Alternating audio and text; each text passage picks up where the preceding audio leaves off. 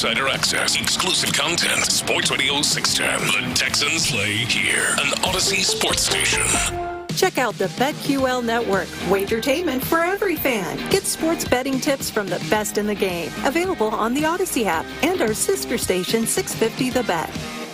Sports Radio 610 presents Seth Payne and Sean Pendergast. We coming to H-time. Let's get the work in, man. Let's go. Great day, great day. Oh, give me some juice, baby. Oh, yeah. Let's do it. Hey, first time I haven't stepped on Jalen Reed right there. Good job, Sean. Happy Wednesday to all of you. Nice to be with you. Welcome in. We appreciate you getting up with us. We're with you till 10 a.m. this morning. I am Sean Pendergast. He is Seth Payne. Seth, we've got a choice here. We got a decision to make out of the shoot.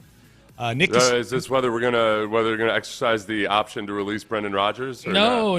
Old jack him up home run hitter Brendan Rodgers. Kind of. Okay. Yeah, kind of. A reminder for everybody: we have Nick Caserio coming on at 7:30 today. The choice we have is: do we talk about yet another super boring Astros game last night, or do we share with the audience this breaking news that there's a wide receiver on the move in the NFL? I guess we have to break the news. I'll let you just teased it. If people don't get the news and they haven't heard it already, they're going to go check social media. Yeah, that's true. Okay, so here's the bit of breaking news. Apparently, George Pickens is on the move. Wide receiver for the Pittsburgh Steelers. This is according to Adam Schefter of ESPN, who's up early, breaking news for you, the people. ESPN sources Dallas and Pittsburgh are working to finalize a trade that will send George Pickens to the Cowboys in exchange for draft pick compensation. The trade is expected to be finalized today. So you take the mercurial personality and the pretty damn good skills of George Pickens and drop him down into that stew up in Dallas up there. It's the best place for a guy like George Pickens is in Dallas, where he can really be a star and be as distracted as possible. Spread his wings, yes. Just to have a lot of people fuel all kinds of negativity on social media and what have you. Yeah. The Steelers, I think, look, They've broken character and broken their mold over the past decade in terms of just paying wide receivers and their own free agents and what have you. Yeah. George Pickens is in the fourth year of his deal. I'm sure that he's expecting a renegotiation here at some point soon. His agent, as Schefter just points out, Seth, his agent is David Mulligetta. Yeah. Mulligetta. Continue, yes. Old settle for what seems fair and reasonable Mulligetta. Yep. Yes. So continue with your thought. I just wanted to throw the that fun in. thing about this is the Cowboys are notorious, as they're doing with Micah Parsons right now, and kicking the can down the road. Oh, yeah. So I wonder, without any details of a new contract or anything, it might have drama on two fronts, both offensive and defensive, in Dallas this offseason, between whether George Pickens demands to get paid and he ain't showing up until he gets paid, or Micah Parsons, who's been, like, aside from Micah Parsons saying goofy Micah Parsons stuff at times, he's been relatively quiet and agitating for any kind of a new contract. I haven't heard him say anything about the contract. He just says weird things, but yeah. He said right. He hints at things a little bit here and there, but by and large, he's been pretty quiet about it. So, yeah, Jerry Jones, long known for just waiting, trades for a receiver who might be thinking, okay, I got traded, I'm getting a new contract, right? Right. We don't have any compensation yet, do we? No, just draft compensation. It sounds like the deal's not done. They're going to work on it. It's going to get finalized sometime today. So, take a guess. What, like, I don't know, like, what, probably for Pickens? For a Pickens that you would have to pay at some point here? Like a 2 maybe, something like that? I don't know.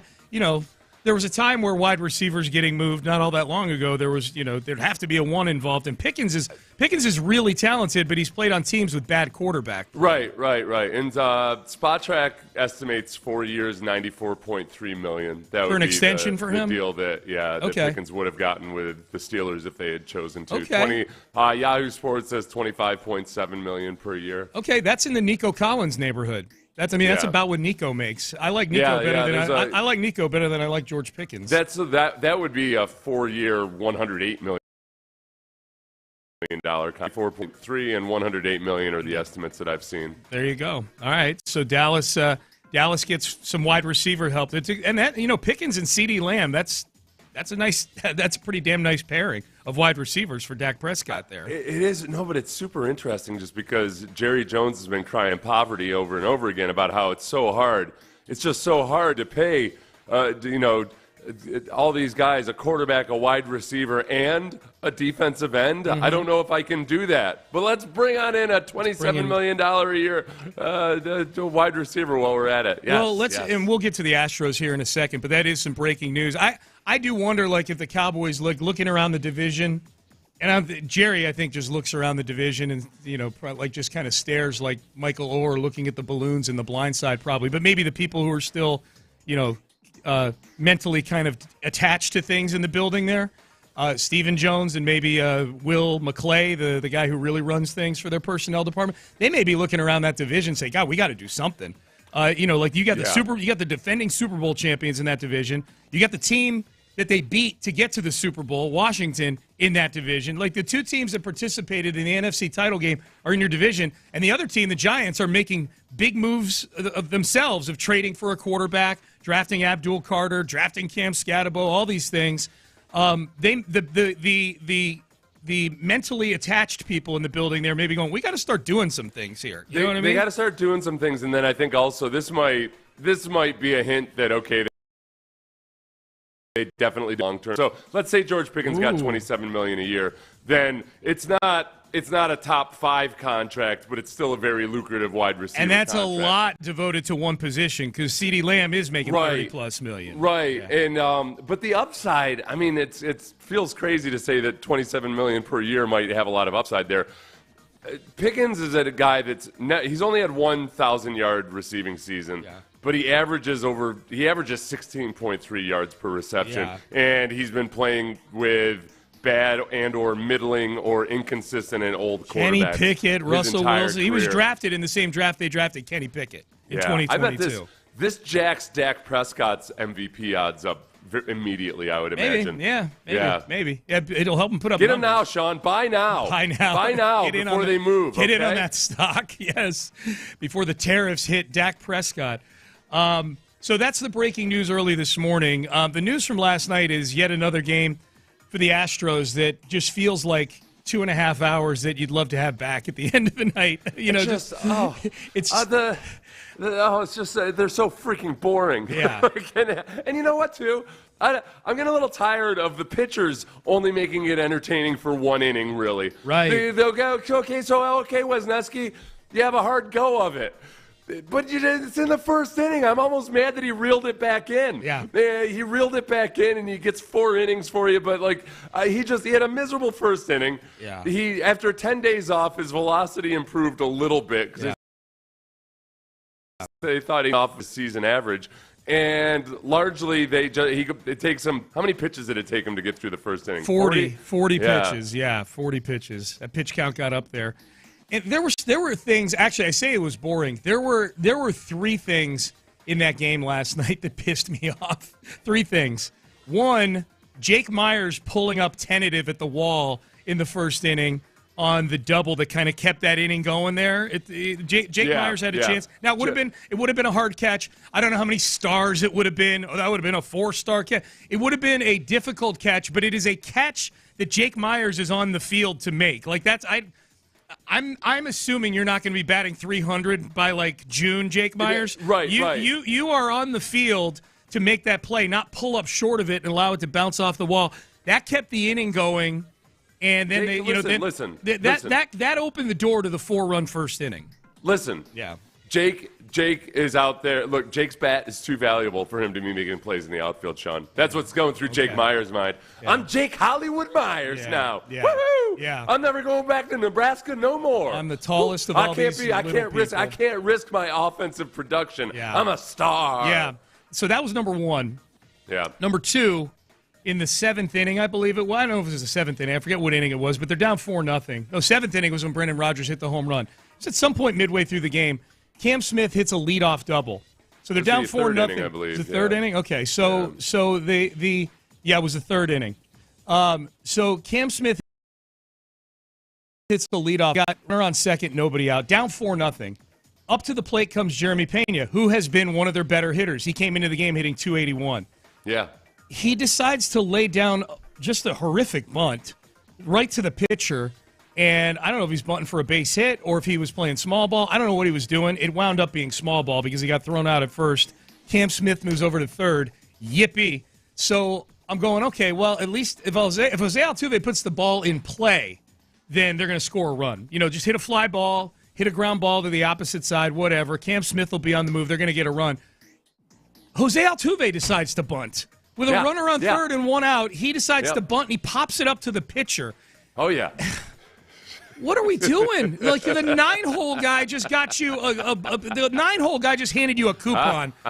You got the 9-hole. Your 9-hole hitter hit a leadoff double. That's house money, and your decision is to have your top two guys in the lineup bunt. I don't know if it was Joe Espada's decision or if this was brain fart Altuve, who, by the way, got caught stealing in the 8th inning because he saw a ball roll away like 3 feet from the catcher, so he decided to go. He gets thrown out at second and short circuits that rally in the 8th inning.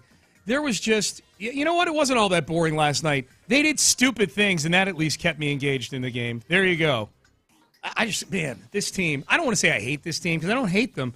They're just empty to me. It's a big null set. Look, even Brendan Rodgers, he hits his first home run of the year. He's had a few doubles before that. That's all the extra power he's had. And fashion. Hey, don't worry, everybody. He's not hitting as many ground balls, and his exit velo has been good this year. Pay no attention to his 33% strikeout rate. Yeah. But he hits a home run there. And this is, it's not Brendan Rodgers' fault. It's not like they broke the bank to pay Brendan Rodgers or anything. But I'm left wondering every time, like, all right, I mean, I can get this exact same performance out of Dubon, and I like him. Yeah. Defensively, they're about the same. And actually, Dubon's probably better defensively right now. So theoretically, Brendan Rodgers gives you more at the plate. But you also remember, and most of his good stuff was done in Colorado at home in his career. And that's, Yeah. They both won Gold Gloves in their careers, Dubon and Brendan Rodgers, so there is that. Yeah. Text coming in on this Pickens trade. They are, real quick, as far as the second base either experiment or just moving Altuve out to left field, they are a lot better defensively at second base this year, at the very least. Oh, yeah. Last year they were minus 11 in defensive runs saved at second base. This year they're +1 at least, for whatever that's worth. There's a reason Altuve. The problem is they hardly ever score more than 3 runs. That's the offensive side of it is that the Astros more often than not are not scoring 3 runs in a baseball That's game. the OSHA sign in the factory for them right now is 21 out of 35 games, 3 runs or less. Yeah. That's the one we're keeping track of because it's 3 feels like you're in the upper middle class. Well, I'll say this: we're gonna get a new car. This inning deficit feels like you may as well go to bed. And now I'm being serious. Like they give up a 4-0 lead in the first inning, and look, the stats bear out a majority of the time with this team. That means it's curtains and the game is over. Someone saying on the text page just to take pleasure in Ryan Presley imploding in Chicago. I haven't been paying attention to the guy. It's hard not to pay attention to Bregman and Tucker. They're both having great seasons, but I can't take pleasure in Presley. That's weird. I get people wanting Harden to fail and fail miserably. Presley, I don't get it. I don't understand the hatred for Ryan Presley. We're up against it. The one thing I would say, 5 seconds, I would say just maybe the way he handled his demotion last year was a little emo. Like, hey, it happens, man. They found somebody better than you. And he was a little emo about it last year. I think it's people who have had run-ins with Presley's mom on social media. And that could be as well. That could be as well. Yeah. Yes, that's the baseball momster right there. All right. Hey, speaking of momster, speaking of Rockets, what's the offseason going to look like? Rafael Stone and Ime Udoka met with the media yesterday. If you're somebody who is looking for a big move, a big trade coming in, Rafael Stone's got a big bucket of cold water for you. We'll have that for you coming up next. But first, Academy Sports and Outdoors.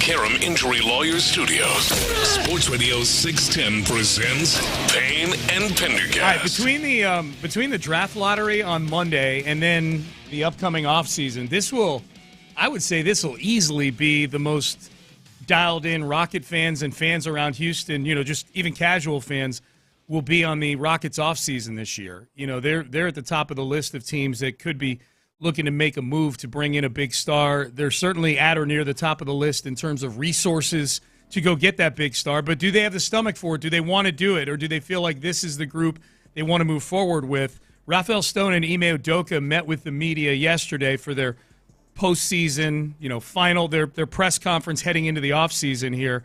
And Rafael Stone did not seem all that hepped up to go make a big deal. He said, bet on continuity. If I will give you an inside betting tip that I think continuity is summer. We didn't make changes because we were really comfortable with where we were, and we'd seen really good things from our team in terms of kind of a good progression. And I think we saw more of the same this year. So I think the bar to make changes is very high. Okay, so and it is kind of funny that he says an inside betting tip, because these are actually things you can bet on, whether Kevin Durant will go to the Rockets, whether Giannis Antetokounmpo. That's what I need to see. The Rockets are in the top 3 for Kevin Durant and Giannis Antetokounmpo. I'm anxious to see if this inside betting tip moves the numbers at all for this. I wish there was a way to short a futures bet. Right. Because like with Dak, so I figure as soon as I hear about the George Pickens trade, I'm thinking, okay, Dak Prescott's odds for MVP just went up. So at least if you could get him before the odds go up, that's a good play. But for the odds to go down, there's no really way to sell short on that. Nope. Yeah. Damn it. Yeah. So betting, unless I dupe somebody into it. Right. So betting aside, what's your gut reaction when you hear the GM saying probably going to be in his own way, probably going to be this group coming back? They're going to run it back. It wouldn't surprise me. I would imagine that there's probably more faith within the building on Jalen Green than there is in the public at large right Definitely. now. Yeah. I think that I know some of our listeners are convinced that I have somehow been demanding that they trade Jalen Green, which that is not one bit true. I've never once said that at all. I'm open to Jalen Green still, yes, being a very valuable part of the team, as long as you just kind of relinquish any kind of realistic hope that he's going to be a superstar. Something. The old thinking, the standard way of thinking that, okay, well, if you have 2 superstars on a team, you got a much better chance of winning a championship. Mm-hmm. Then it becomes, okay, are Amon Thompson and Alperen Şengün those guys? Yeah. If you're not going to really and that's possible. That's in the realm of possibilities. Yeah. Obviously, both those guys need to continue growing, but they're also both very, very young. Yeah. Then if what they're doing is continuity plus some actual shooters, how much are they just leaning on Reed Shepherd being one of those shooters? Mm-hmm. And other guys from within versus listen, you don't have to do a blockbuster trade or a blockbuster free agency acquisition, but at the very least go out and get some guys who can shoot the basketball. Yeah, maybe that lottery pick you have from Phoenix is a shoot. Maybe they got some shooters earmarked in the top 10 in the draft. Who knows? Yeah, they've certainly got enough draft capital to maneuver. If they do choose to make it a young guy, they've got enough draft capital to maneuver within the draft if they want to. And go they defensively. They feel a little bit like the Texans. The Texans get to the playoffs. You look at the defense and say, okay, that defense is good enough to be a Super Bowl championship defense. Yeah. You don't have to be the best defense in the league, but that's very much a Super Bowl caliber defense. The Rockets have a championship caliber defense. Mm-hmm. They gave Golden State fits. It's just, can you shoot the ball? Can you guys just be better at scoring? It's one of the most important things of basketball. You only know this if you really know ball. Getting the ball in the hoop. Yeah, well, it helps a lot. And I think similar to the Texans, it is similarity between the two franchises. I mean, honestly, literally going back to when they both started their descent into the rebuild. Like I've brought this up many times. James Harden and Deshaun Watson requested their trades within days of each other back in January of 2021. It is remarkable, up to and including what you just said, that they're both teams that you feel great about the foundation they're built on defensively. You feel really good about the culture of both places. I think there's similarities with the two head coaches in terms of how they value those things. I think the energy level is different. I think D'Amico's got a higher energy level to him. Ime Udoka is more of a serial killer, I think. But in a good way. In a like good way. In a good way. Yeah. In a good way. And then, but offensively, that's the issue. And with both teams, you can see, there's pieces offensively. You know what I mean? Like with the Texans, there are definitely pieces there. There's the makings of potentially a good offense, and the Rockets have. And Alperen Şengün is a good offensive player. You know, Jalen Green is a good offensive player. There's others on there that have good traits. As a team, it's almost like outside shooting is to the Rockets what offensive line play is to the Texans. You know, they get this one Achilles heel, and if they can get that fixed.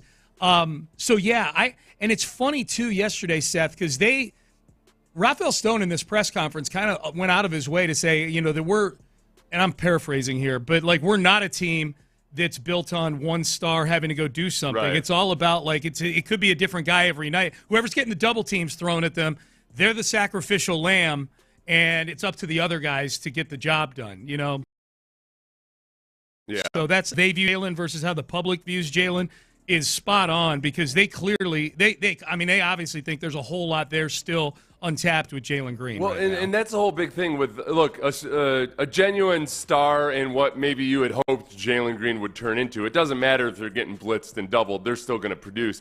Jalen so far doesn't look like that guy, but at the very least, can he be a guy that doesn't freeze up and turn the ball over and just buckle under that kind of pressure?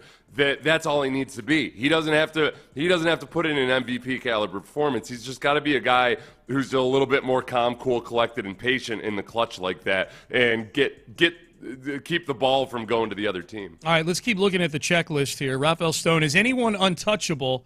And what are you going to do with all those picks that you've got? The business we're in, nobody, myself included, nobody's untouchable, you know. And so, you know, I wouldn't want to say that, but everybody on our roster we deeply value, and so you know, I think you have to be careful with your words there.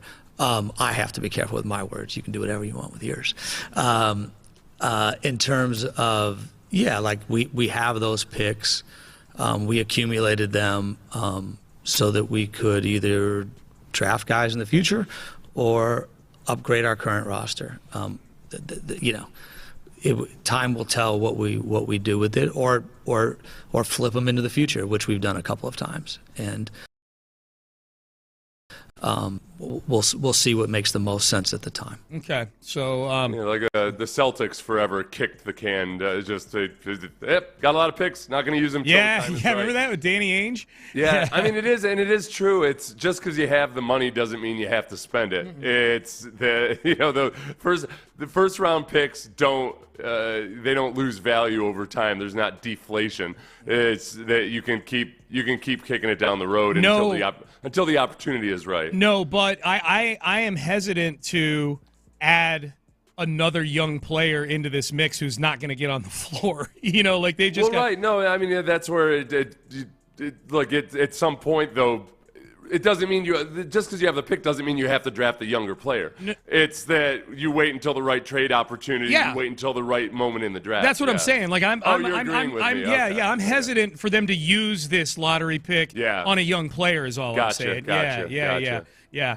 And nobody's untouchable. I don't believe that.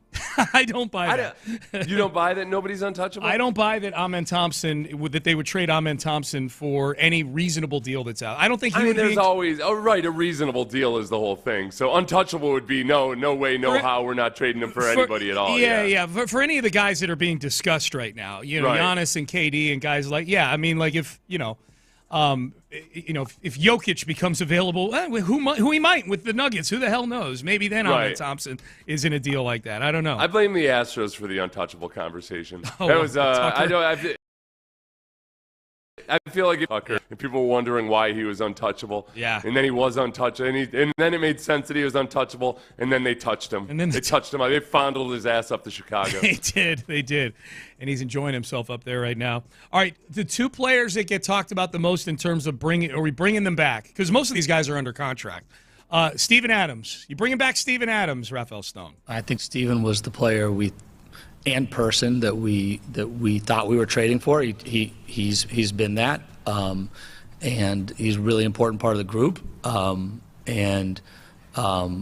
kind of the continuity I talked about and value earlier. He's an important part of that. It's a two-way street, and so he has to want to be here. Every indication we have is he does, and so if he wants to be here and we want him back, and both those things are true, which I know is true from my perspective, then I'm sure we'll work something out. He made $12 million in the final year of his deal. He is only 31 years old. So I thought Steven Adams was older than 31 years old. He was drafted. He's got the Lawrence Fishburne thing going. Yeah. He's got a unique look to him that has always. When he was 22 years old, you thought he was 31 years old. He was drafted with the pick that the Rockets sent to Oklahoma City for James Harden. So that feels like so long ago, so that he was, I would have guessed 35 for Steven Adams. But so he's 31 years old. Now he has dealt with injuries. He needed to be load managed. I wonder what the market's going to be for Steven Adams.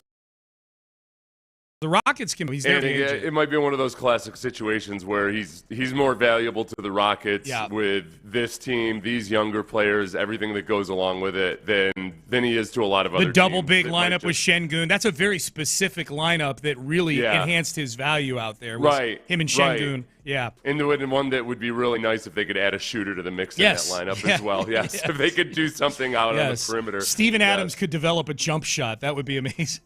All right, last one here. Bringing back Fred VanVleet. I definitely don't speak about contractual situations, so no, I won't. But I will echo that I think Fred's been great, kind of similar to Steven, but with a much longer time frame. He's been the person and the player that we hoped we were getting, and I think I'm very optimistic that he'll be with us for the foreseeable future. Yeah, I mean, both sides have been public about that. Fred wants to be back. The team wants him back.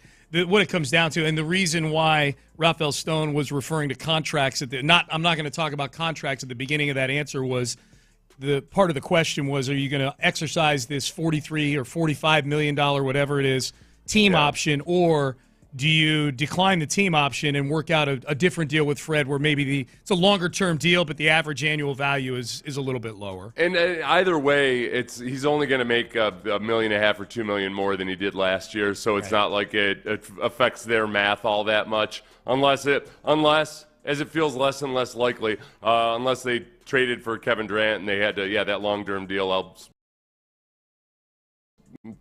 I think he'll be back 100%. I think now so he's too. 30. He's also 31 years old, but feels much more like the normal 31. Years old. Not a Steven Adams 31. Correct. So that was Rafael. So we'll have more from Rafael Stone later in the show, and Ime Udoka as well.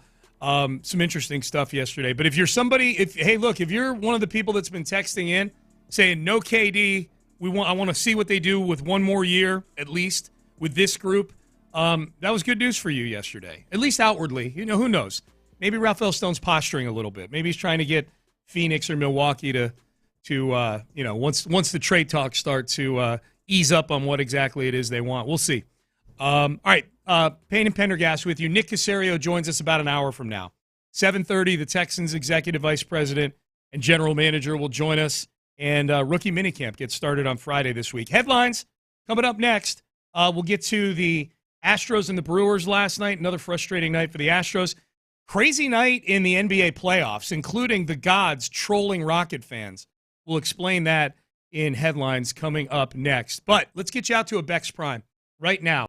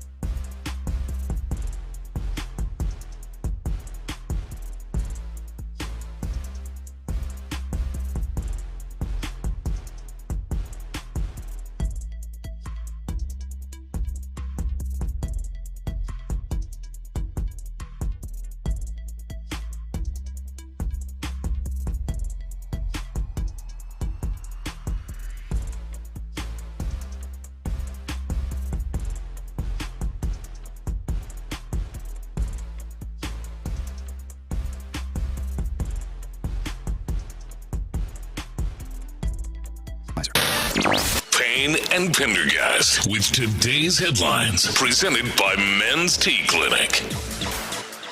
All right, let's get to the headlines. The Astros lose last night 4-3 to the Milwaukee Brewers. They will try to avoid the sweep this afternoon. I think a 12:10 first pitch, so a little afternoon baseball for you today. They've lost 4 out of 5 on this road trip. They are now sub 500. It was really fun when they were 3 games above 500. They are not anymore.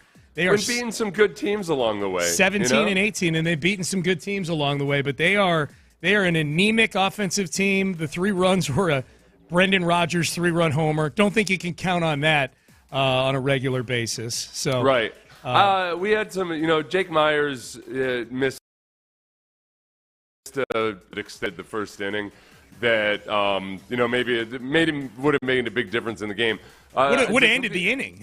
Would have ended the inning, right? That's right. There were 2 outs. It was a 2-2 count. Yeah. That was it. That was would have ended the inning. They just needed to get out of that inning. That ended up being the winning margin in the game.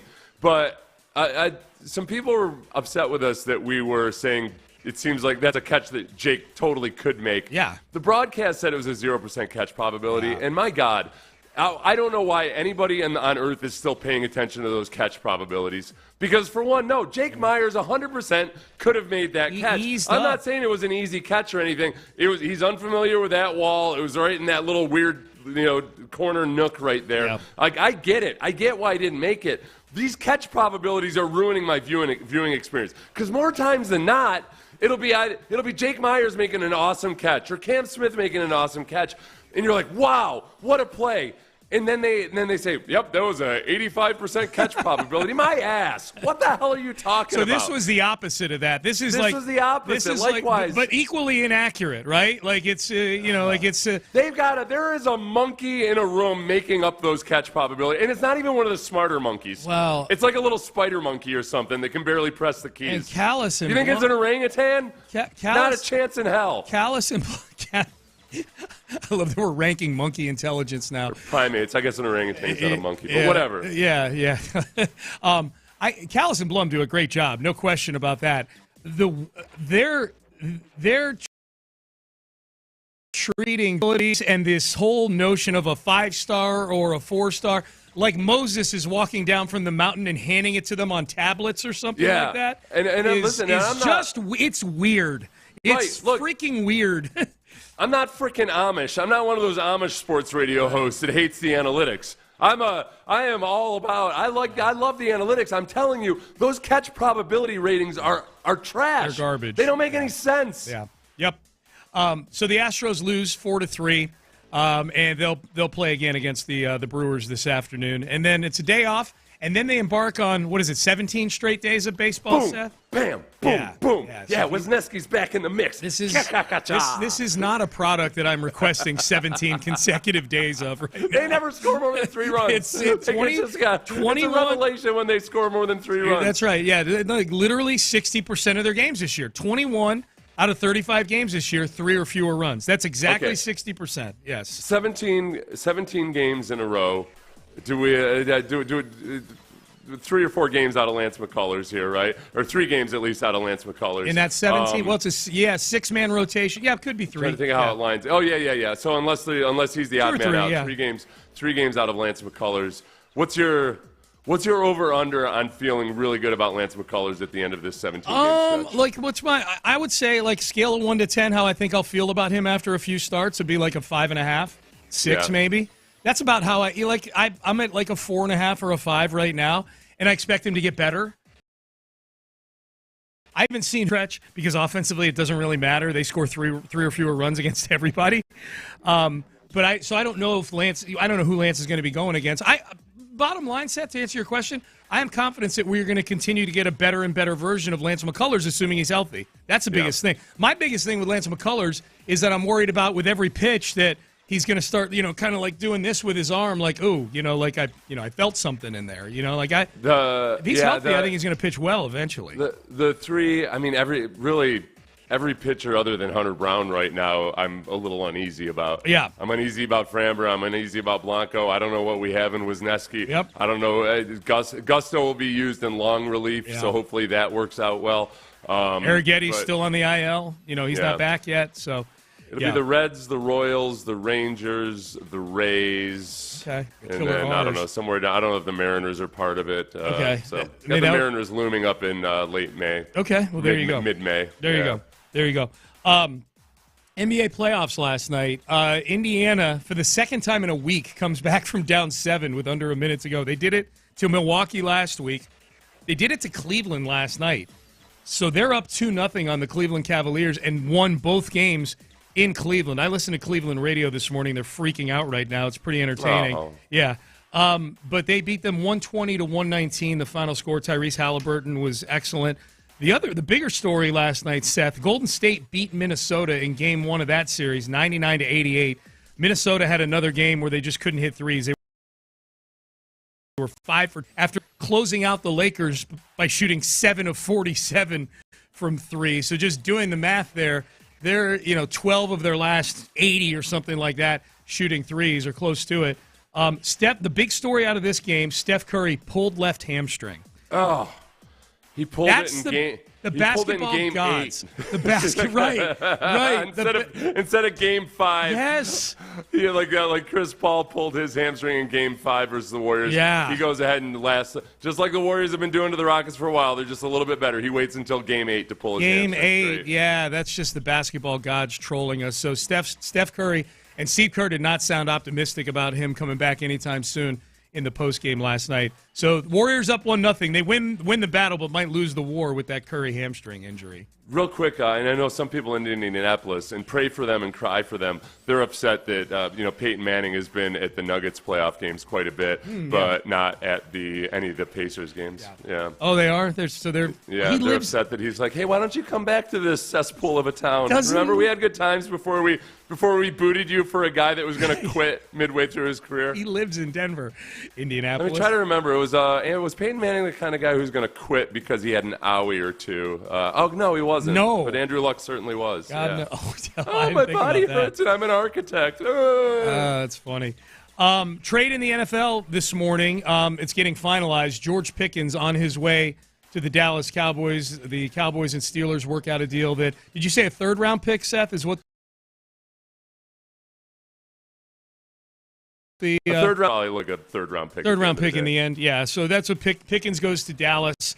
Real interesting dynamic now because George Pickens is 3 years in, eligible for a contract extension. He hasn't put up the numbers to where most teams would say, yeah, here's $25 million a year. So that'll get interesting because David Mulligetta is George Pickens' agent. David Mulligetta is Micah Parsons' agent, who is certainly in front of George Pickens in the extension line right now for Dallas, right? And remember a few weeks ago, Jerry Jones famously said that he doesn't even know the name of Micah Parsons' agent. Yeah. So there's Saucy. that. Yeah. That was the only drama that's come out so far of the Micah Parsons. From Micah's side was, remember, Jerry Jones had said that they weren't even talking to his agent or what have you. Yeah. Micah adamantly stated, no, my agent, David Mulligetta, is one of the best in the business. He's involved in this. But other than that, it's not like Micah has been publicly agitating. Well, and that report, you're right, but that report also included in there was the fact that Jerry felt like he had worked out a deal with Micah already. Not only did he not know David Mulligetta's name, but he circumvented Mulligetta Jerry felt like Micah and I had a handshake deal, Listen, everybody, if you're wondering, hey, why are you guys spending so much time on the Cowboys? Because, listen, when we get into the doldrums of July, neither Micah nor George Pickens will have a new contract. No. Okay? No. It's going to be fun. It's going to be interesting. And I feel like George Pickens might yap about it a little bit more than Micah. Yeah, probably. Well, I could see George Pickens being more unprofessional about it for sure. Yeah. Micah's been super professional about it. Yeah, cool, because he's so goofy otherwise. Well, it's been pretty cool that Micah, for all of the weird stuff he says, we're like, he's just staying quiet and working on it in the shadows. The only thing that got him to talk about it was Jerry Jones being unprofessioned. Right, and not including the agent. Micah's been the adult in the room, Jerry. Kind of. All right, Payne and Pendergast with you. Those are your headlines. Nick Caserio joins us at 7:30 on the show today. So we've got a good Texans conversation coming up at the bottom of the hour with the Texans general manager. So stay tuned for that. We were talking about this yesterday. We were joking like, hey, when we have Nick on tomorrow, which is now today, we should ask him to do something controversial so that we've got more NFL stuff. This is the slowest NFL news cycle that I can remember. So I've got a list of things here. Are these things that move the needle for you as we go through this barren wasteland of no NFL news? We'll get to that. A swingometer. That's right, a swingometer. We've got more Rockets we'll get to in the 7 o'clock hour. Nick Caserio joining us at 7:30. Stay there. I'll tell you what, talk about being the adult in the room. There's nothing like when you get to be in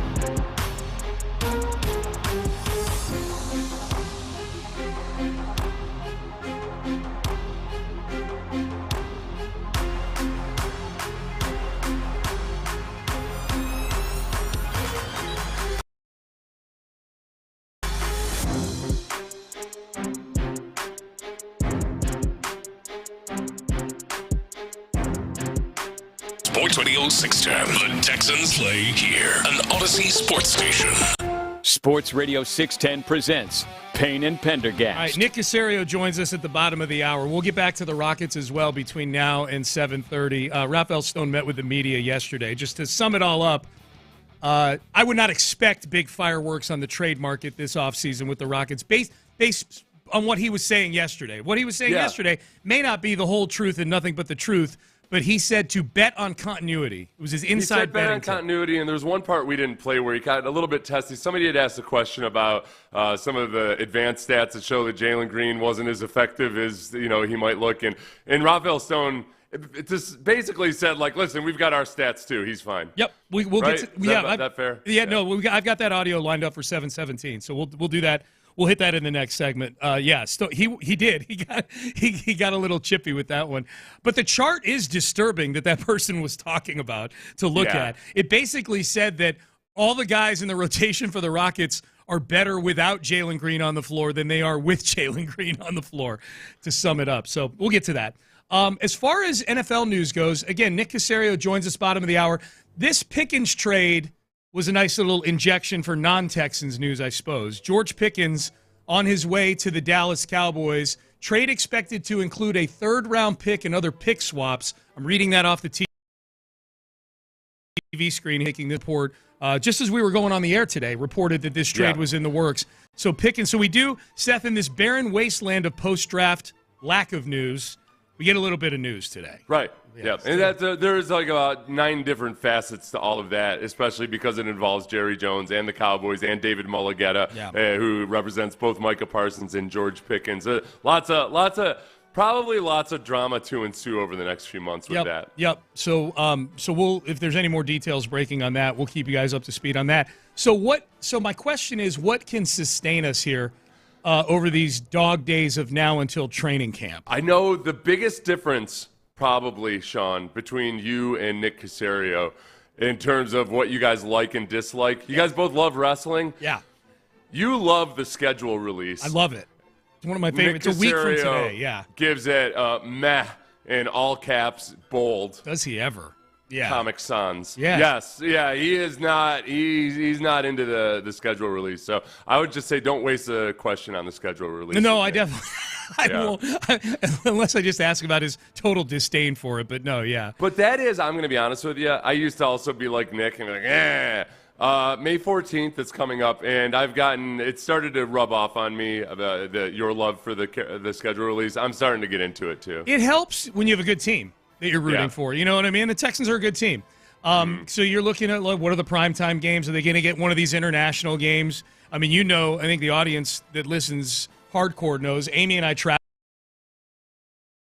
during the different NFL stadium. So that's Amy and I look forward to it. Because, like, okay, what's the bye week? What are the games? What are the stadiums we can go to? I love the schedule release. Are the Texans still in the mix for the Brazil game? I think, like, technically they are, but the rumor is that it's going to be the Chiefs. That's the rumor, which surprises me because that's a division game. I was surprised that they would take a division game and put it in a venue that, is not, It surprises me too because there's been so much violence around the Chiefs in football that I don't know if Sao Paulo would welcome that into their fair city. I don't know any of these problems that Kansas City brings with it. That's true. So I guess technically it could still happen because the Texans are the Chargers are one of their road opponents this year. This is a home game for the Chargers. This Brazil game is what Seth I'm going to keep brushing to. up on my Portuguese. Yeah, the only issue that I have with the schedule release was the fact that on night 1 of the draft, they delayed the announcing of the Bears pick by a good 2 minutes by making a huge production of announcing when they were going to announce the schedule release. They announced the date that they were going to give out the schedule release. That bothered me. Yeah, which is a total 180. They used to not. They literally, like, a day before they go, hey, the schedule release is tomorrow. Oh yeah, there was a BTW. Yeah. They were. That was a. I mean, you're right. They can probably reel it back in and just announce the date and not have to send 2 people out to the podium to waste 5 minutes of our time. But I'm excited about the schedule release. So there's that. First, the next round of league meetings with our possible tush-push ban coming up. The rumor is that thing is going to get banned in some way, shape, or form. Right, and it's a matter of to what degree. Does that move the needle for you? The reason the tush-push is possible is because they changed the rule back early this century about pushing offensive players. For the longest time, were never allowed to actually. One offensive player couldn't push the ball carrier to help him out or assist, but it became too hard to officiate, so they just allowed it. And then it took about a decade for people like, oh, wait a second, we should start utilizing this. Yeah. And it seems like the Eagles have done it very, very effectively. I feel like I don't have a lot of skin in the game in this, and I don't care one way or the other than that. The Texans play the Bills quite a bit, and the Bills are one of the best teams at it. Yeah. I'm in the line with, I think, kind of with what D'Amico had said, which is some teams are really good at it. Figure out a way to stop them. Yeah. And the Bills, the Chiefs, figured out a way to stop the Bills in the conference championship game. The solution sounds like it's going to be, if indeed it gets banned, is just to ban what you're talking about, Seth, which is pushing any ball carrier. Pushing offensive players. Yeah, pushing any ball carrier. It doesn't matter if it's in a 3rd and short or down at the goal line. It can be 2nd and 12 at midfield, and a wide receiver catches it in the flat. You can't push that guy. I'll be honest with you. I'm torn on this because as a defensive player, I'm kind of biased towards, all right, well, it's bogus that the offense is getting this extra advantage. As just purely as a spectator, I kind of like the rolling rugby ruck of these guys. They just keep. But, again, from the defensive person, guys are going to get suspended a game if they hit somebody after the whistle or anything. So guys are stood up. Classically, it looks like something that's going to be blown dead, but the play keeps going. Yeah. So I feel like it's become an unfair advantage, not with the tush push, but when it happens elsewhere on the field, like down at the goal line or over a first down marker or what have you. All right, things that can sustain us here during the barren wasteland between the draft and training camp. Does the Aaron Rodgers to Pittsburgh news move your needle at all right now? No, but the George Pickens to the Cowboys does affect the needleage of whether Aaron Rodgers decides to go play football again. You would have been looking at it as, right? Yeah. That's George Pickens fella. I could do some nice things with him. Not anymore. No more. Not unless you sign with the Cowboys and then have Dak Prescott whacked. They still have DK Metcalf, but I'm kind of just, and I was this way before, but I'm like Aaron Rodgers. Just, I know he said he's got family issues he's working through and things like that. And okay. It is. No, it's a classic. This is with no this is take the name out of it, take anything else. It's that, you know who else has issues in their family in the offseason and what have you? Yeah. Lots and lots of really good 28-year-old quarterbacks who also want to win and put it like it's one of the most important things in their life, and they figure out a way to handle the family stuff and also go to OTAs and everything. That's where, whether it's Aaron Rodgers or anybody else, same way with Tom Brady. You know, Tom Brady in his final season, he had some big family stuff going on. And as a 42-year-old guy, 28-year-old Tom Brady, he had a split up too with the mother of his child. It was just he just kept on rolling. Yep. Okay, which of these, we're going through the potential news this offseason that can move the needle and keep us sustained. Which of these 3 contract extension situations is the most interesting to you? Yeah. Brock Purdy, Micah Parsons, which I think in a way just got more interesting this morning, and then Trey Hendrickson in Cincinnati. Micah Parsons is the most interesting to me because Jerry Jones is going to keep it interesting. He just has this long-established record of kicking the can down the road and not making a decision until he either trades a player like DeMarcus Ware or, and this is a different situation because DeMarcus Ware was getting older, makes Micah Parsons the highest paid non-quarterback in the NFL or something like that. So Jerry Jones will make it interesting. Brock Purdy, I feel like some deal's going to get done, and it's going to be something kind of not earth-shattering, but whatever. Yeah, in the neighborhood. Yeah. Trey Hendrickson has turned me into a grumpy old man. Listen, when you're a rookie and you're on your rookie deal and you don't really have any hand in negotiating the contract or anything, I don't care. Go ahead, hold out, agitate, whatever, because you didn't really.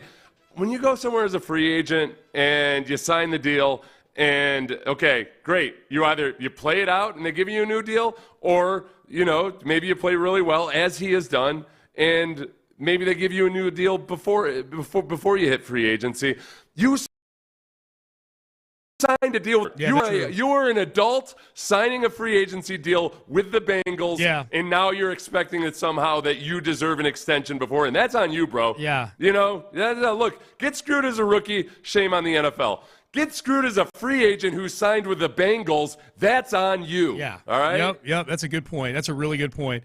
All right, Payne and Pendergast, someone saying you guys will definitely have time this summer to talk about the monumental collapse of the Houston Astros.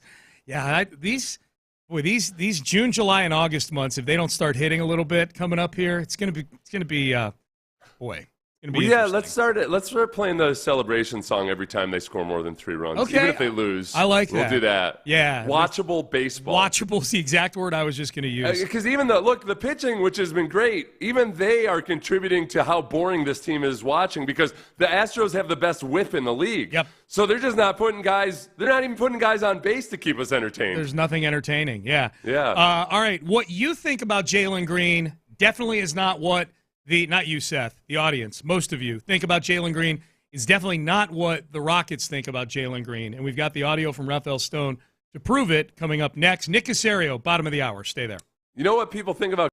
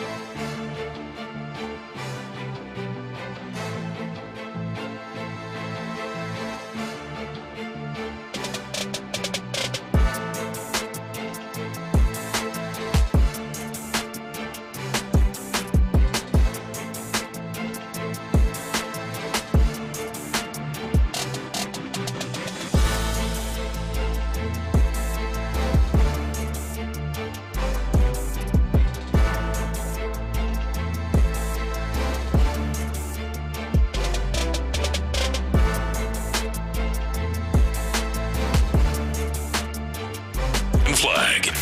Live from the Mokaram Injury Lawyers Studios, Sports Radio 610 presents Payne and Pendergast. Okay, so there was a graphic floating around the internet yesterday in the aftermath of the Rockets getting knocked out in 7 games by the Warriors.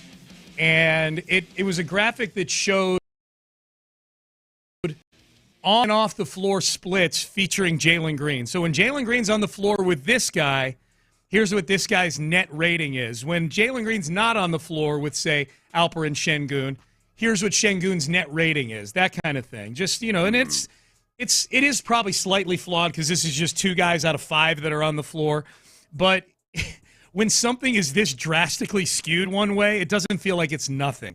So this chart, if you can envision this, basically the message was that Alperen Şengün, Fred VanVleet, Amen Thompson, Dylan Brooks, Steven Adams, Jabari Smith, and Tari Eason are all more productive players, some significantly so, with Jalen Green off of the floor than with Jalen Green on the floor. This is perfect visual fuel for people that are hell-bent on getting Jalen Green up and out of Houston. Right. You're trying to create a narrative here, you know? Yeah, and I always get a little bit nervous about those because obviously the stat nerds and everything, the genuine stat nerds are very good at breaking this stuff down, and yet there's a level of complexity that, the times that Jalen Green isn't on the floor, is it also, when you're playing against the backups and rotational players or games where he's just not playing at all and guys are featured more heavily. Yeah. So without having like a hardcore, so whatever. A lot of people are using it as evidence that, man,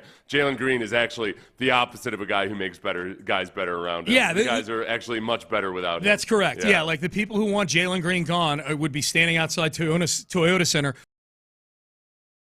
waving a path and I describing. This chart actually got brought up yesterday in the Rafael Stone, Ime Udoka postseason exit press conference, and Rafael Stone is not buying into that chart. that's a really flawed question. So like there's great data that we have and we use. But I can Ime would know, one of my favorite things, and I tell him when we have new coaches join, one of my favorite things to tell them is I can make data say whatever I want it to say. And so, I think, we heavily use it, but we're very careful to try and really parse it out. And I would say that that some of our very best lineups include him, and so that piece by itself, I just think that's just not correct. It is, it's tough too. I'm not discounting like or saying that chart might be is wrong or anything like that. It's just that I think there's some days you see this in baseball a lot. Like people are super analytical and everything will start really diving into the numbers, but they'll still be going by lefties versus righties and what have you. Where the teams that are really advanced, like their analytics that they're using are way more individualized and advanced, to where they're looking at the actual shape of the pitches and the actual splits and everything, and it's super convincing in analytics that's available to the masses. You got to always just take it with a grain of salt. And there's times when Jalen Green is out there, and because when he's ball dominant and successful, other guys' net ratings might not be as good, whatever. I think suffice it to say that the Rockets have a different feeling about Jalen Green, and whether it's based on analytics or anything else, than probably the public at large does right now. Now, I also think, though, that the Rockets might not be looking at Jalen Green as a guy who's a future superstar. And as long as you can accept that, all right, it's very, very, very much on the cards that Jalen Green is not going to develop into the superstar and the savior that everybody wanted, it doesn't mean he's a bad basketball player. No. And it doesn't mean that he can't be an integral part of a really good basketball team. He still does have to keep making improvements, though. Yeah, the most interesting one on the chart, I'm going to give a shred of credibility to the chart, at least. I get it that it's flawed. Yeah, I'm not trying to discredit it. No, what I'm about to say, here is that the Şengün being the one who's got the longest bar graph of positivity without Jalen on the floor is interesting to me, just because I've always thought that they're a bit of a clunky fit with each other as your two offensive guys. Like Jalen's not a sniper from outside. Şengün's a back it down in the post guy who's a really good passer out of the post, and Jalen is a guy who's probably better attacking the rim than he is, settling for step back jumpers and things. While he's a guy who can play on the perimeter because he's a really good passer and he sees the floor, got an okay shot. There is that element of, especially in the half court, that things are a little gunked up for Jalen to be Jalen in the half court. So that part is at least interesting to me. But people are weighing in. Guys, we watched Jalen play. They don't win 52 games without him. He had a good year and a horrible playoffs. That's all fair. That's all fair. But you also need to acknowledge, Texter, that playoff basketball is very different than the 82-game grind of the regular season. Right. No, and that's where I think people immediately after the Game 7, I think everybody is heated as hell and throwing all kinds of wild statements out.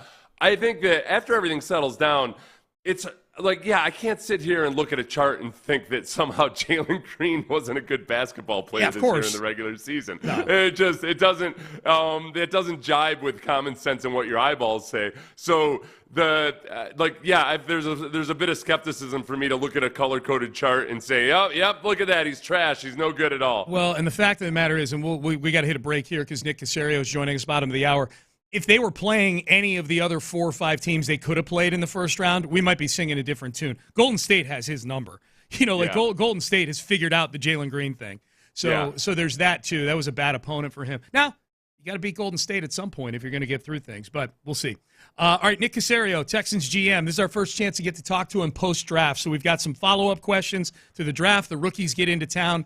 They may be here already, but they start practicing on Friday. Offseason chat with Texans Executive Vice President and GM Nick Caserio is next.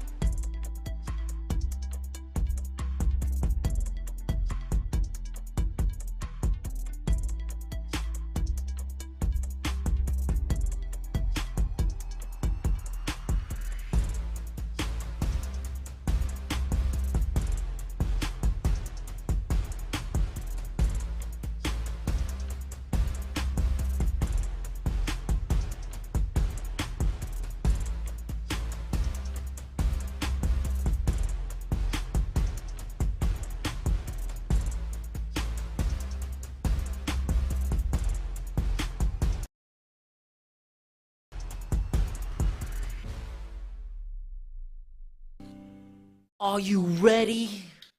Sports Radio 610 presents Payne and Pendergast. All right, there it is, 7:30 on a Wednesday. DX playing. It is the walkout music of our guest at this time. Joins us fairly frequently throughout the year, and we always enjoy chatting, especially right after the draft and right before the rookies get here. Always good to catch up with Texans Executive Vice President and General Manager Nick Caserio. Nick, good morning. How are you? Morning, fellas. Thanks for having us. Congratulations to my good friend Triple H on his induction. Yeah. On the heels of his music there, so it's great. I don't know if you got to see his speech because it was happening, during draft season there, and it took an hour and 10 minutes. I don't know if you get an hour and 10 minutes to do extracurricular stuff like that. I saw him walk out and spray the water everywhere, so Yeah. it was pretty much on brand. So it's about the extent of it. So it'll be an off-season study. I'll get to it eventually. There you go. Yeah, I'll send you all the links to all the YouTubes and everything. You'll be good. You'll be good to go. How you feeling? How are we feeling post-draft and pre the rookies getting here? Are they in town yet, the rookies?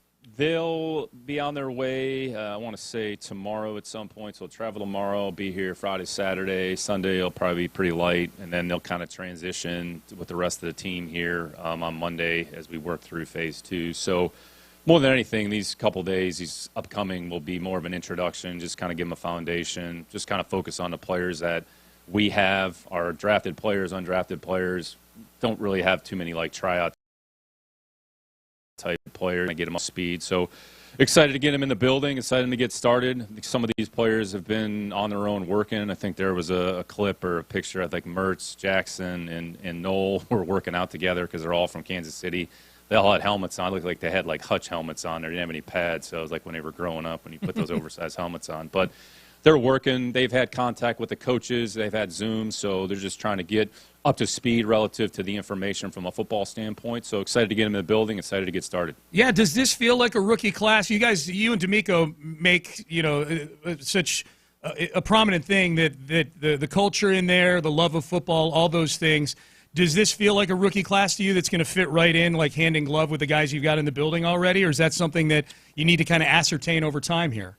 Yeah, we'll have a better sense when they walk in the building, but we feel the work ethic mindset, their competitive drive, their competitive nature, they possess the qualities that we covet in players. I think all teams really kind of covet some of those qualities in players. So I think the focus is on football, is trying to improve as a football player, understanding they have to come in and earn their opportunity and with their work and with their effort. So come in, forget about everything else, and just go to work, which is what a lot of these players have done over the course of their career. So we're not going to ask them to do anything that they haven't done or not accustomed to doing, but they just have to understand what it means to do it within the context of our building and our football team, understanding that we feel we're going to have a competitive team, so they're going to have to earn their opportunity with their performance, and that comes with what they do on a day-to-day basis. I think it was night one that there were some things that happened in the draft that you expected that maybe the public at large or the mock drafts weren't predicting. Was there anything about the draft this year that was kind of a surprise to you, various position groups, or anything that went maybe higher or lower than you expected? I wouldn't say big surprise, Seth. I think more than anything, sometimes, and we've talked about this, mock draft. You guys know how I feel about mock drafts and post-draft grades and all that other nonsense. But really, the mock drafts are about positioning where a player potentially is going to fall relative to a range. I would say in some cases they were really out of whack, and then all of a sudden you have this mad dash 2 to 3 days before. Well, all of a sudden this guy's moving up the board, or his positioning has changed. And we actually kind of anticipated, I'd say, the first 10 to 15 not coming off exactly the way that they came off, but having some understanding of the group of players that we expected. And then again, as the draft as you work yourself through the draft, so players come off, it's really case by case, it's very team specific, and then players are taken, they're drafting players and taking the players that they covet, that they want to add to their team. And eventually it's going to kind of thin itself out, and then you're drafting a different level of players. So we've talked about this. I've talked about this just relative to a range of players or grouping of players at a certain level, and where they kind of fall on the board, where they fit relative to their grades. So not necessarily anything surprising. We ebb flows of the draft. I think we try to maintain as much flexibility, adaptability, and it's very fluid, understanding players are going to come off. There's going to be certain players, if you have 3 or 4, you might lose all 3. If you lose them, what's the next alternative? And you just kind of keep it moving. So try not to get too high, try not to get too low, adapt to the circumstances as you go. And, we felt that that's kind of how those 3 days went. Is there a part of that, though, too, where, okay, you said you felt like you had a pretty good feel for the top 15, and obviously there's players that we've talked about a lot that went in the top 15. Is there a part of you where before the draft and you're trying to monitor kind of what all the scuttlebutt is that you're like, all right, well, we think this guy should go in the top 15, but there looks like there might be a chance he doesn't go? Is there a little bit of extra eyebrow raised on some of those guys? You're always prepared, so... Again, you don't know exactly how it's going to go for anybody, for me or anybody to sit here and tell you, like, okay, this is exactly how it's going to go. I mean, they'd be lying to you. So it's just more having an understanding of the players, having an understanding of the value, just having a general understanding of the ballpark of where they're going to situate and fall. And if the player's there at a certain level, you feel comfortable with him, you take him. If you don't, then if he's not there, then you move on to the next cohort of players. So with Tyler Booker, and now we don't even have to talk about whether you guys like Tyler Booker or anything. And I don't, now that he's a player on another team, however much you're allowed to talk about him, he's a guy that was, for a long time people were saying, oh, look at this guy, he's going to be a mid-first round pick. Then he has a poor combine performance. At what point, with a player like that, obviously the Cowboys, who have drafted really well in general over the past several years, is there a point where you just say, all right, the film is the film, and we've watched him do it for a while, and do you throw the combine results completely out and just stand on your evaluation? Yeah, you know this, Seth. Between February and the draft, what actually happens that changes a player's quote-unquote value or statue, other than everybody's talking about it, everybody's got an opinion, and then they kind of get shuffled around. So at times there's a lot of noise, which you have to be somewhat disciplined to block out the noise. How the player performs, any player, how a player performs and he plays in his body of work, that's going to be the bulk of the assessment. So you have the physical evaluation of the player, what they do on the field. Really, a player is not going to move up or down the board because of a 15-minute combine interview or, a 2-minute combine workout, at least from our perspective. Other teams may feel differently, and there's 32 different teams, and they go about it however they feel appropriate. So focus on the player, focus on their performance, focus on their production. What are some of the things that they do well? What are some of the areas they can improve? If a player has a deficiency, can we improve that? If the player does have a deficiency, then it goes back to their mindset. Do they have the desire to get better? Do they want to take coaching? Do they want to improve? Are they focused on football? Or are they focused on a lot of other things that really don't matter? So, again, you have to be careful not to outside of the film sway your decision. You evaluate the players, you grade the players, you gather information, you assign a grade, you go back and forth. At some point, whenever that is, when you kind of put the player to bed, you're comfortable with what you think the profile of the player is, and then you move on to the next group of players that we have to find out more information on. Maybe they have something outstanding. Maybe they have a personal situation that has some extenuating circumstances that could have affected some things. Those are the things that you try to focus on. The combine's the combine. The testing's the testing. Everybody gets a data point. Okay, the guy ran fast. All right, great. He ran slow. Okay, he didn't jump high enough.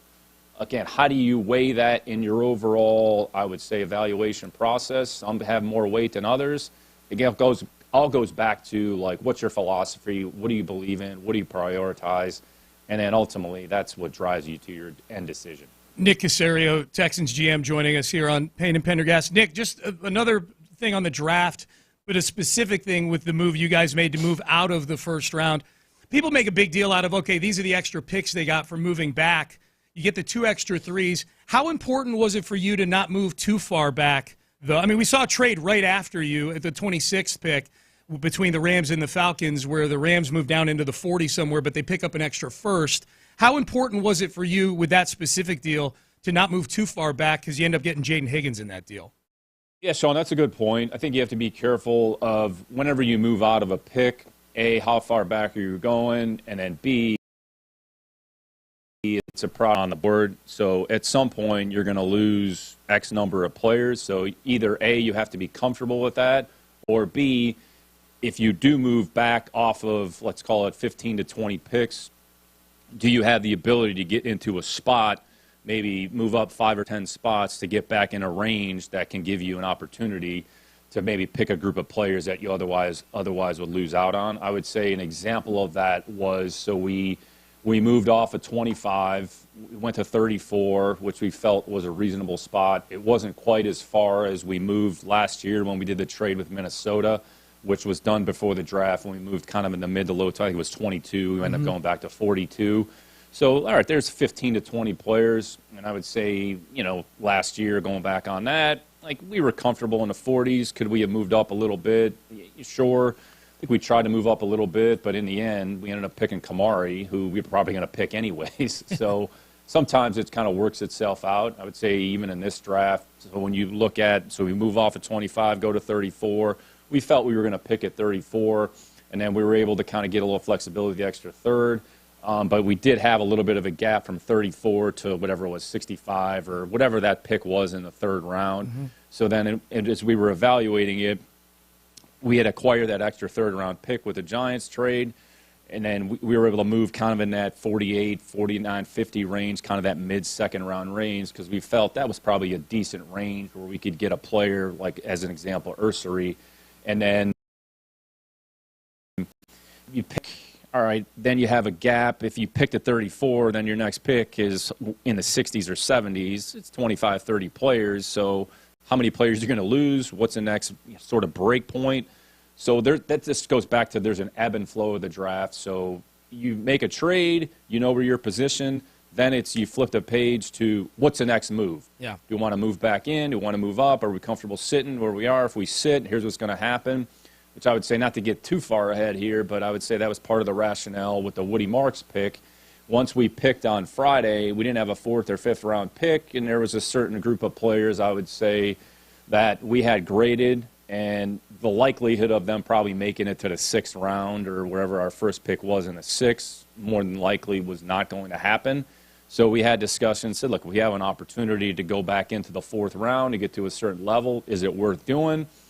And then once we made a decision it was worth doing, then we gave up the future third, which we'd acquired from the Giants trade the couple days earlier, which a future third is really present value of a 4th. So then you're asking yourself, would we pick this player in the 4th round of this year's draft? And I think the answer was yes. So that's why we ended up making the trade to move back into the 4th round and then pick Woody. So just goes, that's the ebb and flow of the draft. Yeah. And you guys have followed us enough to know we'll pretty much do anything. We're open-minded, and things move pretty quickly. And if you know the players, you know the board kind of top to bottom, if you have some conviction, then you go ahead and make the decision and then pick the player and then move on to the next opportunity. Press conference, if there was still a player on the board that you were considering at 25, is there still somebody there after the first round that you were considering at 25 when you made that trade? Is it fair to assume that Jaden Higgins was the one player that you volunteered there, that you cited that, there was one guy? There were some players, I think, that we probably would have picked in the first round. So Seth Payne was probably one of those players as well. That's so right. If he were on the board. We had his card up there pretty high. So. Okay. Yeah. But yeah. I'd say Jaden was a player that we liked. Time, I know. Yeah. Pretty consistently throughout the process. Yeah. So, but there were certain players that we would have felt comfortable taking at 25 or at some point in the first round, and vice versa in the second round as well. Yeah. Nick, I'm sorry.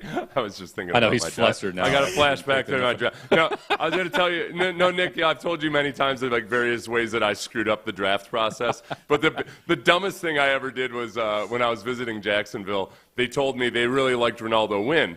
And I knew Ronaldo. Yeah, sure. Yeah.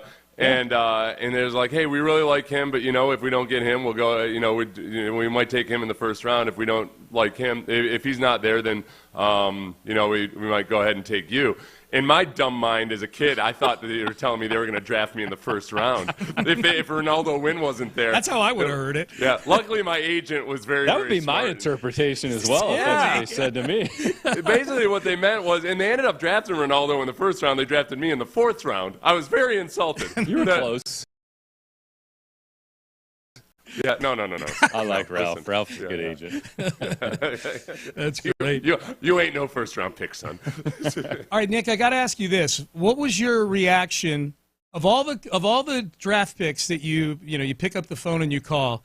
When you call Jalen Reed in the 6th round and you're just getting hit with a barrage of this, right? Let's do it. Like this, and again, Ben, hit Let's it again, do it. and again, and again, and Let's again. do it. Were you hearing him scream, "Let's do it" that whole time, or were you just? That was a wild phone call. Yeah, no, I was trying to just introduce him. Hey, excited to have you here, and I couldn't talk, so kind of let him have his day in the limelight. He was excited, so at least he didn't say "Let's effing go," and then we had that recorded.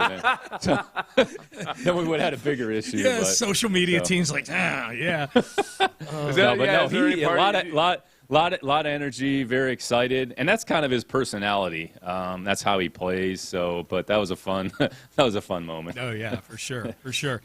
Texans GM Nick Caserio joining us here on the program this morning. All right, Nick. So circling back to the current group of guys, and obviously a lot of change on the offensive line, a lot of churn there. When it comes to Titus Howard, do we know yet, is he going to be playing tackle or guard? And is that a decision that needs to be made before heading into training camp? Or is that something you can actually kind of mix and match? I mean, those are two very different positions, obviously. Where are we at with that with Titus right now? Yeah, I think you have to look at each case individually. And in the spring is different than training camp, when you're actually on the field. So whatever you're going to do, whether it's something schematically, whether it's something personnel-wise, to give them an opportunity, maybe experiment with something a little bit different. I would say specific to Titus, that's an example of a player that he's actually shown that he can play at a good level at either spot. So there is sort of an innate level of versatility. I think sometimes that term is used a little, I would say, not carelessly or freely, but that the assumption is a player just has position versatility because of A, certain measurables, or B, should be able to do it. But if you've actually never seen him do it, it's hard to make that extrapolation and to make that assessment. And you're really not going to know with that player until you actually get into training camp, because it's a little bit of a dynamic. But I would say in our situation, we feel like we have a number of players that will be able to compete in the offensive line. And we have certain levels of players or certain grouping of players. You have sort of tackle-only group. You have tackles that can play guard. And I would say in Titus's case, he's proven that he can do that. On the inside part of the line, you have players that are center-only. You have players that are guard-only. You have players that can play all three inside spots. So what we're trying to do is build up as much depth and versatility, like legit versatility, not just on a piece of paper, you're going to pencil something in, this guy can do multiple things. Well, A, if you've never seen him do it, it's hard to make that assessment. But and B, if you do give him the opportunity, maybe you'll have a little bit more information so that if you are forced to move some players are of a comp level. So we're sort of in the infantile stages. Yesterday was the first day on the field of actually individualized work. And then once we transition to phase 3, when we practice, we'll have different, I would say combinations of players, and the same thing in training camp, all to arrive sort of at the same endpoint. Who are the 5 best guys that we feel most comfortable with? We're going to have 8 players at the game more than likely, so you're going to have your 5 starters, and then your 3 backups. You're going to have a next tackle, you're going to have a next inside player, and then you're going to have an extra player.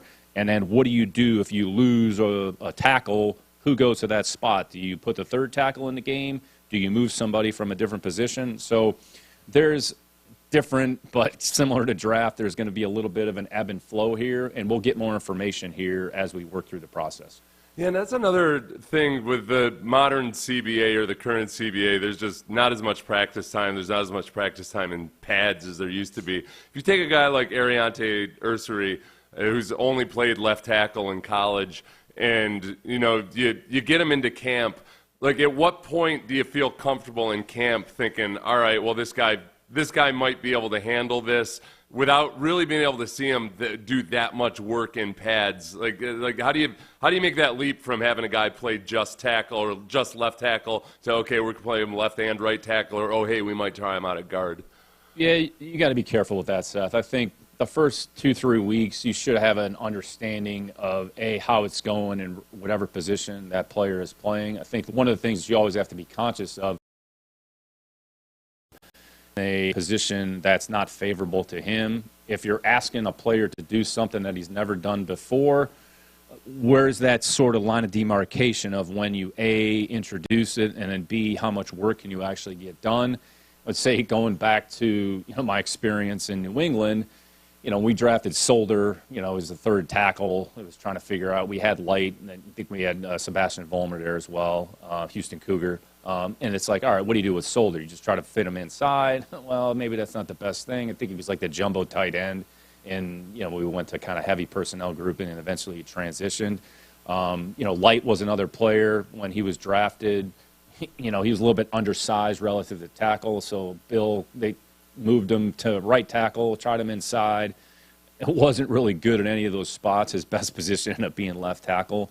Matt had a really good career, 10, 11-year career at left tackle. So you have to take the player. It's always case by case. Some can handle a little bit more than others, but you just want to make sure you're not putting the player in a position that's not favorable to them, where they really can't accentuate their strengths and do what they do well. So I would say in Tay's case, and D'Amico mentioned this the other day, Tay's a tackle, really, until he's not. So I think the focus initially will be on tackle, and then we'll see kind of how we mix and match the rest of the group. Could that change? Possibly. I think the one thing you always have to be prepared for is just about anything. So sometimes you're forced to maybe make some decisions because injuries or whatever else happens around you. But you want to make sure you're making a good decision on behalf of the player.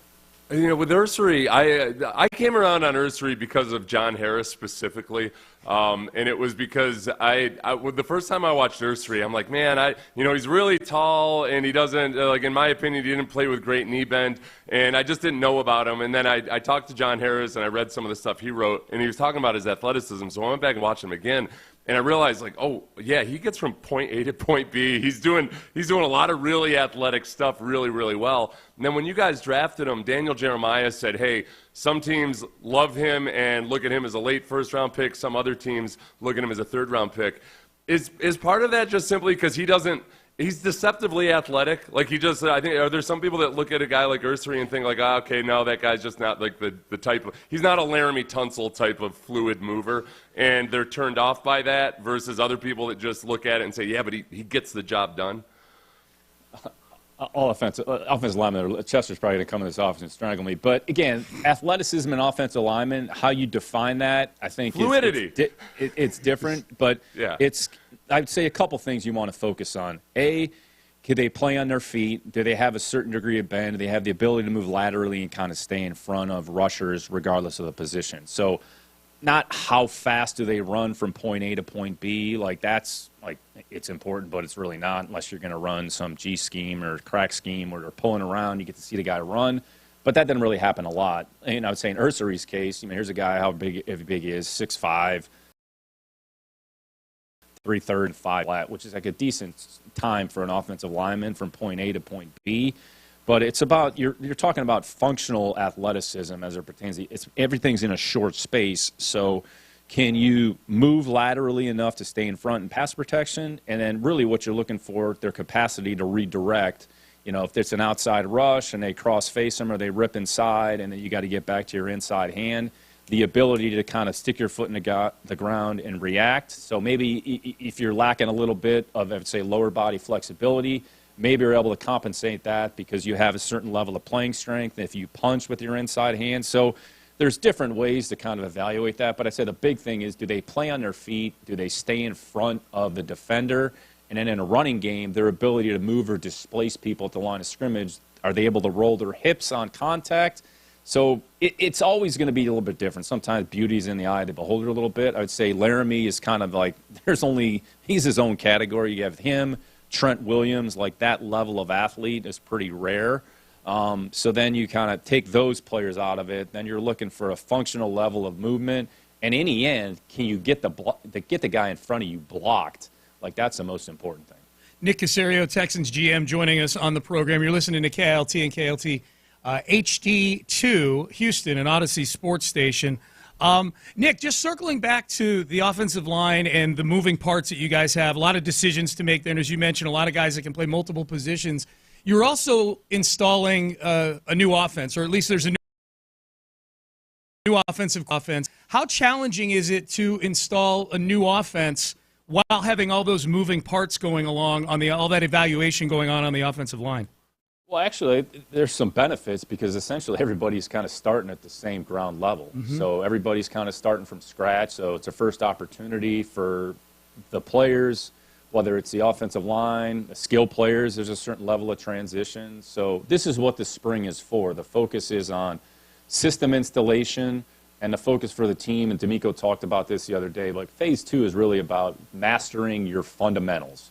Because in the end, everything is going to go back to your basic fundamentals and techniques. So if you can execute those things, I mean, not to like transition to a different sport, but essentially the Cavs lost the game last night because they couldn't block out after a free throw. Mm-hmm. So everybody wants to talk about all these other things, but in the end, it comes back to basic principles, blocking, tackling, fundamentals, that's what phase 2, that's where the primary emphasis is. And the fact that we're all kind of starting at the same point, there's actually a lot of advantages. You don't have to worry about anything that's happened in the past. You don't have to worry about, well, we did it this way somewhere else on this different team.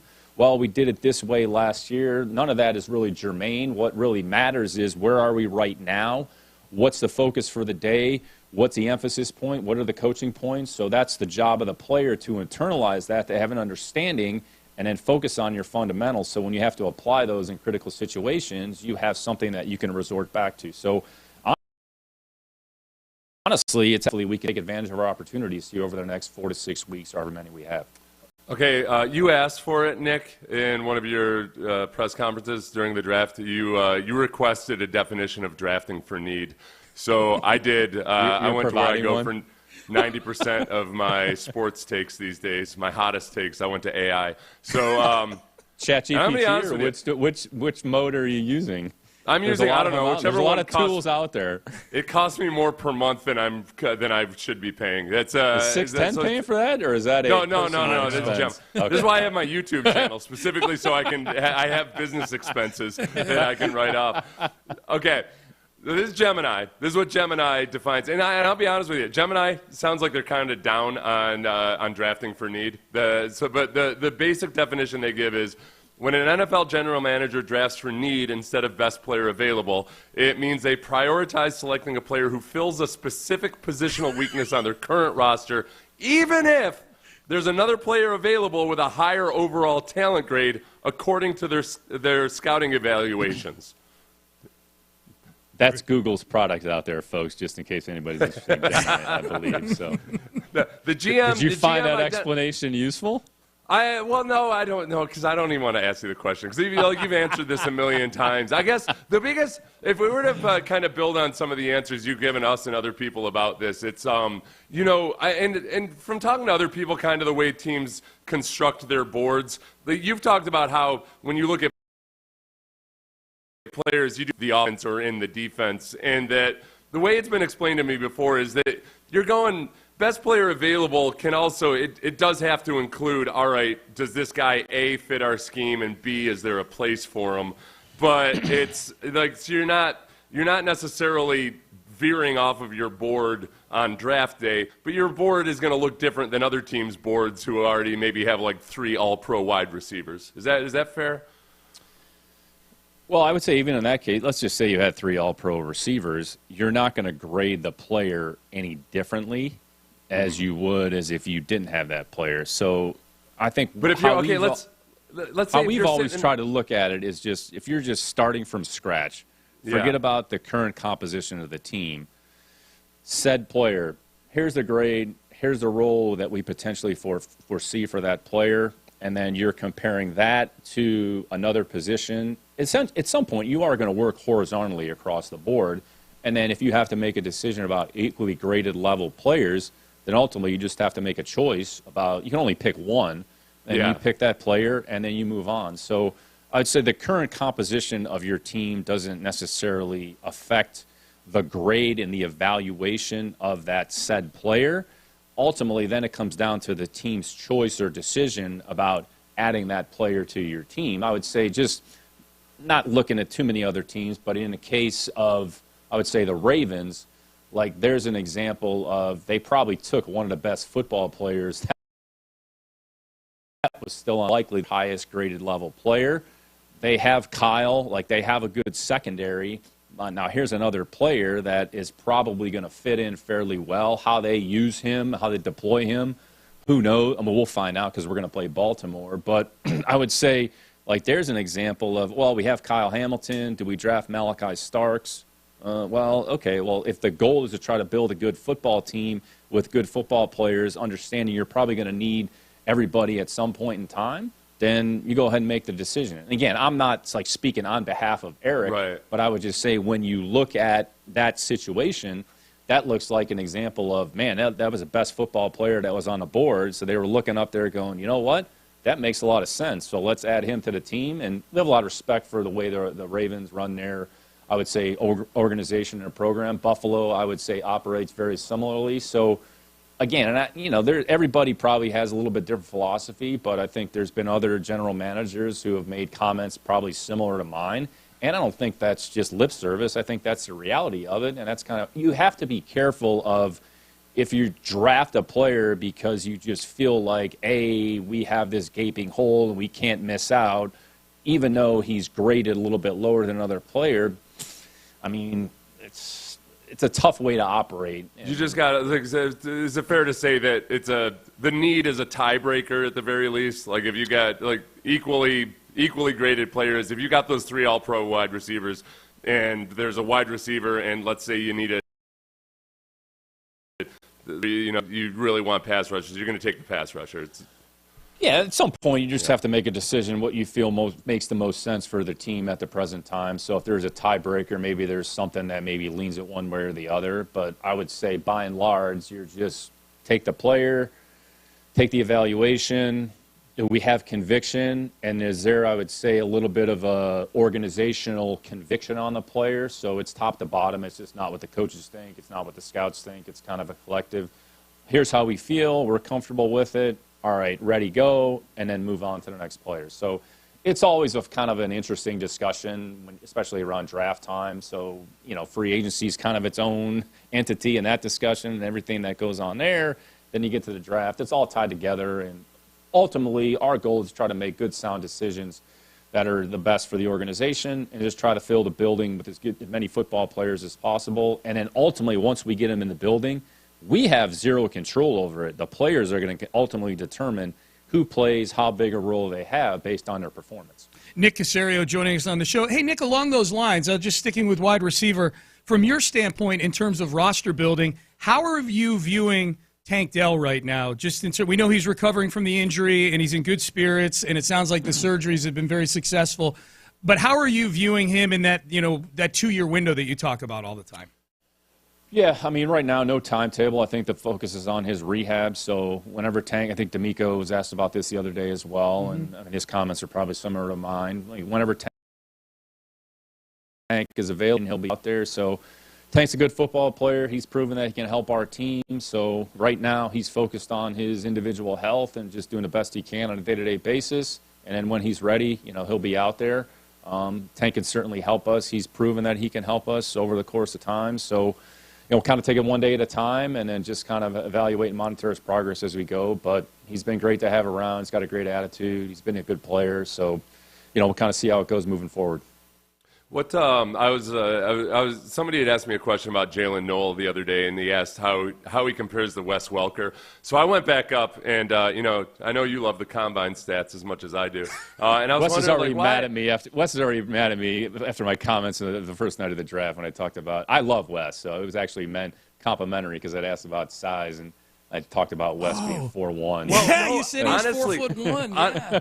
Honestly, I'm looking at I like looking at these spider charts that show all the measurables. And Wes Welker went undrafted originally, and I'm looking at this. And if somebody had told me, "Oh yeah, the Patriots traded a 2nd and a 7th rounder for this guy with this athletic profile," lunatics. Oh my God! Well, he didn't. If I don't have it in front of me, I think he ran like 4.7. He didn't run 4.7. He has, but his short space quickness, lateral agility was actually an area that stood out, and you saw that in his play. Yeah, and he was very, very small. And so you look at Jalen Noel. Jalen Noel's a smaller guy, but he tested very well, and he's got all those measurables. I guess with how do you make up for, like Wes Welker did or anybody else, like aside from the speed element, like Jalen Noel's got a smaller catch radius anatomically, so what's the difference for guys that make it in the NFL, like Jalen Noel, if he makes it? There's no one particular formula, I would say. Seth. Yeah, I guess specifically to Jalen Noel, like what are the things other than the athleticism that make up for it? Yeah, I would say his toughness, his overall instinctiveness, his playing style.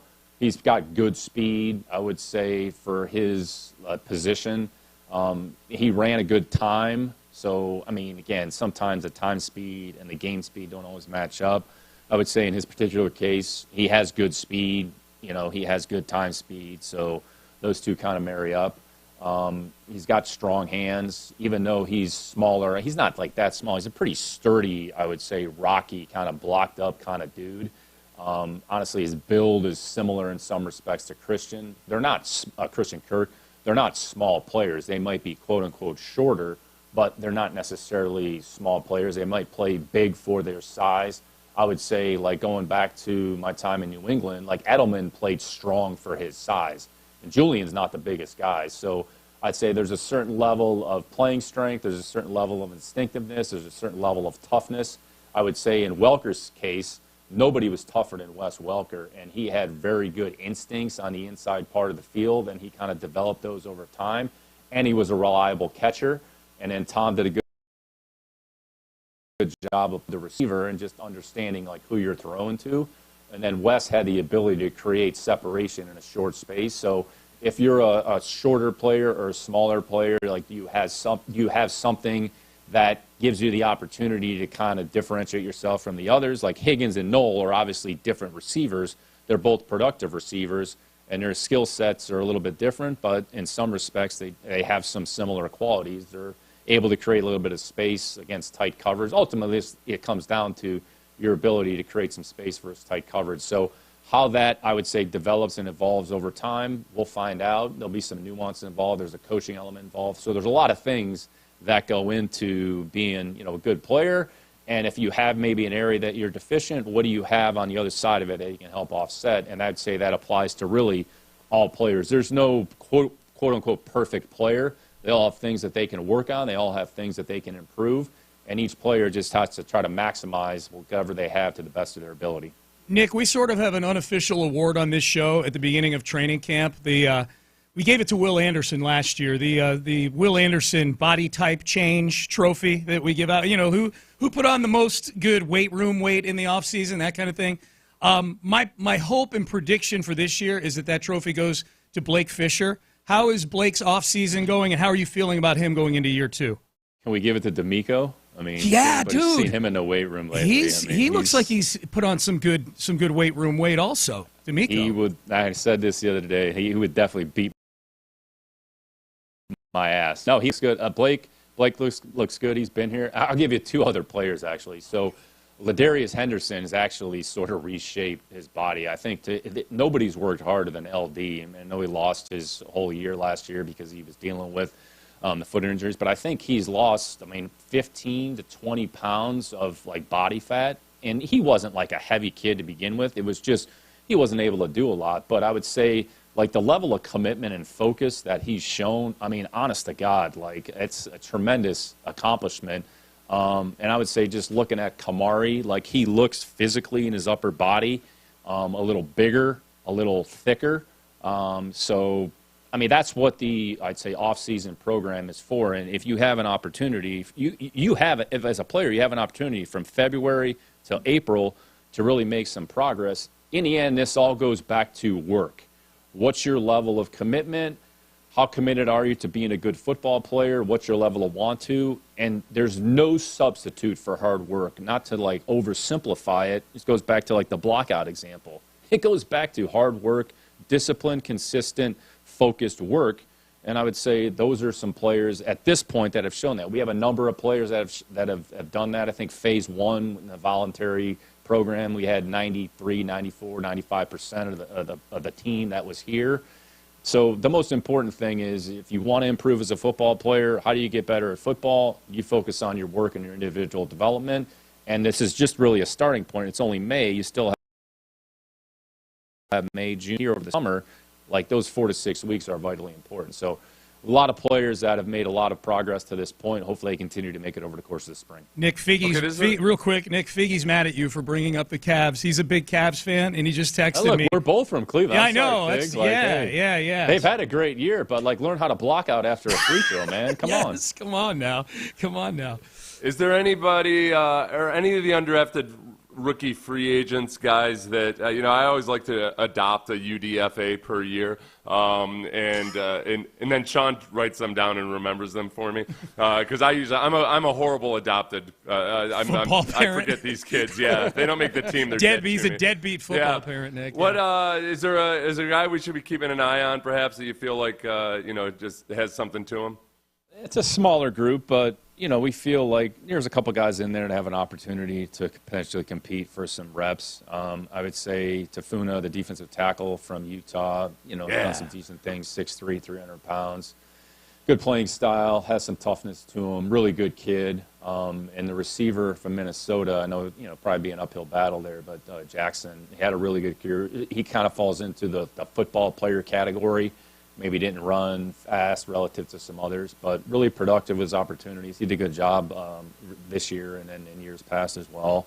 So those are a couple guys. I mean, again, I think we signed, 6 or 7, whatever it was a smaller group. So hopefully those players come in here, and that's all we ask them to do is compete and just try to create a little bit of a niche for themselves in here tomorrow. I was thinking, Nick, when we brought you on this morning at 7:30, I was thinking okay, I can ask Nick if he's had a little downtime now that the draft is over. But, of course, you got the rookies coming in. And then there's this reminder that really GMs never sleep, because there's a trade that gets announced at 5:45 this morning with the Cowboys, Pickens going to the Cowboys or whatever. I'm not going to ask you about that trade, but in general, is yours a 24-hour job? Can a trade? What's the weirdest time of night where you've ever consummated a deal? Yeah, it's continued. I'd say free agency sometimes when crazy things happen. Yeah. I've been in a situation, laying on a couch, and you're trying to go to bed, and then your phone starts ringing at 1 o'clock in the morning. It's like, come on, people, let's deal with this tomorrow. Yeah. So, but look, the reality is the role is continuous. So you just kind of transition from one phase to the next. I mean, we finished up Saturday. Sunday, it was, an off day, if you will. And then, honestly, Monday, Tuesday, right after the draft, it felt like those 2 days were as busy as the week before. It's just kind of a different focus and attention in what you're working on. So our opportunity for sort of downtime comes over the summer. Once we finish up with the mandatory minicamp, then there'll kind of be a little bit of a break league-wide. Then that's the opportunity to really unwind and definitely try to take advantage of that. But that's the beauty of this job. So you're always kind of prepared for anything. And, try to be smart with your time, try to be efficient, try to maximize the day, get as much out of it as you possibly can. So there'll be some things I'm sure that'll pop up here, at least from our perspective as well, team-wise. I mean, there might be an opportunity for us to add a player or two. So that's part of the job, and, you have to embrace that, and you have to understand it. And we have a great staff around us. So enjoy every aspect of it, and there's really no quote-unquote downtime. It's just kind of you shift the focus to a different area of work, and that's kind of where we are here in the offseason. As long as they don't interrupt you while you're watching McAfee versus Gunther on Saturday night, right? That's Saturday night. Okay. Yeah. How do we think that's going to go? So McAfee is what the script writers think on that one? Well, you can actually get action on this, Nick. I don't know if you knew that, but McAfee is a plus 800. I'm not allowed to get action. Well, not you're not, but I can. Plus 800. He's a plus 800 underdog in this thing against Gunther. All right. He might have a shot. He might. I don't know. Past Pat. So. Gunther's a tough cat, man. That sleeper hold, he looked like he took that one pretty well a week or so ago, whatever it was. He did. Seth, you should see McAfee wrestle. He's actually really, really good. He's wrestling in a match. He's a good athlete. Yeah. He'll tell you. Yeah. I mean, didn't he really get put in a sleeper hold? Then he was doing his show the next day, so it came out. Yeah, he was able to recover from the sleeper hold. Yes. I like that, Nick, that you treat these wrestling injuries like they're real. God, he got up off the mat and he did his show the next day. I love that. Really like Edelman in that regard. Yeah. That's it. All right, Nick. Well, we'll see you out there at practice on Friday and Saturday this week, right? The rookies are out there. Can't wait. Look forward to seeing you guys. Thanks for having us. Always enjoy it. Always enjoy the time. Appreciate it, Nick. Thanks. Thanks, guys. Yep, good stuff. Nick Caserio, Texans GM. All right, he gave us some stuff to sink our teeth into. How about the players? How about Ladarius Henderson popping up on the radar at the end of that interview right there? You know what? Ladarius Henderson, we've probably under discussed him line just because he's a 7th-round pick. Obviously had a very good college career at Michigan. Has this dual foot injury. He got cut and came back. You know what I mean? Yeah, he got cut, came back, and so he's intriguing. I should at least mention him more often. Yeah. I'm not banking on him for multiple reasons, and there's intrigue there, and a lot of people are curious about it. Yep. You know what? And it's not Ladarius Henderson's fault. It's all the people that will come to me and say, "Hey, he was an All-American on a national championship team." Like, yeah, so are a lot of guys that never play in the NFL at all. Yeah. So that's not his fault that people bring that up. It's people being stupid about college awards and being on a national championship team. Yep. You know what that really bothers me, Sean? Why? We had a guy, it was like in 2003 or 2004, he had won a national championship at LSU, or however the asterisk on that one went. And but he was like the 6th defensive tackle on the depth chart there. Yeah. He was basically signed as an undrafted free agent as a favor to somebody on the team, like as a kind of like yeah, here we go. Or somebody on the team granted him a favor because his dad was somebody. This kid walked around the locker room wearing his national championship ring. No. And my yeah. God. And I mean, he was awful. Awful. Dude, even if he was good, that violates the rules of wearing your national championship ring. No. He was bad in every, he was a horrible personality, horrible football player. Was on the team as a favor to the guy's daddy or uncle or something. Right. He was in camp somewhere. Yeah.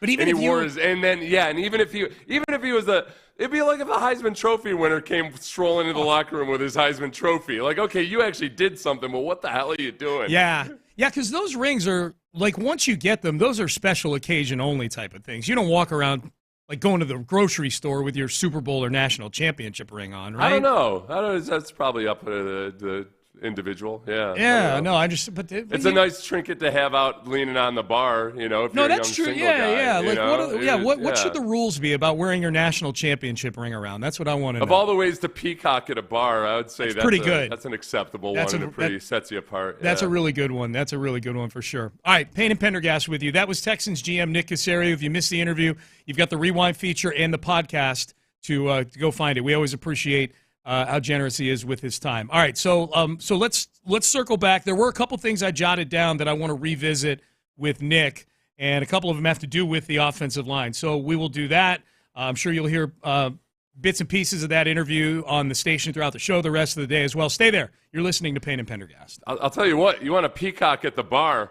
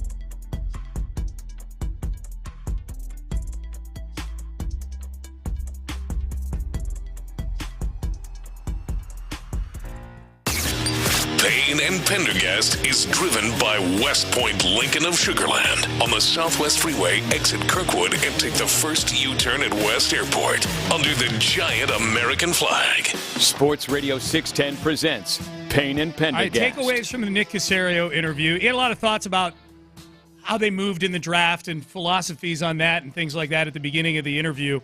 I thought, Seth, you came the closest to getting an answer about drafting for need out of him.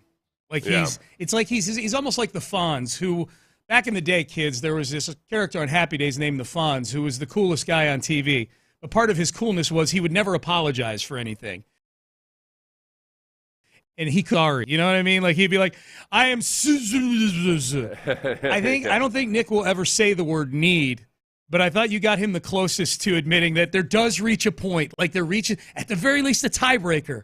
Where you're acknowledging that you have certain needs on your roster. You used an extreme example to do so, but I felt like you've gotten the closest to doing it. That was a success. This is what happens. When GMs hear drafting for need, it's the worst version of drafting for need is if you're reaching for players all over the place. Right. And if you're taking guys if you're passing up 10 guys who are graded better than this guy just because you desperately need a guard or something. And I think the vast majority of GMs would like to think that they don't do that. Maybe they do it every now and then. So I think that's why that's why he gets agitated by when people asking him draft for need questions at times. I do think, and we'd already spent too much time on it, but I guess the other hypothetical I would have asked is, all right, if you get to that spot where you've got a bunch of guys that are equally graded, but three of them are guys where you don't feel like you have a desperate need. Is that when you're more likely to trade back? Yeah. And I'm guessing he probably didn't want to give up much on that, but I think you do it like he didn't. He agreed that you do acknowledge at least if I've got two guys that are graded equally the same, and one of them is in a position of need, that might tip the scales over towards that guy. His answer to that follow-up would have been, everything is on the table. We look at everything, and we make the most of our opportunities, et cetera. Yeah. I guess it's ridiculous, but if you had three all-pro wide receivers on the team, and you get to a spot in the draft where the top three graded guys are all wide receivers, you're probably going to try to trade back. Because you still have guys that you could like and could play for your team immediately. So hopefully one day the Texans will have three all-pro. That would be phenomenal. Yeah, I think we're feeling they had a shot at something like that. It's actually not even possible, right? Are you only allowed to have two? There's only two first-team all-pro. Yeah. Well, second team, so two first teams and one second team. There you go. Boy, and I guess that would mean CJ's first-team all-pro too. The question I asked him about Titus being tackle or guard, obviously that has not been determined yet, and it sounds like this training camp could be a fascinating experiment of constant shuffling until they find the group that they like. That's the way I heard it. Is like we got centers that can play guard, we got guards that can play center, we got tackles that can play guard, and it doesn't sound like they're determining anything until these guys actually put pads on, which tells me that Titus Howard could be a tackle and a guard at the same practice if they're still experimenting with all this stuff. I think Titus, they look at, and I think Nick is higher on Titus as a guard than the public at large in general. At least in his press conference answers, he is for sure. No, and I thought Titus last year, in kind of embracing it for the first time, he did some things in the run game that I thought were really, really promising and encouraging. He's just a large human being who moves well, just getting a body on a body and creating space, including in that. I think that he's the guy that the Texans feel most comfortable. If they have to play him at tackle, then he's going to play tackle. If he can play at guard. With some of the other guys, even like Laken Tomlinson at left guard, he's only played left guard in the NFL, and he's an older guy. They're probably more nervous, or I guess maybe a little bit more careful about moving him to right guard than they are at flip-flopping Titus back and forth between guard and tackle. Yep. What did you think of his answer? When I asked him about the install of the offense with all the shuffling on the offensive line going on, my expectation was, the gist of my question about that was it would seem that that's going to make it more difficult, that you're trying to find your five best guys while also installing a brand new offense, but he thought it made it easier because everybody's starting from ground zero, I guess. Yeah, and I think that there's a little bit of you can teach everything from day one, and your veterans actually have to be engaged during meetings instead of zoning out. That there's very much a feel of, okay, they tore the offensive line down except for the young guys and Titus, and you're going to build it back up with Nick Cayley's scheme. Nick Cayley's the big thing, and I think this obviously ended up being a huge issue, was that Bobby Slowick was a first-time offensive coordinator who really didn't have a whole lot of experience in teaching any specific position, and certainly not in designing and implementing a run game. And he was working with an offensive line coach who was also unfamiliar with Bobby Slowick's upbringing and background and all the terminology and techniques, a disconnect there, and then whatever the various veteran players had from their backgrounds. It was just disjointed. It was very, very disjointed. Having Popovich and Cayley and Caserio to a degree all having a common background and having worked with each other before, I think that hopefully the onboarding process is a lot smoother, and that you just get competent play from a technique and mental standpoint. Because last year there were just too many times where it was obvious that guys weren't on the same page. The running back and the offensive tackle weren't doing the same thing in pass protection. There were the offensive tackle was leaving the edge rusher completely unblocked as the running back was blocking inside as well. All these things that were just bad fundamental play from a mental and technique standpoint that I think are going to be better this year. Are you optimistic that Cayley's background as a tight ends coach can help improve this tight ends room? You have to be careful with that, just because, I mean, the talent is the talent, and having background as a tight ends coach, I'll tell you one thing. When Mike Munchak, I think, was one of the best offensive line coaches this century. When he became the head coach of the Titans, the offensive line, play was not nearly the same as when he was the position coach. So, for one, it's not like the tight ends coach becoming a coordinator means that the tight ends are going to be coached by him. But then there's also the actual players. It's not like he all of a sudden turned Tyler Higbee into an awesome blocker or anything when he was a tight ends coach there. I think the players are the players. I think it's a matter of limiting Dalton Schultz as a blocker more so than all of a sudden transforming Dalton Schultz into a good blocker. Yeah, and that's more of an OC thing, putting Dalton in position to succeed. Well, defensively, if you look at Henry To'oTo'o, do I think Henry To'oTo'o is ever going to be brilliant in pass coverage? I'm doubtful that he will be. Yeah. But if he's your will linebacker, you got to figure out exactly how to limit his exposure, what he can and can't do. And then Henry To'oTo'o just needs to continue working on the stuff that you can do well, and the leverage that you take, reading and anticipating routes, knowing exactly your zones, all of that. So it's, all right, how do we manage these players that we have?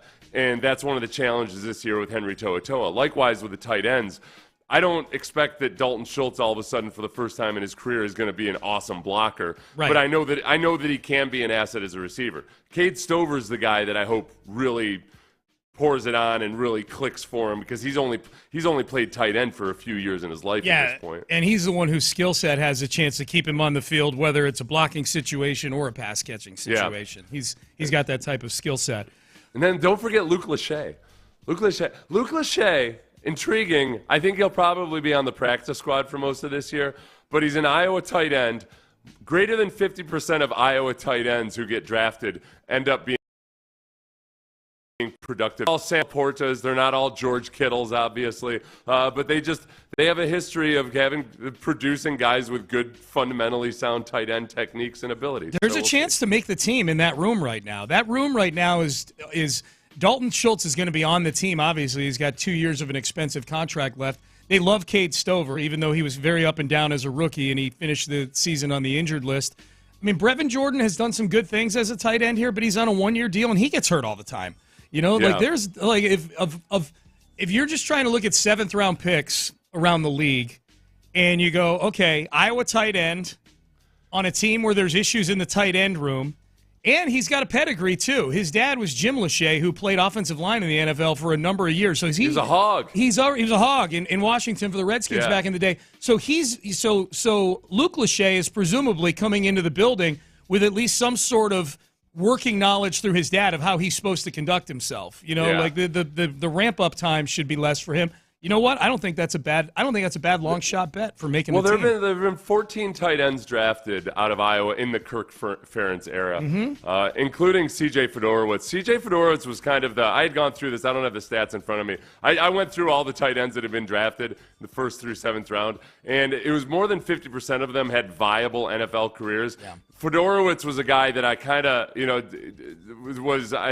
didn't quite know to put him in the viable segment or not, because he only ended up playing 4 or 5 years, but he did have that. He had a year where he had 54 catches with the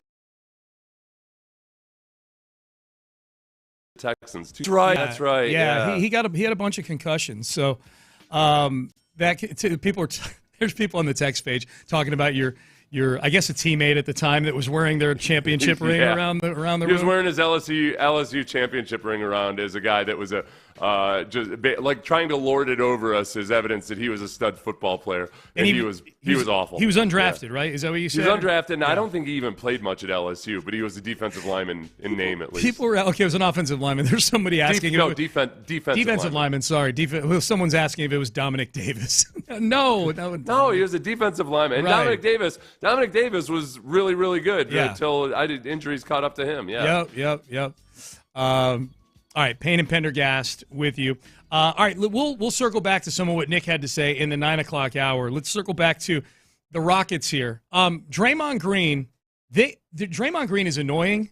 His most annoying personality, though, the most annoying version of him, to me, popped up on an interview on his podcast, I should say, yesterday. The respect gatekeeper, Draymond Green, talking about various Houston Rockets. We will get to that coming up next. Payne and Pendergast. Credit to the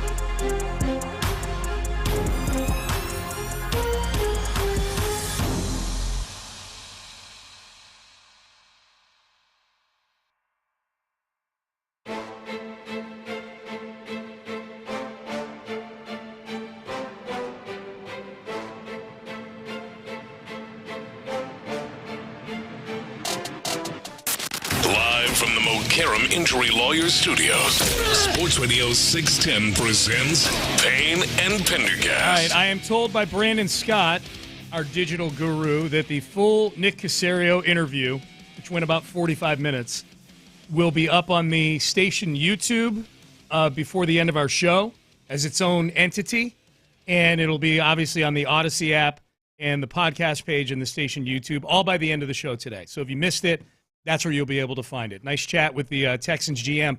And the other name, you mentioned Ladarius Henderson, Seth, that was a name that Nick volunteered as someone. When we asked him about who's got the biggest body type changes in the weight room, I said I'm hoping that it's Blake Fisher.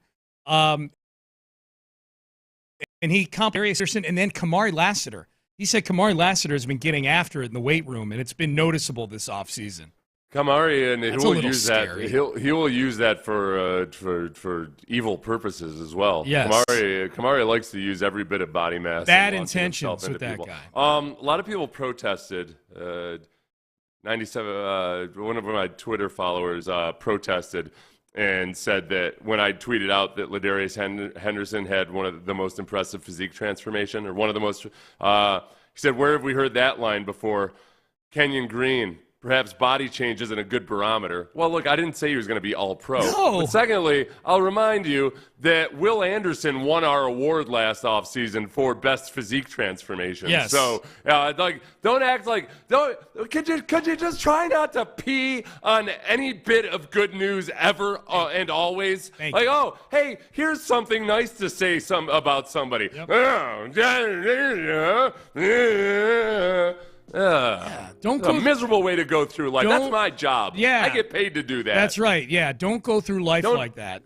Don't pile on. Right, yeah. right. Through my phone, damn it. Hold on a second. Okay, I'm going to get to this Draymond Green here. We'll circle back to some of what Nick Caserio had to say in the 9 o'clock hour, and we'll get back to the Texans. Top of the hour, Seth went and found negative anonymous executive and anonymous scout reviews prior to the draft on Texans draft picks. So we'll see. How does this make us feel about some of these draft picks? Draymond Green. About it here, Seth. Draymond Green, the respect gatekeeper. And you're going to see what I mean by that in just a second. Here's Draymond Green. He talks about multiple Rockets on his podcast that he does with Baron Davis. They recorded their latest episode, I believe, yesterday. This is when all the video dropped. And he said he has got no respect for Dylan Brooks walking off the court without shaking hands after Game 7. Dylan Brooks ran off the court. So when I say you see what guys is made of, he ran off the court, like, ain't shaking nobody up. And you admitted that you was trying to hurt Steph's hand, which, again, fine by me, bro. Like, I get it. We all get it when you hoop. You know what I'm saying? So if you're going to be on that type of time, he got to be on that time in the press He got to be on that time all the time. You're going to be talking. You're going to be Mr. Big Bad Wolf. Don't lose and then not face the music. Don't be that guy because, again, you lose a lot of respect for guys in that moment. I had a moment with Dylan Brooks back when he was with Memphis, and I said the dynasty start after you. And the reason I said that is because things like that. Because, bro, so then guess what? Then Tari Eason do it. He lead the court. Okay, so we'll get to Tari in a second. That last part obviously means Tari's following a veteran. Tari looks at Dylan and says, that's how he's doing it. That's how I'm going to do it as well. For the life of me, I've never understood people get upset about anybody not in professional sports. Like, we're not lining up in line like Little League kids, slapping hands, and then we all go to McDonald's afterwards. Like, if a guy wants to leave the court, so be it. Yeah. Guys, oh, no. Yeah, really, really want out of their athletes is guys who don't get upset shake after hands losses. after a loss. People always I would much as a fan, you'd much rather take a guy that's just so pissed off that he leaves immediately than that he's going to stay around and pal around and laugh with and act Draymond like nothing Green of all people. With Draymond, Draymond being the guy that's going to try to call somebody out for a lack of sportsmanship. He's one of the least sportsman-like people in the history of sports. He's the dirtiest player in the NBA right now.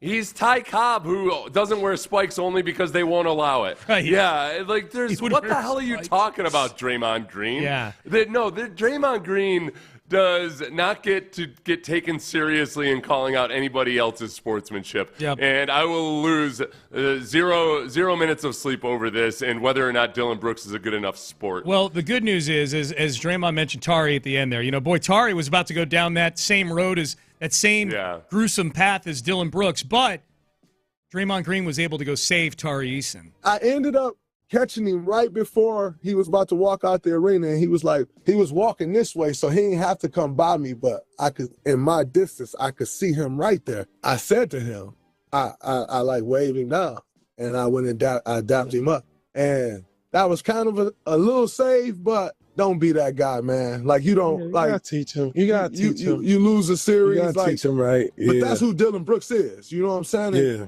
And we understand, like, you a sucker, man. You like, but then, like I said, his mom was talking. It's all love. I don't get off into that. I got a lot of love for young fella because the way he go about his business, the way he play the game. I got a lot of love for him. Don't be like that, because you lose respect. When guys lose respect for you in this league, like, it don't matter, and it's going to catch you in the end. Does Draymond think that the rest of the league just has massive respect for the way he goes about his business? He's got to be the most hated or most despised guy in the league, I right? would think. And just fan base to fan base. Yeah. Nobody likes the way he conducts his business, and nobody likes the way the NBA puts up with all of it. Right. And that his go-to move and he's not even like, he's a very good defender, yet like, don't act like you're the tough guy of the NBA when your go-to move is the nut kick. Yeah. I like just you flail and nut kick and do stuff like that. And you're not okay. Oh yeah, but I dap guys up after the game, and we can all pretend we're friends on our podcasts and everything. Yeah. No, like, dude, like the NBA players used to hate each other. They used to just hate each other. Fun, man. It wasn't, and there was nothing wrong with that. You don't get extra points for sportsmanship. No, what Draymond's doing here is classically what a lot of vile people do, which is they try to amp up some positive part of their personality to deflect the attention away from the really objectionable parts of their personality.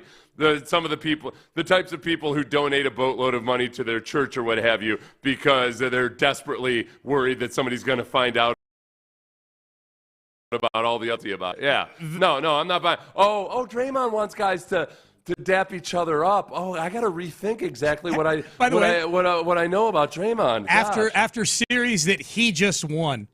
Why did he not come over after we just beat them and shake my hand? Like, okay, man. I need to that as evidence that you're better than this guy, because it's what it is, right? Hey, here's another guy that a lot of people don't like, and they think that he's a dirty dude or a bad guy. Yep. I'll just make myself look better than him. Yeah. And then people will feel better about me. Yeah. I thought Vanessa Richardson, sideline reporter for the Rockets, summed this up great. She retweeted the video of that audio we just played of Draymond Green calling Dylan Brooks a sucker and saying nobody respects him.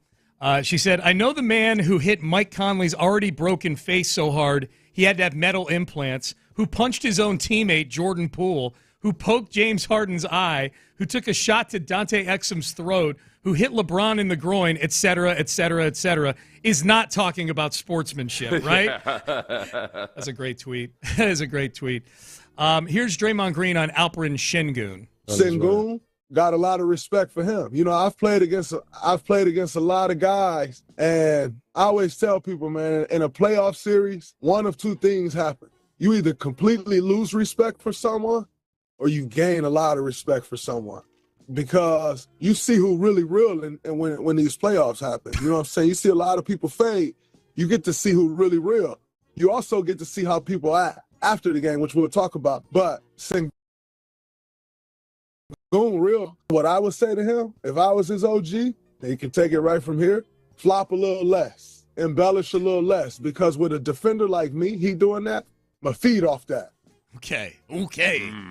Yeah, flop a little. Not now. I don't think that's horrible advice for Şengün, honestly. Like, my advice wouldn't be about the flopping with Şengün. My advice would be about when you miss a shot, turning and screaming at the referee while the ball's going back the other way. That was a heavy criticism of Şengün that I saw from people who were critical of him in this postseason was, hey, man, just missing shots is not optimal, but you're only compounding the issue when you miss the shot and then distract attention from the matter at hand by going over and waving your arms at the referee. Like, why didn't you call that? Like, yeah, ball's going back the other way, young man. You got to get back on defense right now. What's Draymond Green is a guy that I just don't enjoy listening to him at all. There's some people I dislike who I actually enjoy listening to because they're good at speaking or what have you. Yeah. Draymond, it just makes me cringe every time I hear his voice. I don't. Whenever he says positive things about Rockets players, people will always blow it up on social media and everything, and I was like, don't give him that respect. No, that's like don't allow Draymond to act like he's one of the venerable heads of state of the league or something. That's like, the big no, thing. he's not that. That's why I played that. I'm like, it wasn't that, Draymond saying positive things about Şengün. Oh, my God, he got the seal of Draymond approval. It's the ludicrousness of Draymond viewing himself as some sort of gatekeeper somewhere. You know what I mean? Like, that's like, who cares what your view of respect is? You kick people in the junk on the regular in NBA games. Stupid. All right, Payne and Pendergast with you as we head into the 9 o'clock hour. We talked earlier in the program with Nick Caserio about some of the rookies on the Texans. Rookie class arrives in town. I think he said tomorrow. They start practicing on Friday over at the Methodist Training Center. What did some of the anonymous scouts say prior to the draft about the Texans rookies, and can we refute these? Does it make us feel any different about this rookie class, which I think we're, by and large, pretty positive about? We'll do that. We'll go through that exercise here in the 9 o'clock hour coming up next.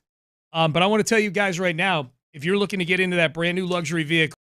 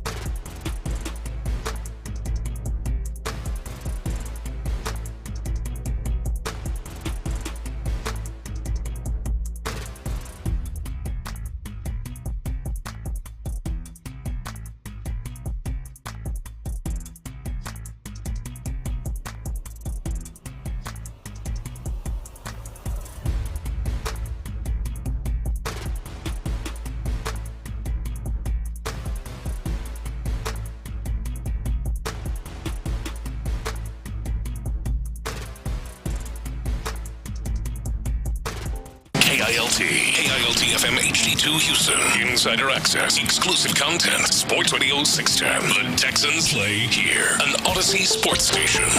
Sports Radio 610 presents Payne and Pendergast. All right, we'll get into Scout Anon on the worst things people said about the Texans draft picks. We talked to Nick Caserio earlier, about 90 minutes ago.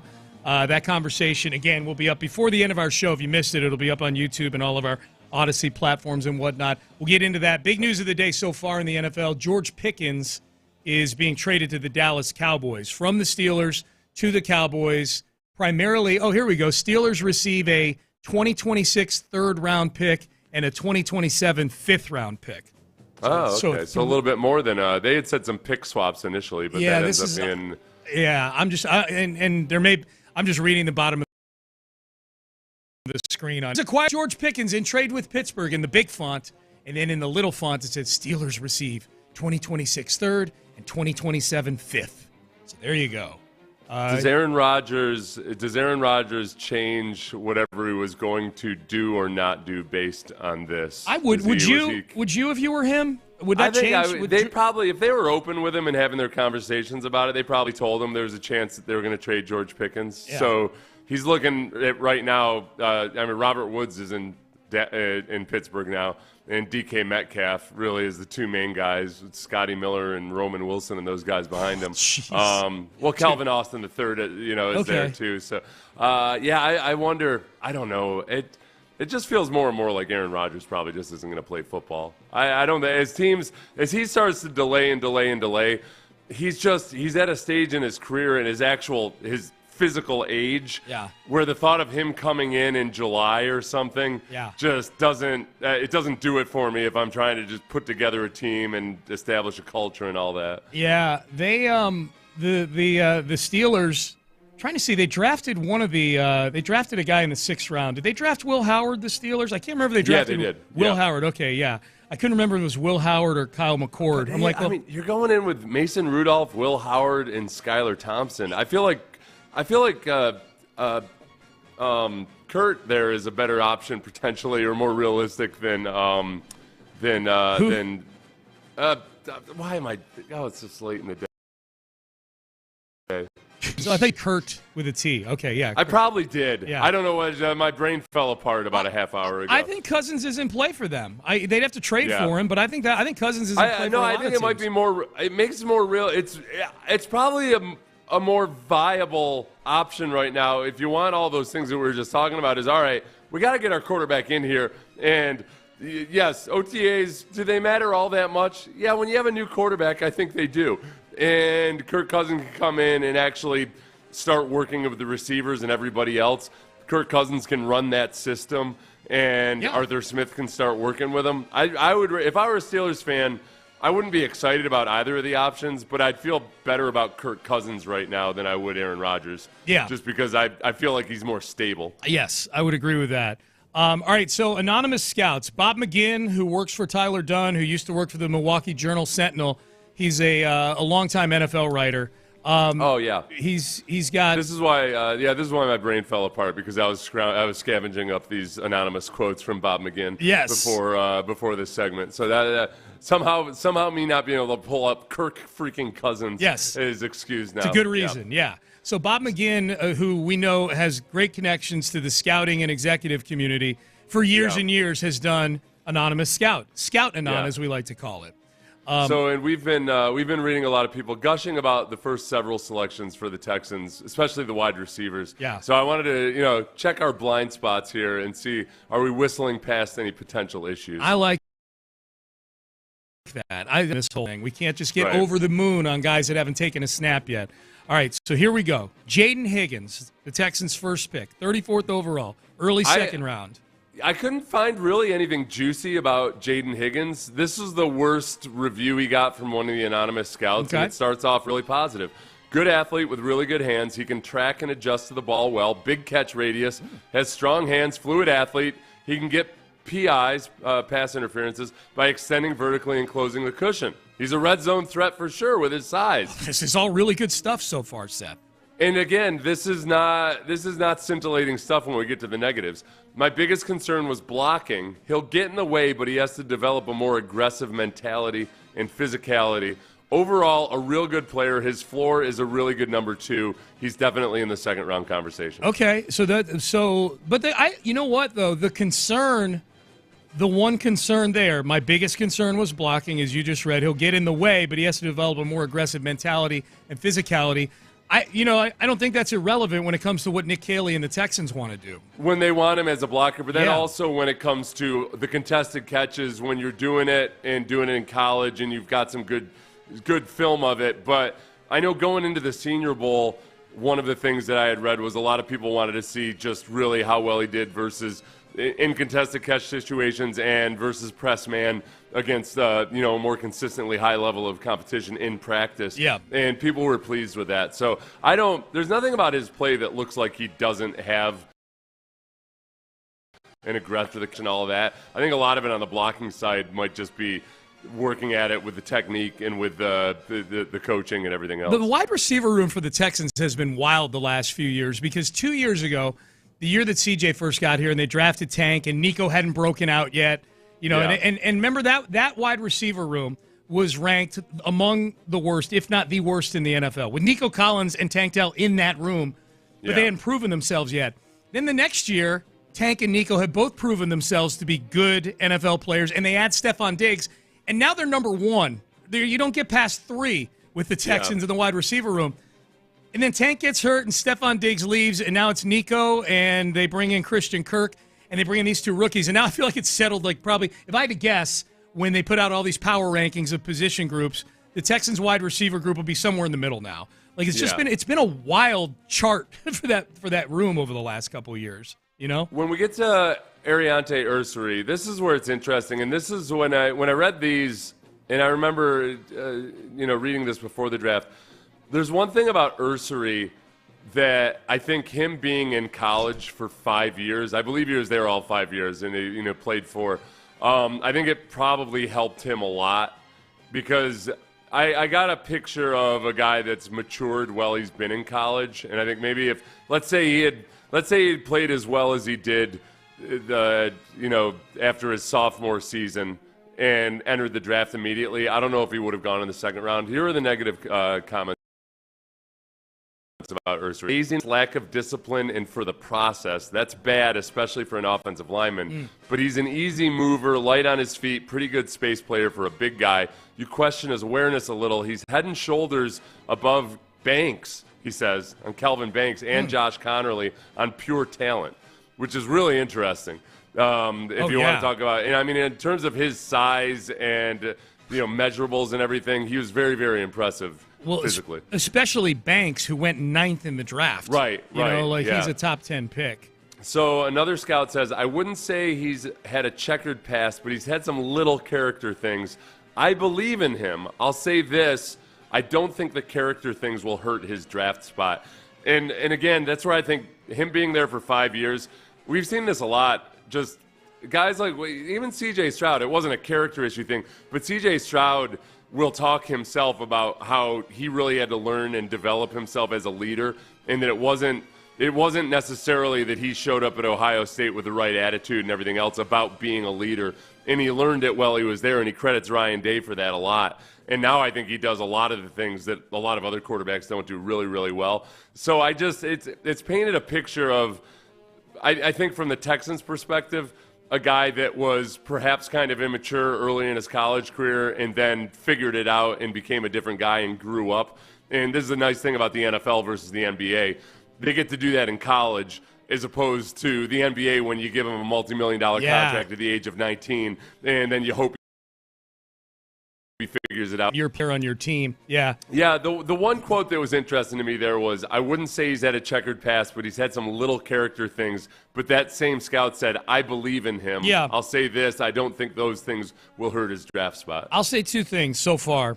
That one, specific to Ursary, I do feel good about the Texans' filter that they're looking at character and off the field stuff through with this, with Nick and with D'Amico and with this staff. I feel confident in them. Not saying they'll be able to catch everything and that there won't be hiccups along the way, that a guy who portrayed himself as being a great football character guy might not end up being that way, but they've done a pretty good job of that so far, really good job of that so far the last couple of years. And for what it's worth, I Googled just as far as off-field stuff and everything. I couldn't find any articles about anything off-field or anything like over criminal stuff. Yeah. Well, because I had somebody who claimed to be from the University of Minnesota that was like talking all kinds of trash about him, and I'm like, listen, I can't. I'm searching all over. You're gonna have to give me something more concrete. I need reports. Yeah. I feel like it was somebody that lost a poker game to him or something. I would say number two. And we'll get to Jalen Noel here in a second. There's nothing I've heard so far with either Jaden Higgins or Arianti Ursary from these anonymous scouts, Seth, that scares me off of the Texans having chosen them. I feel like I still feel like these are good picks by the Texans so far. Jalen Noel's an interesting one because a lot of people, Todd McShay just gushes about. Todd McShay has been talking nonstop about how he was his third best wide receiver in this draft. He was in his top 32. Just they've said that Jalen Noel is the best value pick for the Texans. People are very much almost unanimously approved this pick. This was the anonymous scout via Bob McGinn, and I've seen this elsewhere. My biggest hang-up was his hands. He's had some big drops, concentration drops, I guess. He's inconsistent. He's got 5 muffed punts over his career. Yeah. What I did like was the team always seemed to go to him in gotta-have-it situations at the end of the game. Yeah. McShay, we may have the audio too. Hey Ben, can you find? We do. Yeah. We do. Yeah. We got McShay. McShay echoed the sentiment of that anonymous scout. Especially, I hadn't heard about all the muffed punts and the hands issues. Here's Todd McShay on those issues with Noel. We see a smaller, at best, number 3 slot receiver who has a very small catch radius, short arms, 29.5-inch arm length. Doesn't make a ton of catches where he's going up and getting it, making unbelievable adjustments, all that stuff. Muffed 5 He showed he could do that a little bit, though. He showed he could do that a little bit. But I'm saying not a ton of it. 5 muffed punts, had some bad drops in some moments. I think it was more like focus, that kind of stuff, but we'll see. Those are the reasons. Short arms, small catch radius, had some drops, 5 muff punts. Okay. He said that after 2 minutes of gushing about him. That was him talking about specifically why he probably drops. This is the interesting thing with Noel is that he improved on it in 2024. So going into his career percent, which is bad, in 2024 he dropped four on 119 targets, which is that's like not great, not horrendous. So I think that 3%, yeah, the improvement in 2024 is probably something that made the Texans and a lot of teams feel better about it. Yep, absolutely. Will Fuller was a guy that his drops were a huge concern coming out of college. Mm-hmm. Didn't end up being nearly as big a concern in the NFL. No, he was. There were a couple. Right, he got better when he got to the league. Hey, we got some Texans breaking news. The Texans, Seth, according to Diana Rossini, are re-signing defensive lineman Foley Fatukasi. Oh, okay. Yeah. So he's coming off a surgery. He is. I don't know. Was it a shoulder? I'm trying to remember what it was with Foley Fatukasi. I can't remember what it was. It was shoulder surgery. It was a shoulder surgery. Okay, but they're bringing him. Presumably he's going to be healthy once the season rolls around. Some good depth in that position group. So you're bringing back Foley. You got your interior defensive line right now, Seth, is a lot of familiar faces. You bring back Mario Edwards. Tim Settle is still here in the second year of his deal. You bring back Sheldon Rankins after a year in Cincinnati. And now Foley Fatukasi coming back. So this is a lot of very familiar faces on the interior. The thing about the defensive tackles right now is that they're very good at providing push up the middle as pass rushers, or at least, as a group, they do a good job of that. They don't really line up and just stuff the early as defensive tackles.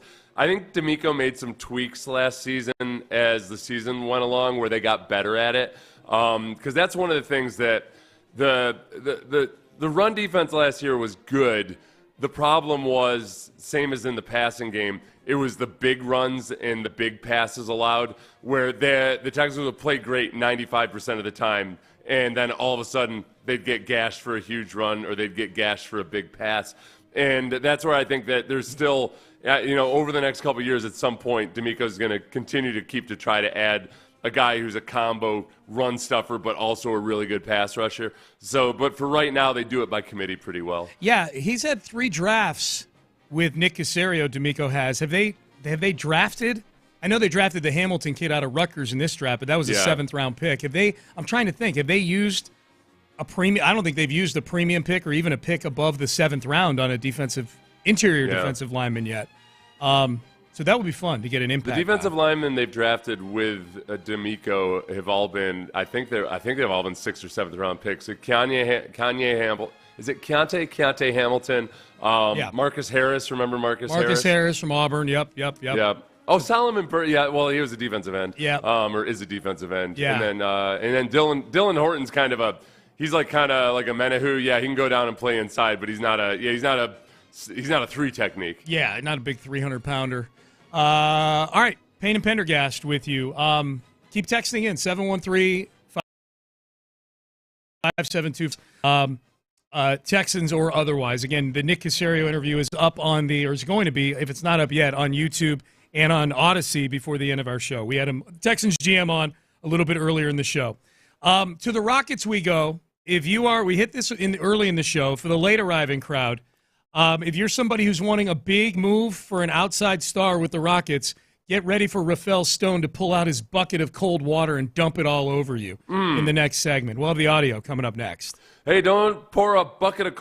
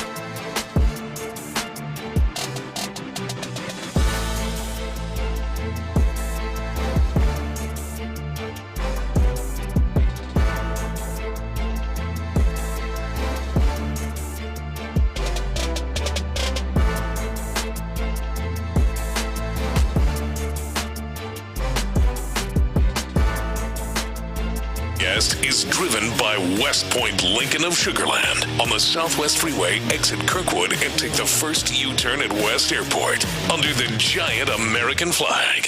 Sports Radio 610 presents Payne and Pendergast. Somebody texted us earlier. I don't know what this was about. It was 31 minutes ago, but it just made me chuckle. Being quote tweeted by Seth. Not sure what that says about my existence. LOL. That was our the guy who had said that whenever the Texans talk about physique transformations, it turns to garbage. He was referencing Kenyon Green. And I said, no, I mean, look, look, Will Anderson won our award last year for best physique transformation. Kenyon Green was second. It's a data point, Sean. Yes. Ever heard of him? Huh? Will Anderson. What does the Magnificent Gladstone call him? A touch point. It's a touch. Yes, it is a touch point. It is a It's a positive development. If with Darius Henderson, I'm more worried about his two bum feet. That he had these multiple foot injuries. Yeah. Now that is you're talking about a 7th round pick. So hopefully, what it is he had some injury issues, and and sometimes you come into the league and you don't even realize you got some structural issues. Yeah. Kind of like Jordan with his partially torn patellar tendons. Right. Yeah. It turns out he'd been hobbling around on 2 partially torn patellar tendons. Yeah. He got those fixed, and now he never gets injured. And now he's healthy all the time. Everything was once you fix those 2 patellar tendons, all is right in the world with Jordan. But he showed a level of athleticism and speed that was new once he got those fixed. He's always been a guy that's like, okay, well, he's way faster than you want to give him credit for. Yeah. His obliques and his hands are still adjusting to his healthy knees. You know, sometimes your body overcompensates for certain things that it's not used to. Years later, his hands and He's obliques. got the hands of an 86-year-old retired iron worker. He does. He should be doing a Bufferin commercial, you know? Yes. Sitting next to some 86-year-old lady with a carpal tunnel. He definitely, if you go to his Google search history, there's natural arthritis remedies on there. Dude. He's tried every different type of glucosamine. We'll talk about the Astros in the final segment. They got an afternoon game coming up today. What's the offseason going to look like for the Rockets? For those of you out there saying, got to get a star, got to go get an all-star, got to get a closer, got to get Kevin Durant, got to get Giannis, Rafael Stone gave all of you a betting tip and a big bucket of cold water right in your face yesterday. If I will give you an inside betting tip that I think continuity is very, very likely. Last summer we didn't make changes because we were really comfortable with where we were, and we'd seen really good things from our team in terms of kind of a good progression. And I think we saw more of the same this year. So I think the bar to make changes is very high. Okay. The bar to make changes is very high. Very high, which is that's something that I think people hear that and you interpret immediately in your gut as, oh, okay, well, just expect no big moves.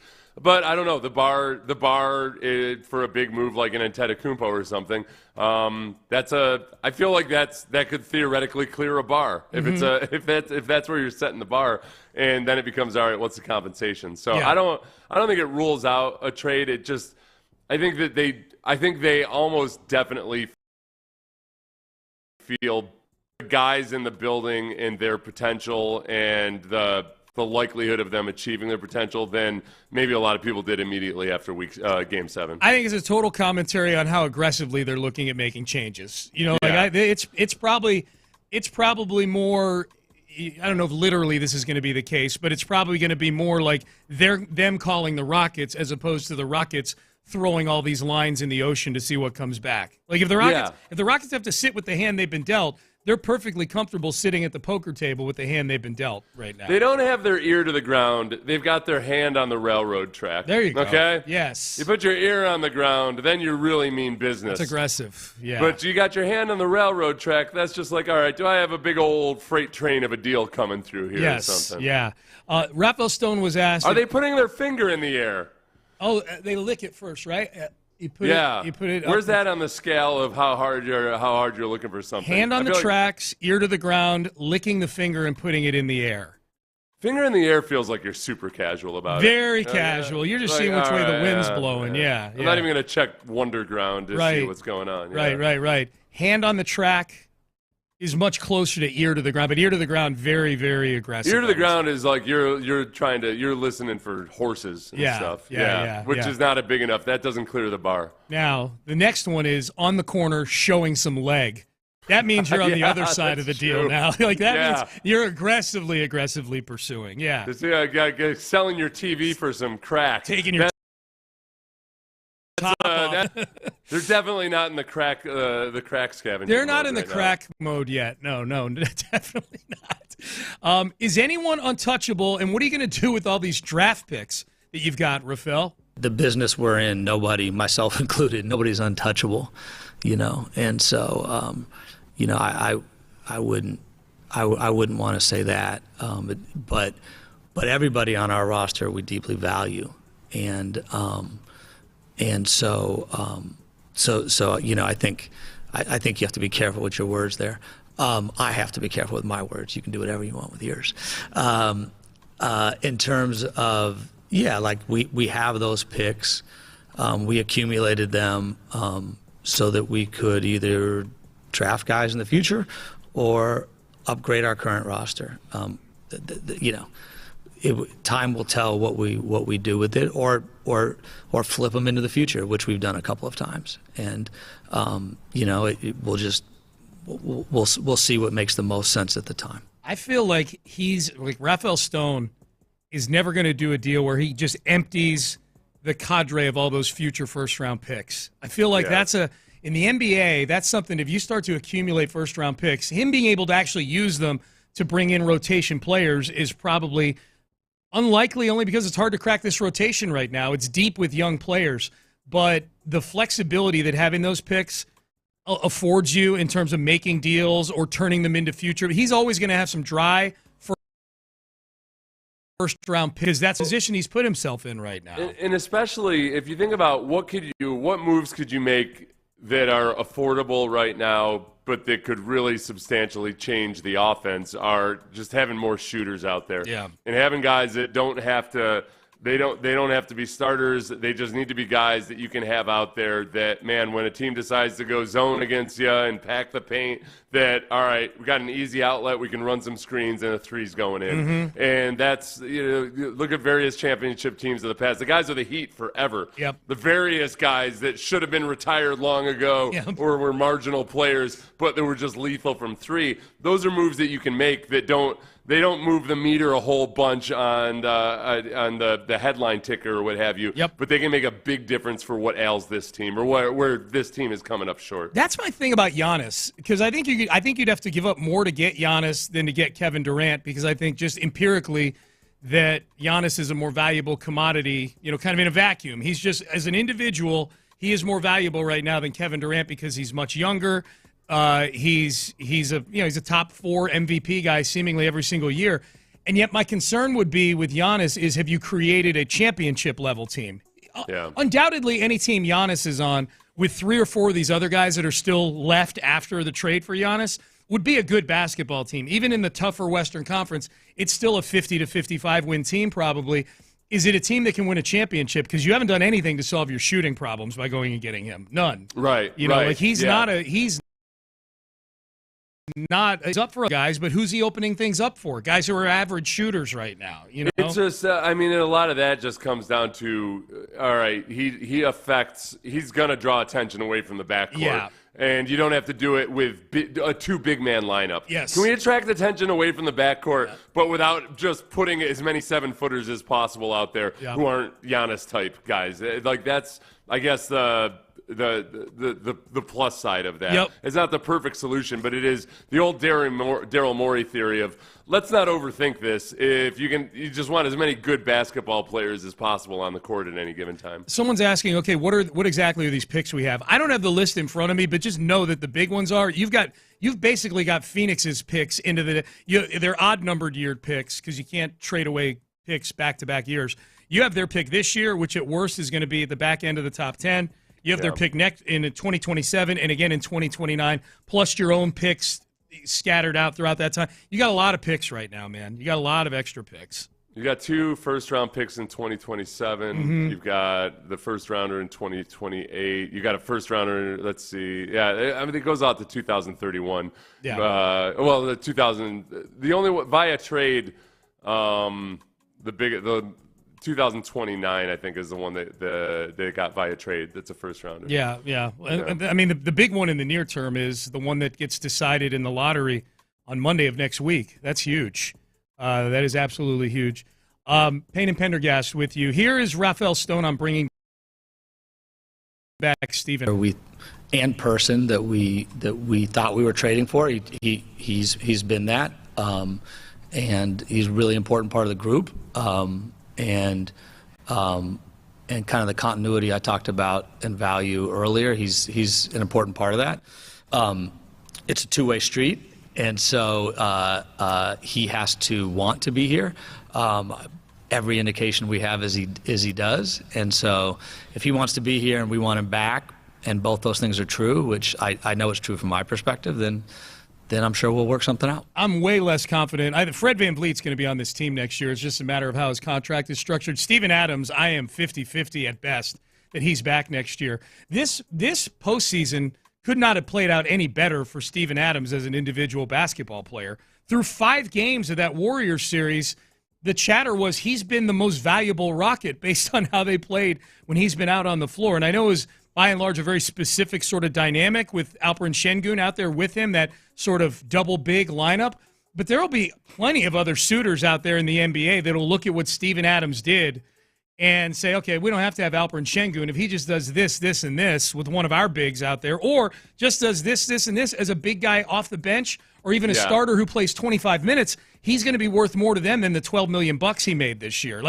His stock could not be any higher right now coming off of the playoffs than you would have thought going into the playoffs. It couldn't have been any higher, but I think you still do have those, the concerns about just, I guess he'll be one more year. So the question is, where does he settle in? Yeah. He averaged 14 minutes a night this year, but can you extend that out, and can he get back up to his historical norms? Yeah, that's fair. Health will be. You're right. They managed him a lot this year. Yeah, he'll be 32 years old. I mean, he used to play 25, 26, 27 minutes a night. Yeah. But he'll be 32 years old, but also 1 year removed from that injury. Yeah, so I don't know. He could be healthier. I don't know either. I just know there's 30 teams in the NBA. And several of them do stupid things, and are desperate and have cap space they need to use and things like that. So I say all that to say I'm not saying he won't be back with the Rockets. I think there's a decent chance he will be. I'm saying if I were Steven Adams, I would absolutely go see what's out there, and take offers. He's on that carnivore diet, which is heavily meat-based, and that costs a lot of money. Yeah. So one thing when you start dabbling in the various different diets that are very low carb, one thing you learn very quickly is, oh, wow, carbs are cheap. Meat, not so much. So he needs to get as much money as possible if he wants to keep eating bison, 4 pounds of bison meat a day. Eggs, too, man. Eggs are back up in that horrible price range, too, right now. Are they back up? Yeah. I don't care. My demand for eggs is inelastic. Oh, I buy them. I try not to pay attention. Yeah. I put down a lot of eggs. I do, too. Yeah. I do too. It hasn't stopped me from buying them, but I'm like, I liked it when these were $1.79 a dozen, not $4.19 a dozen. Come on. You're back into the inhumane eggs portion.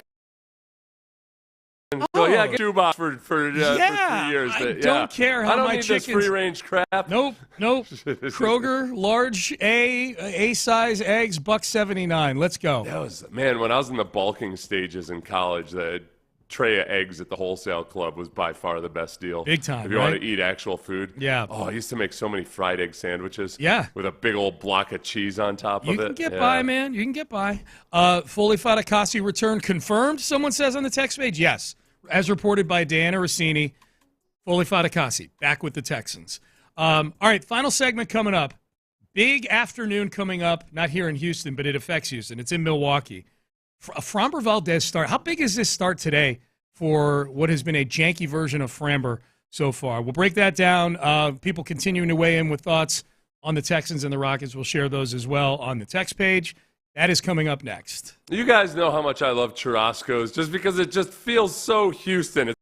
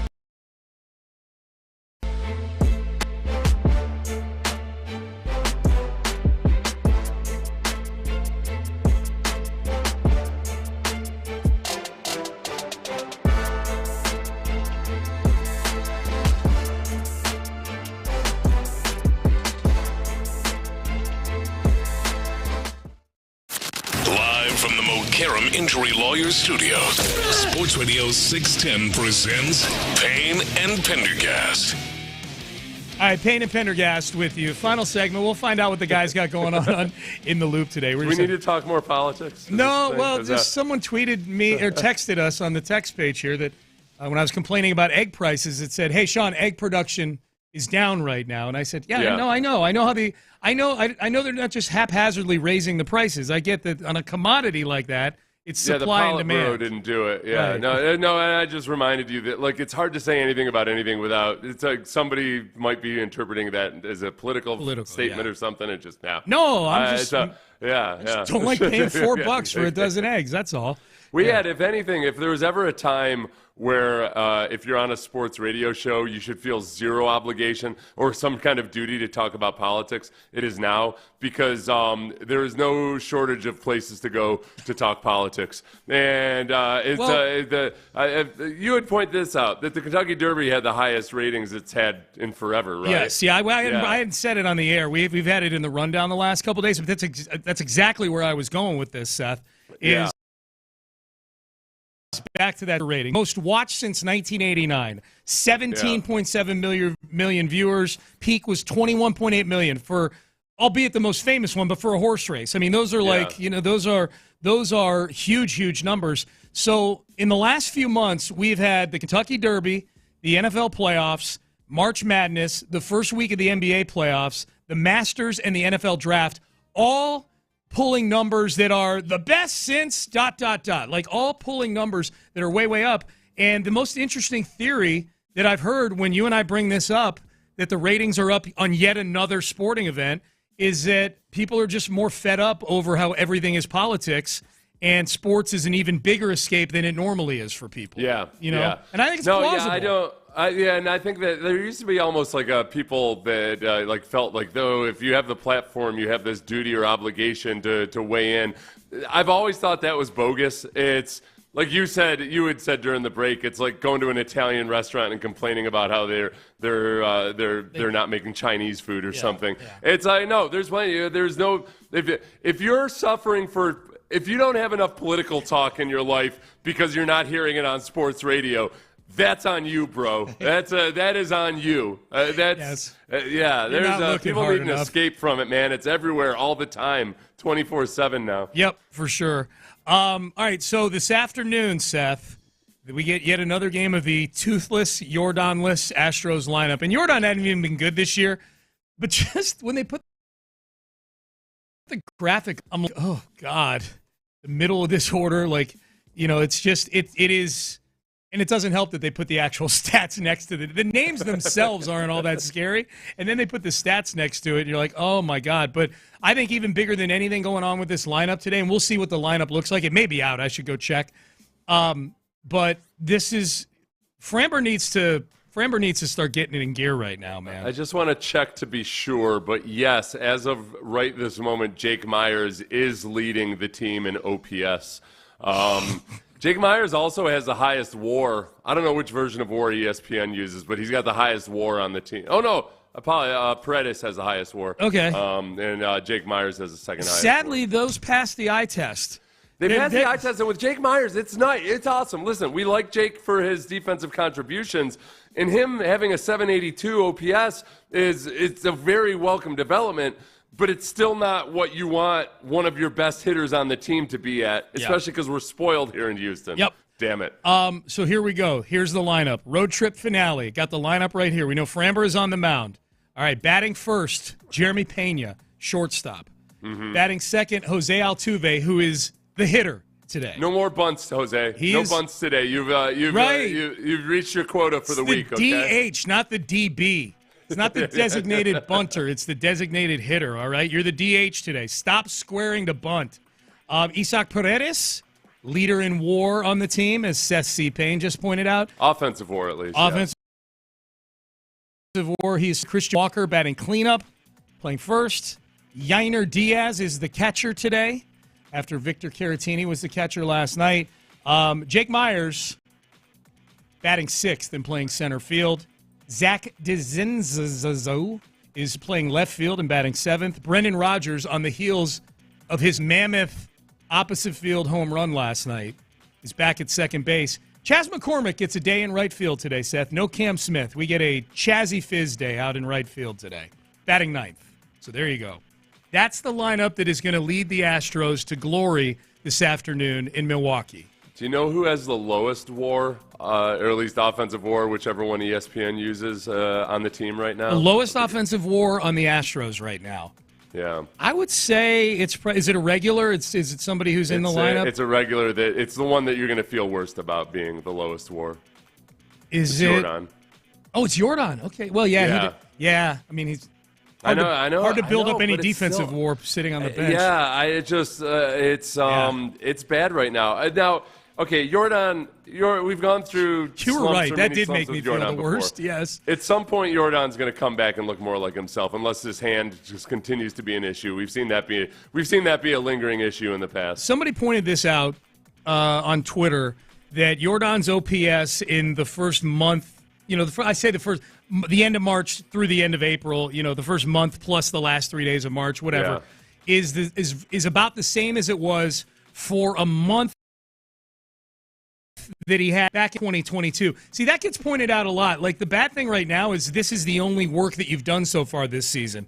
Jordan had a month where he was a 680 OPS back in 2022, the year they A, won the World Series, and B, he wound up with an OPS on the season like 900 or 1,000. Like, Jordan is capable of having really bad months and still ending up with excellent top 5 hitter type stats at the end of the year.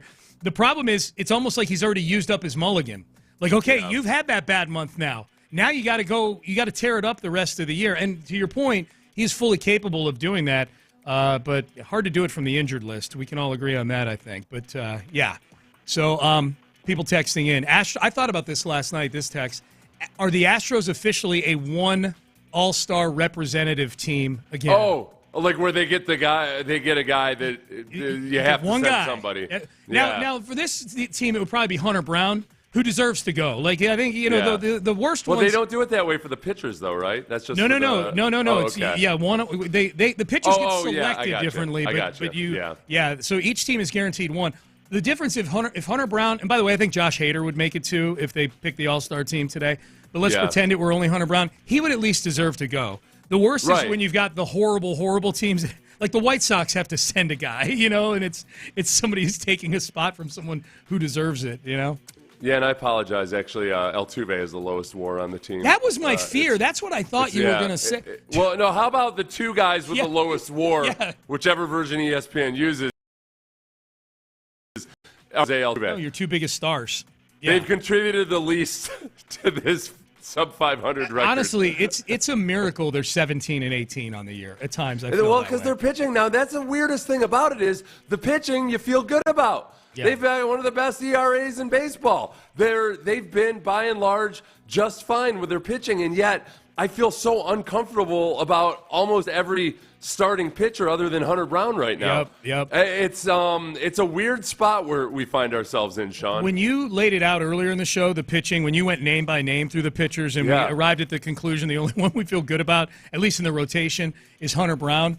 I'm like, okay, how are their numbers so good right now pitching, But they just are. Like, their pitching's been fine statistically. Can I ask you guys a question then? Absolutely. Reggie Atatula, John Lopez. Welcome. We're here. Yes. In appreciation of D&M Auto Leasing. I did want to ask you, Seth, because I'm with you there, right? That feeling of you see the starting pitcher and you're like, there's a little bit of dread deep down within your innards. And I wonder how much of that do you feel like is because you know that run support is going to be lacking? Like, how much would that change if you could guarantee that there's 4 runs on the board? I think I don't know if it would change because Framber, for one, is a guy that you need to be a horse and that you expect to just not just be out there, but be out there performing and eating up innings. So Framber, the biggest thing that makes me uncomfortable about Framber right now is what if the fact that he's a free target or whatever, trade piece or what have you, like how much of that is weighing on his psyche and affecting him? Because Framber has overcome various mental and emotional challenges in the past, but this is a new one to him. His is a psyche that is ripe to be weighed upon. It is a prime target for the demons to get in there for sure. And then likewise, Blanco, I just don't know about. We really don't know what exactly Blanco is as a full-time starting pitcher in Major League Baseball. Despite his age, he's relatively. You have a relatively small sample size with him, and right now it's not looking so hot. I think this is who he is. I think he is a 5-inning, 3 earned runs, going to scuffle his way through 5 innings guy. That's it. The one that was throwing no hitters at the beginning of the year last year, and that should have been an all-star midway through the season.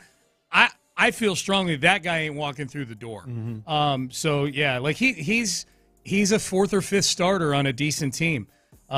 So what's up, fellas? What's the question of the day? Oh, we got a question of the day for you. Are you familiar with Jose Altuve on the base path? Yeah, the guy. You mean the guy who's got the least amount of wins above replacement in the Astros? Is there a base running war? Because that's probably impacting Altuve tremendously. Oh yeah, there's stats for base running. Yeah, don't worry. I won't look it up now. Yeah. I'll botch that hardcore. The question of the day is: what are some things in life that always make you fear the worst? Oh, like Altuve being on first. As soon as he takes off, you're like, oh! No, this isn't going to end well. This is not going to end well. It only rolled 2 feet away. Oh, my God. I appreciate and admire the conviction. He was like, I can do this. I can do this. Conviction has never been a problem with Jose Altuve. I promise you. No, yes. He's strong in conviction. The funny one for me, and I want to hear what you guys are. Okay. I know better. I absolutely know better, but I always fear the worst when the check engine light comes on. Yeah. I'm like, oh my God. You know what?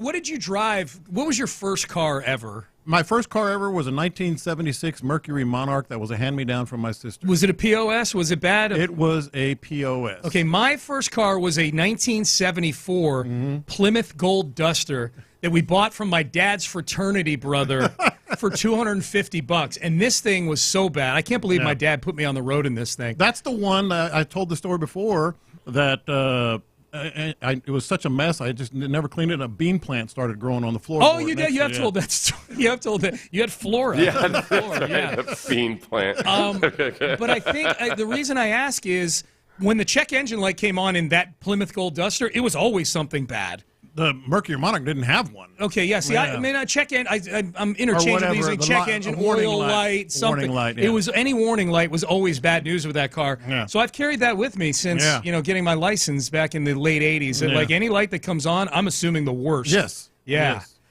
You got one, Seth? Well, any letter from the IRS. That's what I said to John in the other room. Yeah, yes. Especially if it's a thick one, because I know what that is. Yep. I've been audited 3 times. That's a request That still for blows me receipts that I'm away. going to have to go. Yeah. Like every time, I know that I have not kept the receipts that I should be keeping, but I do go out and find them, and it's a whole weekend ordeal. Yeah. Like I put on a pot of coffee. I start at 5 a.m. and I go digging. Yeah. Yep. And then the other one, I guess, would just be. I guess I guess I fear authority. Even when I get pulled over and I know what I'm getting pulled over for, I'm disgusted with myself because I feel my heart beating. Like I know, like all right, and it doesn't even have to be anything big. I was going 8 miles per hour over. I know I got it, and that's it. That's the only thing I have to worry about. And yet my heart is pounding as the cop is walking. Is there some idea that somewhere there's just like a random warrant for your arrest that's been issued that you didn't know about? No, I know, and that's the thing. Honestly, like I'll have to ration with myself. I'll be like, stop being a punk. What are you doing? Yeah. Like, what are you like? Yeah, if you're a real man, you'll punch this dude. That's yeah. right. That's right. See, I'm okay on the cops. When the cop pulls me over, I actually go and light up a cigarette, even though I don't smoke, and wait for the cop to come to the window so I can roll down the window with a cigarette and go, "What took you so long?" Yeah. You know what I mean? Like I stand up to the cop. I don't actually. I'm just as big a wuss as Seth is in that situation. Mine are IRS is a great one. Mine is any correspondence that has the address of a law firm in the upper left-hand corner, and that is a function. Actually, both of my answers are a function of going through a divorce.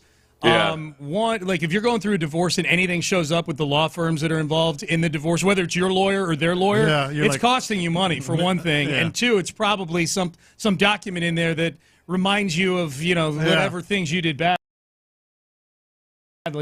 Not this anymore because my kids are all self-sufficient. They're out there earning their own bucks. But any text from my ex-wife, especially when the kids were like in high school and whatnot, like you get the text, you're like, all right, well, this text, there will be a price tag on this text. This is not checking to see how I'm doing, how'd the show go. Doesn't care. Yeah, they don't care at all. Doesn't care. I need blah, blah, blah, blah, yeah, blah. Yeah, like here, this is, multiply this by 50%. Here's the number. Although, is it scarier if they do ask how you're doing? Because that feels like they're trying to butter you up for a bigger haul. I wouldn't know. They don't even try. They don't bother. Was never asked how you doing with any of those Any texts. late night text from one of my kids. Of course, yeah. Anyone. Yeah. Like, hey. Oh, that is true, yeah. Any late night text. Yeah. That scares the crap They could be out of saying, you. hey, I just, this one happened recently. Hey, I just met someone who's a big fan of the show. He says he met you, blah, blah, blah. But I was like, oh, my God, what happened? I'll caveat that because that's a great one. Yeah. Mine would be with my sons, any individual text from one of them late at night because I'm on a group text with my sons. If I get a text from one of my sons, but it's on the group text, it just means I fell asleep in the fourth quarter of the Rockets game, and they're complaining about what was happening at the end, going back and forth with each other. But, yeah, those would be mine, like those texts, any correspondence, man. That's a big one. No, you're right, Sean. I've got that feeling in my stomach now when you talk about getting something from a law firm. Yeah. And if you've ever been sued, and I've been sued a couple times, and not for huge amounts or anything. And I was in the right, but it was just it lasts forever. You've just got this. It's just any kind of legal proceeding like that. Oh, it's the worst. I told these guys. I told John and Reggie the same here. When it comes to that, when I was going through my divorce. It was at a time where I was at my poorest also financially. I was entry-level radio, plowing through savings, debt, all this stuff. There were a lot of people I was getting correspondence from that I didn't want to see that I was getting that feeling. I just stopped going to my mailbox. Yeah. I would go If weeks. you don't see it, it doesn't matter. I would go weeks without going to my mailbox. You know what? There is a point where you're like, okay, you know what? If at some point in the future, maybe my wages start getting garnished, and I'll know that it's all over. Yeah. As long as they don't arrest me for not showing up. But Ride it there we out, go. man. Ride it out. You don't think that's a little bit strange? Things are. It was. Dude, I don't even want to go back into the headspace I was in back then. I was glad I'm where I'm at now. Things are good now. Things are great now. But wow. All right. Well, thanks for ripping back all those old scabs. Yeah, man. Anytime. Yeah. We're here for you. We're here for you. She's so matter of fact. All right. Seth, antibodies to you, my friend. Thanks for being Antibodies to you. And as of now, Jose Altuve, for the first time in his career, has a negative base running runs value on Baseball Savant. I knew you'd find it. I knew he used to make up for it with his stolen bases. You know, that you can make up for all those errors. Where this year it's not quite as much. No, God, no. Hey, Crosstalk, sponsored by D&M Auto Lease. Yes. Seth, antibodies to you. Antibodies. All right, we're done. We're out of time. You're listening to KILT AM, KILT FM HD2 Houston, an Odyssey sports station. Reggie Atatula, John Lopez, Figgy Fig. They are in the loop, and they start now. Happy Wednesday to you. You are indeed in the loop right here on John Lopez, Reginald Atatula, and Figgy Fig. You guys are getting some great answers for this. Yes, we are. Yeah, already, man. And also, I do appreciate that you did the thing that everybody does unintentionally, where they ask the question that is a security question, which is, what was your first car? Yeah, so. Oh, wow. Oh, so now everybody knows? Well, you're not. To some degree. I'm not telling you my Getting mother's in your name. password. Yeah, right. Would you happen to let us know what the name of the street was your that you grew mother's up maiden on? name. No? All right, What street did you grow up on? I've actually given that name out before, the name of the street, because I like to illustrate the hard scrabble streets of Connecticut that I grew up on. There you go. When you grow up on Winterset Lane, you've been toughened up. There's someone somewhere that has like a document. Yeah. You've been toughened up, all He's right? been giving us more information. I'm just waiting for the maiden name. The That's all I fella's need. over on Winterset. All right, let's get going on a Wednesday. As Sean referenced, the text line always available to you, 713-572-4610. Get involved with the program. Anything, everything that you want to react to, please do. Also, appreciation to the Mokaram Injury Law Firm. We keep it 100. We're bringing you the live streams, both on the YouTube page, Sports Radio 610, and on Twitch, 610 Houston. A return. Yes. We learned about this morning. I know that I first saw from Diane Rossini. I know that it's been substantiated by Jonathan Alexander, DJ Bieniemy, all of the cavalcade of folks that cover this team very closely. Welcome back. Foley Fatukasi, Fatukasi is returning the defensive tackle. I don't think I saw any details on what the number would look like, but I don't know. I can't imagine that would be anything exorbitant. But I do want to talk about what that means. But that made me think, because I immediately went to a place, and I'll give this away right up top. That there was a level of peace within me, because interior defensive line, I won't say that I was scared about it or anything, but that was a place that I was a little concerned about. It was a question. It was a little bit of a question. And what concerns or questions do you still have with this roster at this point, after the draft, after free agency for the most part, although as you see, there's still things that can happen. 713-572-4610. Well, it was a question in free agency. It was a question going into the draft. It was a question after the draft. So it's funny how just that one guy can make the entire unit look better. Because now you got Mario Edwards there. He's going to mix in. Obviously, you've got Sheldon Rankins. It just bolsters it a little bit. Yeah, and I think my concern started with Sheldon Rankins. Like, they brought him back, and I know that he has been in the system. He has a familiarity with it. He is a veteran player. That year in Cincinnati, and I understand that it's a different place. Like, all sorts of things could have happened that affected his inability to be particularly successful there. But you have to start asking the question, at what point are you seeing maybe a fall off possibly or what have you? And it felt like that was going to be some level of placeholder to some degree, with all due respect to him, in a place where now they would look to then see if they could upgrade that position, right? And find somebody who could give you what you're looking for in that one tech, or somebody that could eat some bodies, right? Eat some space when it comes to the run, but also maybe give you a little bit of additional push. Yeah. And you didn't have that, right? That was one of the things that we looked at as a potential need, quote unquote. Going into they didn't really do a lot of addressing that interior, and I don't think that you were going to be bad, but I was like, is this going to be a little bit of a half step back for that interior, and what does that do?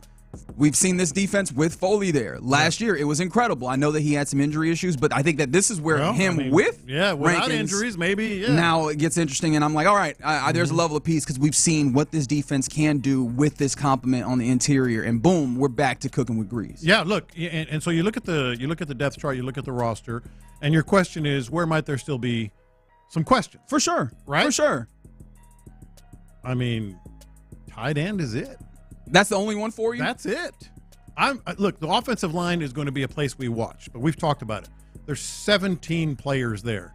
I've got to believe that they will find 5 or 8 on game day. That'll 7 or 8 will be active on game day. That will be good enough, especially with the weapons that you've added at wide receiver, with the running back you've added. Obviously, you even drafted a quarterback, for God's sakes. They might compete in the backup role. But shout out to Graham Mertz. Yeah, shout out to Graham Mertz. Am I being just too optimistic here? I think they're good, except for tight end. I think that's I thought the low-hanging fruit would remain there, and I understand what you're saying, that there's a whole bunch of guys there. I think that because of the import of it, of the offensive line, the foundational level of it, and also because of the ways that we saw it fail last year, understanding that there's all sorts of different it's going to be watched. Variables in there.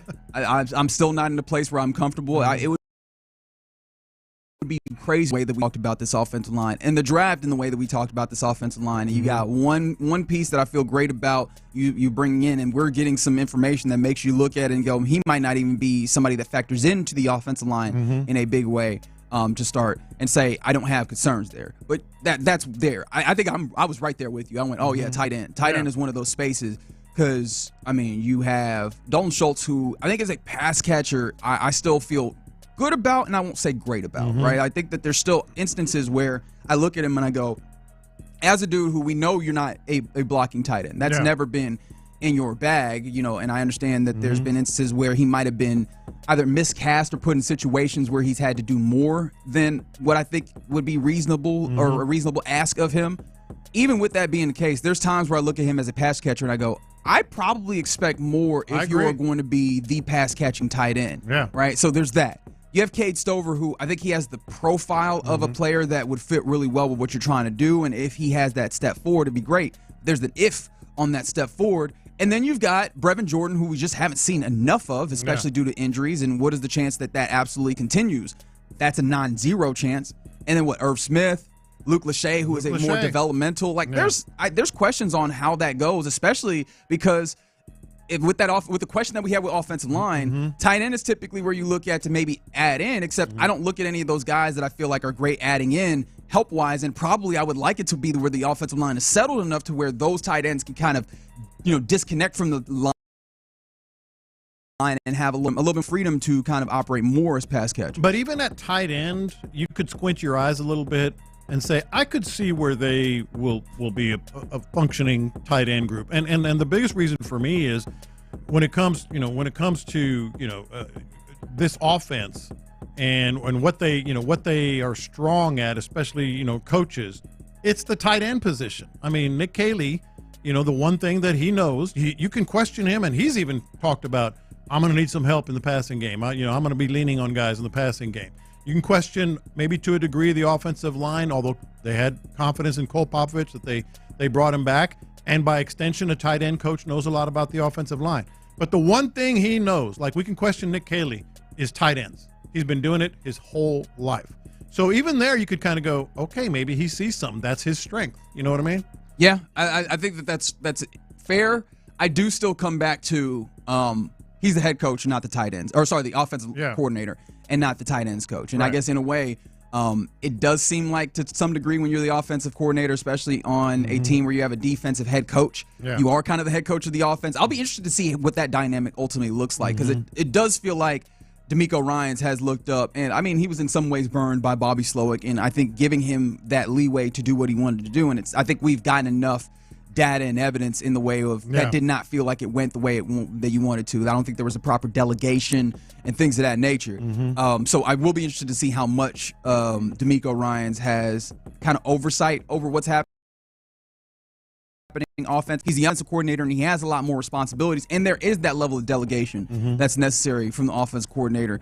And so I do wonder how much, he could probably have some edicts from the top from things that he has seen and best practices that he has gotten a feel for. I do wonder how much that translates to the guys on the field, on top of the fact that they are the guys who they are. I don't know that he's going to change who they are with some tips and tricks. But make them better? We'll see. Marginally better even? Sure. That is something that I very much hope for, and I think I agree with. How about this? This comes in on the text line. Again, 713-572-4610 is the number to text. From the 979, hope they bring in a kicker. Fairbairn, they said Fairbairn sucked last year. I don't know that that's a fair accounting of how he played last year. However, I won't say that it was perfect by any stretch of the imagination. He had some bad times at the end of the year. You lost confidence in the kicker. And you know what? They probably will bring someone just to compete and put tape out there. And then you never know, after that. But Fairbairn's the kicker. So so you feel confident and comfortable there that that was a blip on the radar and that you'll have a return to good kicking.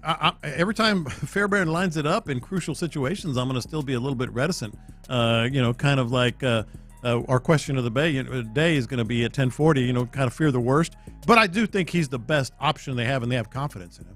I really do. Yeah, I very much would like to see that kicking competition, if for no other reason than just it would mean that he is kicking better going into the season, right? And I understand kicking is such a cerebral kind of thing that, you start talking about the types of things like the yips or what have they. I think for some reason last week we mentioned, or was it earlier this week we mentioned Roberto Aguayo, and he was always a super fascinating player to me because I did when the Buccaneers drafted him in the second round, I was like, that's kind of wild, but I do see it because he seemed like he was going to be a transformational kicker, with the distance that he had, and it was just the mental part of this that went. And it never came back. It's not like he did not have the ability to do this. And so that when it comes to kickers and any of those positions in sports that are largely mental, I do get that kind of reticence where I'm like, until I see it come all the way back around, right? You can't put that thing back in the jar, right? No, you can't put that toothpaste back in the tube. We have experience with that here. Kickers here have started out with a bang, and then all of a sudden when it goes, and you can't recover. You get the yips. I mean, it's just as simple as that. I don't think he's there, but he's shown some signs of you just not real confident in crucial situations. But that does make me feel good that ultimately I come down to it, and I'm starting to talk about the kicker and when it comes to any concerns that you have on the rosters. And to be fair, the ones that we brought up are foundational, and they're ones that are going to matter greatly into what your success is. If you can track the 2024 season and the successes and the failures that they had there to this year, right? If you bring those around and you go, all right, offensive line needs to be significantly better, and the tight ends are obviously tied into that, and they need to be better to make sure that you have, the ways that the offense that scores enough points, score 20-plus points, that helps you, complement your defense and get the wins, not just in the regular season, not getting just to 11, 12, 13, 14 wins if you get there, but then going competing against of Baltimore, of if Cincinnati gets their act together, Cincinnati, and of course Kansas City, right? Playing against those types of teams, you're going to need your offense to be at a higher level, and the offensive line and the tight ends are absolutely going to have to be better. But as you mentioned, like, it feels like there's pathways for those positions, and I don't think I'm in a place where I have the in that same way. And I'm very happy where we started that Foley is back to make me feel entirely set on the defense, top to bottom, front to back, left to right. No, I am set on the defense. This defense is good to go. There's not even going to be a whole lot of competition in training camp. There's going to be a lot of competition on the offensive line. And I guess that's where I get the confidence, just sheer numbers.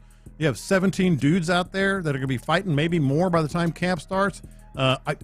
Cam Robinson obviously there, but they brought in a guy that can also play some left tackle in the second round. So, and then there are other linemen out there, and we're going to hear from Nick Caserio. And one comment he made me go, whoa. Oh, 100%. You went the other one. Everybody went there.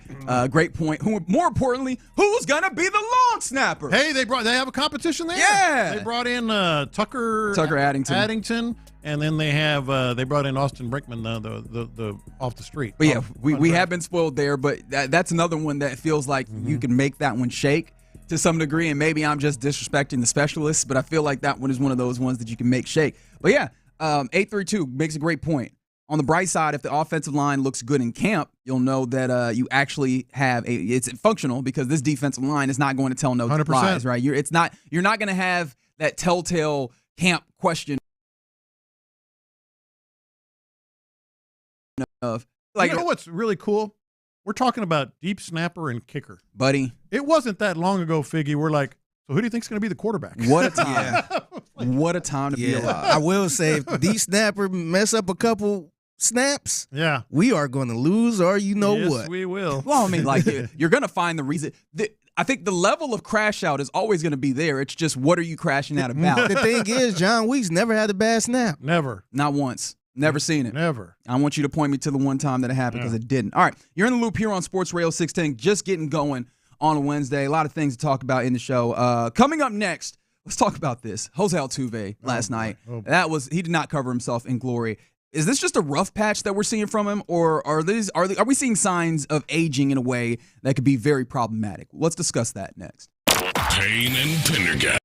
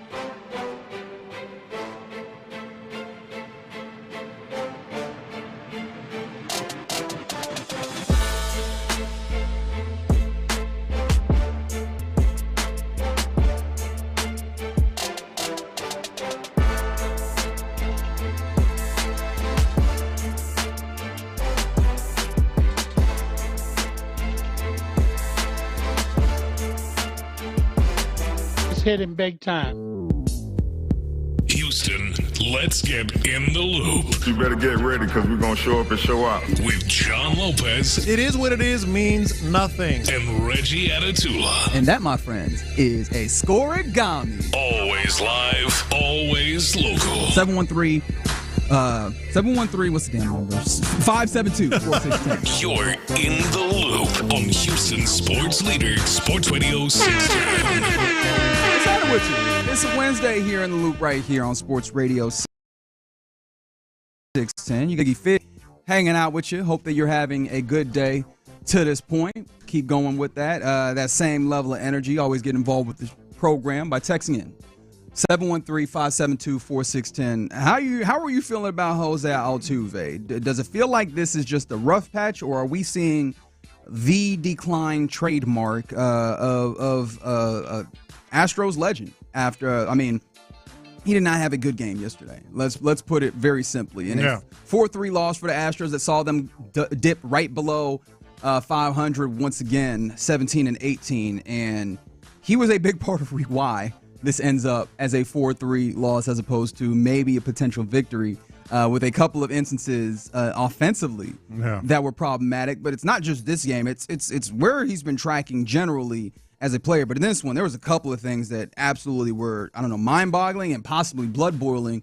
if you were watching it. Unsurprising, a little bit. To some degree, a little unsurprising. One of them really kind of on the base paths. Yeah, but man, how are you feeling about Jose? Because Jose was a huge topic of conversation when it came to the offseason. Obviously, you had a lot of moving and shaking, and one of the things that was done was him moving to the outfield defensively, finding that particular change in order to keep his bat in the lineup, but also try and get some better defense because you knew that there was a level of decline that's inherent with a player of his age. But we're starting to see one of the things that we thought was a given in the bat really trend downwards.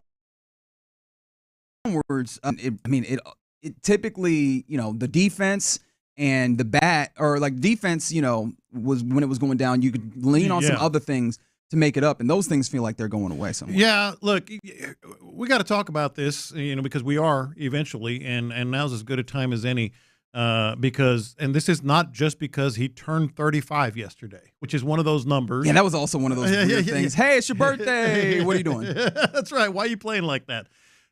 35 is one of those numbers where in any sport, baseball, tend to be maybe a little longer. At 35, you're like, oh, people, there's that term, the wrong side of 35, And so I tried to look at this not as, oh, he's 35, well, he must be slowing down. So I did a little digging on here. The most obvious numbers, well, I often say, watch what they do, not what they say. Certainly. What they say is he's the best shape of my life. Best shape of my life. He's still Jose Altuve, et cetera, et cetera. What they did was they moved him. What they did was move him from second base to the outfield. That wasn't an accident. He moved. They moved him, however you want to put it.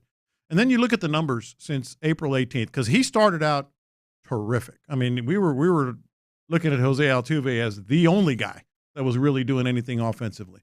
Well, since April 18th, what's that, 3 weeks now, at least? Yeah. He's batting 170, on-base percentage of 230, slugging percentage of 344. Not good. Okay. Not good, Bob. Okay, not good, but also maybe a little rough patch. And you mentioned it when we were. Is it just rough patch, or is he starting to show signs?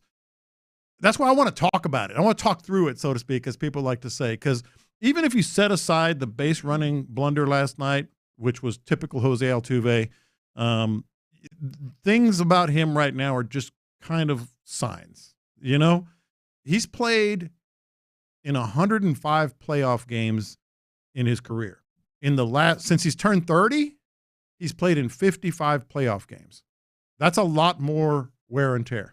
Oh, I hadn't seen you going from that perspective. Yeah, playing deeper into September and even into October occasionally November. Since he's turned 30, he's played 55 high-pressure more games, which is a good thing because they've won a World Series, 2 World Series, and should have been 3. And should have been 3, and all that. But that's a lot. 105 extra games on a guy that's now 35 years old. So there's that. And then I did the trademark Reggie Atatula deep dive into advanced numbers. Why is that my trademark? Yeah. Okay, whatever. Here's the analytics. Wow. So I sound. That's me. No, that's not me. you. That's how I sound now. No, I'm taking notes. I see you. I think people sound like that whenever they bring up stats, like deep dive stats. Yes. No, that's like one. Adam's That's one. You can't make it sound cool. That's strike number one, Figgy. I see you. He's writing it down. Oh man, he's writing it down. So this is a number that I buy into occasionally, and it's the hard hit rate. Yes. The ball coming off his bat, 28.6% of his contact is great. Strikeout rate, 18.6%. His legs are not what they once were either. Jose Altuve, the one thing you could say, he had bad base running, but he could steal some bases. He was super fast. You know where he ranks right now today in StatCast, what they call, it's basically speed. They call it sprint speed. Mm-hmm. 218th. Yeah. He's not running like he used to. 44th percentile. He's below average as well. He's not running like he used to. He's moved from second base. He was a defensive liability there. We'll see how it goes. It's going okay, I guess, in the outfield. He still makes base running errors. His batting average, it could be a bad stretch, a rough patch, as you called it, is way down. Is that a sign? That it feels like there's a lot of things that you're adding together that makes me go, ooh, this is scary, right? Like we're getting to a place where it's bad. The things that I'm trying to use to wipe away or bat away the possibility that we are seeing just larger decline as opposed to kind of rough patch. One is that I go back and I look at some of these things. Like one of the things I was looking at was also just like general bat speed, like how fast is he swinging the bat. And when it comes down to that over the last couple of years, it has been slower than I realized when it comes to like his bat I didn't speed. notice it. And that's the thing. It's like that might be where just kind of veteran savvy has allowed him, like with just the knowledge and the know-how of how to use the bat, especially with his particular the size of the bat relative to his body and everything, the ways that he is able to maybe just figured out the way to handle that. So that helped me kind of ease this way. And I guess the other one is more of a question. How much do you think the move and the ways in which he is almost with like a childlike glee thrown himself into the new challenge of playing in the outfield might be taking some of his effort and energy mentally away from the offensive pursuits that he typically is giving you? Maybe. No, I think that's definitely on the table. And one thing we have all learned is don't count out Jose Altuve. And so that's why I'm making it more like hey, let's talk through this here, because I don't want to count out Jose Altuve. But what's the one thing that stands out of all those things I listed? He's 35 now, all these extra playoff games, his batting average and on-base percentage and slugging percentage since April 18th, the move from second base, et cetera, the hard hit rate. The one thing it's the speed. It's the speed. Yep. Right, because that has been like with it being a smaller body, that has been kind of the equalizing force for him. Right, is the ways in which he could use that speed to leg some things out. I know that the hard hit rate is probably one of those ones that is up there, but it feels like everybody on this team just isn't hitting the ball hard, which makes me wonder like if this is something team wide. Like these are the things that I imagine people look at when they start clamoring for the hitting coach to be fired, is that there's something across the board that you're not seeing from this team. And so maybe you can put that there. The sprint speed is just one of those things that, hey, man, eventually you get slower. And it's showing up right now in that eventually he is indeed getting slower. And that might be the thing that also just makes it untenable with all the other stuff, right? All the other stuff that is kind of inherent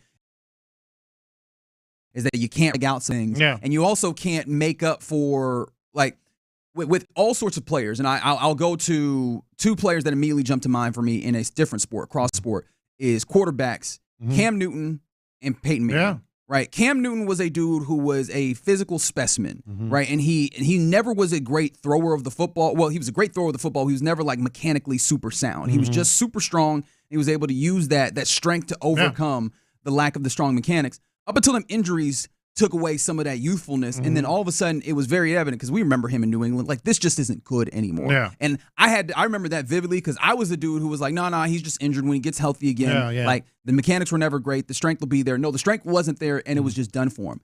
Juxtapose that with Peyton Manning, where he never had a great arm, and one of the things that he did was he thought his way through the game, and he was able to use like the brain portion of this to overcome the physical limitations. Which of those dudes feels more like it speaks to what Jose Altuve is, especially when it comes to that speed? Yeah. It feels like it's more Cam Newton. It's more Cam Newton. And it feels like if that's starting to go, I do wonder, like, especially when you talk about his base path etiquette, which has never been good. Yeah. Right? You're not making up for that. Base path etiquette. I like that. You're not going to make that up with the speed. And I'm not saying that he's not smart enough or anything, because that'd be asinine, but I do want, like, at what point do you get to the place where he's an old dog and not going to learn the new tricks of how to do this properly? Figgy, it's the speed, man. Like all these other things, we've seen him have these patches and overcome them. Even the bat speed, he's got the savvy. He's got the Peyton Manning, sort of knows what, where the pitches are, can hit anything occasionally. But here's the thing. The calendar just turned to May. It's May. It's early. That's me saying that. and his speed is already ranking him 218th, in the bottom half, and that was one of his calling cards. Yeah, and this is the part of the season where you're supposed to be kind of fresh. Yeah, like this is the part of the season where you're supposed to have some juice to you. Mm-hmm. And so yeah, man, I'm starting to get concerned just all the way around, but him in particular, because again, one of the things that I keep looking at is he's supposed to be one of the guys that you hang this offense on, and even then, like that was part of the impetus for kind of moving him back to kind of have him be in a place where he can be more of a guy that you lean on, and that's sliding, and it feels like as a team you're sliding, and the things that I guess in a way the hooks that are supposed to keep you in those slide moments for the entirety of the team are also sliding, and that's real disconcerting. On top of the fact that what the hell was he doing with that bunt? Did you see? Yes. Like that was the second day in a row in Astros. I forget who did it the day before. It was like, why are you bunting number one? And then it's a pop up. That was the thing more than anything. Like maybe that's the worst way to go out. Oh my gosh! You might get me on the idea that because the offense has been bad enough to where it's like, yo, we need to get to this small ball, get him on, get him over, get him in. All right, cool. What the actual hell was that? Was that bunt though? Like I feel like you got to be able to put something better. Like switch it up. That's second words to a bunt strikeout. Oh yes, you missed the ball. So, anyways, I don't know that we have an answer, but it seems like 9-3. There's people that are holding out hope that it's a rough patch for him, and I mean you got to hope that, because otherwise, like what's the alternative team? It's probably a rough patch, and I think he could kind of come back from this, but you got to remember, he is 35, man. Yep. And we talked about the mileage. Mm-hmm. So I'm not saying they need to move on from him, but you kind of got to start. Again, it's just one of those things you go, ooh. You got to start thinking like he ain't going to be here forever. Yeah. Right. And the 2-8-1, move Altuve to DH at least until Yordan comes back. And it does feel like that's probably what's happening here. And you hope that maybe that ends up being the saves jump the legs start. a little bit, Yeah, too. maybe that's the jump start of what gets him back going the way that you need to with the bat. All right, you're in the loop here on Sports Radio 610. Coming up next, inspired by Jose Altuve and the ways in which once he takes off, that feeling that you have within you, what are some things in life that make you fear the worst? 713-572-4610. We'll discuss that next. All right, well, now we're going to discuss D&M Auto Leasing, getting your new vehicle the right way.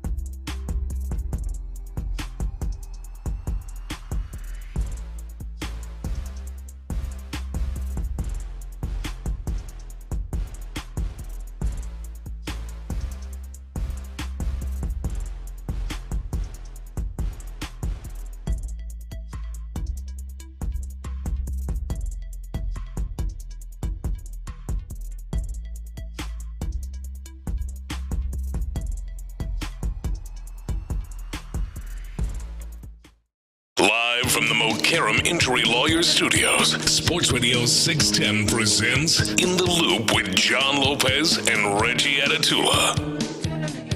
All right, you're in the loop here on Sports Radio 610. Let's get to our question of the day, inspired by Jose Altuve and that feeling you get when he takes off trying to steal a base.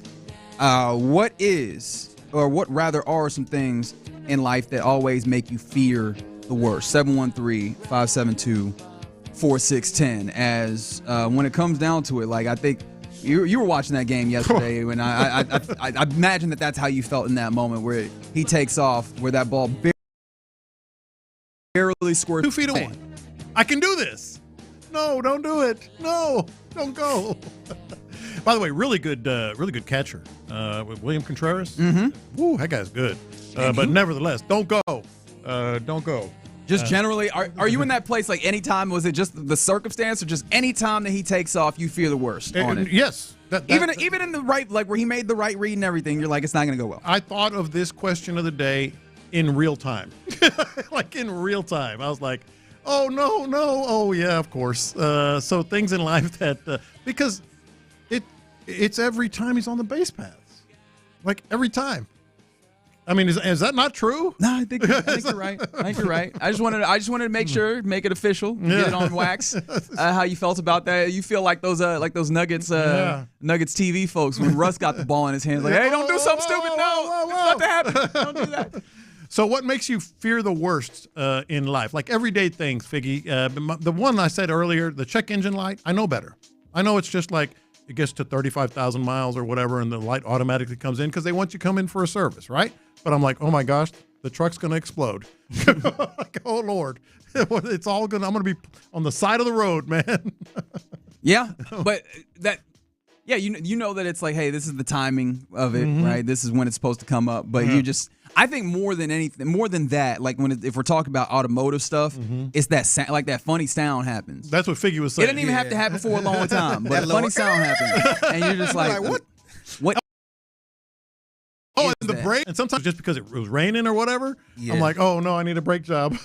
Sometimes it's not even my brakes because you're in Houston. There's a lot of different cars out here. Some of them well maintained, some of them not. You just hear a squeal somewhere, and you're like, it better not be mine. Like I just paid for this. I'm not trying to get out here and do that again. All right, for me, it's like when your Wi-Fi is down for a moment, like whether it's just not connecting or something. I immediately go to like, did I not pay something? That's right. Oh no. Are there issues with accounts?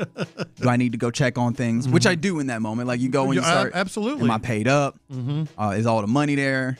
Did money go to the right places? Like immediately I'm like, oh no. Someone's gotten into my account. Yeah. Someone's messed some stuff up. Like I immediately go, but that's because of the finances, man. Finances immediately take me to that place where I am worried for everything. What about Figgy? I'm curious on yours. I think I won't say it because I think this is yours. What do it have to do with potholes? That's a good one. Go ahead. Oh, so you're still in everybody's in the car mode? Yeah. To me, when you hit a pothole and it just boom.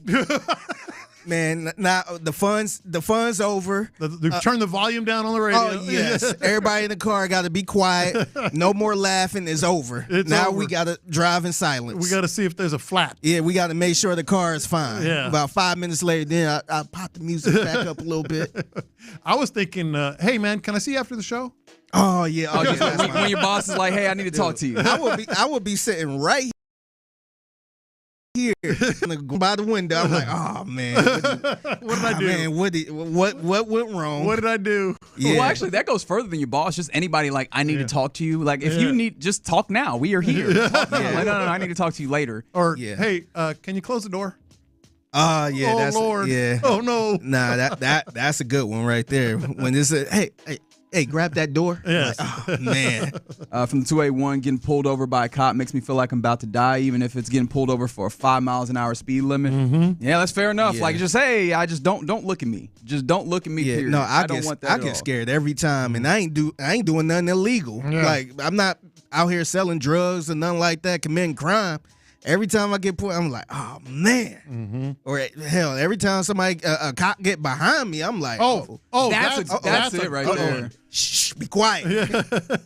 You turning down the radio? Yeah, everybody shut up. The cops behind me. He might hear you. That is without fail every time. time. Their kids always try to look back, like, don't turn around. Don't look at it. Yeah, put your damn seatbelt on. Why would you turn around when the cop behind us? Meanwhile, that cop on the phone, he ain't even paying you no attention. Oh, 281 with a great one, an absolutely great one, because we share our debit cards, and you get like the alert, hey, the $348 charge, and I'm like, oh my gosh.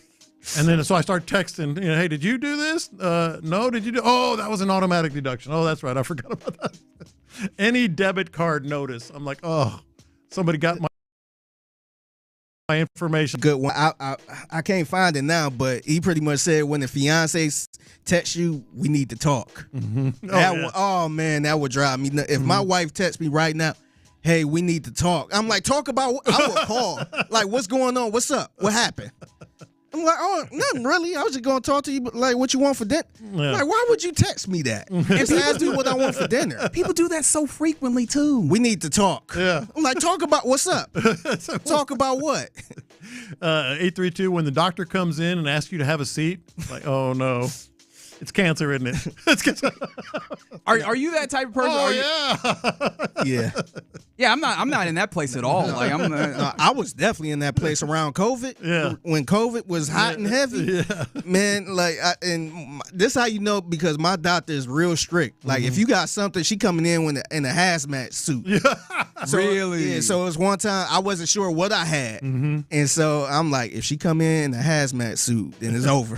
What'd she do? She came in a hazmat suit. I was like, oh my God. Oh. It's over. Like, you turned into Red Fox? It's over. Yeah, she was cracking up. Elizabeth. Yeah, I was like, oh man. Oh God. And she says, no, you got the flu. Yeah, that's exactly what it was. I do wonder, like, how much of that happens in sports for you, because I remember vividly somebody. There was a time that I had used the breaking news sounder a little recklessly. Oh, about yeah. a minute, and people, as soon as they hear that breaking news sounder, like, oh gosh, what did the Texans do? Off for the season, like I do wonder, are there things in the sports realm? I got a good sports one. Mm-hmm. When you see C.J. Stroud get hit a little too hard, and it's fourth and 25, and he kind of rolls over. He limping off the field, and then you see Davis Mills with the helmet throwing the. You like, oh man, oh no, C.J., come on, man, C.J. Oh yeah, anytime the backup's like, let me warm up a little bit. You're like, no. Yeah. No. Yeah, you just like, oh, God, Davis Mills warming up. Oh, man. Steven Adams shooting free throws? That didn't bother me. I don't feel the worst. Yeah, that didn't bother me. I feel good. I was always like, come on now. Bend your knees.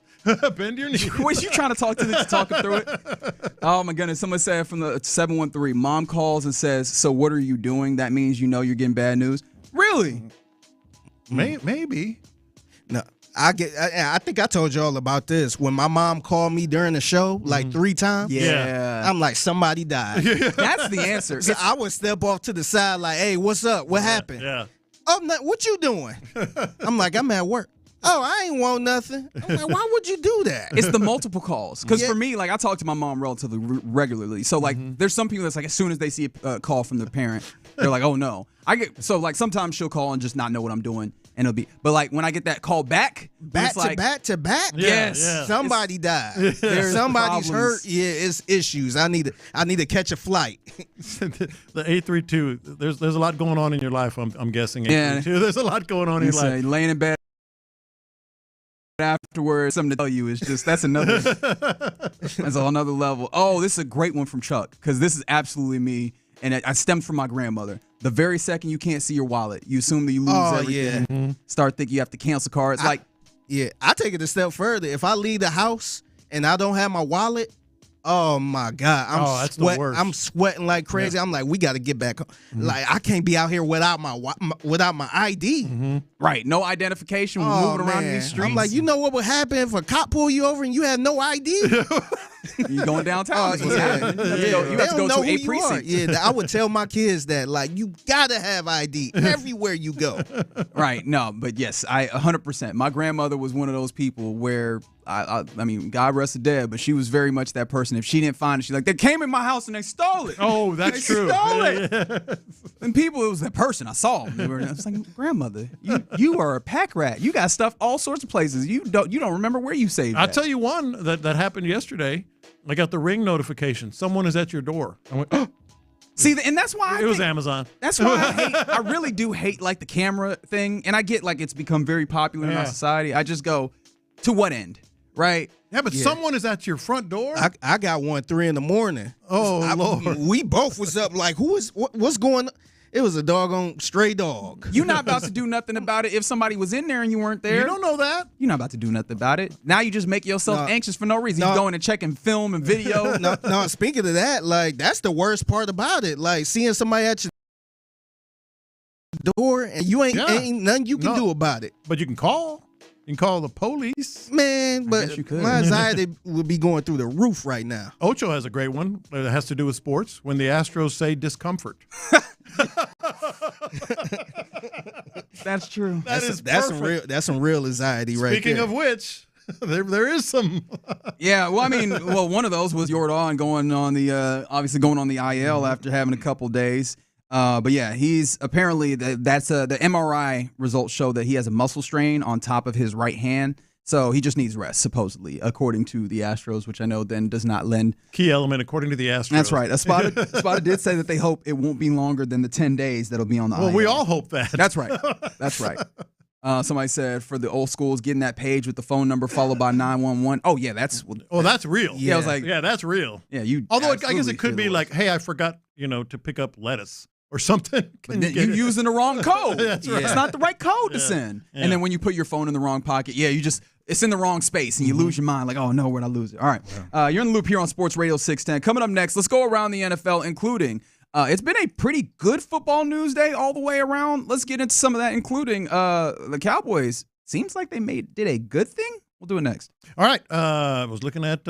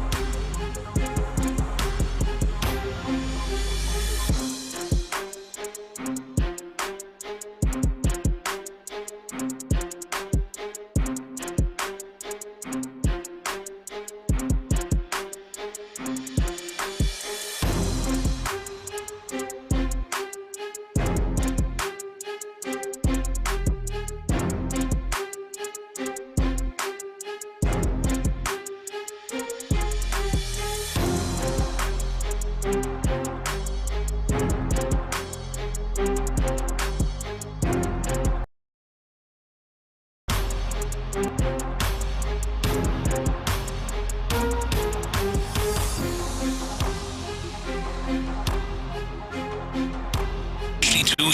insider access, exclusive content, Sports Radio 610. The Texans play here, an Odyssey sports station. Let's go around the NFL in the Loop style. Why are you smiling? Because I love football. Here's John Lopez and Reggie Adatula. I'm going to tell you all about how much fun you're going to have this season. On Houston's sports leader, Sports Radio 610. All right, we're about to go around the NFL here in the Loop, but we were just in our question of the day asking what are the things in life that happen and make you fear the worst, and a couple more came in over the break. When that gas light comes on and you're within, like you're not too far away from the next gas station, maybe 5 miles, and you know that you got some space. You got 40, like, 50 miles. Yeah. We getting close. That happened to me kind of recently. I was on the freeway and the gas light came on, stuck in traffic. See, now that's on my way to work. I bet you turned that AC off though. No, I actually didn't. You was playing dangerous. I did go somewhere else. I'm like, man, I went 288 just so you could get to a gas station. Yeah. When you can't find your keys, now you're worried about if you have to call a locksmith. Mm-hmm. That's a great point. Oh, I locked them in the truck. And especially depending on how many keys you got on there, right? Like, now, what all the keys do I have to get? Mm-hmm. And then when anyone on the Texans has a hamstring injury. Mm-hmm. Any soft tissue. Yeah. Fuller. Mm-hmm. Brother Will, as soon as I saw Will Fuller's name, I was like, damn it. Yeah. Yep. Golly, man. Yeah. That man, you breathed on him, he got injured. Mm-hmm. All right. Let's go around the NFL, I guess let's start with the Texans because they did have some news this morning. Welcome back, Folorunso Fatukasi. Foley Fatukasi, defensive tackle, one tech specifically, will return to the Texans this season, really solidifying that need that they had in the interior of the defensive line. That was one of the things that was talked a lot about going into the draft. Like, would they be able to find a player to do that? And only God knows if that was kind of on the kind of radar, something that they wanted to do that they just did not address in a certain time because of the ways that the Texans operate the draft. So with only exiting the draft with the 7th rounder, Keontae Hamilton out of Rutgers, like, it feels like you needed a guy who you feel comfortable with playing in the rotation, and Fatukasi absolutely is that. Definitely solid at run stopping for you last year, so bringing him back, giving you a little bit of a clarity as to what the interior defensive line looks like for the 2025 season. Completing the defense. They're good. Defense is, we talk about how good it's going to be. It could be great. It was great for long stretches last year, and he's going to be a healthy him makes it pretty darn daunting on opponents. Yeah, I mean, this still feels like it's something that if you have your druthers, you would like to have a player that kind of can do that run stuffing and then also give you a little bit of push, but those are the special ones in the interior defensive line in the league, right? There's not like 5 of them. Yeah, the highlights are the guys that are really coveted around the league, and you were hoping that maybe you could get something to that end. You didn't, but I think this is I don't even feel like this is a consolation prize. It just feels like you did what you needed to do to solidify that space. Yeah. I'm great. I feel great about this defense going in. Like you have to, and you should. Right. So that's a good thing. Some good news on your Wednesday. Some other things around the AFC South in a way, as the Jaguars, the magnificent Gladstone, doing a little bit more changing what that team looks like. And it makes sense, right? Obviously, we know they drafted Travis Hunter, who will get a lot of reps at wide receiver if all the tea leaves are read correctly. And so they actually, a year after signing him to, or actually not a year, but after signing him to a pretty nice contract for the Jaguars, they will be releasing Gabe Davis, the wide receiver, who I think he's going to represent like a $14.5 million dead cap for them. They're really just reshaping what they've got there. He probably did not profile as one of their top 3 wide receivers. Obviously, they got Brian Thomas Jr., and then they added in a Travis Hunter with also Diami Brown, who feels like he's more of that slot guy. So that feels like what they're rocking with. Does this change at all how you feel about the Jaguars or even Gladstone himself in the ways that he's going about? Well, I will say this. I don't know if it changes much. Travis Hunter sort of makes you pay attention, if nothing else. But I still don't think I wouldn't worry too much about the Jaguars, but I will give them this. They know what they want. I mean, they're making big-time moves at the wide receiver position, et cetera. They certainly have a plan. Now, I don't know if that plan's going to work, but they're making some big-time moves with their skill guys. Right, and I will give a level of credit to Gladstone in that you're right. They know exactly what they want. They're going for it, and I don't think they're wasting time on it. Like I think everybody still looks at the AFC South as though it is the Texans to lose, and I think that would be 100% the right way to look at it. And I think that they also view it as, okay, that's fine. And I know that they would not say that openly, but they are going to make the moves and take the lumps where they need to try and push themselves to a place where they contend. Like, I'm starting to look at Jacksonville as, over the next couple of years, being a team that's going to try and nip at the heels of the Texans. Of course, if the Texans do the things that they should be, you should look forward as to what the Ravens and what the Bills and what the Chiefs are doing and how you contend in that space. But in the division itself, feels like Jacksonville is starting to get themselves, align the organization with the way that they want to go. They have a plan, and they're sticking to it. Now, I don't know how good it's going to be, but exactly that. Right. Some other wide receiver news wide receiver acquisition news. I did see a friend of mine send me a picture. This is a roundabout way of getting to this news, but there is a account that I like on social media called Fat Kid Deals, where they put up things that are good values or what have you. And one of the things on Amazon that apparently is going on sale, a Metcalf Pickens 2026 T-shirt, because that is not going to happen in Pittsburgh. It will not be Metcalf Pickens. Pickens will be a Dallas Cowboy. The Cowboys and the Steelers have executed a trade early this morning, in fact. I think it was even before the fellas got on air. It had to be about 5 in the morning. Early. I mean, even 6 out on the East Coast. But Jerry Jones up in the early hours in the morning getting a trade done that would send George Pickens and all of his shenanigans to the Cowboys for, I think that it was a 3rd round pick ultimately, and then a 5th and 6th round swap in not the 2026 but the 2027 draft. So there's a little bit of value change there, obviously, between rounds. But really the major part is a 3rd round pick that was given up for George Pickens. How do you like that, especially with the Cowboys had, and Jerry Jones specifically had these conversations ahead of the draft that we've been working some possible deals. Big deals. Sometimes it feels like he's just talking. You got done with the draft, there was no deals. Here's at least one of them that maybe you could see there. How do you like the way that they have put together this roster right now? I think in a perfect world, it's going to help Dak big time. Obviously with CD, et cetera. But it isn't a perfect world with George Pickens. I just feel like this is another volatile part of the volatile mix that is the Dallas Cowboys. The Steelers, they got a 3rd round pick.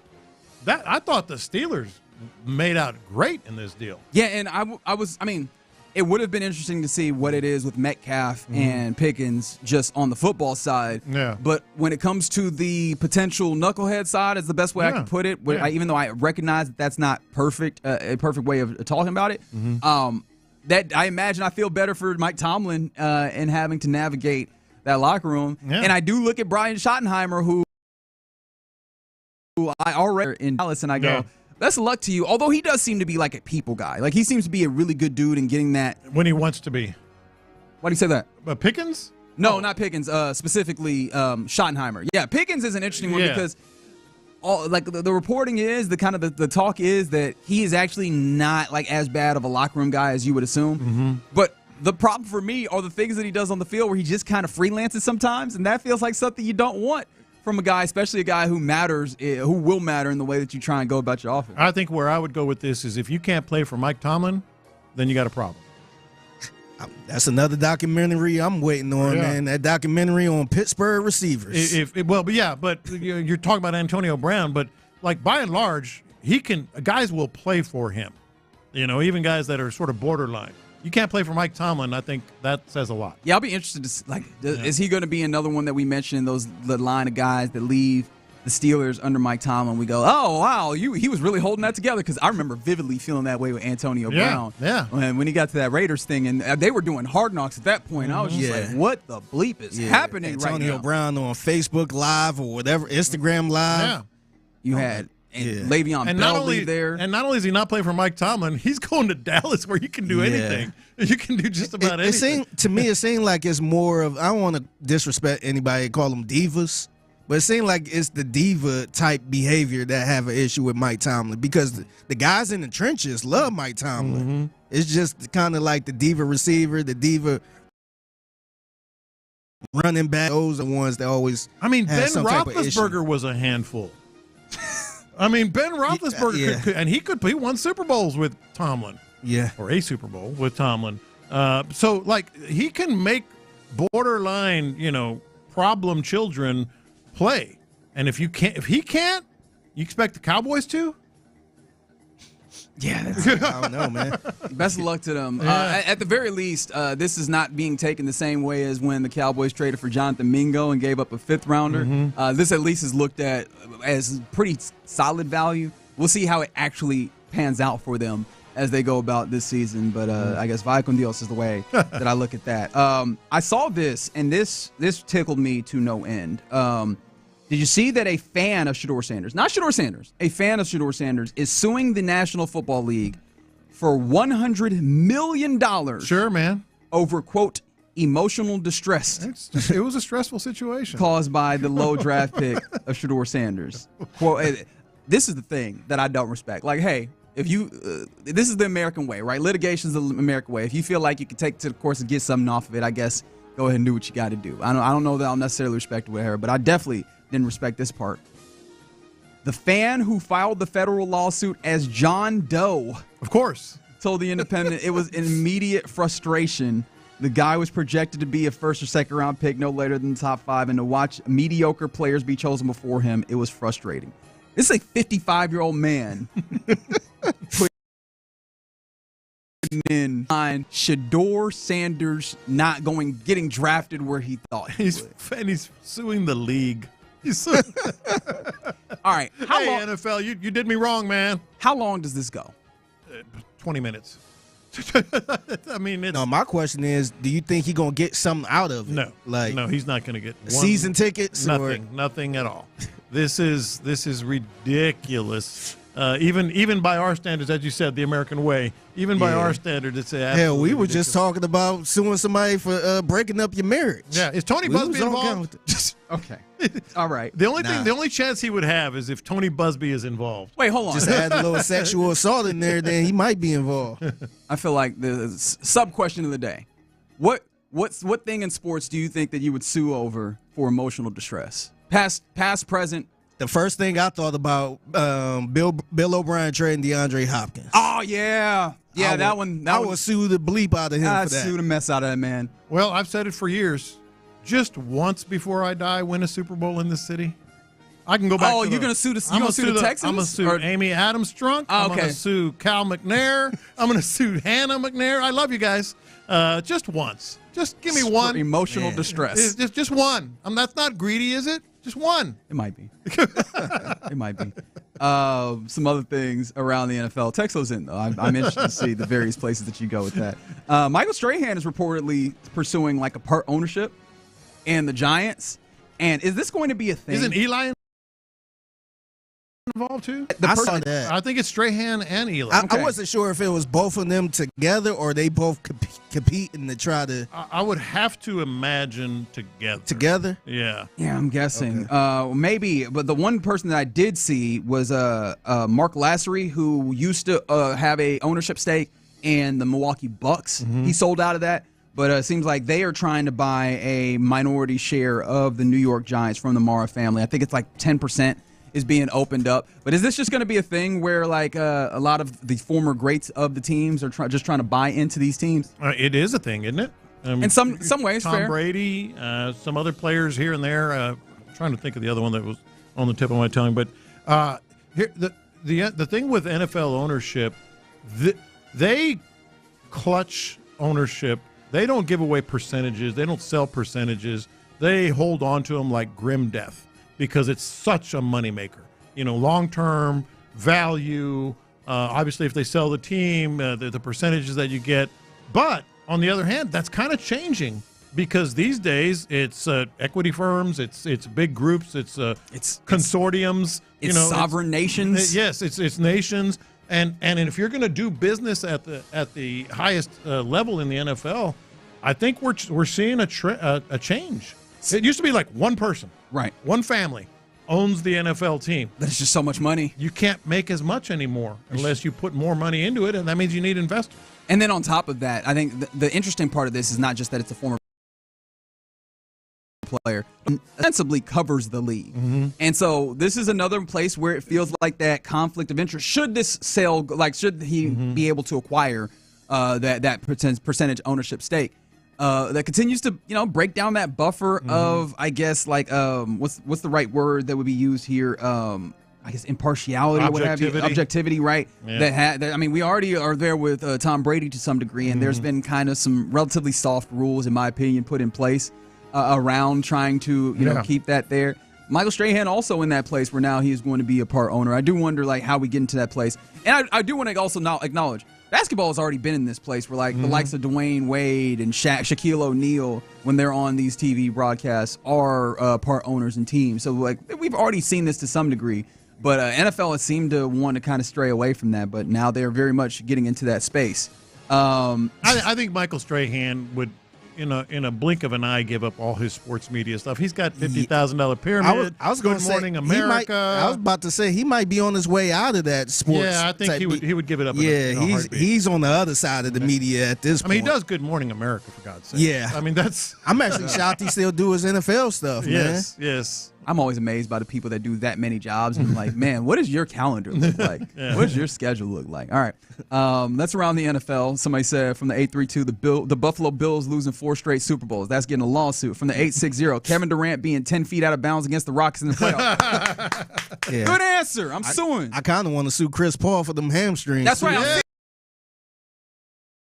Is there an insurance policy there somewhere? And somebody said sue James Harden, just period, like just sue James Harden. I respect it. Can I sue John Stockton for hitting that 3? Yes, you can, friend. Sure. You can sue him for that. Keep those coming in. And yes, I agree with the person from the 713 who I imagine might have some level of legal understanding. That clown's lawsuit will be dismissed with prejudice, and the judge will order monetary sanctions against him per the rules of civil procedure. I think it'd be funny. I just was amazed that he actually thought that was a good thing to do. All right, coming up next, Nick Caserio jumped on with the boys in the morning, Payne and Pendergast, and there was a lot of things that we'll break down over.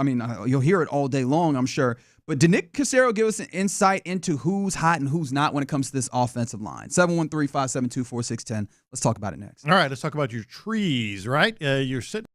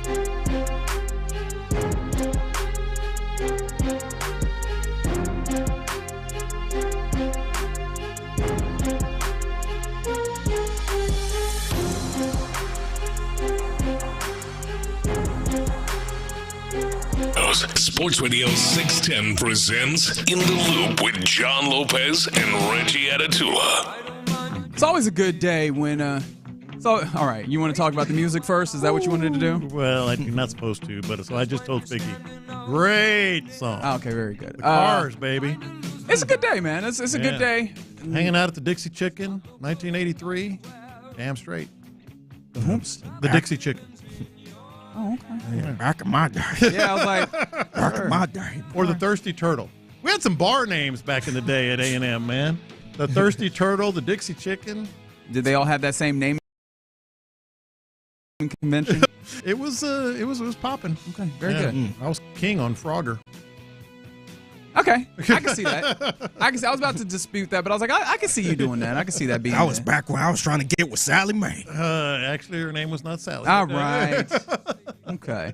Yeah, Nick Caserio jumped on these very airwaves earlier today, 7:30. In fact, if you're using the Odyssey Rewind function, or if you're checking out the Payne and Pendergast podcast, it's always fun when Nick Caserio gets on gets on the show, and then I don't know how exactly this worked time-wise, but in my mind, he promptly got off the air and went and made sure that he got Foley Fatukasi back in the building. Yes, he did. But he talked a lot. It's information we could have used during the broadcast. No, I guarantee you, he already had that. It was already set and done. Just waited until after the show. He couldn't give us a scoop. I thought you were a friend. I thought. All right, hey Diana, just want to let you know. I thought we were boys. We made a sign. I was like, come on, help out.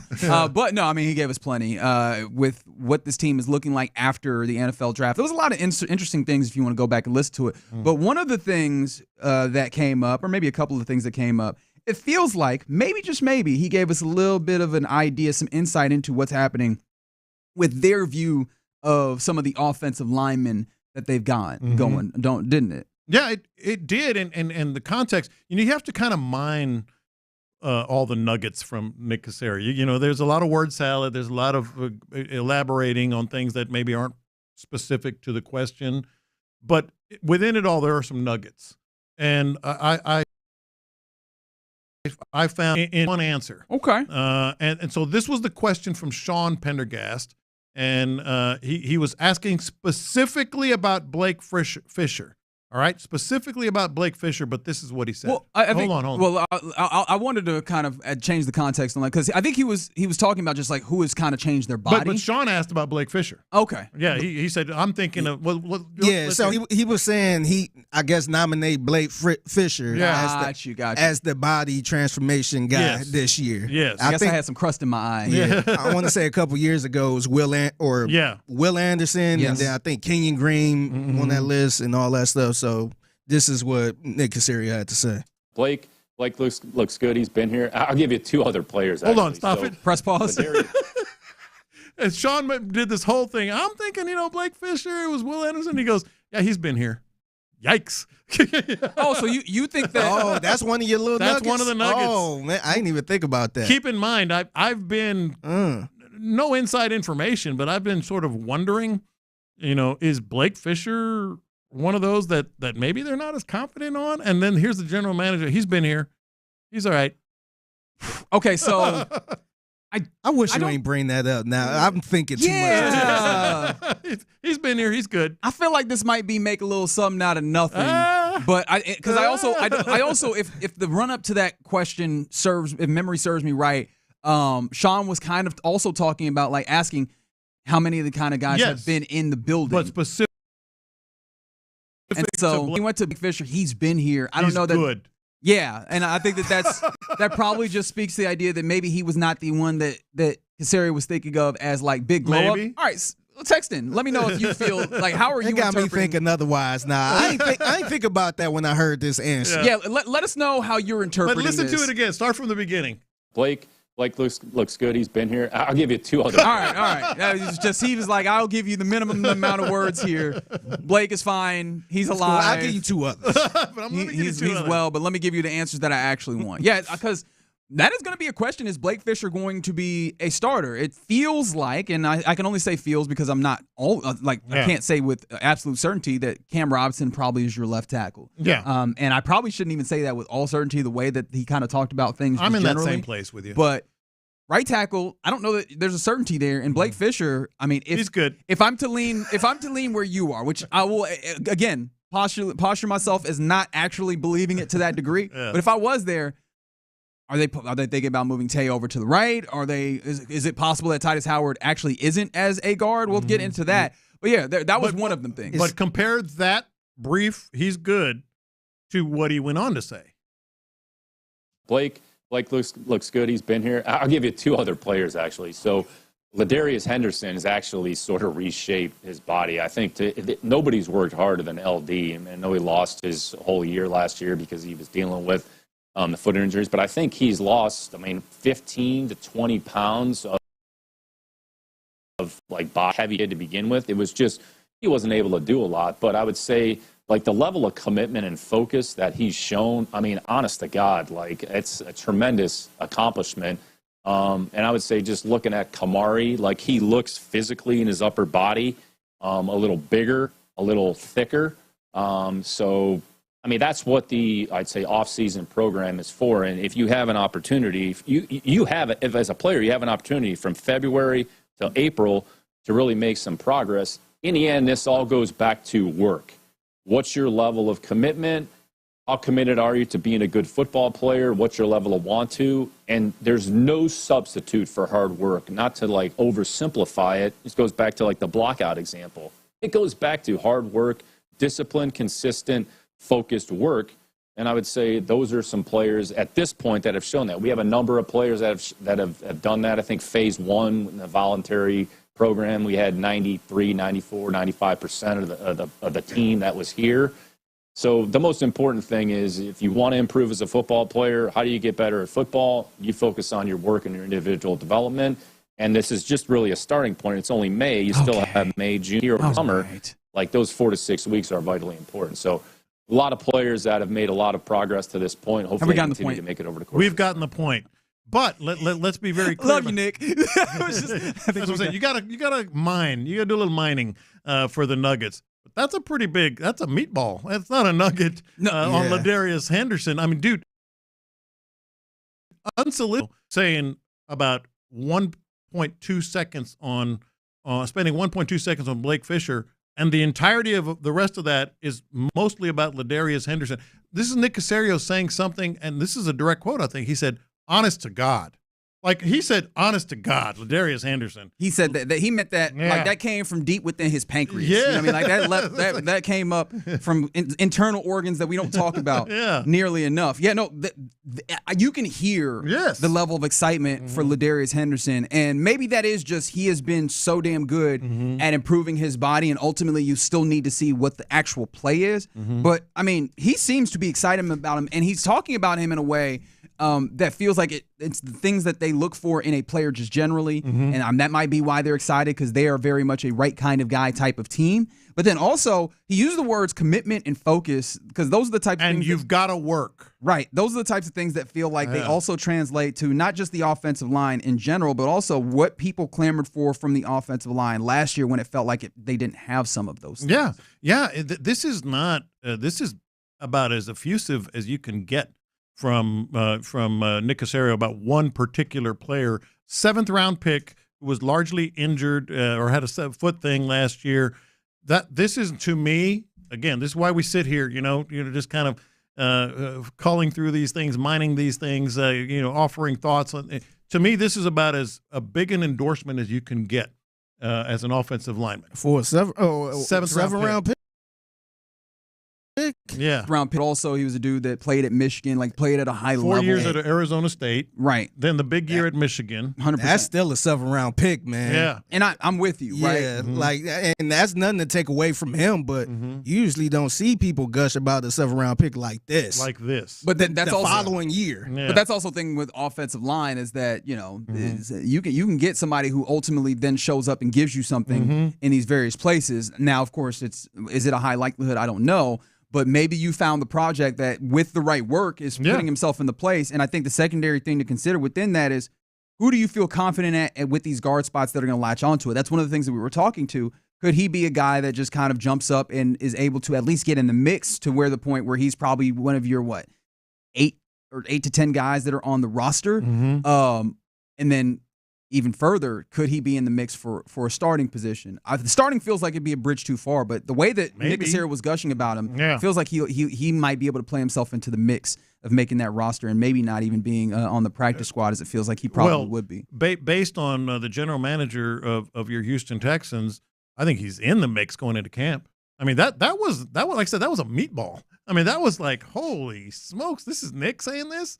Yeah. And then the other nugget, give me Kamari Lassiter with a transformation. What would that be like? Well, he said bigger and thicker up top, which I'm assuming to mean like, hey, the guns is out. Yeah. How impactful do you believe that to be? Because I typically don't even think about that when it comes to like a cornerback. Maybe that helps him game up and hitting. Yeah. But I'm not gonna lie. In a moment, and this might be stupid. I'm very much willing to acknowledge that. I was like, do I need the dude who did not run the fastest 40 time to add a whole bunch of muscle? That's fair, but I think what they and that's not what he was saying necessarily. No, but yeah, no, but I think what he's intimating there is this guy's going to be a better tackler. He's bigger, he's stronger, the body transformation, and he was already damn good as a rookie. That's right. You know, that's right. So yeah, I did 93 to 95% of guys. Darius Henderson. All right. Name to watch. LD, as he called him on K. I'm a little bothered by that Blake Fisher thing, man. Well, you didn't cause discord. I'm a little bothered by it, man. I was already wondering it, and he goes, "Oh yeah, he's good. Let's talk about Darius Henderson." It show you that. To me, it kind of show you that, man. Nah, he ain't. He got to earn this starting spot. 100%. This as ain't always. NPN, which I respect. Yeah. As always, the competition has been the watchword for this team. All right, you're in the loop right here on Sports Radio 610. Lots more that Nick Caserio was talking about. We'll get more into some more of that as the show progresses, and I'm certain you'll hear it all the way through the day here on Sports Radio 610. But coming up next, let's get into what's popping, including how did the night of Hayden Wesneski go, and also some more. We'll get into more next. Payne and Pendergast. Credit to the Rockets for fighting back to get it to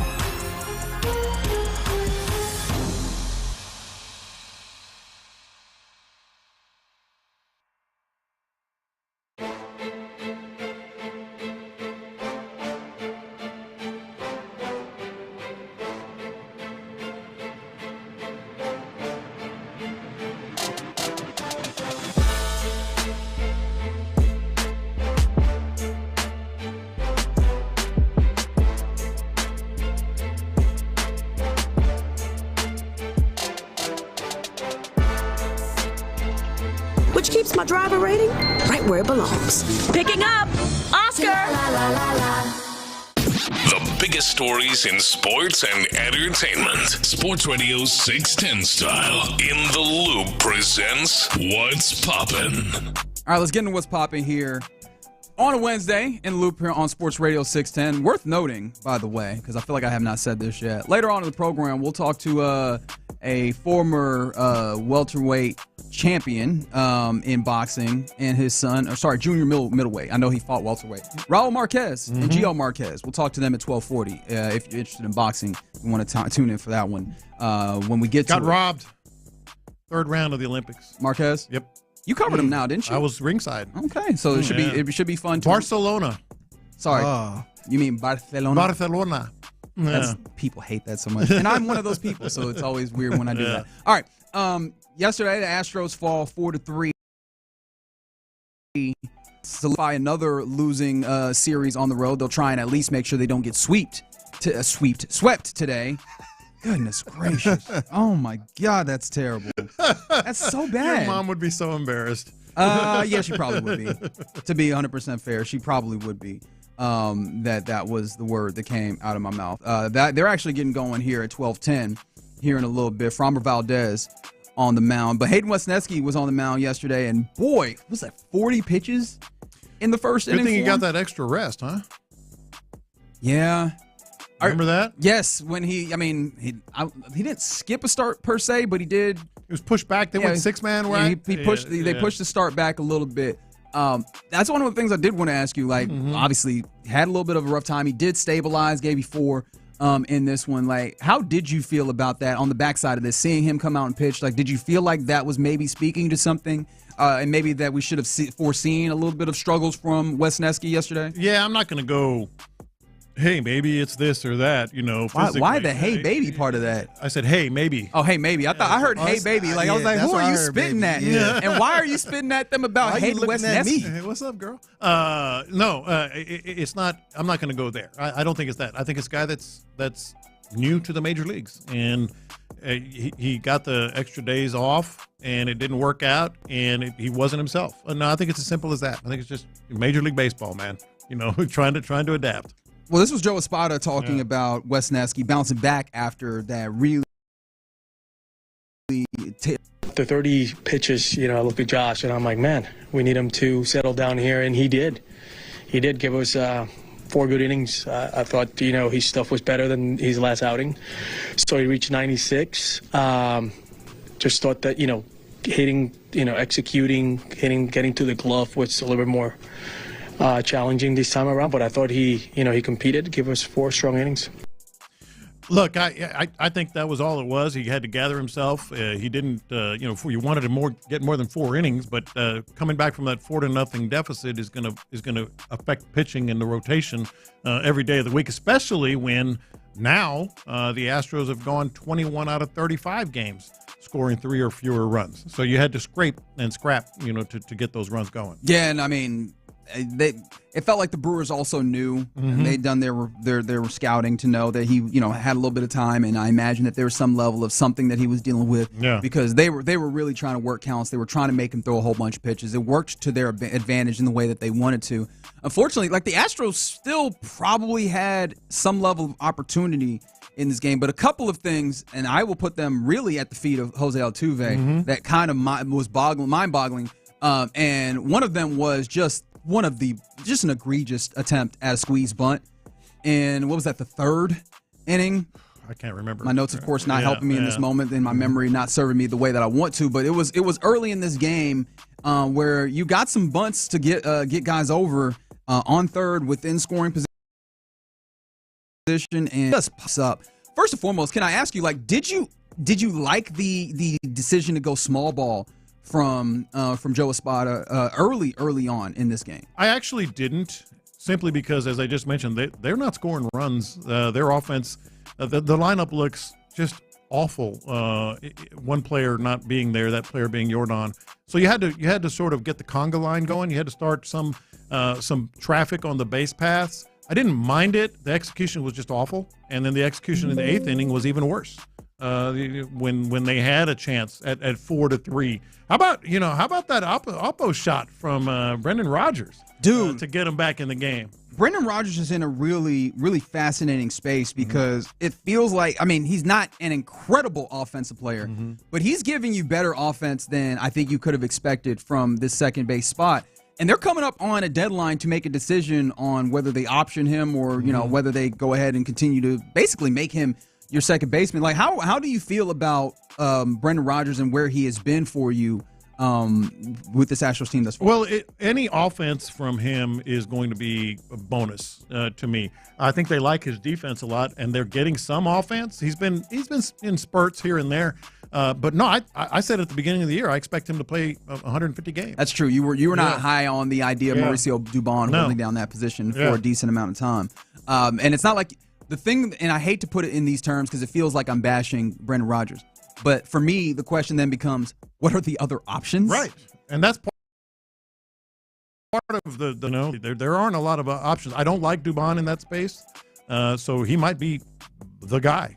Yeah. But yeah, Jose Altuve can't steal bases anymore, as evidenced by what was just a wild decision to take off later in the game as well. Against a really good catcher. Against a very good catcher in Contreras. And so those were a couple of instances where it felt like between the both of those, if both of those are executed much better in the way that you would anticipate a man of his resume, playing baseball, his experience, and of his now 35 full years of age here on God's green earth to execute, that it feels like you might have been able to get another run that would have at least given you an opportunity to play more baseball or even giving you an opportunity to go and win that baseball game, one that it feels like you probably really needed to help you win on the road. They've been bad on the road. They've been really bad on the road. What is it, 6 of 11? That game just slipped through their fingers. They really should have had a chance, as you put it. Maybe not win it, but had a chance to at least give it a shot. Yeah.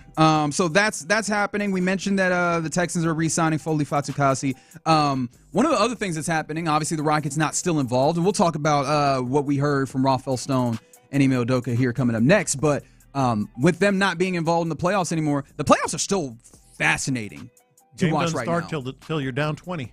Apparently so. Apparently so. There was a couple of, in fact, in the first 4 games of the second round of the playoffs, all the road teams won, including the Indiana Pacers winning again last night, the second game of their series. A fantastic Tyrese Halliburton step back shot. But then there was also the Warriors getting a victory, and this was frustrating for me, Lopez, because Steph Curry left this game with a hamstring, and I don't think I'm wrong to say that was the pickle jar opening after all the knocking on the table and loosening 100%. It by the Houston Rockets leaning on him for 7 games of the previous series. And I'm like, look, you never wish for someone to be hurt, but now, dog, in game 1, couldn't happen in game 7. Now you decided, okay, very good. Apparently it wouldn't have mattered though, because the Warriors still got pretty handily beat the Timberwolves in that game, having a lead of damn near 20 to 15 for a majority of the time, and they ultimately got a victory in that one, 99 to 88. I just did not see that coming. Well, Buddy Hield has found himself a home, man. I mean, he's in a great place there, and it all started with the Rockets, of course, where he's a weapon. You ask him, he's Batman, but he's a weapon. I fully expect now that they have this victory, Steph Curry will not play. They got what they wanted. They stole one at home. They stole one on the road. There's no reason to force the issue. Of course, you want to win, and maybe they'll still have a shot. Hell, they won this game without him, largely. But Steph Curry is not going to play. Bet the house in Game 2. But that's it's scary now for Oklahoma City. With Oklahoma City facing off against the Nuggets. Minnesota. It might be scary for Oklahoma. Well, not for Oklahoma City, for Denver, as I think Scott Foster is on the call on that one for Game 2. So I feel like that might be the NBA being like, hey, let's normalize here. Let's not do the thing. Of course, these are jokes.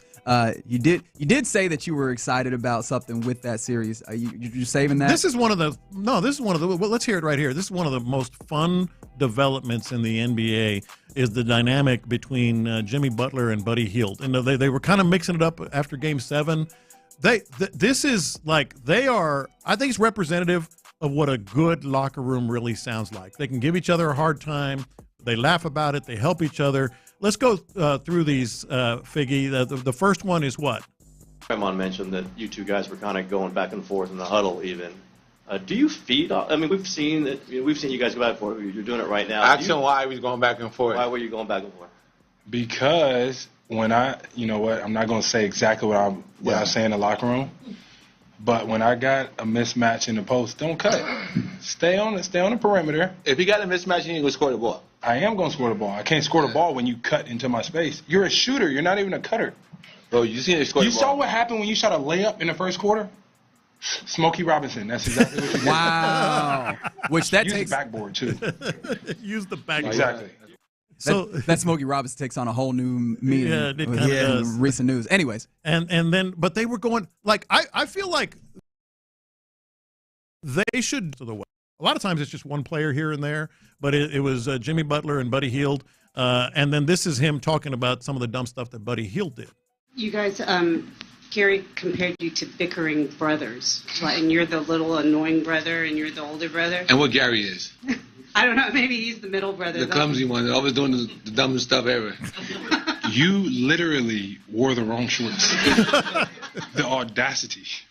But yes, it's incredibly funny. I do think it highlights though just that's them in the middle of a playoff series. Yeah, right? It's a great locker room. They're very calm. They're very comfortable. But I think it also highlighted, in addition, and maybe more so, the other thing, the fact that they were able to go and get a win when their star player left relatively early in that game, mind you. Mm-hmm. Like, I do wonder, does that at all give you any solace in the idea that the Rockets took them to 7, even if they weren't able to win, considering that that's a team that just like the system that they have built is so damn strong, even without Steph Curry playing. I think they leaning on their defense a lot, man. They are, but like even this game, they ain't even crack 100. It doesn't give me much solace because I think they kind of found this in the course of the Rockets series because they were getting. I mean, the Rockets worked them, toward the end there, and then this is the one that just really had me going. We all have heard, Jimmy Butler say he's gotten his joy back in the game. Of course, Buddy Hield couldn't let that go. When you got here, it seemed like it didn't take long for you to be part of the group. We had to make sure he got his joy back because somehow he lost his joy. He's doing air quotes. We're not going to say where he lost his joy, but somehow he lost his joy. Why do you think? Are we done? That's a team that plays well together and gets along well. I hate listening to that because I don't want to like them. It's hard not to. I don't want to like the Warriors. Yeah. But if they were on another team, if they were on OKC or something like that, I would that would make me like that team. Yeah. Well, you don't have to like them. I can tell you something that'll make you mad again. The fact that the Warriors, when it comes to playoff series versus the Rockets, are 5-0. Oh no, I ain't say I didn't like them. I don't like that. I just wanted to remind you in case you needed, like, if you were starting to move towards it, I wanted to reel you back in. I moved towards it like 1.2 seconds. That might have been a little too long. Yeah, those two guys are great. I don't care what anybody says. Bring that hate right back around over here. Yeah, over here. 713 said they predict Joe Espada will not see the end of the season. Oh, I don't know. Wow, that is man. Yeah. Brother, put that bet in. You might hit big. Yeah. All right. You're in the loop right here on Sports Radio 610. Speaking of bets, because this was specifically the verbiage that he used, let's talk about this Rockets team. The decision makers seems like they might be giving us a little insight into the way that they will kind of view and go about the offseason. Rafael Stone has a little bit of insight on how you might want to bet. Let's talk about that. And are they right? Next. The Rockets comeback.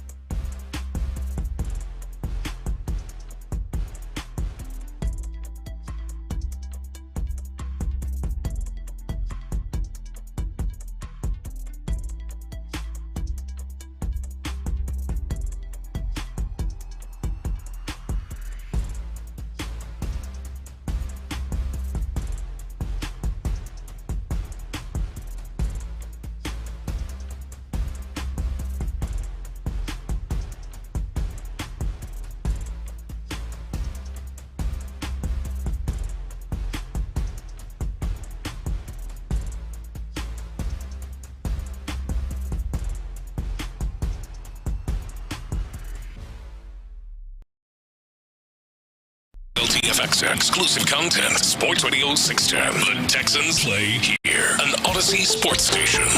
Sports Radio 610 presents In the Loop with John Lopez and Reggie Atatula. All right, you're in the loop here on Sports Radio 610. Happy Wednesday to you. You got John Lopez, Reginald Atatula, and Figgy Fig with you. As we did tell you that Steph Curry left the game one versus the Timberwolves. Apparently he's out for tomorrow's game versus the Timberwolves, and he's expected to miss at least a week.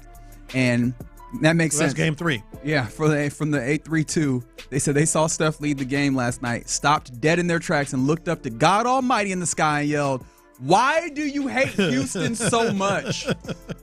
Have we not suffered enough? Have we not? All right. So yeah, that he is a large reason why your Houston Rockets have concluded their 2024-25 season as of right now. Still a successful one, I think, by most measures, if not all measures. And now there's time for deliberation on how you begin the next one and what you're going to look like and how you're going to position yourself to try and go and do more, right, for yourself. Go further and go beyond. And so Rafael Stone and Ime Udoka were talking yesterday, and there was a lot of insight into it, and obviously that was going to be the main question or one of the main things that you're hoping to get out of it, kind of where is this team going? What are they going to go for? And ultimately, like I think the most basic portion of that question, are you going to opt for continuity, or do you think that you will go for and maybe? What do you hear from Rafael Stone here, the general manager of the Rockets, when he's talking about the idea of that question? If I will give you an inside betting tip that I think continuity is very, very likely.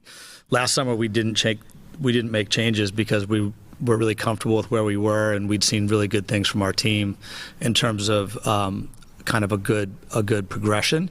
And I think we saw more of the same this year. So I think the bar to make changes is very high. All right, the last part is what you got to kind of hone in on, because he said last year they didn't make a lot of changes because they felt good about things. Well, this isn't last year because they made a huge leap, and they made a leap into contention. Frankly, I mean, they he was number 2 in the West. Yeah. So it's not the same. But at the very end, he said, and this happened late in our show yesterday, so we didn't really have a chance to dig in. No. But my first thought when I heard this yesterday, late in the show, was a high bar doesn't mean we're not going to do anything. Right. It means it's going to have to be something relatively significant, something big.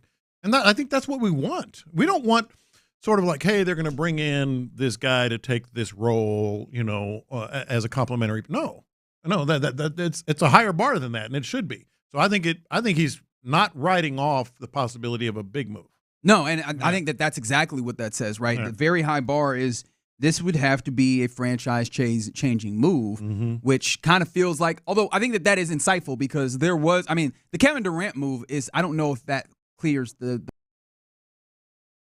high bar. Yeah. I'm starting to think that might, because I viewed that as like kind of some level of middle ground of getting you a guy that has that level of closing.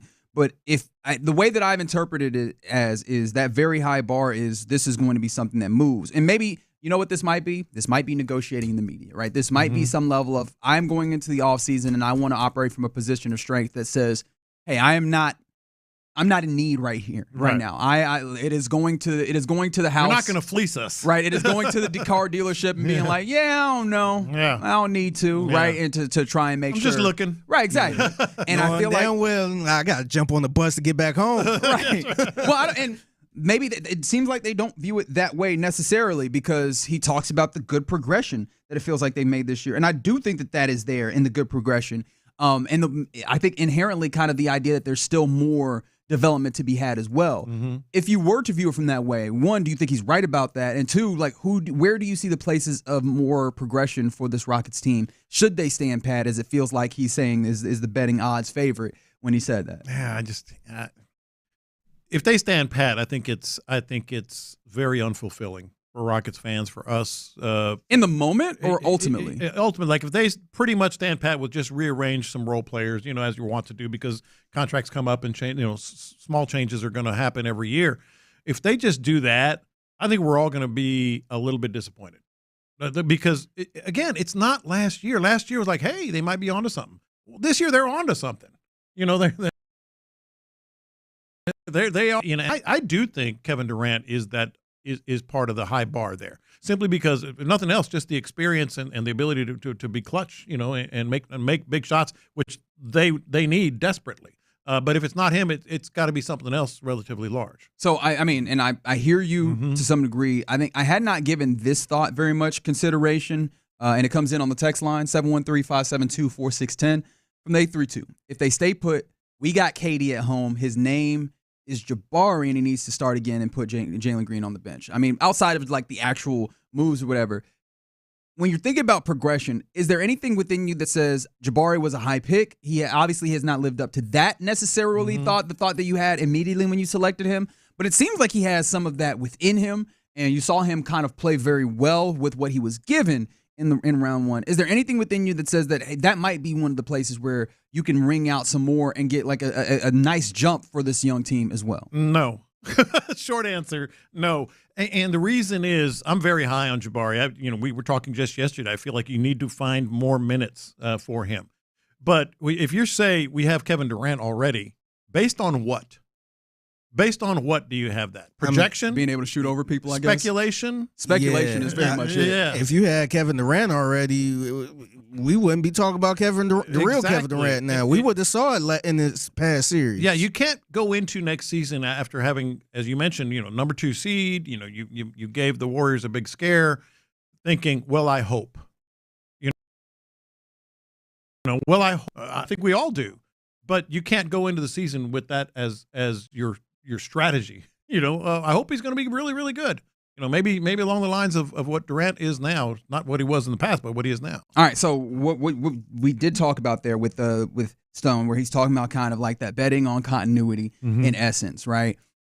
He was also asked, and I believe this is by Jackson Gatlin of Locked On Rockets, just basically about the on-off numbers for Jalen Green and the ways in which it's kind of shocking that. And maybe you view this as not shocking, with pretty much any of the other players that you could pair him with, the on-off numbers when he is off the court are much better for those players net rating-wise compared to when he's on the court with them and when he's on the court without them. And so this was Rafael Stone's reaction to kind of being asked about that with Jalen. That's a really flawed question.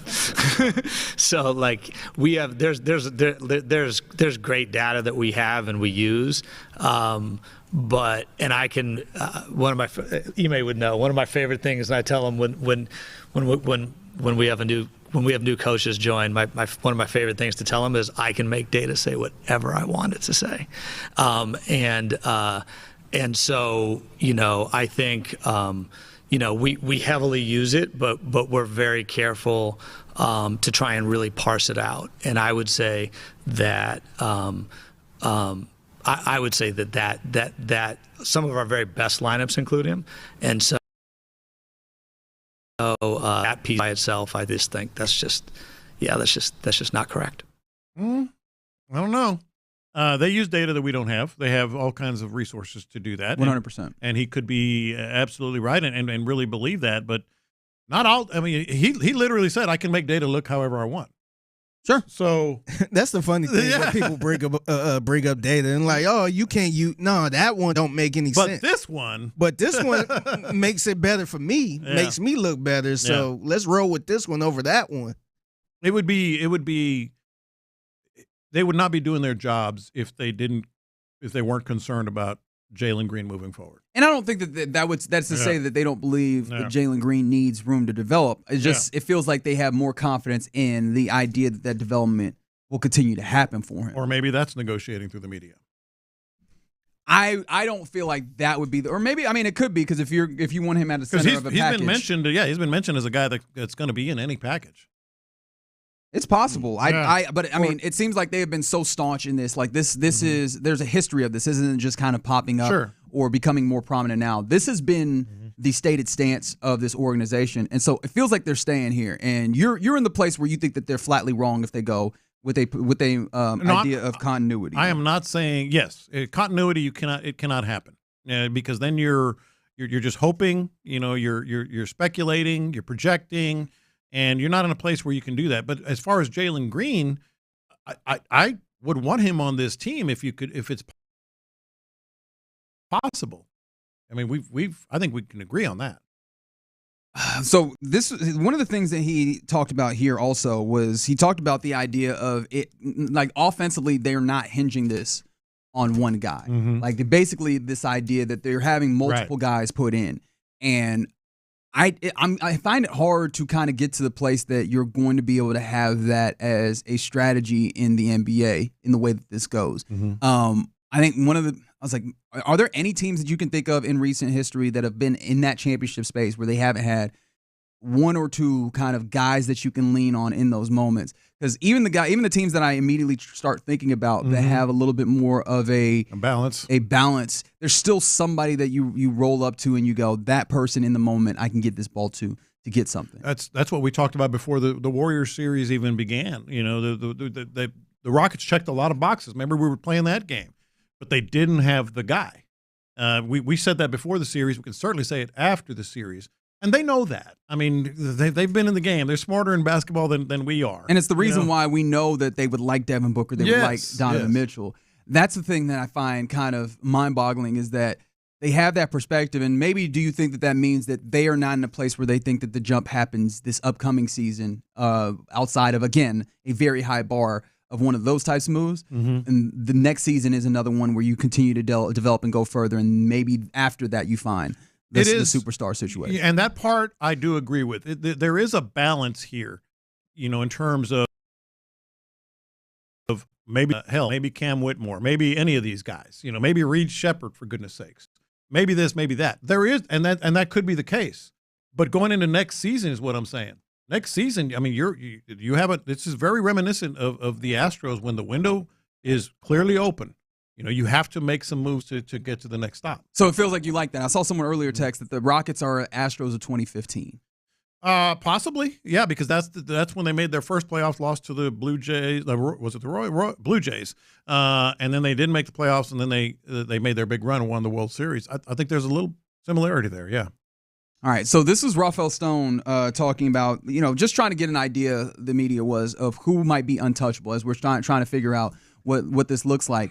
I do feel like this then puts you in a place where all the other things that point to continuity, this might point a little bit away. The business we're in, nobody, myself included, nobody's untouchable, you know. And so, you know, I wouldn't want to say that, but everybody on our roster we deeply value, and so you know, I think you have to be careful with your words there. I have to be careful with my words. You can do whatever you want with yours. In terms of, like we have those picks. We accumulated them so that we could either draft guys in the future or upgrade our current roster. You know, time will tell what we do with it, or and you know, we'll just. We'll see what makes the most sense at the time. Wide open door, huh? For anything at this point. I mean, he just said it. You know, maybe flip them, but I think they're still looking for that last big piece. And so, what do you feel like this? You feel like Kevin Durant fits in that level of what we're talking about, a very high bar to clear. I think Kevin Durant fits, and I just Giannis intrigues me, man. Giannis intrigues me with this squad. He really does. I get the shortcomings, the question marks to be more exact, but I like what they did with the double bigs, and I can't imagine how much better that would be with Giannis there. Now maybe they changed their approach, but it also depends on who you bring in. So there we go. At least we have like a fully established view of where their mindset is going into this offseason, and now it just remains to see how they ultimately execute it and what they do. And it starts Friday when they have to make the decision, or at least before Friday, when they make the decision on what to do with Fred VanVleet's option for next year, whether they're going to just go ahead and lock it in for $44.5 million for next year, or whether they opt out and maybe try and find another deal to be done. But the Rockets it's going to be a very interesting offseason. This is going to be very telling and very pivotal on how the window that they seem to be walking into ultimately looks like when they get to it. All right, you're in the loop right here on Sports Radio 610. Coming up next, it's time where we typically do our lunchtime confessions presented by the Men's Clinic, and we will do that.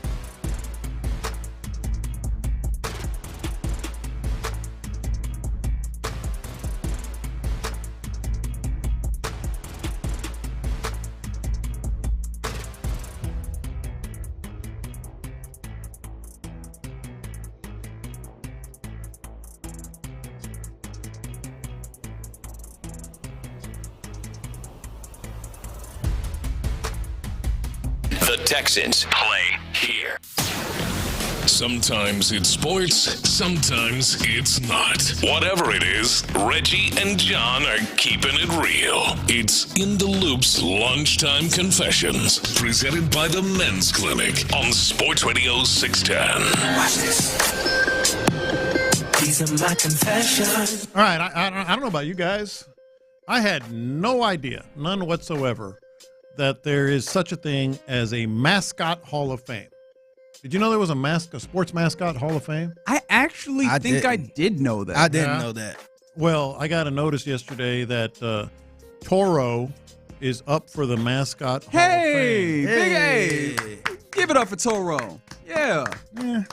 What you mean? Yeah. He had it down there in the dark days, man. He did. They plastered his face on the Texans are eliminated from playoff contention or whatever that was. When they had nobody on the team. Yeah. Right. You know, on the broadcast when they're like doing the quarterback matchups, Toro would be up there. Okay, here that's my first part of my confession, that I had no idea there was such a thing as a mascot Hall of Fame. The second part, the hot take second part, is he a Hall of Famer? He's good. He's had his moments. Is Toro a Hall of Famer? I mean, look at. I gotta see what the Hall of Fame. I gotta know what the criteria are. I got him right here. I did my research, man. Well, first of all, the San Diego Chicken is like Babe Ruth, right? But that's it's high, but I feel like that's a different era for me to like really speak to. Right. The one that I thought of was the Philadelphia Phillies. Philly Fanatic. The Philly Fanatic. The Philly Fanatic. I mean, come on. If you're going to compare the Philly Fanatic, and I know, as I often say, there's two Hall of Fames in sports. Maybe there's two in mascot, Hall of Fame as well. Are we really going to compare like the Philly Fanatic with Toro? But see, that's not what we doing, though. Yeah. No, we're not doing that. That's a whole different conversation. Yeah. But this is one. Apparently, I guess it's just one Hall of Fame for mascots. Mm-hmm. Like, when he's saying, you got to compare the best to the, I'm not down on Toro as a mascot. I'm just like Hall of Famer? Well, here's the thing. Isn't he like Lance Berkman? He's really good, but he's not.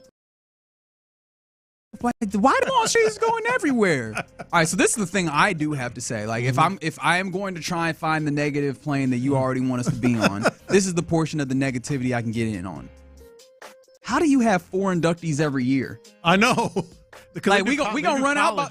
We gonna run out in like 20 years. You want to know some of the candidates this year? Yeah. Well, before you get to the candidates this year, did anybody take the time to celebrate Orbit as a Hall of Famer last year? Orbit is a Hall of Fame. That's right. I'm like, Orbit is.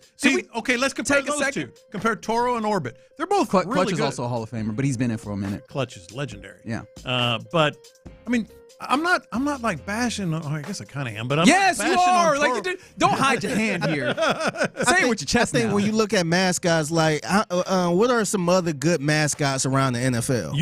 Around the NFL, I like Blue is elite. And I say that obviously understanding that he is on arrival, but he be doing that thing that make people laugh. Blue, that's the key thing. Toro can have some funny moments, skits mostly, right? And he's athletic as hell. Like he does all the. He be all over the place too, man. But mascots are supposed to make you laugh, man. I feel like NFL mascots kind of just generally aren't the best if we're talking sport over sport. Like, it just doesn't feel like they land in the same way as like. Right. Baseball mascots are probably where I go first, and then basketball mascots second. Well, let me give you some that are in the Hall of Fame, and then try to compare in the NFL. No, just in general. The mascot Hall of Fame. The racing sausages in Milwaukee; those are Hall of Famers. I mean, those are absolute Hall of Famers. Sure, obviously, Mr. Met. I mean, come on, he's great. Yeah, he's the best of what was like a genre of mascot, which was just big old baseball head. Yeah. And he's funny. And y'all might not know this one, but I love this one. It's Youppi. Youppi is from the Montreal Canadiens. He's that little kind of gold digger guy and all that. So here are the candidates. Tell me if some of them are just cursory, whatever. Bernie Brewer is up this year. That's a pretty good mascot, the Milwaukee Brewer. Ain't that the one that looked like a dude? Yeah. Okay. Yeah. It goes down the slide. And all that. This one is a lock. This one is a lock. Sebastian the Ibis from the University of Miami. Okay. Yeah. The Leprechaun from University of Notre Dame. The Oregon Duck. Now, that's a good mascot. There we go. Now, that's a good mascot. Colloquially referred to as Puddles, even though that's not actually his name, as they will tell you. Yeah. Wally the Green Monster from the Boston Red Sox. Fair enough. The Stanford Tree, which I've never gotten, but they like it. And Toro. I think Toro can get in there. These are the candidates this There's year. some other ones that have no shot. These are the candidates this year. Like the Lehigh Valley Phantoms Melvin, whatever that is. But of the big ones that are mostly no, Sparty's not in the Hall of Fame from Michigan State. So there we go. See, I feel I think you're selling Toro a little short. I am in terms of his talent. I will acknowledge he's got incredible talent. I will acknowledge that the skits can be funny. But come on. I think he had a strong, since I want to say 2020. Yeah, the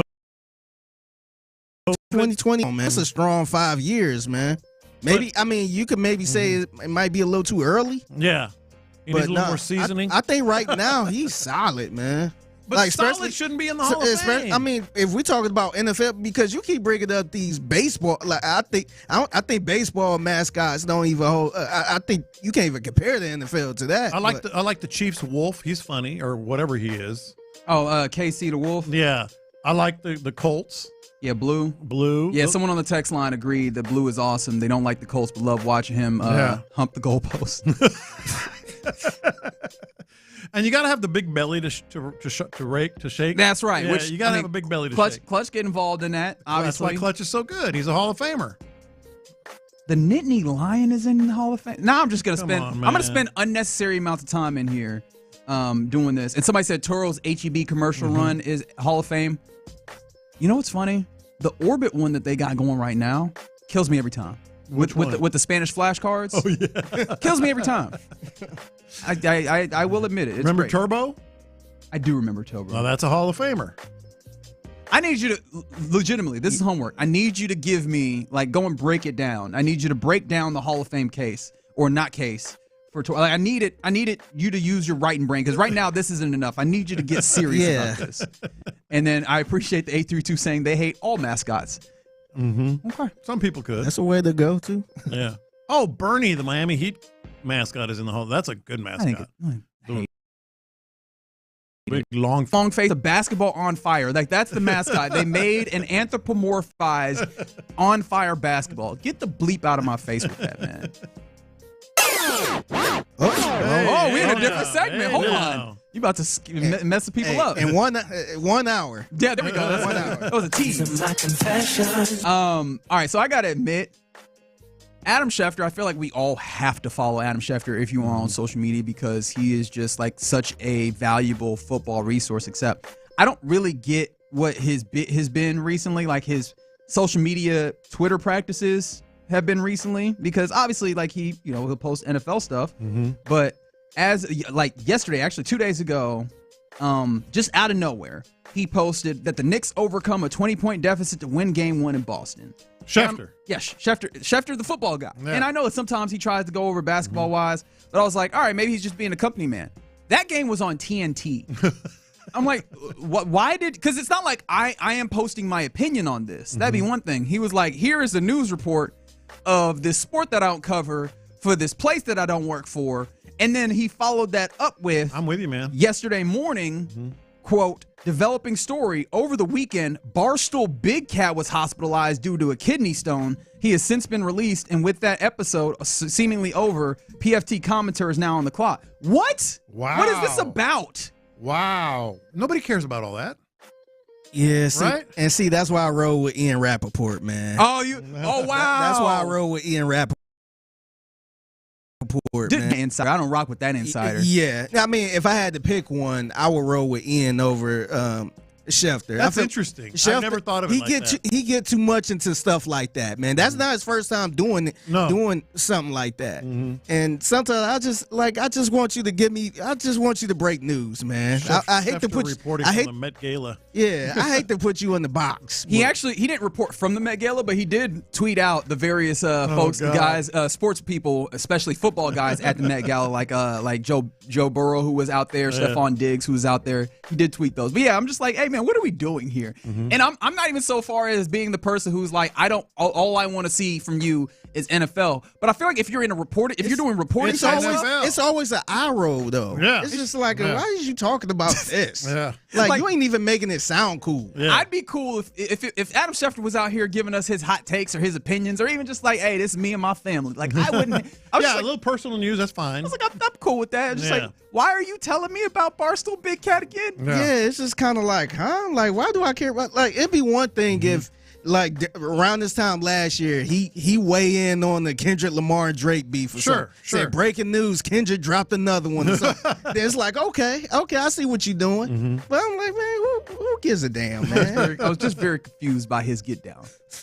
These are my confessions. All right, so I was listening to a station on Sirius XM this morning. Oh, look at you! You got money. Hey, what? Man, hey, $2.99 a month, baby. I got them down to $2.99 a month. It was like a little break, and the host was talking. He was saying how he got the message on Instagram from a listener, and he was reading the message, and he started spelling out the cuss word. Oh, wow. Like, just spelling out the cuss word. And I'm like, to me, I got to confess, I never understood people doing that at times where they just spell out a whole cuss word. Yeah. And feel like, oh, I'm just blanking it out. I ain't saying it. I'm just spelling it out. I feel like you better off just saying the cuss word at that point. I think you're right. Because, like, you're literally spelling it out. Even on these airwaves, like, we can't say some of the big words. Yeah. But we also can't spell it. That's not gonna make it. That's not gonna make it easier on the ears or anything. No. Like, it's one thing if you say, F it or the S word or the whatever it is. But this dude literally spelled out the word like in full. I'm just like, man, it's not like you around kids and you're trying to say, Candy or something like that because they know the word candy. Yeah. I'm just like, I never understood people that kind of spell out the whole cuss word. Like, it was like, this makes it much easier. I'm just fascinated that was the way that person decided to play it. Exactly. I feel like typically we just like get you that idea of what the word is, and then we keep it moving. They're like, I'm just gonna spell this. He could have said, she said having a S type of day or that's crappy the thing. Just day. Keep it moving. Yeah, I'm just like, and he did it like 3 times. Like, I'm on Sirius XM radio, so y'all got different restrictions from our airways. Yeah. Well, I'm just like, man, you better off just saying the word, man. No, I'm with him. Yeah, you go all in or don't go in at all, man. All right. These are my confessions. No, you're good. It's all good. That's what it is. The confessions, lunchtime confessions presented by the Men's Clinic right here in the Loop on Sports Radio 610. Coming up next, got a little treat for you. Let's talk a little boxing with an Olympian and former junior middleweight champion Raul Marquez and his son Gio Marquez, who is fighting on Friday. Let's talk to them next. The Rockets' comeback came up just short with a Game 7 loss. This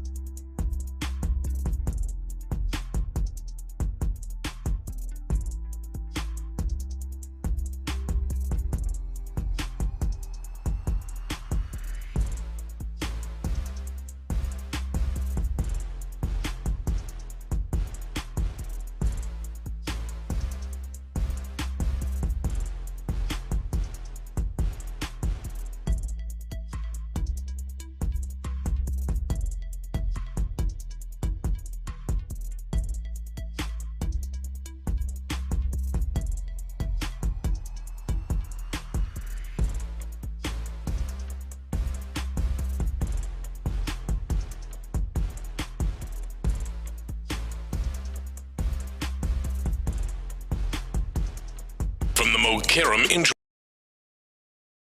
Lawyers presents In the Loop with John Lopez and Reggie Atatula. All right, you're in the loop right here on Sports Radio 610. Coming up here in a second, we hope to be joined by the boxing father-son boxing duo of Raul and Gio Marquez, ahead of Gio getting a fight off at the Red Owl Boxing gym, or rather arena here in Houston on Friday. We were just talking about the Mascot Hall of Fame, and did you know that Jackson DeVille is in there?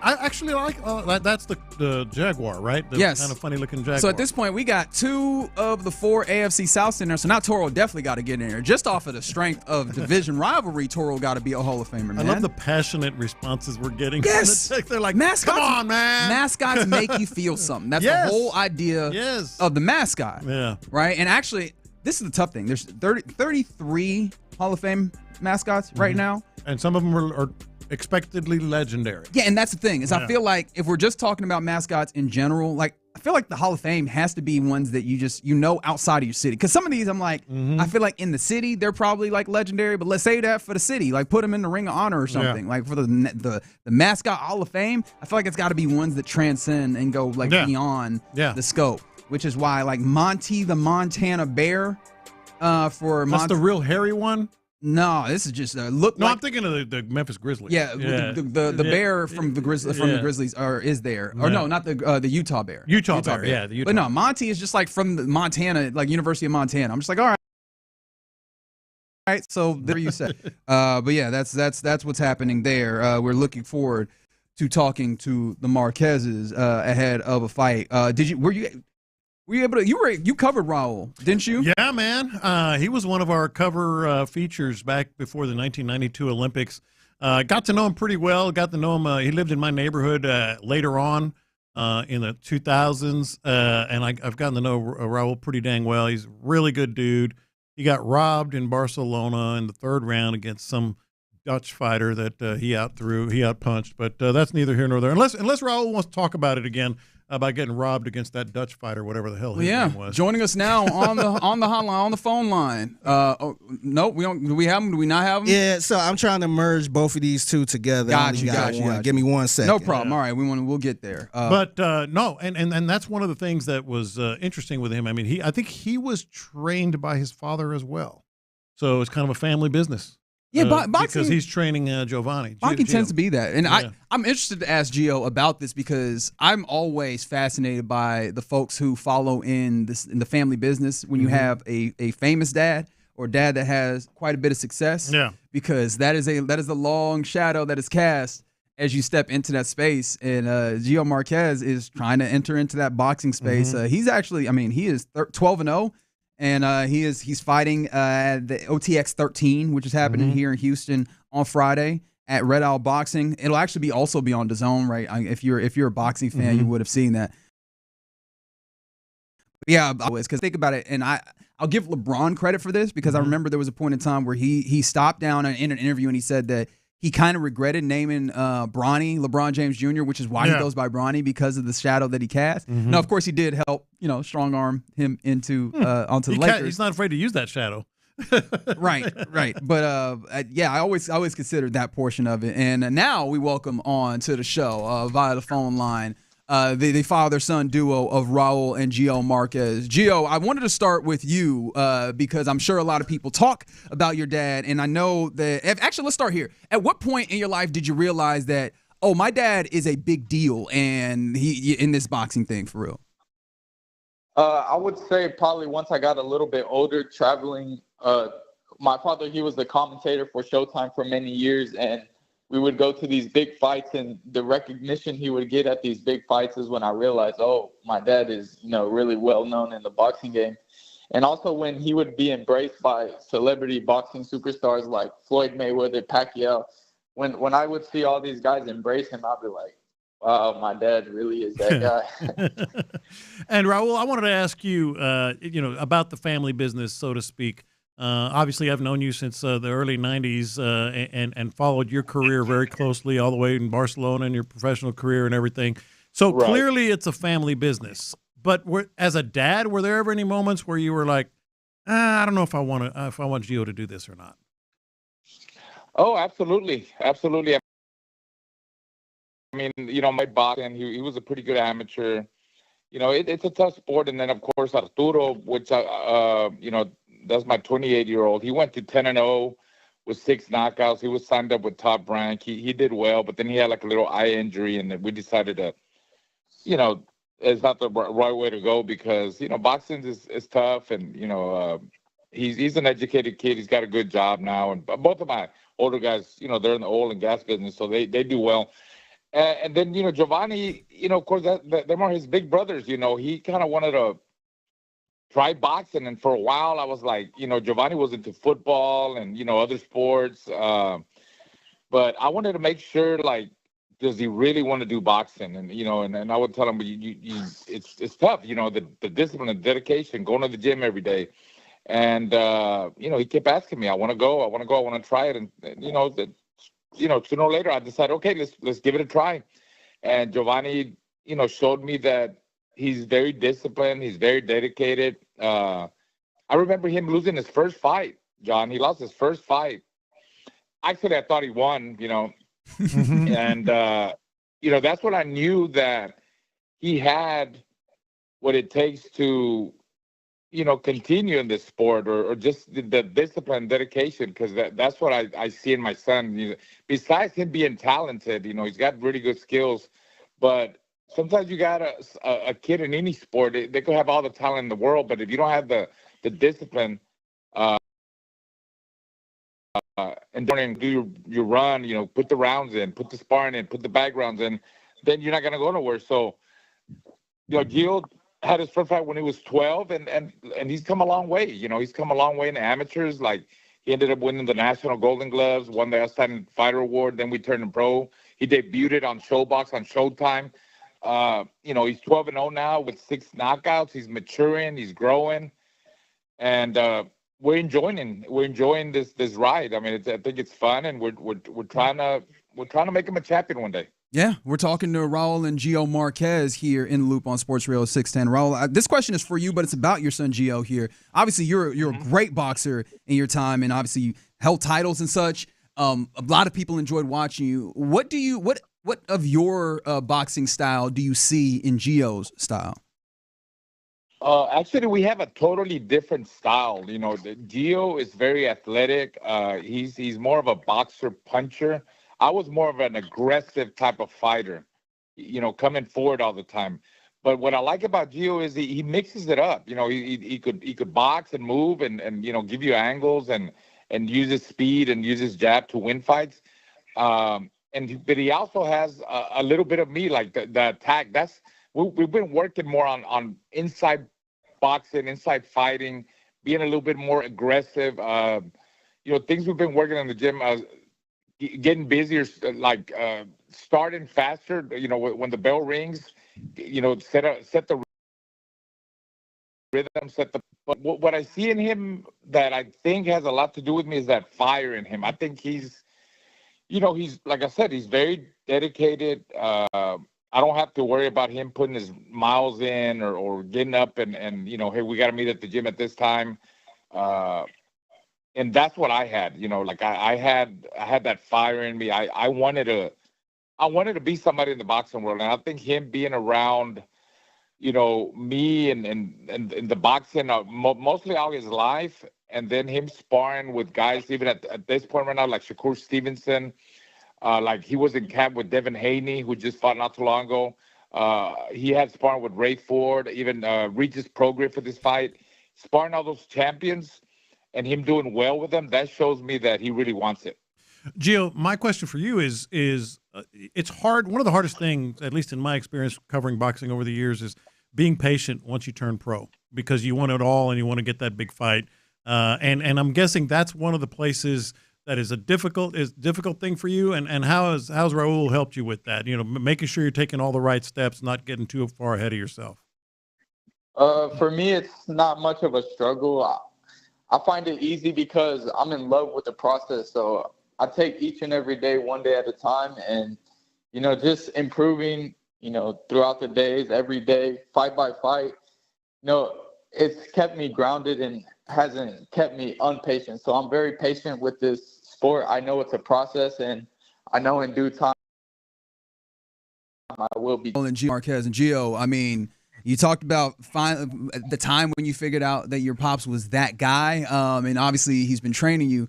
One of my favorite things when it comes to just generally sons and fathers is that there's always a time, it seems like, where a son wants to try his father. Did you ever have that moment where you wanted to try Pops, or was it just because his hands were certified that you never got to that place? It happened once when I was a young kid, and needless to say, it never happened again. Wait, no, bro. No, that's not. I need more because I hear you chuckling, Raul. Can you give me some more insight into what that situation was? I'll let my dad say the story, actually. Giovanni was very young at that point, and we were doing hand pads on top of a hill over there at the playground, and it was when Arturo was fighting. I think Giovanni was not having a good day or something like that. He wasn't even, Gio, I don't even think you were boxing yet, son. Like, and we were just doing hand pads or something, like, and then he swung at me. But he, like I said, he probably wasn't having a good day, and like now as an older, he's a grown man now. He's 24 years old, and he knows, like, I'm 53, and we still go in the ring, and I spar with him, but we don't go to the head because. Giovanni's. He's too fast for me. He's in, out. I can't find him anymore when he uses his angles. But, when he goes toe to toe with me, we do body sparring, guys. So, and I'm always up for the challenge because that's just me. Like I love challenges, and just he's got the youth. He's younger, but I still help him like when we go toe to toe because. I want to make him a better inside fighter, and I was a pretty good inside fighter, so we're working on different things on that. And I'm still, I'm heavier than him, so I'm strong still, so I could push him around and try to frustrate him, which that's what boxers do. So it's fun when we do that because sometimes I go a little bit overboard, and I'm challenging Gio, and then of course Gio picks up the pace, and he's in better shape, and I overdo it, and then I'm gone like for a whole week. I'm hurting, and you get that, John. That's why you're laughing. Exactly. Because I try, and it works to a certain extent for a little bit, but then Gio takes over. But the thing about it is, I'm hurting for the next 10 days, man, because I'm not able to get up because he beats my butt, man. He hits me, and then I'm hurting. So yeah. Yeah, but one time he challenged you. Gio took a swing, and the next thing he heard was pop, pop, pop. Yeah, exactly. Oh, exactly. Man. That's awesome. And for the record, before you joined us, I did make sure everybody listening to us knew that you won that fight against that stupid Dutch guy in Barcelona. Oh my God, yeah. I still go back, John, and I look at it. Let me, since you brought it up, the new computer scoring. I know this is many years, 30-something years ago, whatever. But going into the third round, I was still up ahead. I was still winning the fight. But the second half, so basically there was a minute and a half left in the fight. I was still winning, and then that last minute and a half. All of a sudden, it went beep, beep, beep, beep, and I lost like 17-12, 17-13, something like that. But that cost me because that was the quarterfinal match. Yeah. The guy that won the gold medal, the guy that beat me there went on to the finals and got a silver medal. And the Cuban guy that won the gold medal, I had beat 3 months before at a different tournament, but it wasn't the Olympics. Yeah. So, yeah. That one still rubs me the wrong way. I can't imagine how it does with you. I know. Yeah, I always go back and think about it and talk about it a lot. So, yeah. So Giovanni Marquez, you're fighting Esteban Munoz, who is 10-4 at OTX 13. It'll be at Red Owl Boxing this Friday. Why should the folks listening go ahead and get some tickets to check you out, or at least see you on DAZN on Friday? The fans should tune in. They should come out and support because I'm the future of Houston boxing, and I am looking to give them a great showing, an action-packed showing. I'm not going in there, just to win. I'm going in there to dominate. I'm going in there to perform, and I'm going in there to give the fans an exciting show. And what I'm looking for is to get that knockout. So that's why the fans should tune in or come through the fight. Very good, very good. As you heard, OTX 13, Red Owl Boxing. Gio and Raul Marquez joining us in the loop. Fellas, we appreciate you. Best of luck on Friday, Gio. There they go. There they go. Man, what a lot of fun there. And I'm so glad I was able to get that one question in because that was great. I was fascinated by that. Like, I always wonder, like, hey, man, we know what happens with our dads when we try them. I can't imagine what happens when your dad. You heard him laugh. Raul was laughing. I'm like, oh, we got to get more out of this. I was like, it's got to be more than this. We're not just going to be, it's not just going to be, it never happened again. No, I know. Yeah. I know it didn't. I wouldn't, because I wouldn't dare with my dad talk less of Raul Marquez. All right, you're in the loop here on Sports Radio 610. Coming up next, let's circle back around to Nick Caserio on with Payne and Pendergast this morning. Let's get more insight from the general manager next. Payne and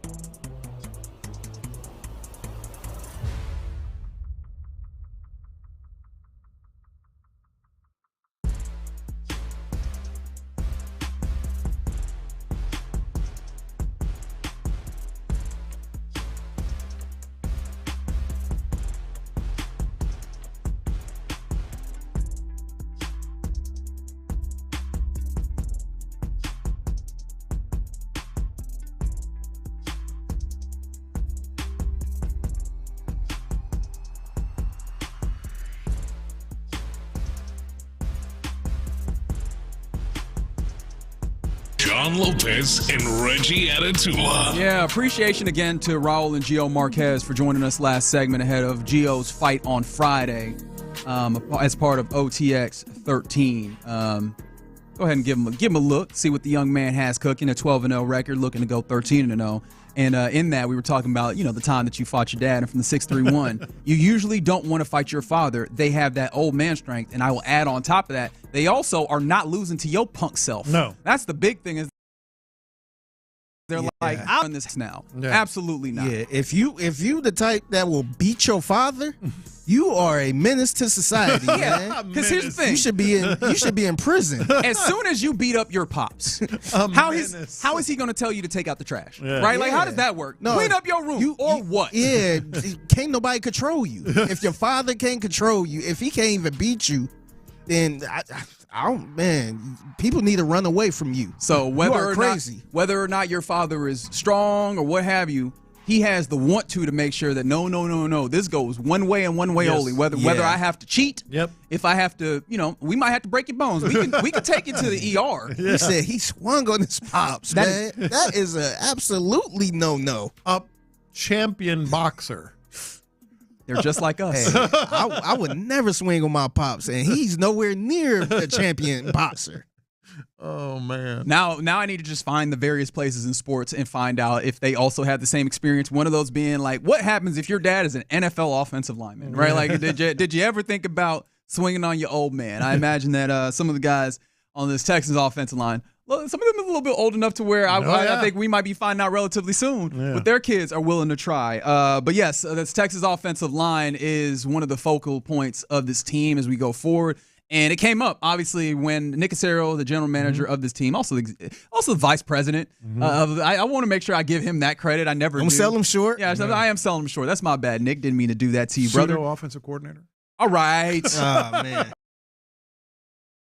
You're doing jumped off the fellas of Payne and Pendergast earlier today, this morning at 7:30. And one of the things that he was asked about was kind of the musical chairs that we have become accustomed to. At least I know for me personally, I think the NFL has gotten more comfortable with the idea of moving guys around if need be on that offensive line. Nick Caserio was asked about Titus specifically, but this kind of led to a larger conversation.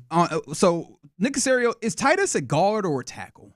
I think you have to look at each case individually, and in the spring is different than training camp, when you're actually on the field. So whatever you're going to do, whether it's something schematically, whether it's something personnel-wise, to give them an opportunity, maybe experiment with something a little bit different. I would say specific to Titus, that's an example of a player that he's actually shown that he can play at a good level at either spot. So there is sort of an innate level of versatility. I think sometimes that term is used a little, I would say, not carelessly or freely, but that the assumption is a player just has position versatility because of A, certain measurables, or B, should be able to do it. But if you've actually never seen him do it, it's hard to make that extrapolation and to make that assessment. And you're really not going to know with that player until you actually get into training camp, because it's a little bit of a dynamic. But I would say in our situation, we feel like we have a number of players that will be able to compete in the offensive line. And we have certain levels of players or certain grouping of players. You have sort of tackle-only group. You have tackles that can, in Titus' case, he's proven that he can do that. On the inside part of the line, you have players that are center only. You have players that are guard only. You have players that can play all three inside spots. So what we're trying to do is build up as much depth and versatility, like legit versatility, not just on a piece of paper, you're going to pencil something in, this guy can do multiple things.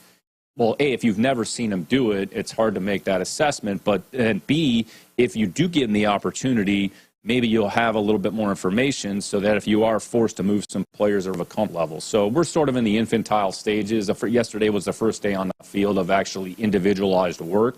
And then once we transition to phase 3, when we practice, we'll have different, I would say combinations of players, and the same thing in training camp, all to arrive sort of at the same endpoint. Who are the 5 best guys that we feel most comfortable with? We're going to have 8 players at the game more than likely, so you're going to have your 5 starters, and then your 3 backups. You're going to have a next tackle, you're going to have a next inside player, and then you're going to have an extra player. And then what do you do if you lose a tackle? who goes to that spot? Do you put the third tackle in the game? Do you move somebody from a different position? So there's different, but similar to draft, there's going to be a little bit of an ebb and flow here, and we'll get more information here as we work through the process. Whew. I'm sorry, what was the question? Is Titus a guard or a tackle? Okay, but I think he did a good job of not simply answering that portion of it, but kind of really mapping out their general thought process on moving players around, because I think that gives us a little bit we could players well and maybe put him into some of the buckets that he started setting up, whether it's the guys who could play both guard and tackle, the guys who are just the center only, the guys who are guard only, the guys who play all three of the interior, right? Like he started mapping out some of this.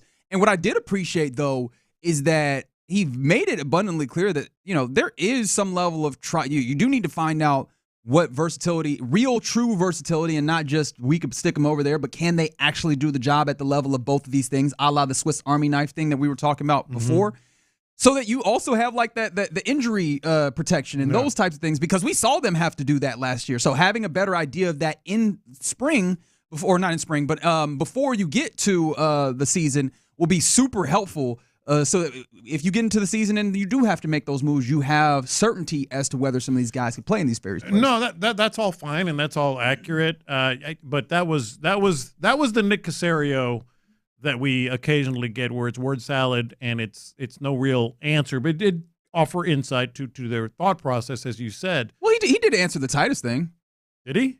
I think he did. How? Like, I think he made it clear that Titus has proven in his mind that he can play guard. And when when Nick starts from a place where he goes, I think that the versatility word is used too widely. And of course I'm paraphrasing because I can't remember the exact verbiage he used there. But if that seems to set the bar at, you can get in there, but can you play at a level that is satisfactory? And for him to then in the same kind of answer say, no, Titus is a guy that we believe could play tackle and guard. That means they believe he is satisfactory enough to play guard. So what's the question? Is Titus versatile, or is Titus a guard or tackle? Look, none of what you're saying, Reggie, is wrong. All I'm saying is it would be real easy, and you don't expect him to say, "Oh, he's our starting guard." But okay, I see what you're going for. But like we're going to start him like what did D'Amico say about Ursery?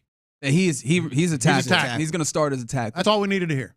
He's going to start at guard, or he's going to start at tackle. That's why. Look, everything he said offers some insight and some sort of backdrop of what their mindset is on the offensive line. But Nick Caserio has given us. This is not to criticize, because he's given us some real nuggets here if you dig a little bit. But I don't know how much digging you would have had to do there. That's a bad play. The Astros game is on.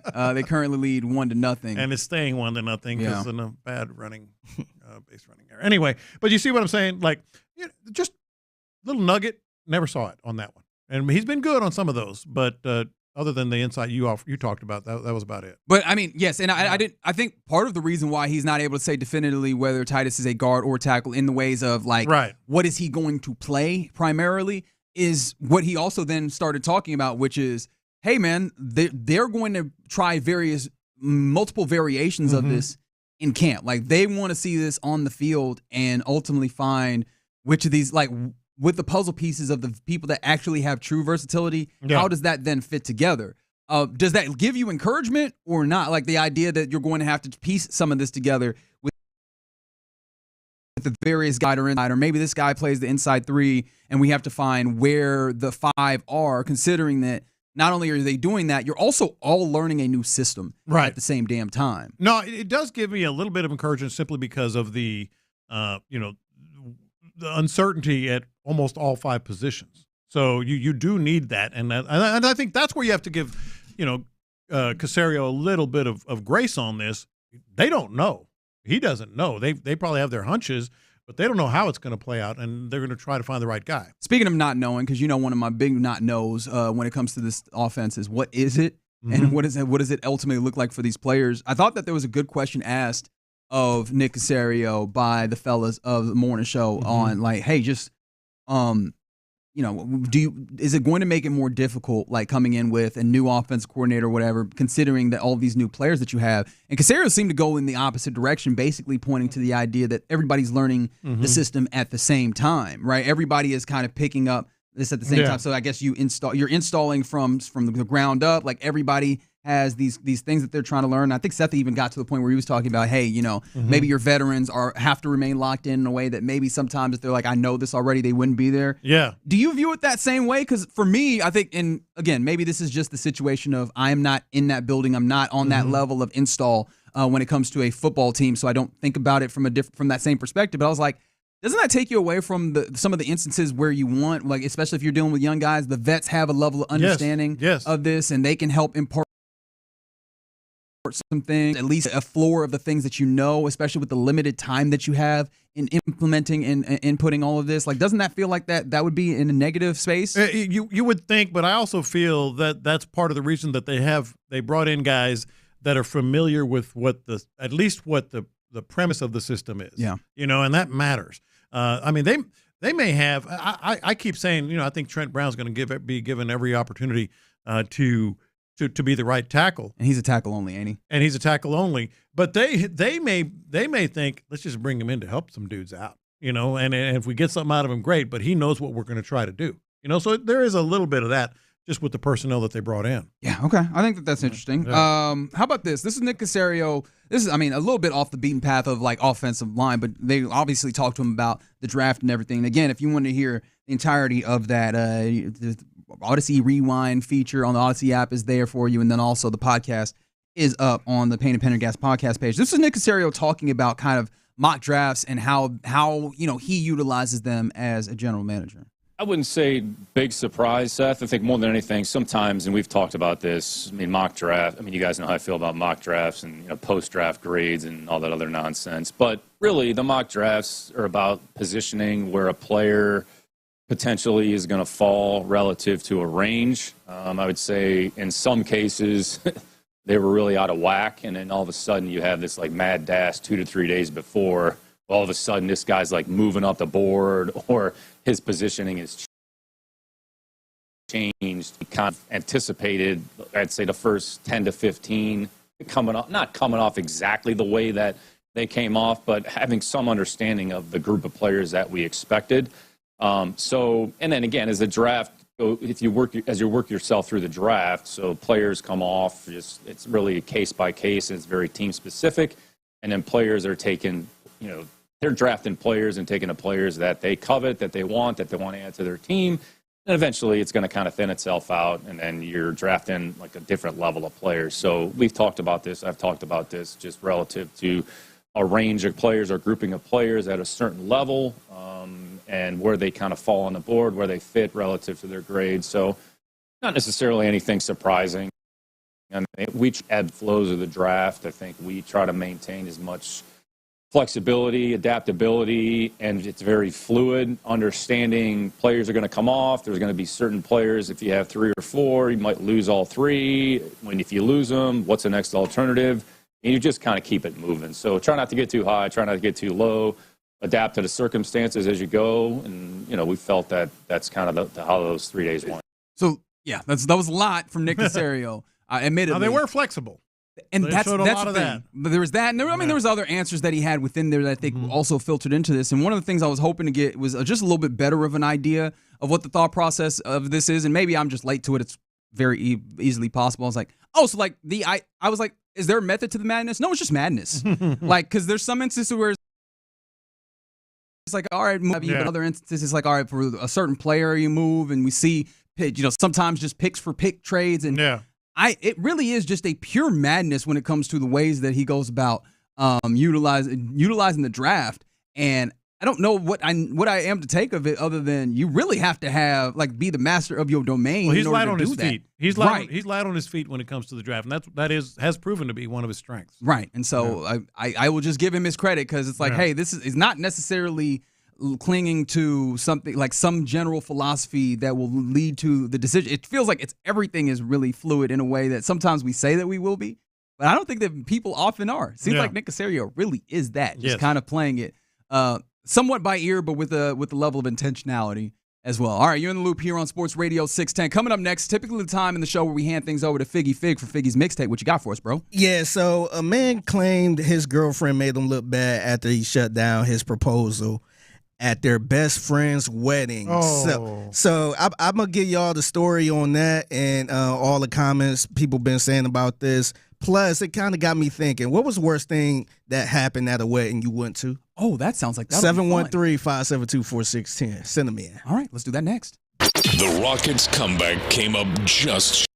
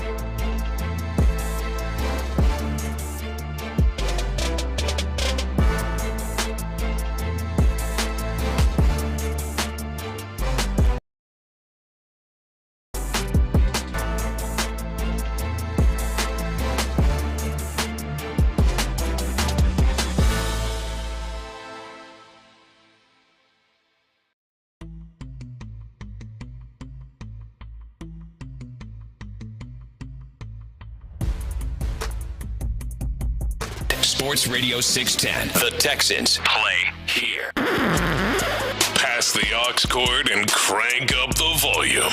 Figgy Figs in the driver's seat. Sit back, relax, and enjoy the ride. It's time for Figgy's Mixtape on Sports Radio 610. Yes, it is the mixtape in the Loop Sports Radio 610. It's your man Figgy Fig holding it down on a Wednesday. Happy Wednesday to everyone out there. Big shout out to our sister station across the hall over there, Mix 96.5. So they had a Mix 96.5 comedy night out hosted by the Dana Cortez Morning Show yesterday or last night at Punchline Comedy Club. So shout out to Dana Cortez, DJ Automatic, and Anthony A. And Reggie was out there. Our guy Leroy, front desk, Leroy Cook, he was out there. We were just kind of hanging out, just kind of belly laughing, right? How many belly laughs? There's a few belly laughs, man. That was pretty good. There's a few belly laughs. There's a few. Yeah, there's a few. All right, good. So I wanted to bring this up. And this, to me, this was probably the laugh of the night for me, or at least me personally. So it's a comedian by the name Netra, say it 3 times. I think everybody kept saying her name 3 times like that. She was pretty good, man. I laughed a lot with her. And she was talking about listening to Mix 96.5 and how they got a bunch of variety type of music. So you could go from Bruno Mars to Glorilla. And she started singing the Glorilla song. This is the song right here. She kind of started singing this song a little bit. Y'all know what's going on. She started this from the top. I ain't gonna play the whole thing. I'm from Memphis, what you know about me? Big G-L-O-N-A-G-L-E. So she did that part. She started singing it live. Yeah. And you know, people when they know a song, they start singing with you. Sure. So they started singing with her, and that part right there, that kind of caught everybody's attention. That, and I was sitting next to Reggie, Leroy, who else? Brittany on the promotions team, and our big boss, Sarah Frazier. She was sitting right there. Yeah. So we listening, and she doing that part. And I want you to take a guess. Reggie know what happened. I want you to take a guess. Who was the one person out of that group that got hyped the most? Oh, I know the answer. Who you got? Sarah. You're pretty right, man. You're right. So to me, that she gets into that. Yeah, she was really into it Yeah. too. She did the little stank face with it. The little. I think everybody looked over there and said, right on brand. "Yeah, That is yeah." right on brand. She crawled up in the corner, cracking up, man. So, so I just wanted to give a shout out to her, man. Yeah. I did not expect her to do a little. Wow, that's awesome. Yeah, she did a little. Yeah, grimaced and she's she got the stank face with it. It's a very different experience having that type of moment with your boss. You know what I mean? Like typically you have a level of respect and authority when it comes to the boss, and you're like, oh, okay, so the boss is just gonna cut up right now. I can never see her the same now, man. She got a little ratchetness to her, man. A little ratchetness and righteousness. That's how I like them, man. That's funny. All right, let's get to some more craziness, man. So a man claims his girlfriend made him look bad after she shut down his proposal at their best friend's wedding. So I send him in 713-572-4610. The craziest thing you seen at a wedding or wedding you went to. There's a few of them already coming in. Yeah, so on Reggie's Reddit, I'm gonna call it Reggie's Reddit. Somebody actually brought this up. You're a Reddit guy. I'm surprised you ain't see this. It's story. look, It's Reddit yours. is huge. What you mean? It's Reggie's you Reddit, act like man. I'm on all of Reddit. You be on Reddit all the time, man. Oh, wow, you that's just lying? That's crazy. That's you, man. Yeah. That's you. So this story popped off on Reddit. I'm a let y'all know what happened. Okay. So a woman said she had to shut down her boyfriend's surprise proposal during their best friend's wedding reception. The 23-year-old shared on Reddit, Reggie's Reddit, that her clinking the glass to propose. Nah, not the getting everybody's attention. At somebody else's wedding. That's even though crazy. they both, she and the bride had already told them not to do it weeks earlier. Oh wow. That's the other crazy part. So she quickly whispered, "Not right now. Not right now. And he backed off, but he stormed out of the reception. Later, he texted her saying he felt embarrassed and rejected. So she said it's not that she didn't want to marry him, just hijacking their friend's big moment wasn't the time or place. And apparently social media agrees with her, calling it tacky, selfish, and bad taste. All right. There are very few absolutes that guys need to know. Oh, is Judge John Lopez clocking in? Yeah, there are very few just absolutely you need to know this. Never, ever, ever, ever, ever propose at a wedding. Ever. I don't even understand how that is a conversation. I would never do that, man. You have to know that. Like, and he was already told he was already told no. I guess he mentioned it weeks ago. Yeah. And they said, nah, do not do this. Yes, because they're right. He's wrong. He should be embarrassed. I'm glad he's embarrassed. That's a real jerk move to look. Yes. Get the cling, cling, cling. Yeah. Like, take the attention off the bride right here. Look at me. Yes. Like, there's not a lot of things that we just absolutely have to know. We learn a lot of stuff along the way, but you have to know that. Never. Ever. Questionable character. Yeah. Like, what about you? And why are you mad? Yeah. Yeah, why are you out here trying to steal somebody else's shine like this? Like, you a real hater. That's very disrespectful. You ain't paid for this party. That's the other part of it. Yeah, that's the other part of it. Like, this is their day. And I mean, like, you can even have your day on their day, just not here. Yeah. And why would you want your moment to be at somebody else's wedding? Because haters exist in all walks of life. I would want my moment to be like on my time. Exactly. I want it to be about me. I'll tell you what, that woman probably is kind of reconsidering just the whole yes in general. Like, if this guy is that dense, and and they told your ass not to do it. Yeah. So now, like, clearly you don't listen. You don't like to listen. Right. So now I got to reconsider marrying you because you don't even listen to stuff like that. I agree. So so that kind of got me thinking. What was the worst thing that happened at a wedding you went to? 713-572-4610. I got a good one on there. I bet you do. What you got? So this has been about 10 years ago now. One of my former players got married, and so we went to the wedding, and it was I say this not to be like profiling or whatever. Oh no. But it was at a black church, and it was, I think we were maybe 2 of 4, people who weren't black at the wedding. So the bride is standing up there, faints in the middle of the I do's and everything. Faints? Did she have like that? Yeah, probably. But she didn't collapse and faint to the ground.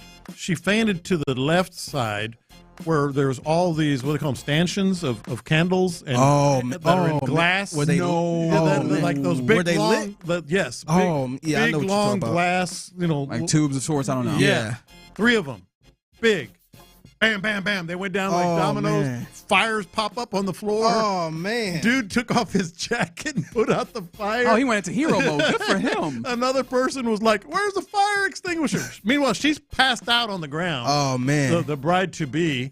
And the best part, and the reason I said it was a black church, is like all the aunts and sisters, and then they were like, oh, Lord. They were just like all the peanut gallery. Oh, Lord, baby. Yes, oh, bless her heart. Exactly. Oh, my God. Somebody do something. It was so fun. Somebody do something is the one that gets married. Well, you thought I was going to stand here and not do nothing? Jesus Christ. I was folded over laughing as much. I felt bad for what happened, but. Was people laughing too? Oh, God. Everyone. And you've seen the look at her. That you said it like kind of. Look at her. Oh, bless her heart. And then oh Lord, oh Lord. Jesus.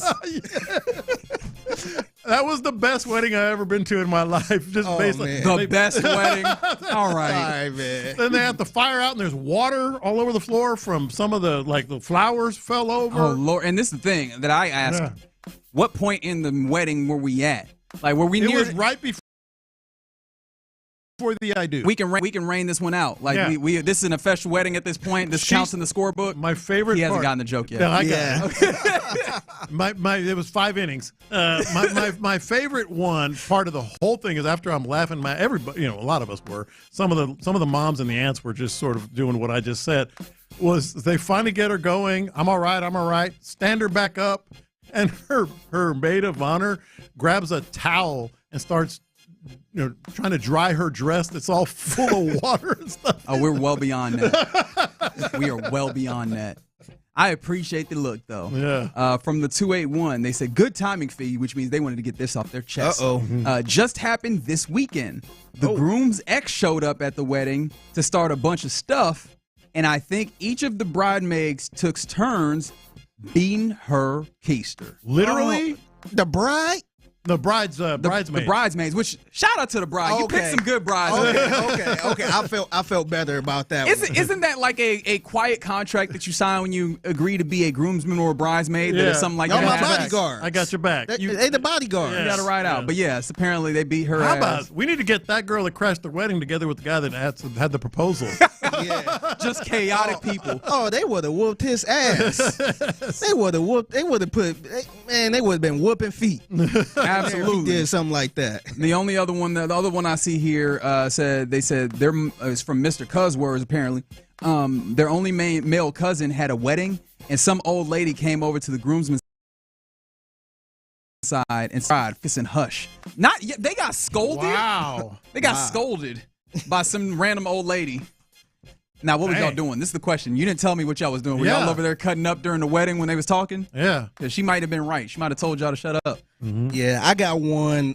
This is not a personal one. This is one of the comments that I found was the brother of the groom stood up when the priest said, if anyone who opposes this marriage between him and her, speak now, forever hold your peace. Y'all know that. That little bit awkward part, and you start hearing people coughing and clearing their throat and all that stuff. So the brother proposes to his girlfriend. Oh, Lord. Of 2 months. What? Of 2 months. She is embarrassed, apologizing to everyone. She declined the proposal. The brother raged, accusing her of cheating and revealing he only proposed to see if she only wanted him. Mm-hmm. And in his mind, if she said yes, it was meant to be. It meant that she's been loyal to him. Mm-hmm. But since then, I guess she declined. Since she declined it, I guess he accused her of sneaking around. And all this in the middle of the wedding, huh? Yeah, in the middle of the wedding, and also he admitted that he slept with 2 other people. What? To get revenge cheap. Great. So it had nothing to do with they've only been dating 2 months. Was this on a soap opera? Did AI write this? Yes. Like, I am now in that point in Is this existing real? where not even is this real, just things end up on the internet. I'm like, this feels like some AI took a whole bunch of various whatever a third thing would be in that space, and then cobbled it together into a story, because that is wild. That is damn they were near dating unrealistic. for 2 months. That's a no. Yeah, that's a no. Yeah, no, they might have a little too much, or he might have a little too much going on. Yeah. And the last one, another one, real quick. Bride didn't show up.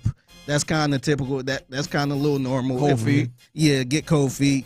Everyone waiting in a huge church, including the groom, waiting at the altar for 30 minutes. Then the bride's father come in and announced that she's decided she did not want to get married.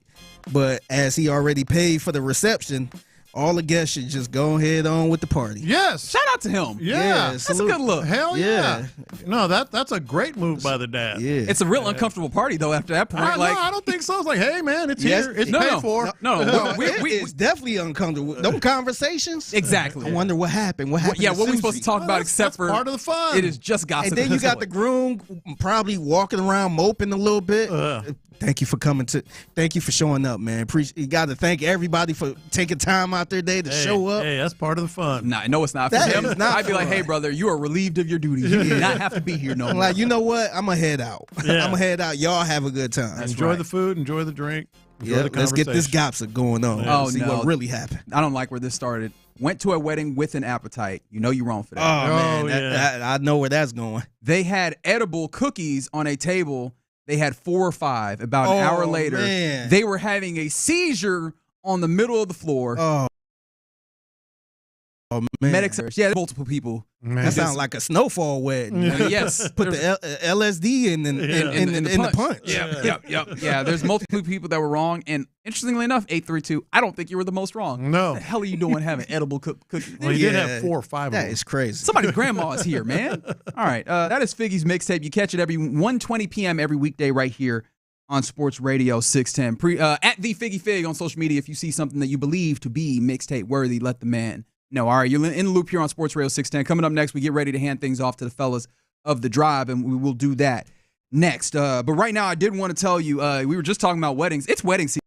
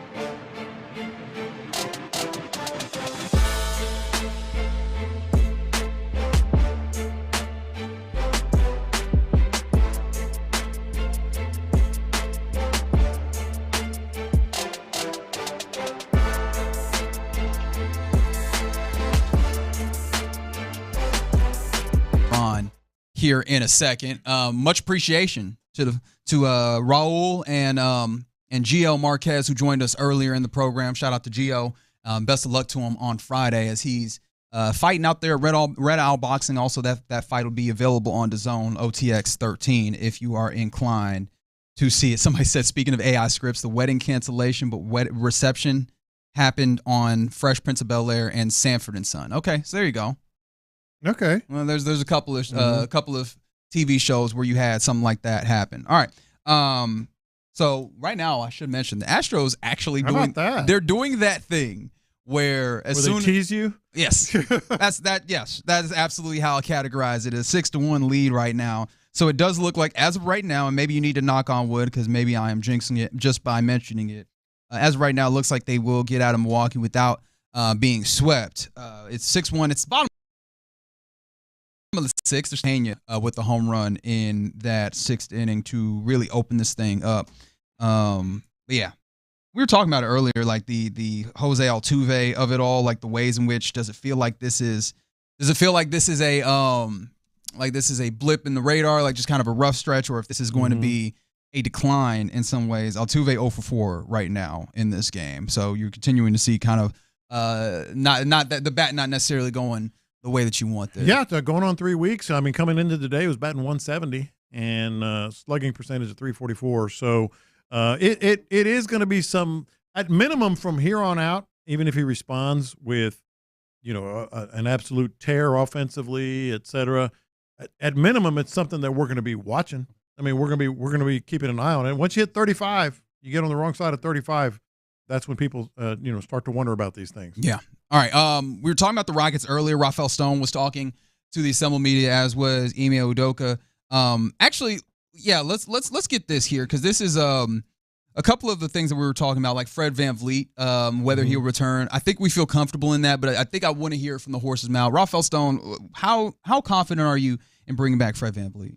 I definitely don't speak about contractual situations, so no, I won't. But I will echo that I think Fred's been great, kind of similar to Steven, but with a much longer time frame. He's been the person and the player that we hoped we were getting, and I think I'm very optimistic that he'll be with us for the fourth. Like it does.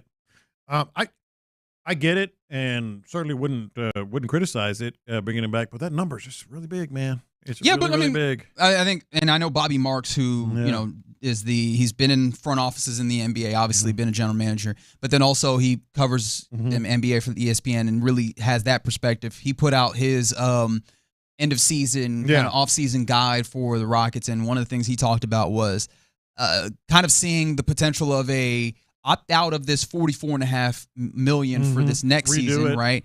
And give him a 3-year deal that is $90 million. So he's getting more of that money over the full 3 years, but it doesn't hit for as much this year. Are you comfortable with that? Like just off of because we're talking about a timeline and a window that's opening up.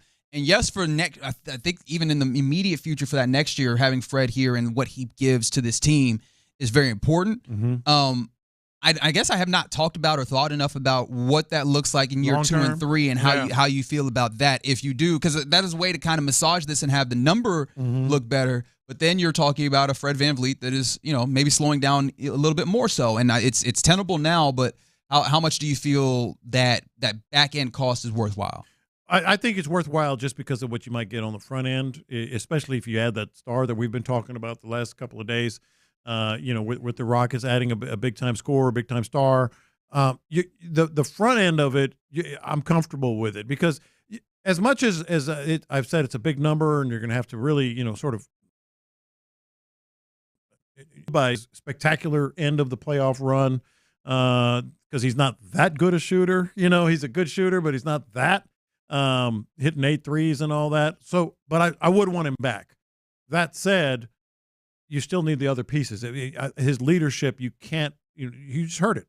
You can't put a gauge on it what it means for this type of team. Yeah, in tangible and intangible ways. Yeah. Like one of those tangible ways that I in this series against the Warriors, I don't know if realized or re-realized, what have you, was just how impactful he was in organizing what they do defensively and getting everybody on the same page, because that felt like such a huge thing when it came to his defense. And obviously, it really landed with me when you see them running the zone defense and but it's stretched and they're getting all to these various places, and that matters a great deal. One of the people that there's another question about whether he's with this team for long term or whether he even impacts it is Cam Whitmore. This is Ime Udoka actually talking about Cam and what the certainty of his role is. Yeah, I was a little caught off guard by that as well because we've had in-depth conversations with Cam, probably more than anybody, and so I'm pretty clear with what is going to get you on the court and what's going to help you sustain a role, and so.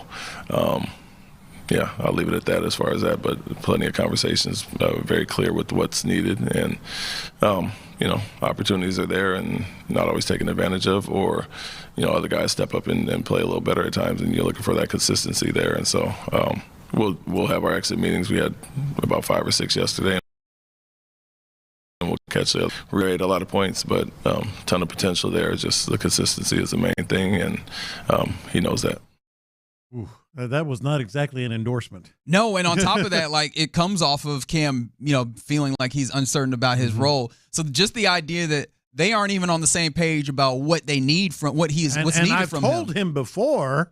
I've told you about this. That's the part where I was like, because I think part of the question was about, Cam said, was confused about his role or whatever, and he's like, yeah, I've talked to him about this. That's like mom and dad, like, I ain't saying this again. I ain't saying this. I told you the next time I see these drawers on the floor. Yeah, no, that's what it felt like. That's absolutely. Although, he know what he's supposed to do. I talked to him about it. Yeah. But the thing about it is, it's obviously the entire opposite. Speaking of, just with Ime, my throat hurts just listening to him. Man, I'm like, does he need a lozenge? Because I also with how ornery he is. Throat coat.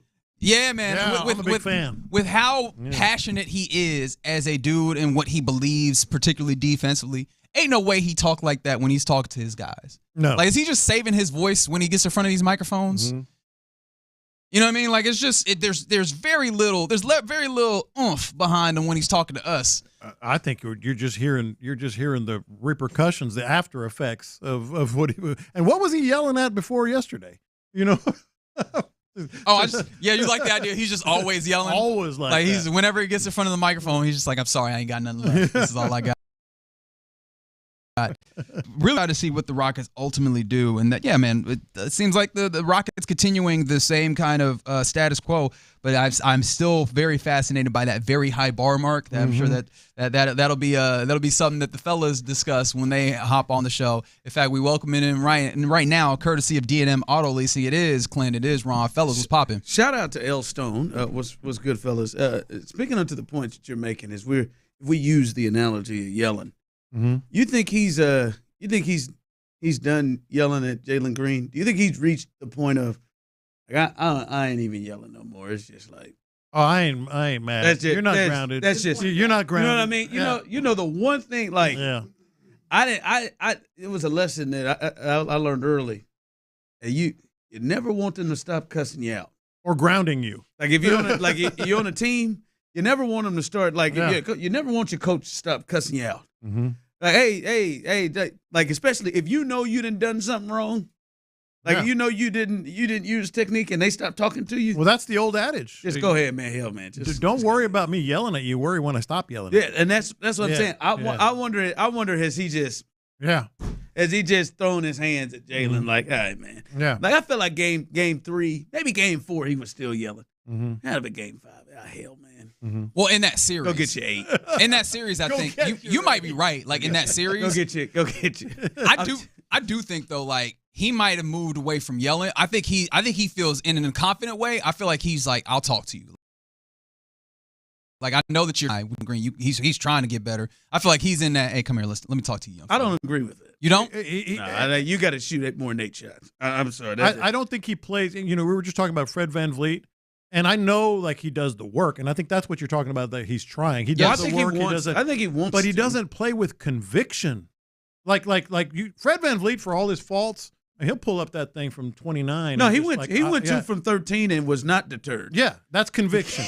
He's playing with conviction. He's playing with determination. He came back. But there's a certain thing that's right about that. That's good about that. Yeah. And I don't think I don't think Jalen Green has the conviction. I think he just in the game. Man, go do what you're gonna do, man. You got 9 tonight. Some guys just ain't 7. got it. Yeah. Some guys just ain't capable. Ooh, 11. Yeah. Some guys can't. Some guys can't fight through the.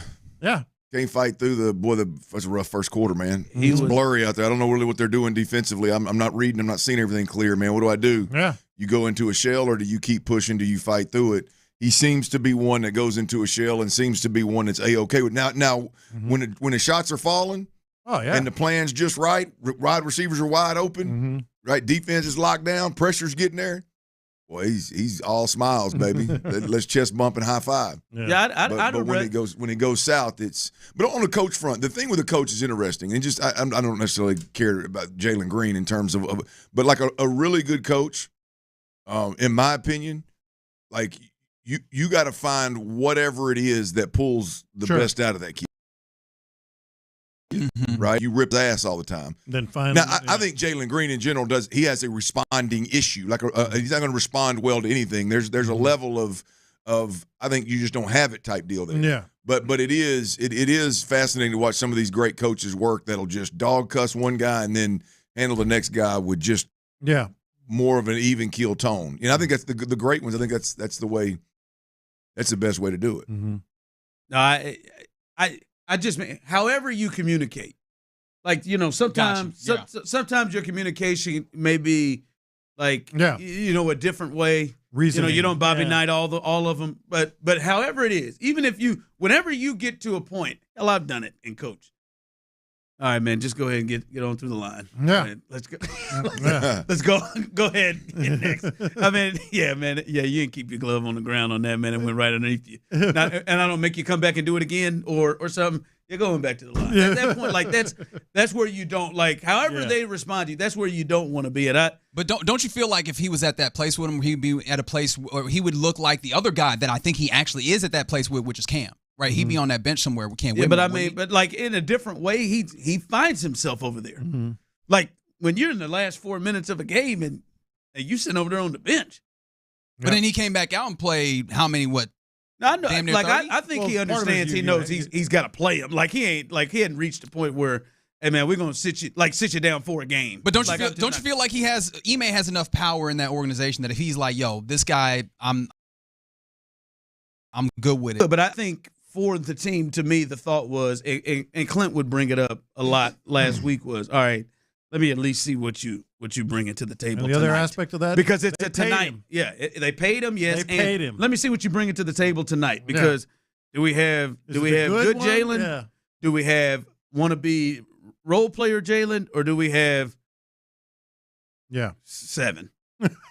I wanted him to get a basket so bad in that final game because he would have had a straight.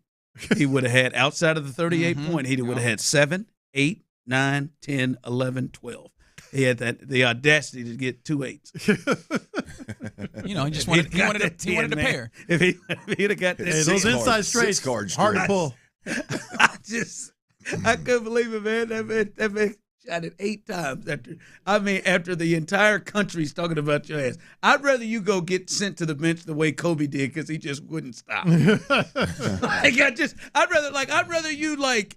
All right, I maybe like as Clint said, maybe I might be confused on where I'm supposed to go in this pick and roll action, and where they're taking me. The hell with it. I'll just pull up. I'd rather it. I'd rather that. Well, I think that's the biggest knock, right? I'm not no Reg, I know you got to get out of here, but that's the biggest. To me, that's the biggest frustration or disappointment with Jalen Green. It's like never at any point outside the 38-point game did I see a dog of just like, I don't give a damn what happens. I'm gonna stay in your face. I'm gonna keep coming at you. I'm gonna keep jumping on your head. I'm gonna, I'm just this ain't gonna stop.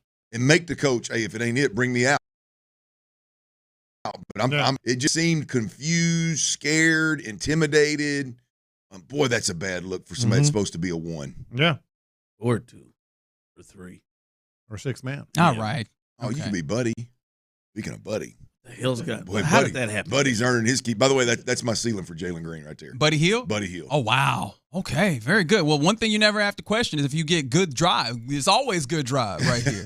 All right, fellas, we are done for the day. We'll catch you tomorrow. You're listening to KLT AM, KLT FM, HD2 Houston and Odyssey Sports Station. And right now, The Drive is live. That's right. The Drive is live, and the Astros are live. They are looking to avoid getting swept, and they are well on their way. We talked about good Jalen. Got good Fromber today, baby. Got good Fromber. By the way, man, I just I know I got to get over this, but man, I know where he's going. Every time these fake ass dreads, man, let's head to the people. 713-572-4610, YouTube and Twitch. You all can join around. Don't leave. Yeah, you two can jump in on this too. Would you rather him have, do you have more respect for a person that goes to pay, or do you have more respect for a person that's doing what he's doing, who has hair that doesn't need a toupee, but is just saying, I'm going to get extensions in the place of dreads? 713-572-4610, YouTube and Twitch. Which do I got more respect for the Marv Alberts of the world that are going to give me toupees? I got far more respect because they're just trying. Him, I don't know what this is. The inner white extensions, they're high maintenance, y'all. I mean, that ain't just, especially if you out there tying them up like that, sweating in them joints. Oh God! How often is he getting these things touched up? It is just insane to me that he is doing this for over 2 years. 2 years rolling around in these damn dreads, these fake dreads. He's got to keep them long enough till the dreads are real. That's how it works. Oh, is that what it is? He's growing it out. That's where I went immediately. Was like, maybe he's doing this where this is the look until I can get the look. He's like, I'm not doing the in between period. Hey, Reg, he's beyond the nameplate. He's top of the numbers. He's got. I mean, hell, man, look at that man. That horsehair. He might get there by the time he retires. I mean, it's going to take him 4 years to get there. That's why Solverty is not participating in the Preakness. That lost his hair to Fromber. Fromber bit on that good hair, didn't he? Yeah, he did. I'm getting Churchill Downs hair. He's getting ready for that new contract. He's like, I got it. It's coming. I'm getting world champion hair. Oh man, I can't. Yeah, that is just. I mean, Joel says extensions are for females. I'm just saying. I ain't gonna go to that place. I just don't understand why he's. I just don't understand it. I mean, this is something you two could answer. I mean, is that a normal thing? No, I don't know. Do you know? It's becoming more normal, unfortunately. You know. I don't know anybody in real life outside of Framber. Now, maybe I just don't know it. I don't know anybody outside of real life that just rolled up with a haircut like mine and then came back in that Oakland Coliseum and just bam. Framber They went from show to Brandon. They didn't hit the Reggie face. They didn't stop at the Reggie face. Hell with it. Didn't even try to slow play it. Framber does make bold decisions overall, though, with his fashion decisions. Like he's always rocking them big ass chains, filling himself. He's wearing the T-shirts, the graphic tees with his own likeness on it before the game. Like he fills himself quite a bit. Listen, that's different from Thought it was a good look for him. Yeah, I'm gonna throw this. I'm gonna throw this here. Yeah, a lot of people like chains. I'm gonna throw this. By the way, he's throwing the gym. As a side note, of the most important part is he is almost through the seventh inning. Just stay hydrated. 7 strikeouts and 2 walks, getting good Framber. But I'm gonna be honest with you. I'm gonna judge. I'm a man wearing extensions. I'm judging you. I'm judging you. Period. I want to think better of myself, but I am too. Like I want to feel like I've turned the corner. That's like just like that, man, that's tough. Man. Like I like toupee. Like, hey man, dude's going through something, man, and he just really wants it. Maybe toupees, implants, anything to where you're just trying to keep your confidence. Here. You're trying to keep you. His hairline's fine. I think he could. Like that's the part about it is you're being lazy. You won't just take the time to just do it yourself. You're taking a shortcut with your hair. Like I would even almost feel better if he didn't have the ability to grow it out. But he does. I mean, people like Brandon as a person with locks. It's not a good look for a man. It's odd. That is just wild to me. I mean, he just decided one day I'm gonna get a lot of fake hair. He went and bought it. I mean, that is a lot. We bought Lauren. We just did that for Lauren. We just went and bought Lauren. Those are longer than my wife's. We just bought Did some you buy for Lauren's that long? Yeah, Lauren's got a little purple tint in it. Is hers that long? Yeah. Yeah, and then obviously as Tyler big head all the way to the top of the numbers. As Tyler has, and he's and that's the other part, man. Like in my mind, I don't remember him being that long at the beginning. I think he's growing them out. I think he's adding more to it every time he goes to make it look like he's naturally growing it longer. Like, or maybe he is naturally growing it, and that's some of his real hair getting lengthier. All right. I don't know though. I don't know that for sure. It's still weird no matter what. I like clean cut Fromber. I wouldn't mind. I wouldn't mind braids or dreads Fromber. Do you prefer clean cut McCullers or long flow hair McCullers? I like long flowing hair. Yeah, isn't that long flowing hair is the one that gave you the throat? Yeah, and then he also gave us that's effing nasty. Yeah, that's like it's got to be people looking at him, man. Just maybe they're used to it now, but looking at him, just look at that guy. Yeah, he might need to get him some dreads too. He's gonna get some. He's gonna get some plants now. That brewer could use some hair. So what the new person that Tyler knows now, and Erykah Badu with that hair, yeah, it's. I was educated.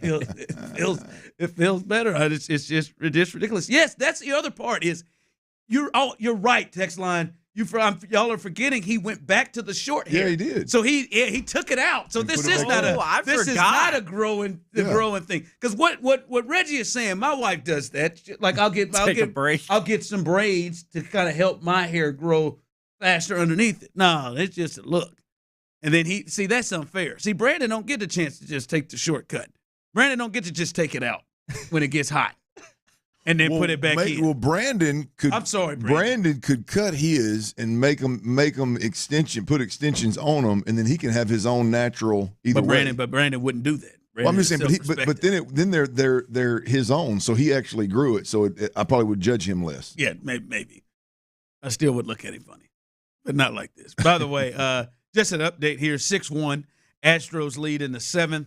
And Framber, with his hair, is pitching his ass off today, and they needed it. They needed their ace to come out and be a stopper today as they were in danger of getting swept. Now it is 6-1 here in the bottom of the 7th, and it looks like they potentially will take care of business today as the big bomb here late. It was 3-1. The big bomb came from their new leadoff hitter, Jeremy Pena, goes deep and hits a 3-run homer. Zach DeZenzo has had a good game. As well, Jake Myers has been on base multiple times. Game this offense they needed to break out to go along with Framber Valdez as he gets through. I believe he is through 7 innings now. 7 innings now. Framber is 7 strong, 7 strikeouts, 2 walks, and has thrown the ball well. Gotten exactly what they needed. Yeah, they needed it. There ain't no doubt about that. They needed it. But once again, man, he's thrown over 100 pitches.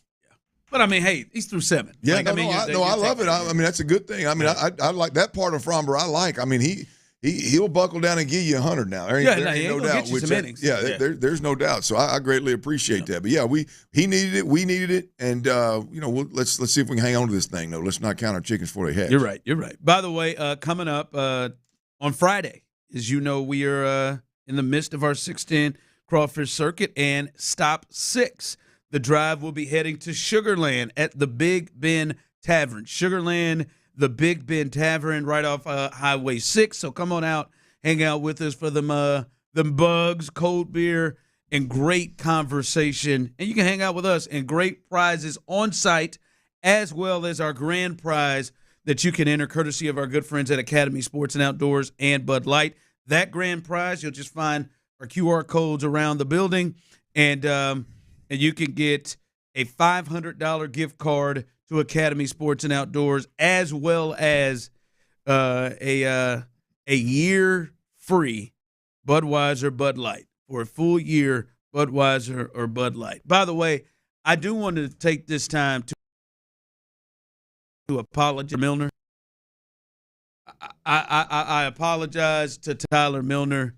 This is something that I have messed with his mind about. I've told him he's ridiculous for. I've told him he needs to pull it together and chill out and take some of the small bad with all of the good. I apologize.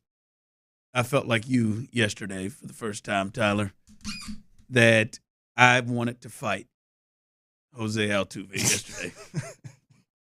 I know exactly what you, because we were finna gang up on him because I wanted to as well. I just about to jump this little fella. Hey, he said. In the way it all unfolds, I've never been. My man sent me to Cavs Pacers. Man, he just sent you to what? Cavs Pacers. He sent me, to the basketball. I thought game. you were saying some kind of weird exercise. No, or something. he sent me to Cavs, not my me Cavs. upstairs to Calf Pacers. the Cavs Pacers. It's like, no. damn, he drove you to a workout. He sent me to Tyrese Halliburton. Is where he sent me. It was like the one in the third pissed me off. When, hey, man, we talked about it. Let's manufacture some runs, baby. You know, our guy Cam Smith got a double. Gets over there. Jeremy Pena, you know, hey, listen, I understand what you're doing. I don't love Jeremy Pena, as Clint has told you over the last couple of weeks, being arguably the team's hottest hitter, laying down a bunt, giving himself up. But, okay, trying to get on the board. All right. And then with Yordan Alvarez out, is it clear when it comes to, you know, history right now, confidence, Jose Altuve is this team's best hitter, right? Like we can agree upon that. Jose Altuve right now with Yordan out is this team's best hitter. And you come in and try to lay down a bunt. And you come in and try to lay down a bunt, and instead of laying down a bunt in which your ass better be safe and the run better go in if you're going to give up your bat to lay down a bunt. And no, you pop that damn thing up right to the third baseman. He sent me on, and then Clint in the eighth inning, he went ahead. And you got it set up now, baby. You get a walk, and then a walk behind you. Here we go. And then your ass, as Tyler has said for years, over here and losing his mind. And I can only imagine. Like, generally, I sometimes think and chuckle, like, oh, I know Tyler's losing it right now. But I couldn't because I was losing it at the same time. I was ahead of the curve on this thing, man. I've been telling you. I've been telling people for years. That combination of what he did in the third and then just go ahead and just squeezing the life out of the entire dugout and fan base with himself getting thrown out in the eighth inning. It's the irony of it, too. I mean, this is the GOAT. This is the GOAT. We've said it numerous times on the show. Jose Altuve is the Astro GOAT until further notice. But at the same damn time, he might be literally the worst Astro on the base paths we've ever seen. Wrinkling what otherwise has been a tremendous career. And you know, there's nobody over there to meet him at the, as Clint would say, the numbers. Nobody. Ain't nobody meeting him at that foul line. I mean, trying to steal second on what he thought might be a pass ball and getting hosed down. And the next pitch, Paredes walks. And then the next pitch, Pena hits dead ass up the middle. No, who was it? It was Christian Walker. Yeah, hits dead up the middle. It would have been a run. I mean, it just put pressure on the Brewers right there. Oh, yeah. Now, and at the very least, you got bases loaded with one out. 4-1. I mean, 4-1. You're down 3. Like you had it or 4. Was it 4-0? Excuse me. You have to know that you're going to get there. Down 4-0. You gotta know you're going to get there. Gotta know. Well, and the bunt was a piss poor attempt. I mean, it just he didn't just bunt and pop out. He hit the damn thing all the way, literally to third base. I mean, it was a piss poor. Like he caught it and threw it to it. Yeah, man, I'm with you. I don't. It is Altuve, but I mean, if all the Astros fans or anybody out there that just is above, thinks he's above any kind of criticism, man, I can't get on that level. It is that is frustrating to watch, boy. I know, and I agree. And generally, I'm with Tyler on this. I am not. There are fans that do things a certain way. There are some fans that say, "Hey, he's a great player." C.J. Stroud, Nico Collins, Altuve. These guys are great players to screw up because of everything they do. I am generally one that looks at, and I'm generally harder on great players when they do stupid things because of the expectation of a great player. Like just because, yes, I know you generally do the things to help this team win, but for you, down 4-0, trying to get base runners and know your run really doesn't matter. for you to go and get yourself thrown out at second when the big inning, of course the big inning was developing behind you. Of course it was. And as Tyler will say, you do it all the time. Yeah, there should be expectation more from Altuve for understand the situation. Just because you're built like a little leaguer doesn't mean you got to run the bases like one, Jose. That is fair and true. All right, coming up, do want to pass. I did not co-sign that. That's disrespectful. I think for today I am. Due to coming up, the Texans make a move to add to their defense. We'll tell you the latest of that. It's a familiar face. And I know the messenger is going to be hard to listen to, but maybe there's some insight learned on your Houston Rockets. We'll discuss that coming up next. Guys, summer's here now. It's time to make memories with your friends and your family. Do not let low testosterone steal these times from you, man. You got to get testosterone replacement therapy at Low T Center. Look, don't jack around with the online TRT services. Sure, that's the easy route. It's a convenient route. But more times than not, you're going to end up spending hundreds of dollars and spending a ton of time.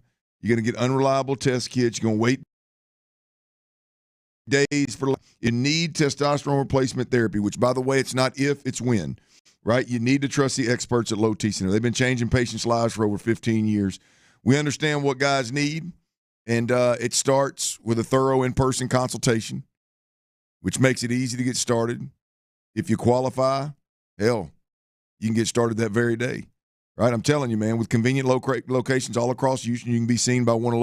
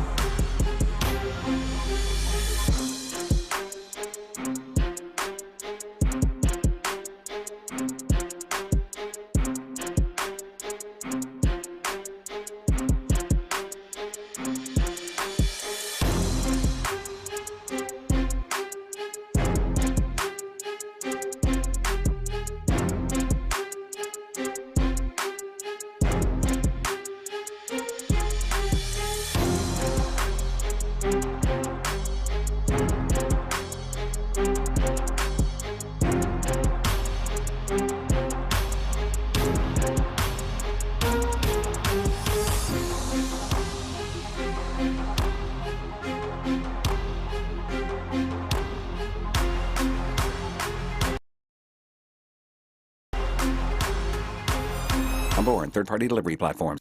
Live from the Mokaram Injury Lawyers Studios, Sports Radio 610 presents The Drive with Stoerner and Hughley.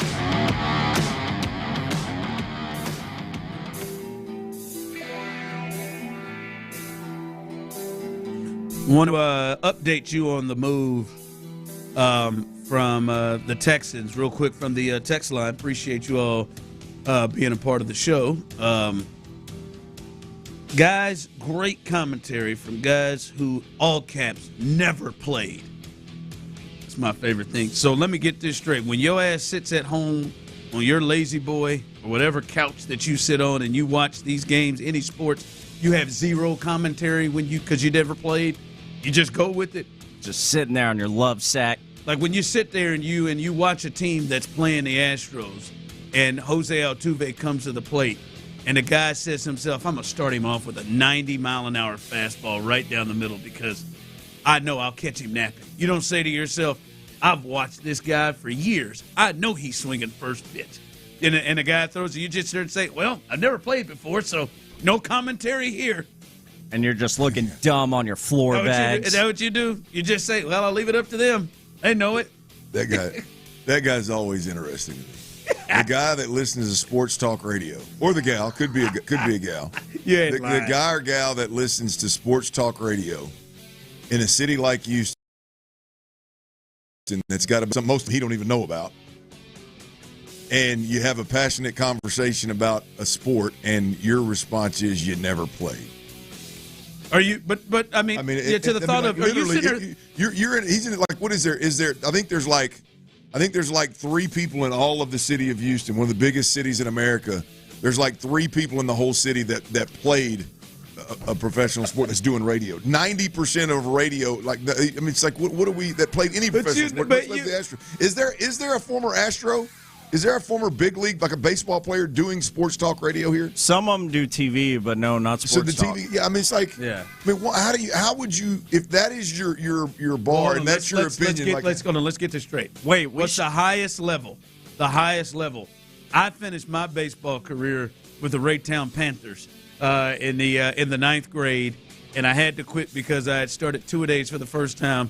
And I had rounded second base and caught cramps and fell down in the middle of the baseline and got tagged. And because I had two-a-days just to be clear. Earlier in the day, and I said I told my mom I can't do both of these. That was where so the summer of going into my 9th grade year was when my baseball career ended. So I don't know how much that gives me the right or the ability. We can never talk Astros anymore. Damn it! Where's the highest you go, Tyler?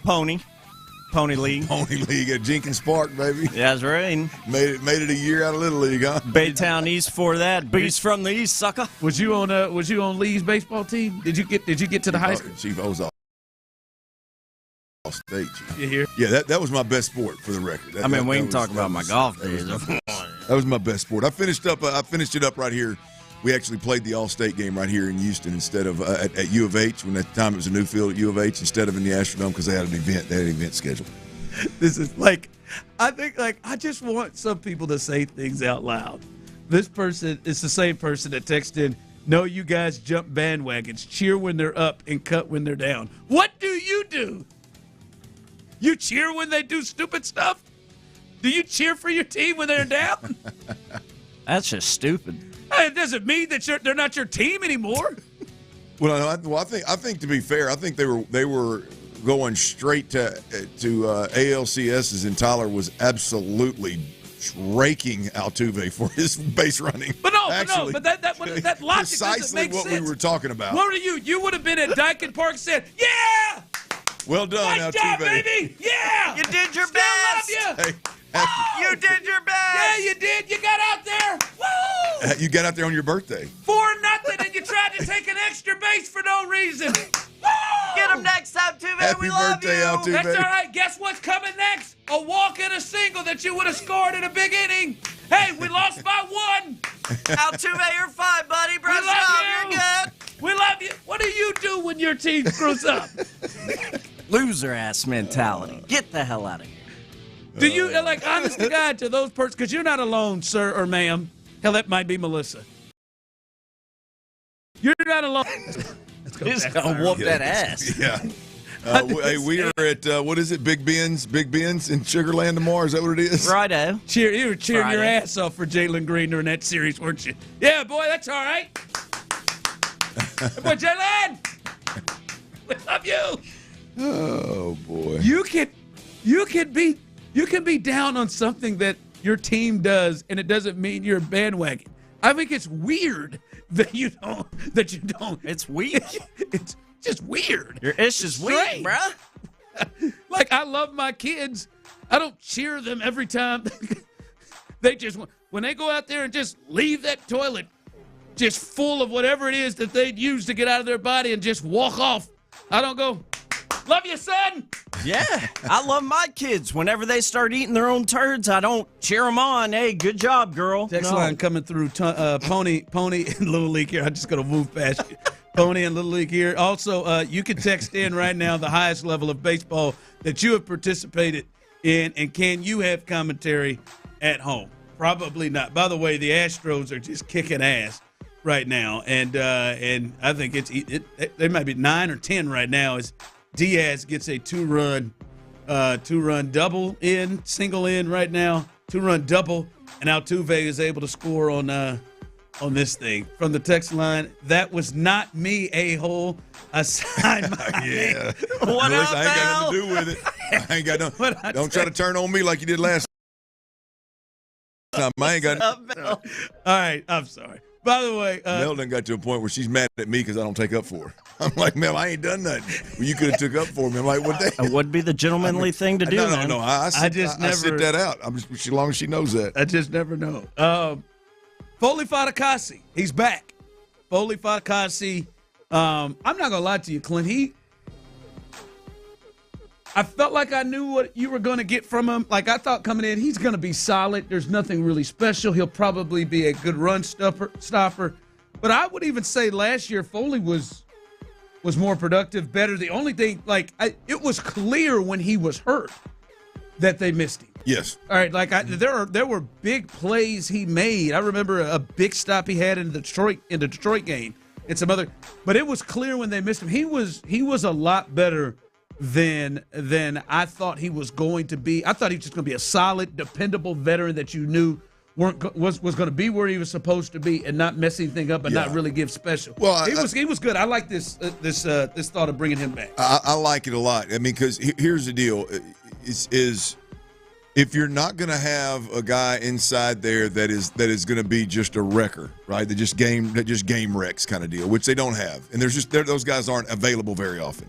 Right, what the Texans do have is plenty of guys that can penetrate, plenty of guys that can move and shake and make plays in passing situations, plenty of guys that can rush past. What the Texans are going to need, and I still think they even need more of it, is that big body can hold a double team, that can just hold his ground and not get pushed 2-3 yards at the snap.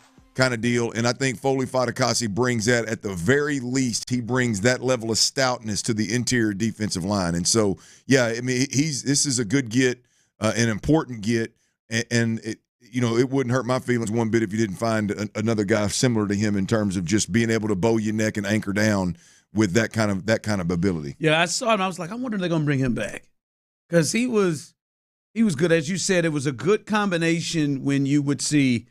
Hey, you got him, and then you come back and you bring a guy like Edwards Jr. or you bring Danico Autry in the inside on passing downs.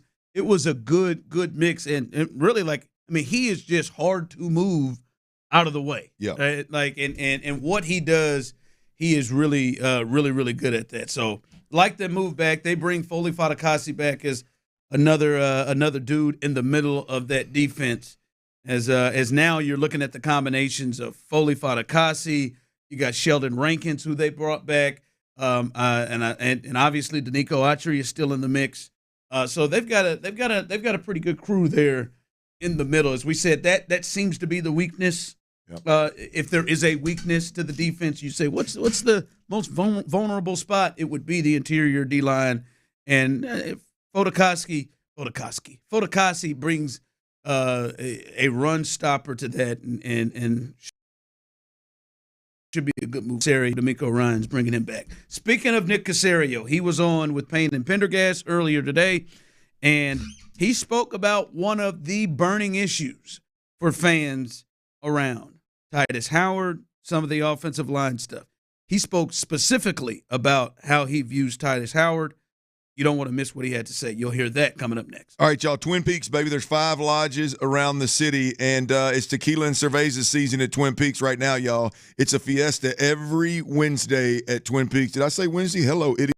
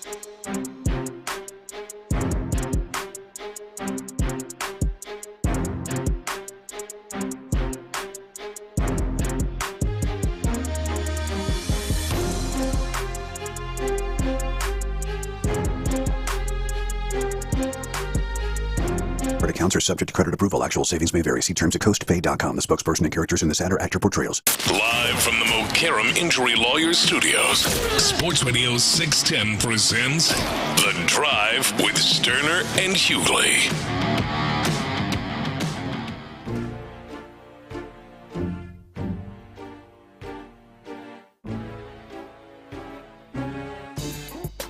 While many of you are in your car now backing that thing up, did want to pass this across before we get to Nick Caserio. According to ESPN. Well, close your eyes, though, real quick, man. Put your. Let's take it. I mean, I was single as they come, I think. At least at one point, I was. I was in high school, early years.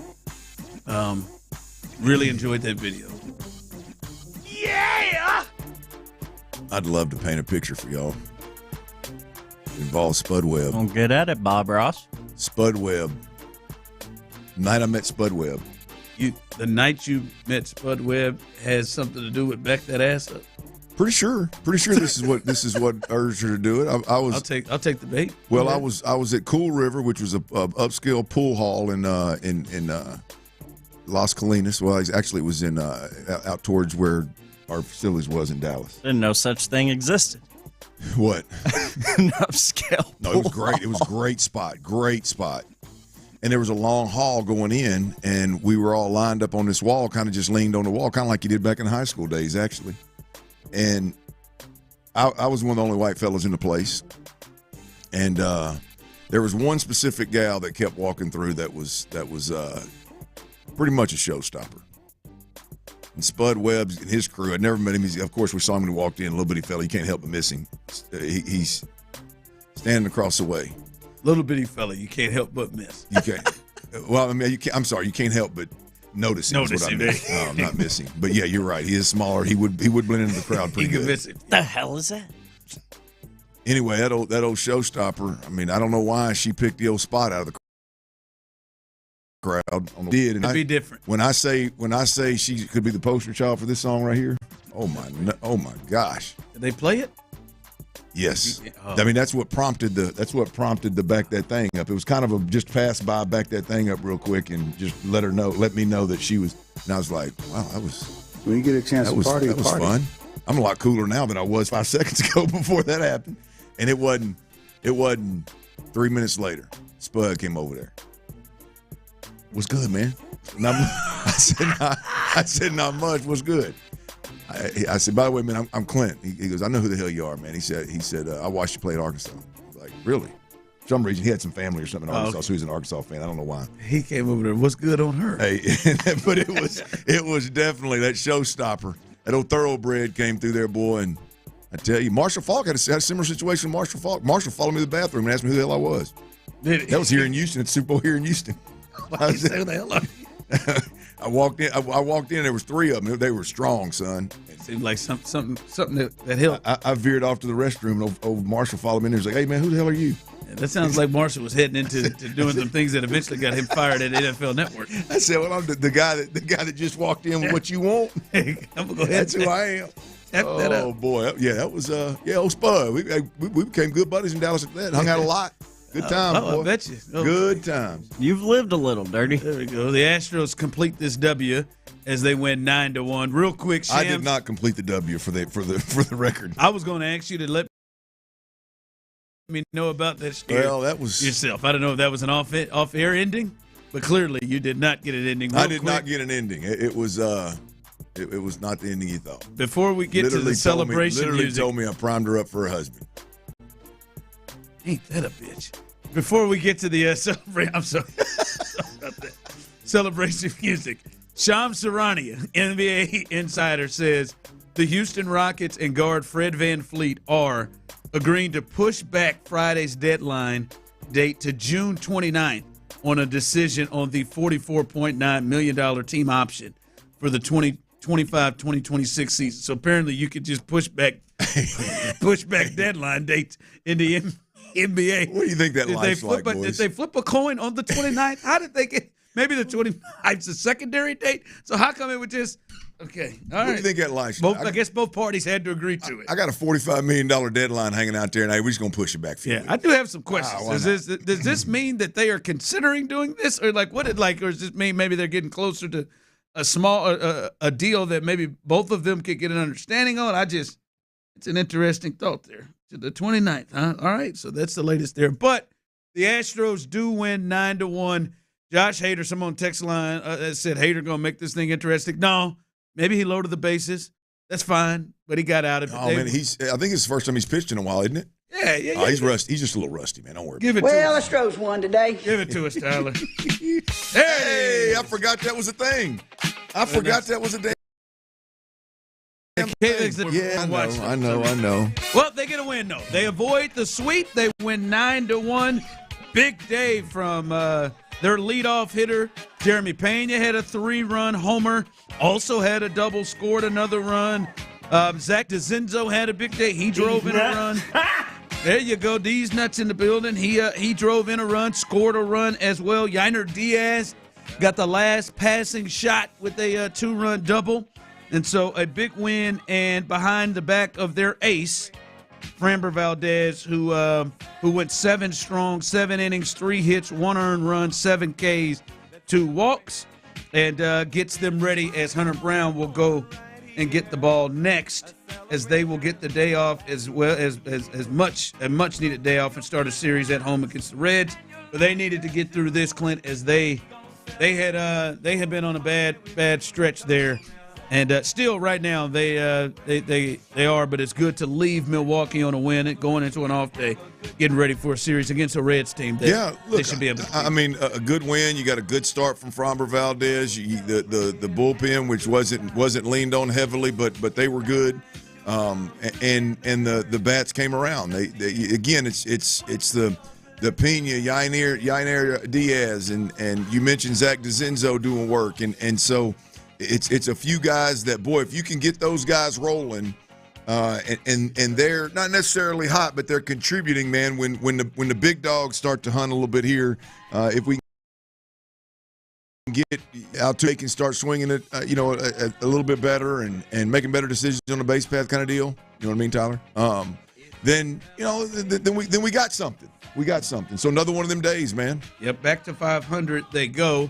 As they get this last getaway game against the Brewers. All right, as we continue right here on The Drive. If you missed it, and we'll jump into this, and we'll do this next segment. Let's do this next segment. A lot going on. If you missed it, Payne and Pendergast had Nick Caserio on earlier today, and he talked about a lot of topics, a lot of things in regards to the draft, in regards to where this roster is right now, and there's a lot to get to. Again, if you missed that, you may want to go back and look at that. I do want to get into something he talked about. I think the important thing many people wanted to hear about coming up in the next segment about the offensive line. So we'll get there. If you missed it, you can go back around 7:30 is what that interview was. It was about 45 minutes. He gives Payne and Pendergast a lot of time, as he did this morning. Pendergast and Payne. Okay, whatever he wants to call it. But you can go ahead and sample that whole thing a little bit later on. Again, I want to remind you, coming up on Friday, Clint, we are going to be live. I know you were, as you would say, jonesing for some bugs last week. We'll see where you are next week. I would imagine you at least get in there and sample them bad boys out at least. Yeah. Oh, we'll be in Sugar Land. Depending on what we're working at, we'll determine my poundage. Wow. Come on, man. He's busy. Yeah. He's got a board in there. I mean, he got in there. I mean, that was a drop for you, Tyler, considering the poundage is what. The taste will determine the poundage. Yeah. That's the way it goes sometimes. Yep. Yeah, sometimes. Yep. Well, we'll be out in Sugar Land at the Big Ben Tavern, courtesy of our good friends at Academy Sports and Outdoors and Bud Light. So get out there and enjoy it. Prizes for you to win. Hang out with us. It's going to be a good time. Stop by Academy today, boys. You did? What'd you pick up? Academy. Well, I went in there to look at that Astros gear again. That Stros City Connect. I don't even know if it's considered a City Connect. It doesn't look City Connect, but it does say Stros on the lid. It's just the blue lid with the orange Stros on the hat. I went in there for that, and I didn't actually get that. I picked up a few other things. Big time sales rack right now going on. So I ended up checking out some Jordan gear. And they're doing that now. Yep. So I was all over the place, man. But there are already prices that you'll love. You get on that sales rack, man. A lot of options for some summer gear, short sleeve button ups. Some of those longer sleeve kind of fishing gear and. Ooh, yeah, I saw those short sleeve button up action. They had it look real comfortable. Well, getting out there. We went to the pool now, and getting outside and hanging out outside a little more. It ain't after being there and getting sunburned. You want to have some sleeves on and get that lightweight long sleeves. I got a couple of those. I hear you. I think I got one for $19. Well, the price is what? That you'll love. There you go. Right. No doubt about it. You love. All right, coming up, Payne and Pendergast had the general manager, Nick Caserio, on, and he spoke about the things that you really wanted to hear about, and in particular, the offensive line and their highest paid offensive lineman, Titus Howard. We'll let you hear what he had to say coming up next. But before we get there, fellas out there that have been dealing with issues with ED, we greatly appreciate guys that have taken the step and gone and gotten the help from the men's.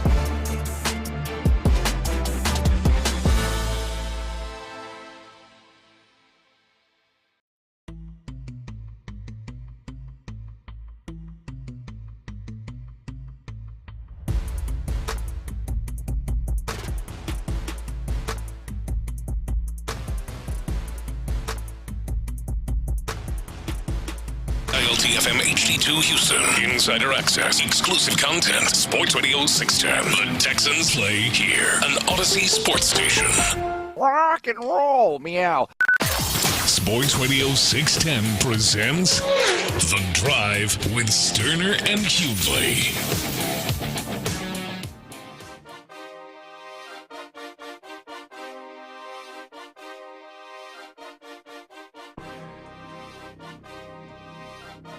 All right, welcome back into The Drive as we appreciate everybody who has helped us become the #1 sports show here in Houston. We appreciate you jumping on with us and participating with us. Those of you on YouTube and Twitch, hello, I see you, Cornbread. Al, and Kick Rocks is always there and loyal. Alex, D, Joseph, everybody out there. Jordan, I see you as well. So shout out to everybody, those of you on YouTube and Twitch, those of you on the text line as well. We appreciate you for hanging out and joining us as well. Couple of news and notes. The Astros, if you're just joining us, they get a dub today, finally, as they went 9-1 and avoid a sweep there. Played pretty good baseball.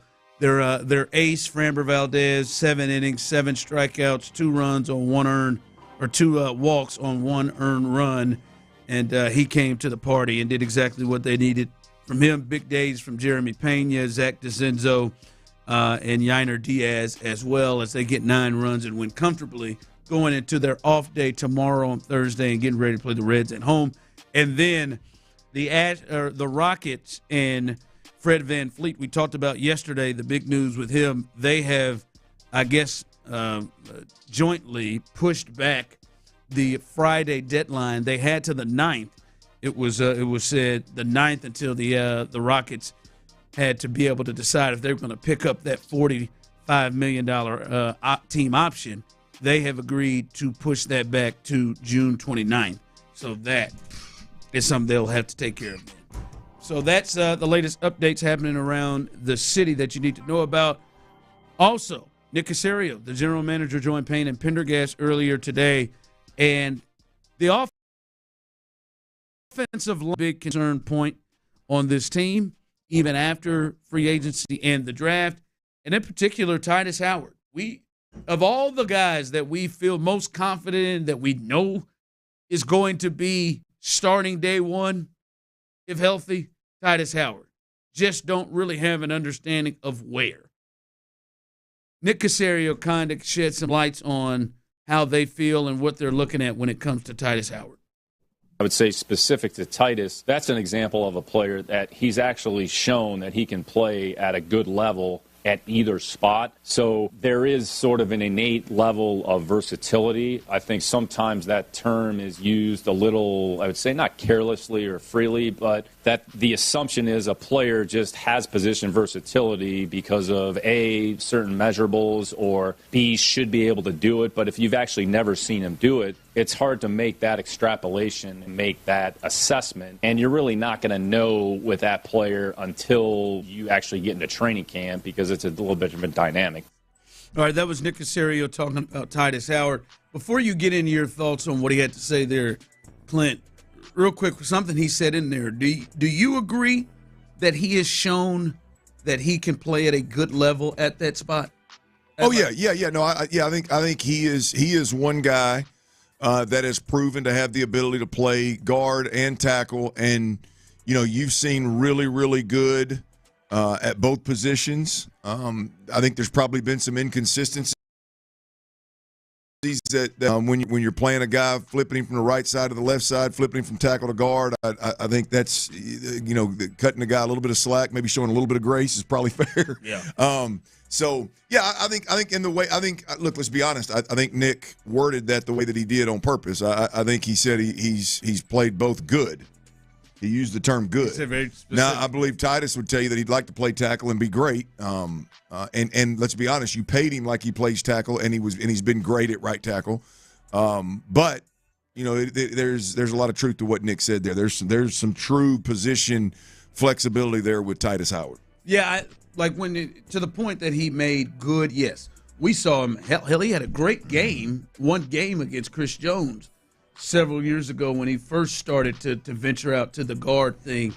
I think the other part is consistent. Like, how is he consistently good at the guard position? I think I'm pretty confident, maybe some of you may disagree, but I'm pretty confident that he could be consistently good as a tackle. I think we've seen that.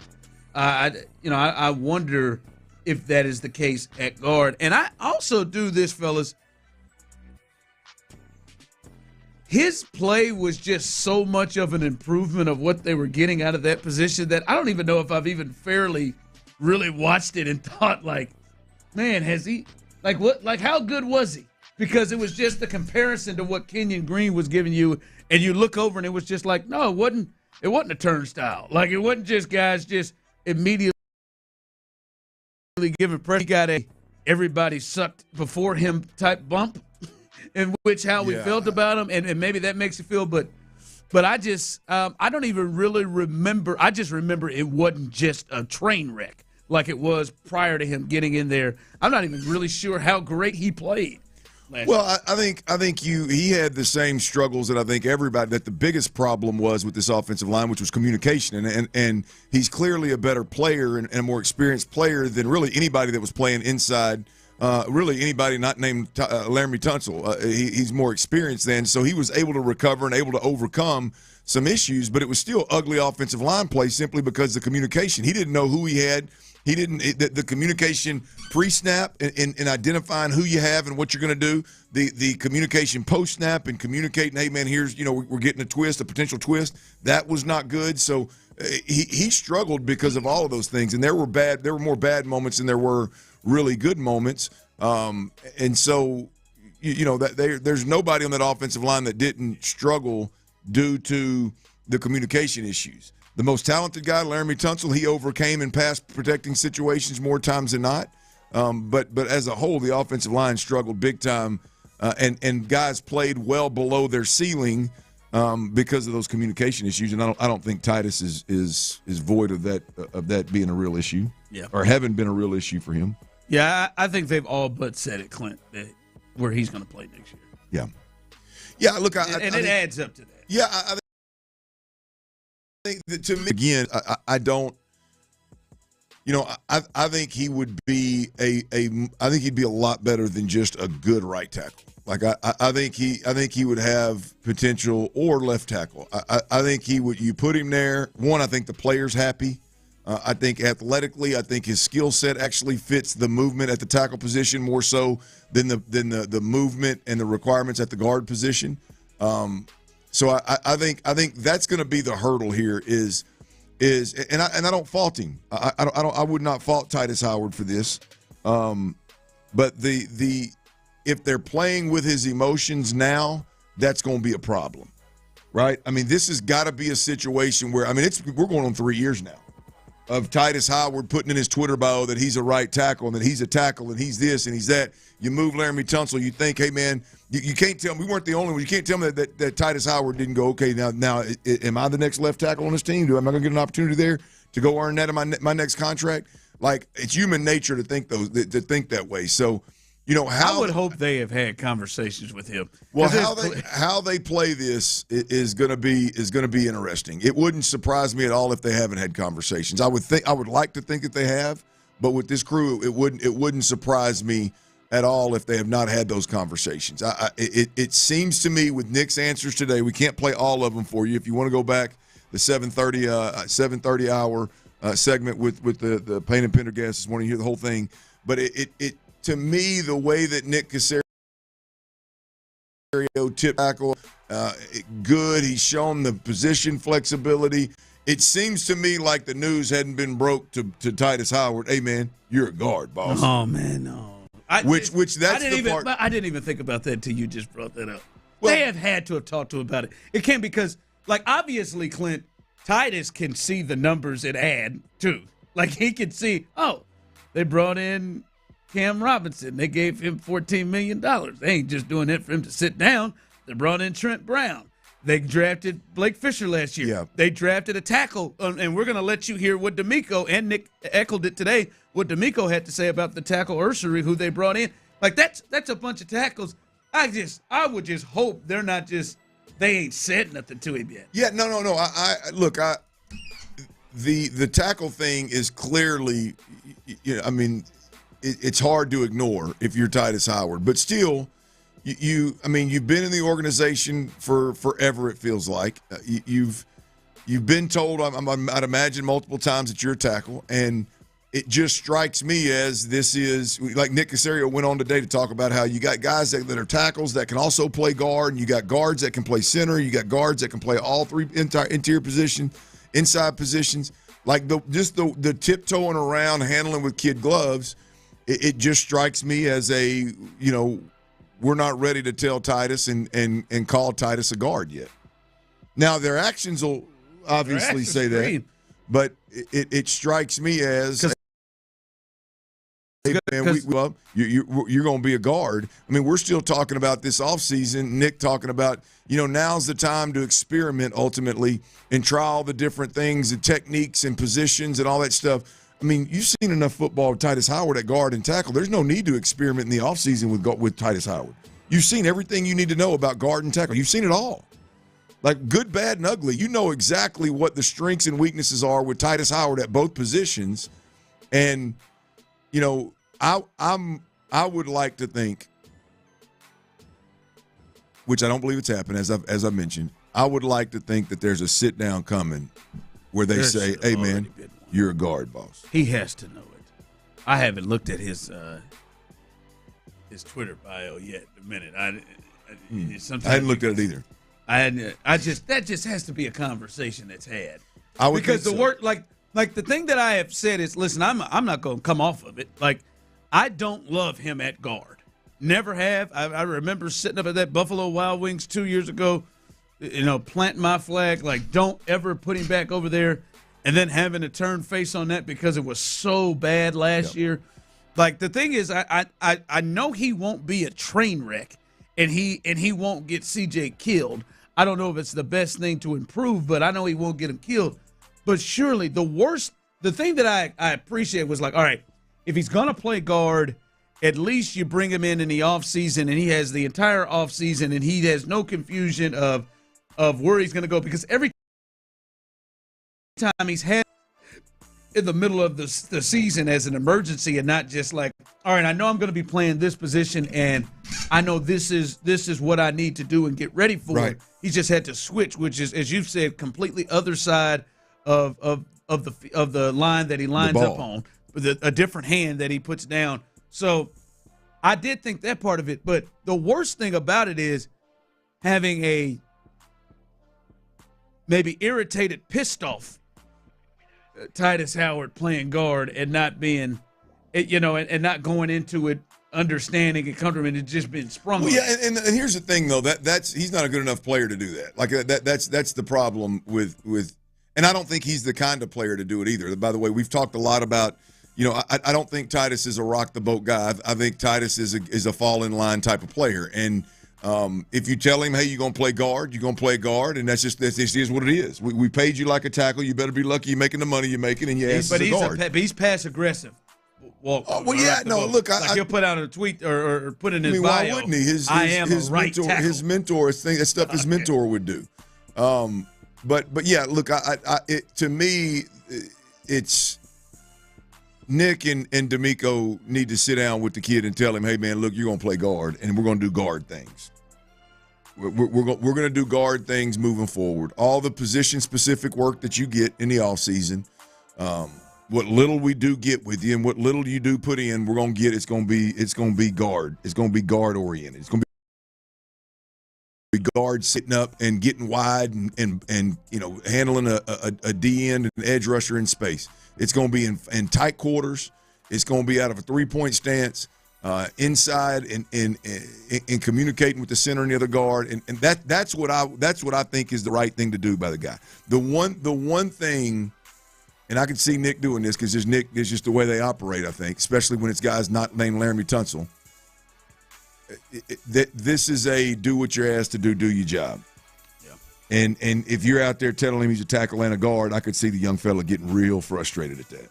Yes, that's what I'm saying. Instead of just being up front. That's why I believe, I don't know why I do, and I probably should be the thought process that you, that you have, because the way they are saying it, they are making it seem like they don't know. And I'm just thinking that's gamesmanship maybe to others. But I just have to believe that Titus Howard has a clear idea of where he's going to be. Right? Like, he is the only lineman there that you would look at and say, I know he's going to be one of the 5. Like without 100% guarantee, I know he's going to be one of the 5 because he can play multiple spots. I just got to believe that Joker knows where he's playing. I know the look you're giving me now. Look, I'm just telling you, it wouldn't shock me if you hadn't had a conversation with him about it. It wouldn't shock me one bit. I think that especially in the offensive. Now the stuff you're talking about with D'Amico yesterday is starting to come into play. Look, especially if that's the case. Well, look, they're trying to create in that offensive line room is you got to earn everything. We're not going to have guys that feel entitled. We're not going to have guys that think they're above what's best for the team. I mean, you think about what they're trying to do in that offensive line room. And now we're gonna go around and we're gonna handle certain guys with kid gloves again, and we're just gonna have certain conversations with certain guys. It wouldn't shock me one bit if it wasn't happening. Yeah, someone texted. This is a shut up, especially the offensive line. Shut up and do your job. Earn your keep. All right, that's a route to go, as you said. Who his mentor is? From someone texted, or from the YouTube and Twitch 99 Reasons. Titus is whatever they need him to be, period. Not that complicated, fellas. Yeah, as Clint said, I think ultimately I disagree. It is complicated. He'll be that, but ultimately, this is a guy that just went unprompted to his social media and said, "I'm a right tackle only." After he had been moved to guard, he came into the season right tackle only. Clearly to let you know that what his wishes are, and where he is, and that he's not just, hey man, happy to play. I'll play wherever I want to. And I don't even think it's being soft with somebody. I just think it's an understand, like, hey man, we got a guy here. We want to make sure the communication is clear and everybody knows what they're going to do, and not just say, hey man, all right here, man, training camp. Look, man, this is where you're going to play. Yeah, it is. I mean, if you're a fan that looks at it as that texter does, then so be it. I ain't gonna tell him I had a fan, but it's very complicated for him. Right tackle to left guard is very complicated. Keeping this, having a whole career in Houston where it was just like, hey Titus, you might play right tackle, you might play left guard, whatever the hell we need. Like, that's complicated. Like that, you're in his pocket big time for his next contract. I mean, it is complicated, and the O-line issues. I mean, it's one of the biggest problems. It's not the biggest problem in Houston. It was one of the top 3 or 4 biggest issues in the NFL. Yeah. Not protecting C.J. Stroud. I mean, that's a big ass deal, and it is very, very complicated. Absolutely, it is. Yep. All right, coming up, it is Wednesday. That means stock up, stock down. You know the drill. We're doing stock up, stock down, Rockets off-season edition. Give us your stock up, stock down going into the off-season for the Rockets. We'll do that coming up next. Hey, y'all, look, Coors Light. Now, I tell you about them every day, and it's that time, baby. It's hump day. And I told you a little bit about Twin Peaks earlier. They got that little red lingerie party going on. And guess what? They got them 29-degree man-sized drafts at Twin Peaks.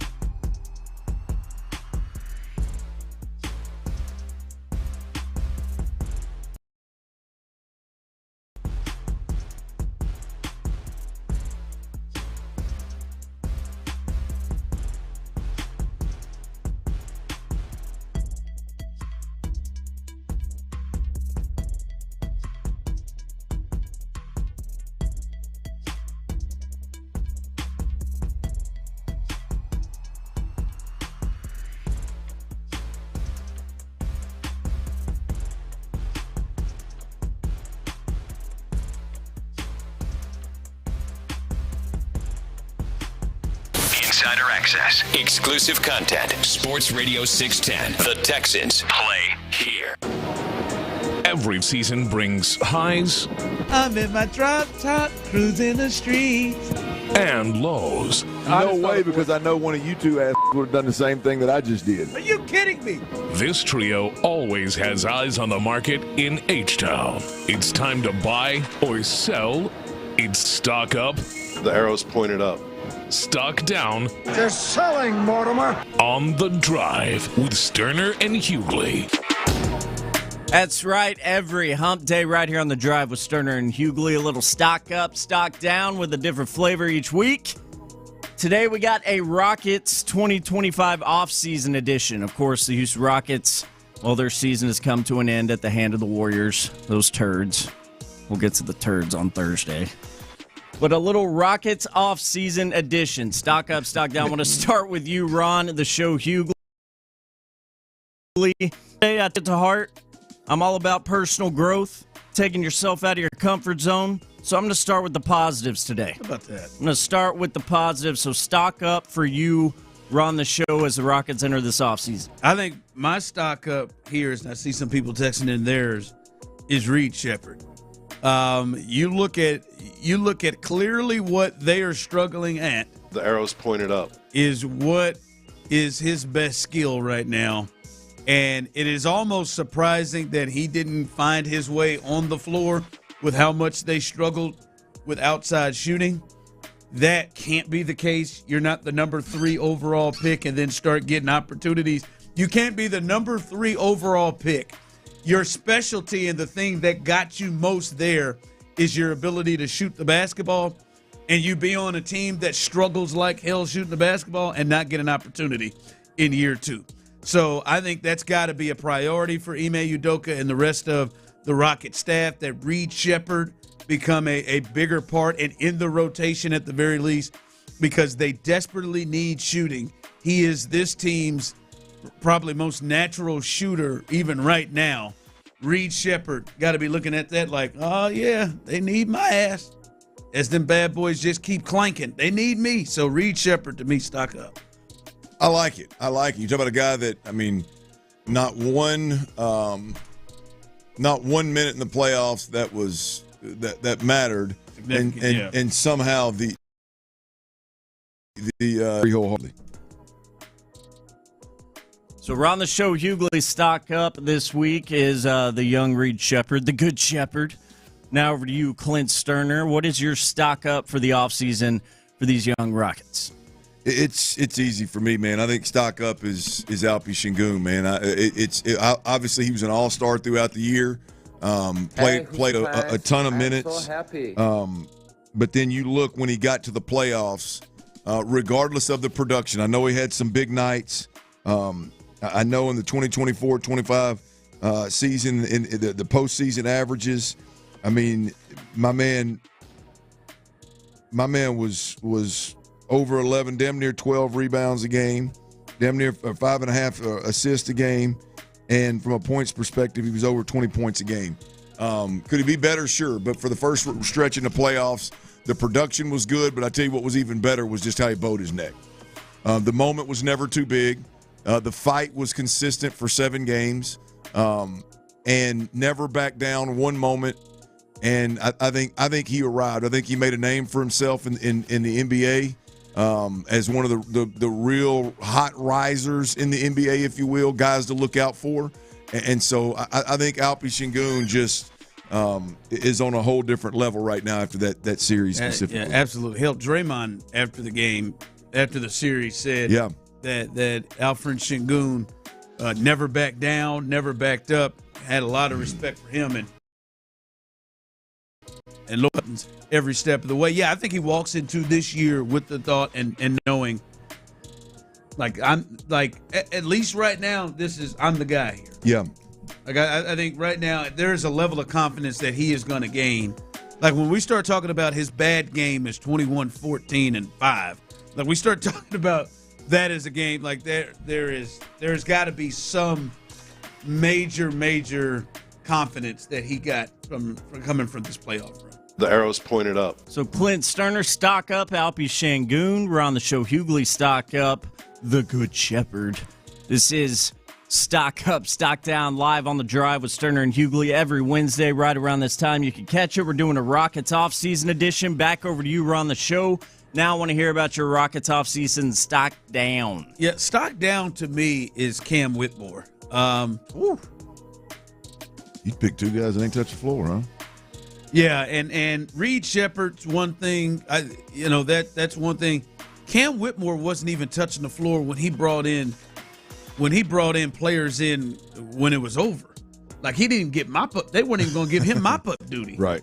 And there are many people on the text line, and I can understand it. Like, hey, how come they just won't give him just a couple of minutes, some run? He's athletic. He's he can score. Why wouldn't he steal a few minutes? And there is clearly a lack of trust. There is clearly a lack of, or whether it's coming from him or the coaching staff, whatever.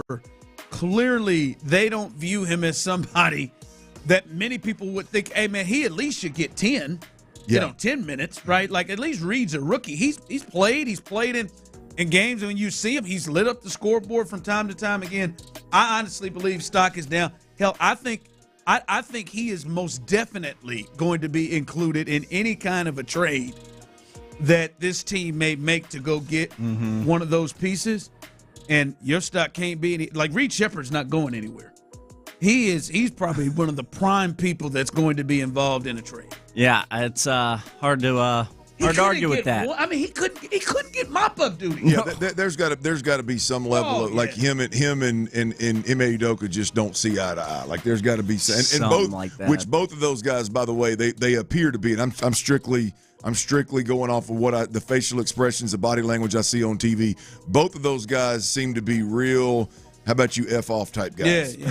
Neither one of them seem to be guys that are going to put up with much. He may say, I don't even want you to get cardio. Yeah, hard to argue with young Cam Whitmore being your stock down. We're on the show. Hughley, over to you. Clint, finish us off with a little stock down for the Rockets off season, in your opinion. Well, the lowest hanging fruit of the stock down group, it's Jalen Green. You're talking about a guy that before the series started is, you're just a decent playoff series against Golden State away from being a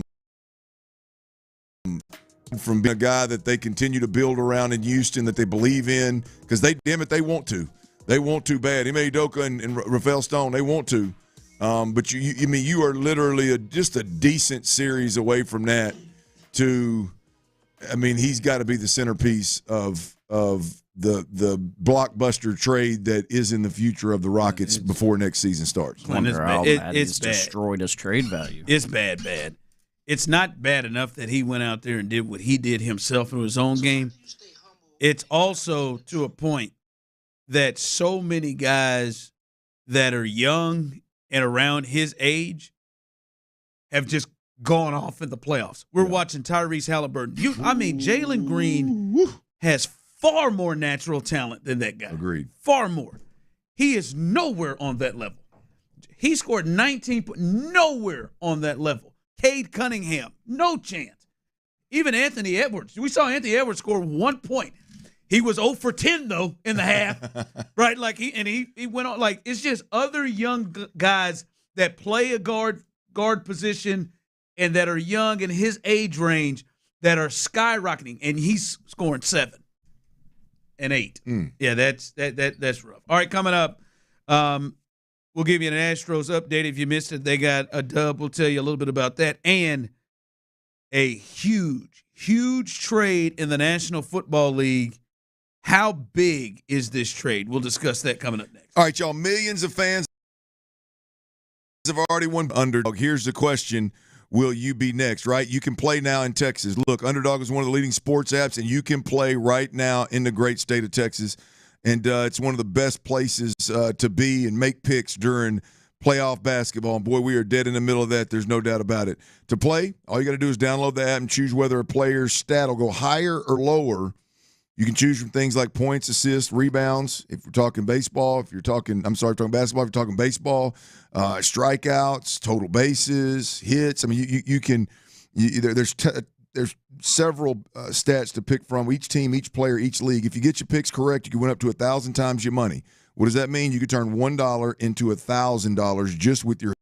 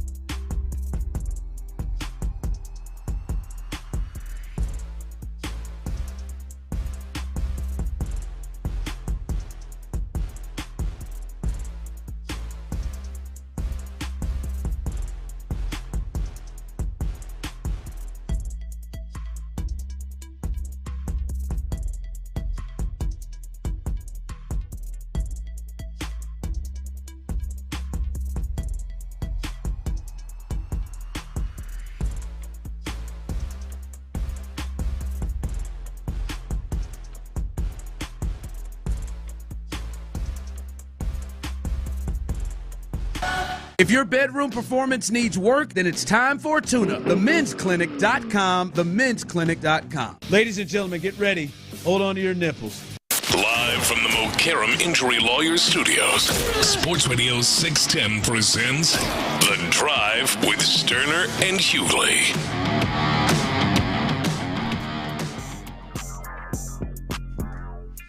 Astros avoid the sweep of one. Framber Valdez, fantastic outing today. 7 innings, 101 pitches, 7 strikeouts, 2 walks, 1 earned run. And the bats woke up. The offense came to play. Good, solid game. 9-1. Big games from Jeremy Pena. Big game from Yainer Diaz, as well as Zach DeZenzo.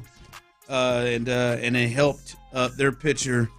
And, hey, some breathing room a little bit there as they went 9-1. So if you missed that, they had an early 12 o'clock ball game and won that thing 9-1, as they will have the off day tomorrow, and then get ready for the Reds coming up on a weekend series on Friday. All right, Clint, the big news, and this happened early. I know I saw it early. I think Tyler texted pretty early this morning, and that is the trade in the National Football League, Clint. The Dallas Cowboys, and I know it's some Cowboy fans listening, despite the amount of people who are going to text in over the next 10-plus minutes to say that, let's talk about this. But the Steelers trade George Pickens, Clint, to the Dallas Cowboys. The Cowboys have acquired George Pickens and a 2027 sixth-round pick from the Steelers. The Steelers in the deal get a 2026 third-round pick and a 2027 fifth-round pick. So the third – there it is, finally. Hey, he said he had something up his sleeve, Tyler. And damn it, Jerry pulled something.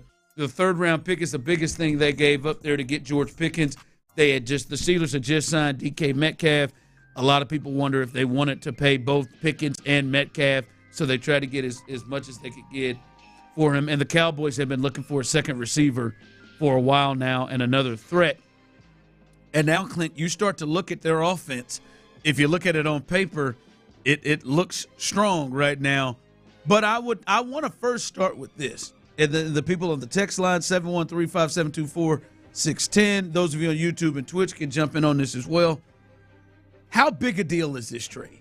How big is this? I know many people look at it. It's the Cowboys, the Steelers, two really popular franchises. But on the surface of it, when you look at this, how big of a deal is this?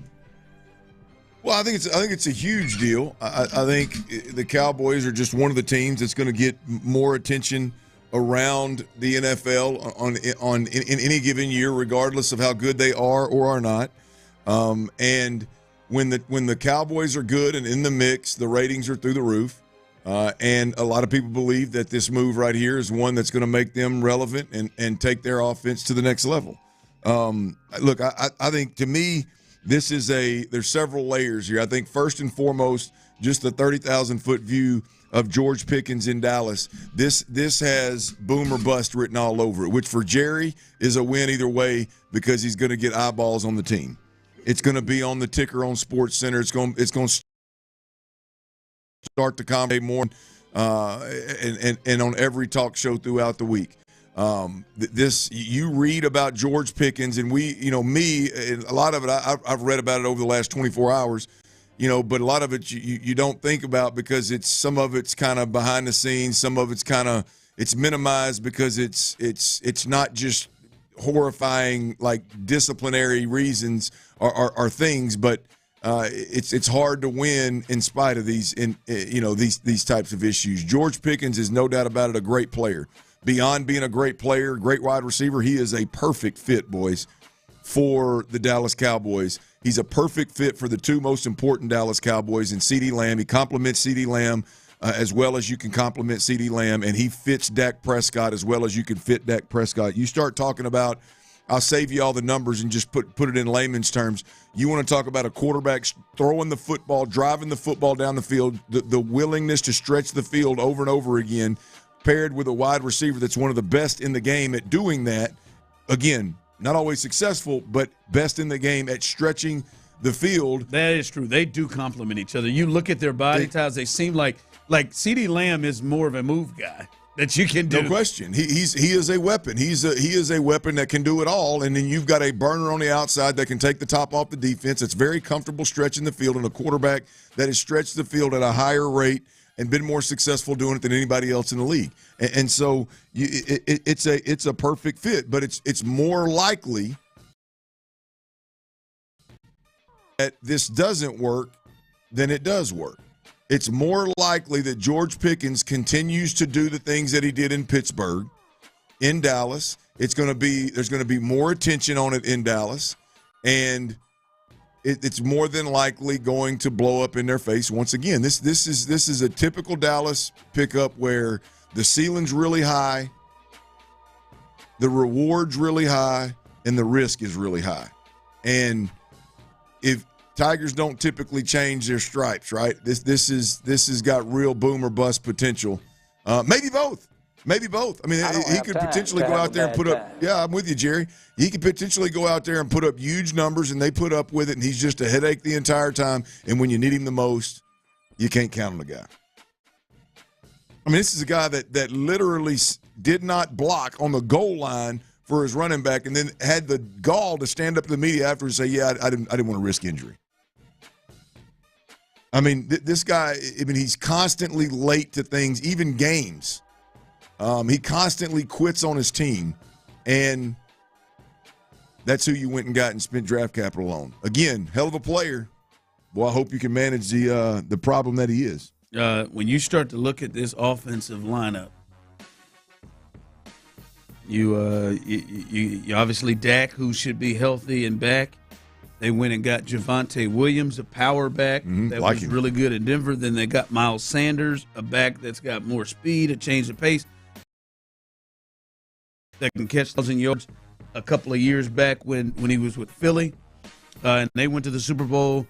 Obviously, CeeDee Lamb, and now you add George Pickens, and they've got Turpin. If you don't remember him, I know Jeff Okuda remembers him in the slot. That's another change of pace, speed back.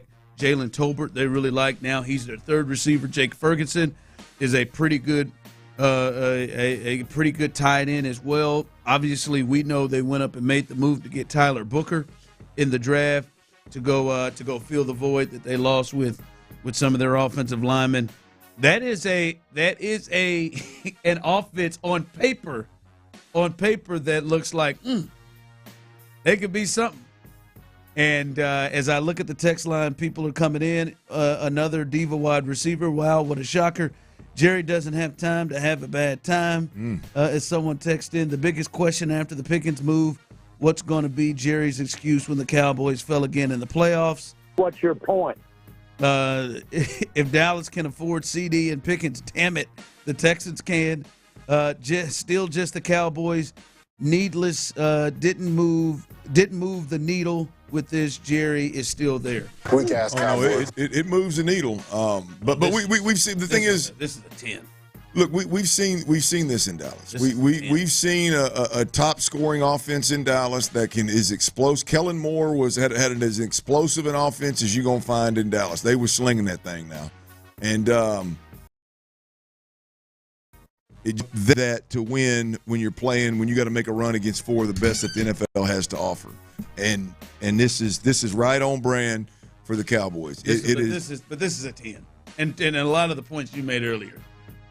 Like there are only a few teams, programs, or organizations that make, when they're good, that make the sport better. Mm-hmm. And I know for many people here, this is a tough one to hear. I believe that the Cowboys are one of those teams in the NFL that when they're good, I think the sport is better for it. Oh, I agree. I agree. And this is a move that looks like they're going to be at the very least in playoff contention. Right? And their division is stacked. It isn't on my schedule. And they had to do something. And so this puts them in a place where they're going to, like, we ain't going to get to weeks 6 or 7 and the Cowboys are like they were last year, 3-5 and getting worse. Like, this is a team that should be in the hunt for things. And then the other part is there is an F-up potential that, as you talked about, that is going to be something that could be something to watch. And Dak's got to deal with all of this. You got a rookie head coach. I know Schottenheimer's been around, but you got a rookie head coach. And you got Dak, who's got to try to handle these two jokers, because you got two jokers who want the ball. You got one guy that's a surefire number one. You've already paid him like a number one. You got another guy in a contract year that the team that drafted him in the second round just gave up on him. He's going to want balls, and when he's not getting balls, whether it's going to CeeDee Lamb or you're trying to establish a run, he's shown the propensity to go off on the sideline. I think it took him about 3 weeks, 3 or 4 weeks, I think, up in Pittsburgh to go off his rookie year. Like this is. And then you got a Micah Parsons on the other side who will not have an issue with calling out, right, even if it's silly to do. Well, have an issue calling out a George Pickens. The Micah Parsons deal here that's interesting is you've got a loose cannon. You got a guy that spouts off at the mouth all the time. So obviously it's acceptable in Dallas to do that. So now you get a guy like George Pickens who has some issues and isn't near that caliber player. All of a sudden, he feels like it's okay to do that kind of thing, which it'll happen. It's just a matter of time. They feel like they're on the edge the whole time. Oh, yeah, absolutely. But on the edge, it could win, 11 Micah games. can do it. Why can't I do it? They're going to be on the edge. But interesting and could be good, which would make they could be lights out. It could be. This could be the missing piece. No, it could be. All right, what you got coming up at the 4? Well, Nick Caserio joined Payne and Pendergast, and the offensive line here in Houston has been the big question mark, y'all.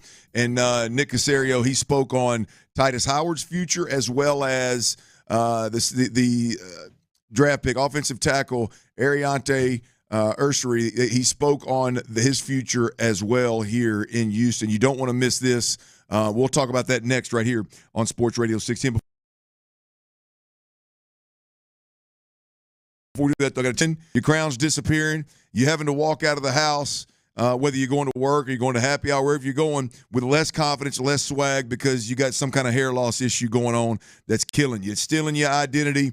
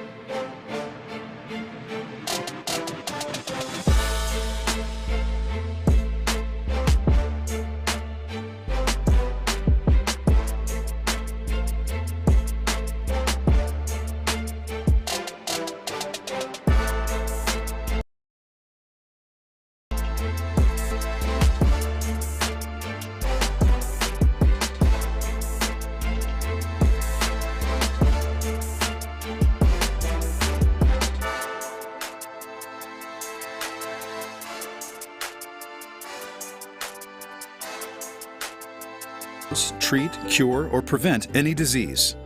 Testimonialist was compensated for their time. KILT FM HD2 Houston. Insider access, exclusive content. Sports Radio 610. The Texans play here. An Odyssey sports station. I'm always good raw dog in the drive. Sports Radio 610 presents The Drive with Stoerner and Hughley. Dive into the mind of former NFL quarterback Clint Stoerner. I like a good time. I like to have a party. I know you do.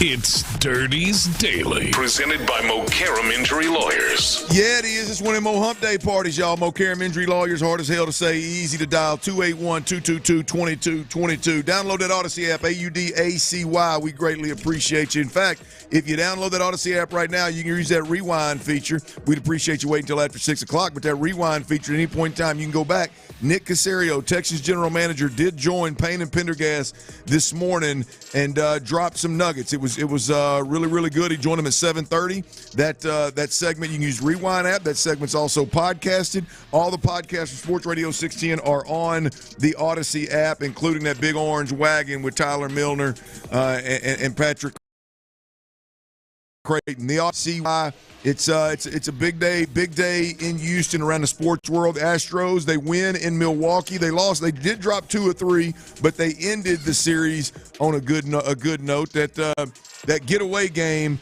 it's going to be at least it should be a better flight home for the Astros. Framber Valdez went 7 innings, 7 strikeouts, 1 earned run. Pena had a home run, a double, and 4 RBIs, and Yainer Diaz got a late double with 2 RBIs as the Astros smoked the Milwaukee Brewers. For the first time in NBA history, y'all, this is crazy, Ron. We hadn't even mentioned this today. The first time in NBA history, all 4 road teams won Game 1 of the conference semifinals. And then the Pacers won Game 2. So yeah. They're 5-0 right now. Come on, man. That is absolutely wild to think that it went down like that. First time in NBA history. Fred VanVleet and the Rockets, they pushed the option, the third-year option deadline to June 29. No big deal, guys. Just a $45 million decision. Take your time, man. We'll figure this thing out. As I mentioned, Nick Caserio joined Payne and Pendergast this morning, and them Dallas Cowboys, love or hate them, baby.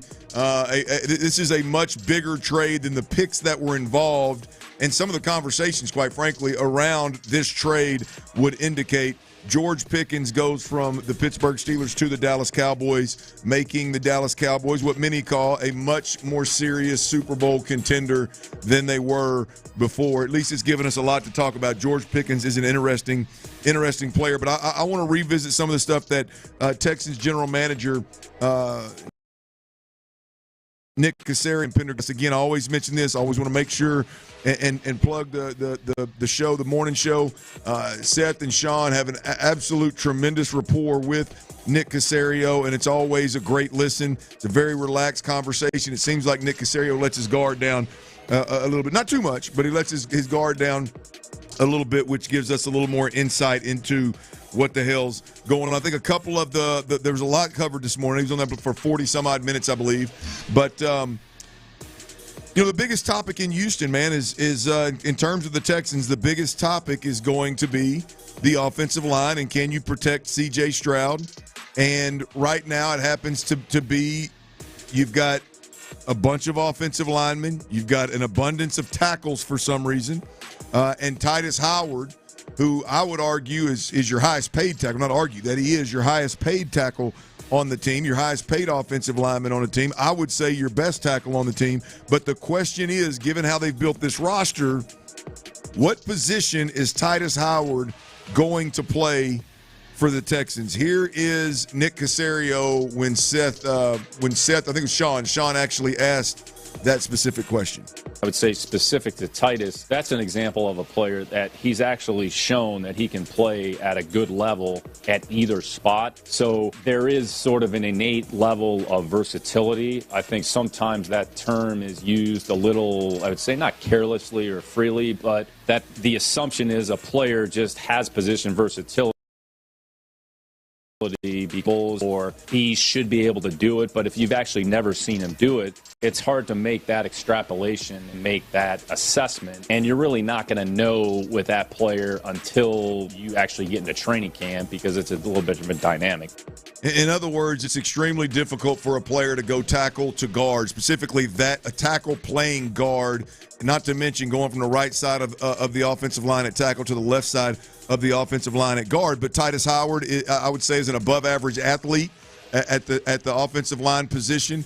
I know a lot of people minimize it, but having played quarterback and tight end in multiple spots when he was coming up, kind of being a late bloomer before he landed on the offensive line, I think is a big plus for him. I think the reason that the Texans paid him the money that they paid him is because he can play multiple positions. I think I agree with Nick. The term versatility, position versatility, is thrown around way too freely and has been definitely in this organization. Bill O'Brien did it all the time, and it seems like everybody that evaluates the offensive line uses that phrase, and I agree with Nick. It's thrown around way too loosely. Titus Howard just happens to be, Ron, one of those players that has played, and I think this is a very important part of what Nick Caserio said. He said at a good level at either spot. So whether you like him at tackle, like I like him at tackle, or you like him at guard, which John McClain and I think the Texans do as well, they feel like they're going to get a good level of offensive line play out of Titus Howard wherever they play him, which, Ron, I want to see him. I agree with the assessment of you're going to get good to above average play either place that Titus Howard plays. Yeah, I mean, at some point, right now, as we're getting to it, you had to get through the thought of, man, their thought and plan and answer to the problem that showed to be their biggest issue, which was not just O-line but interior O-line, was to move Titus. Like, that was one of the answers. I would say one of the main answers when you look at who they brought in.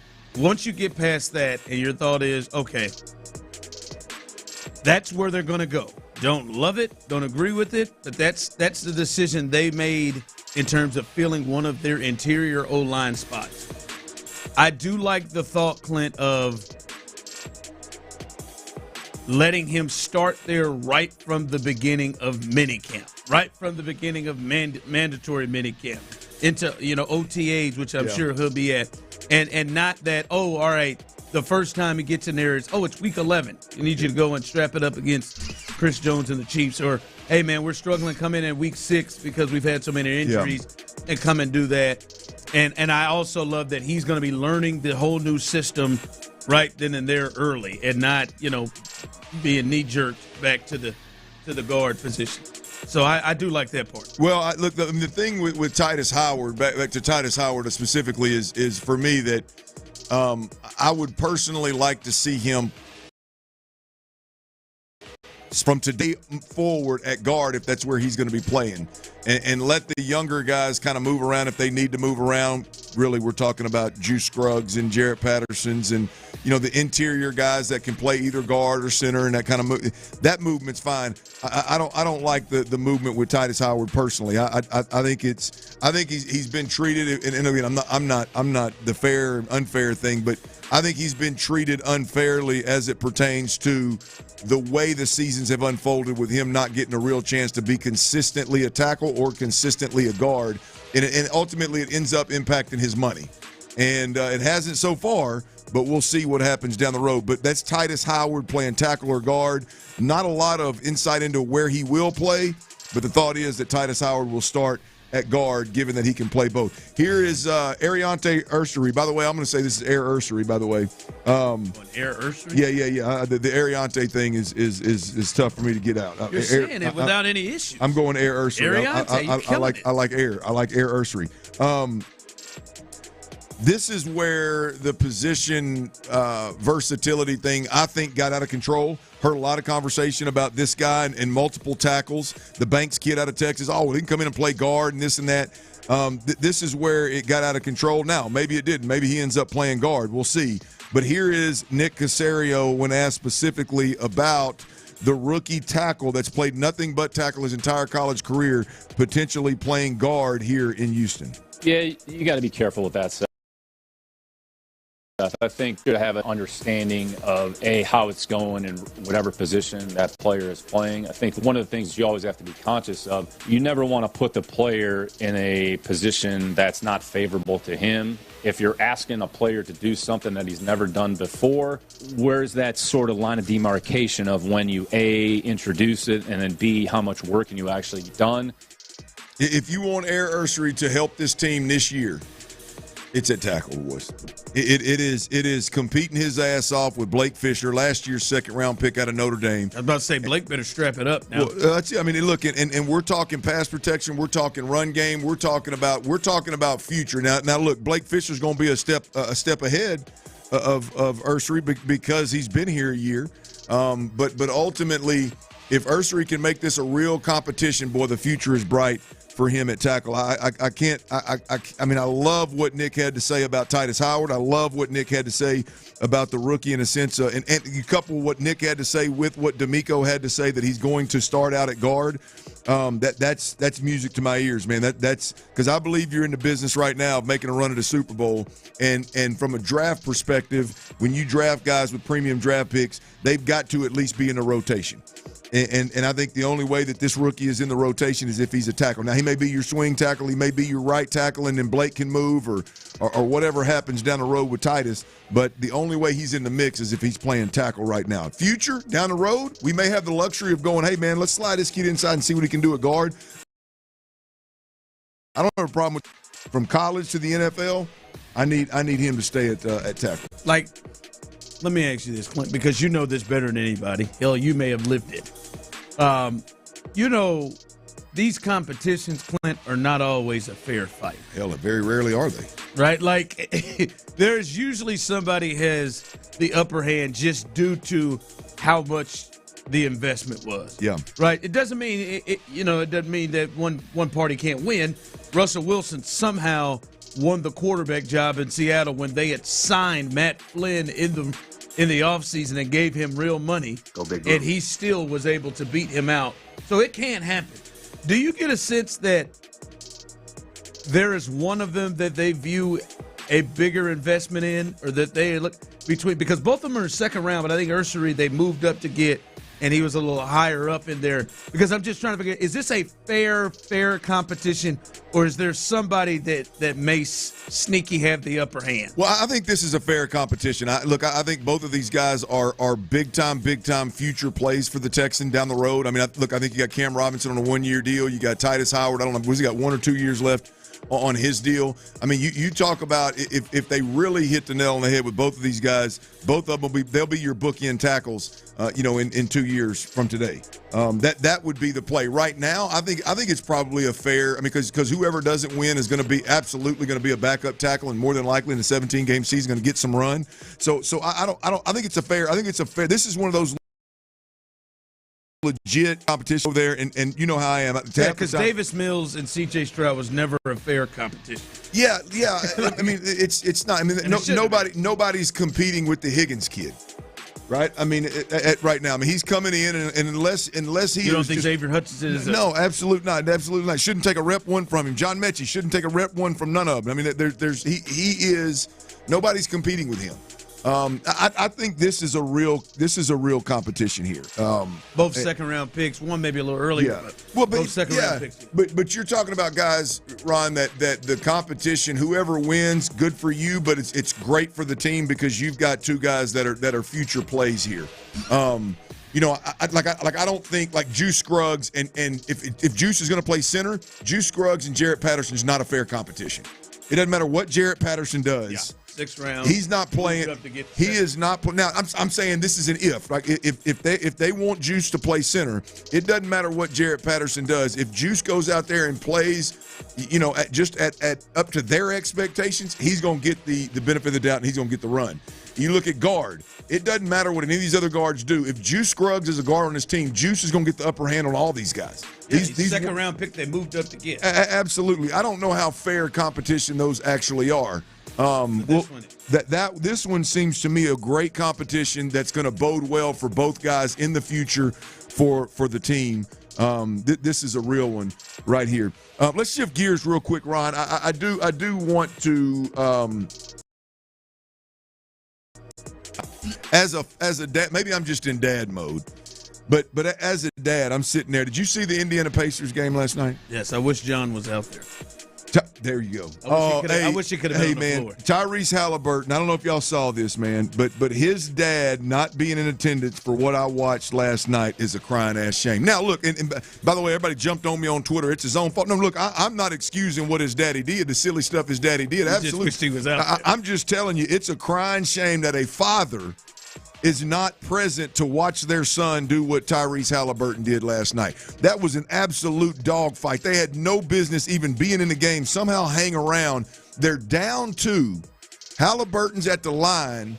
He throws up the perfect free throw miss, which he did on purpose, chases the rebound, runs back behind a three-point line, and beats a damn bracket coverage and hits a step-back three to win the game. There was 12 seconds in the game when he shot the free throw. I mean, it just, for his – I remember sitting there, Ron, and I couldn't even enjoy the actual greatness of the play that was made. I immediately went to his – thinking about John Halliburton. I went, God, his dad somewhere just madder than hell. Holding up his towel. Why'd I run on that damn floor, man? I cost myself this right here, man. So – I think he would have hunted down Donovan Mitchell and done it in his face. No. I think he learned. Had he not gotten in trouble with the Giannis thing. I think he learned. I'll be honest with you. I'm a little disappointed in the NBA and Indiana Pacers.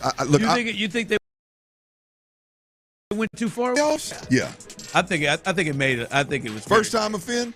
First time offended? But his first time offense was it's stupid. I'm not in any way, shape, and it's on him, and it's his fault, and I understand it. His first offense could have started another malice of the palace. But think about him, Ron. I mean, my man sitting at the house watching this, his heart's got to be broke not being there for his boy.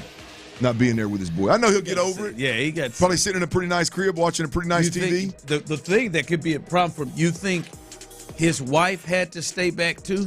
And do you think maybe she's pissed because of your silly ass now? I don't want to go to Cleveland by myself because your silly ass. I can only speak from personal experience on one of them. I'm gonna tell you, Big Earn would have paid to ship Linda to that game. There ain't no way he'd have risked that level of wrath. So yeah, no, I bet my mama's got to be in the building, right? I don't know if they've got a Linda and Earn type of relationship. I don't know. I'm gonna tell you. Come into the city. I think Linda might have let Earn get his ass whooped by Giannis. I think the mom there was trying to stop him. His wife was trying to separate them two. I think Linda might have been over there. Hit him! Well, Sean, you done stepped off in it. Hit him! I hold him. Hit him! I'll just play it, Earn. Coming up next, as we continue, the Astros, they finally get a dub, a well-needed dub, and even though they won today, we still had to revisit last night. And I finally understand what it's like to be the fresh. We'll discuss that coming up. All right, y'all. Look, there's too many Houstonians.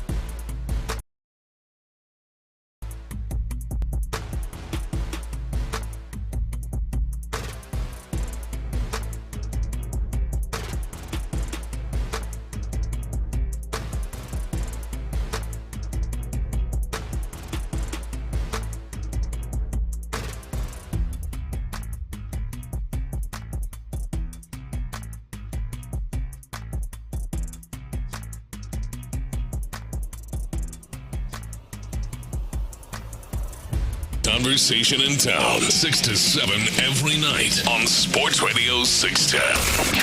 Insider access, exclusive content. Sports Radio 610. The Texans play here. Sports Radio 610 presents The Drive with Stoerner and Hughley.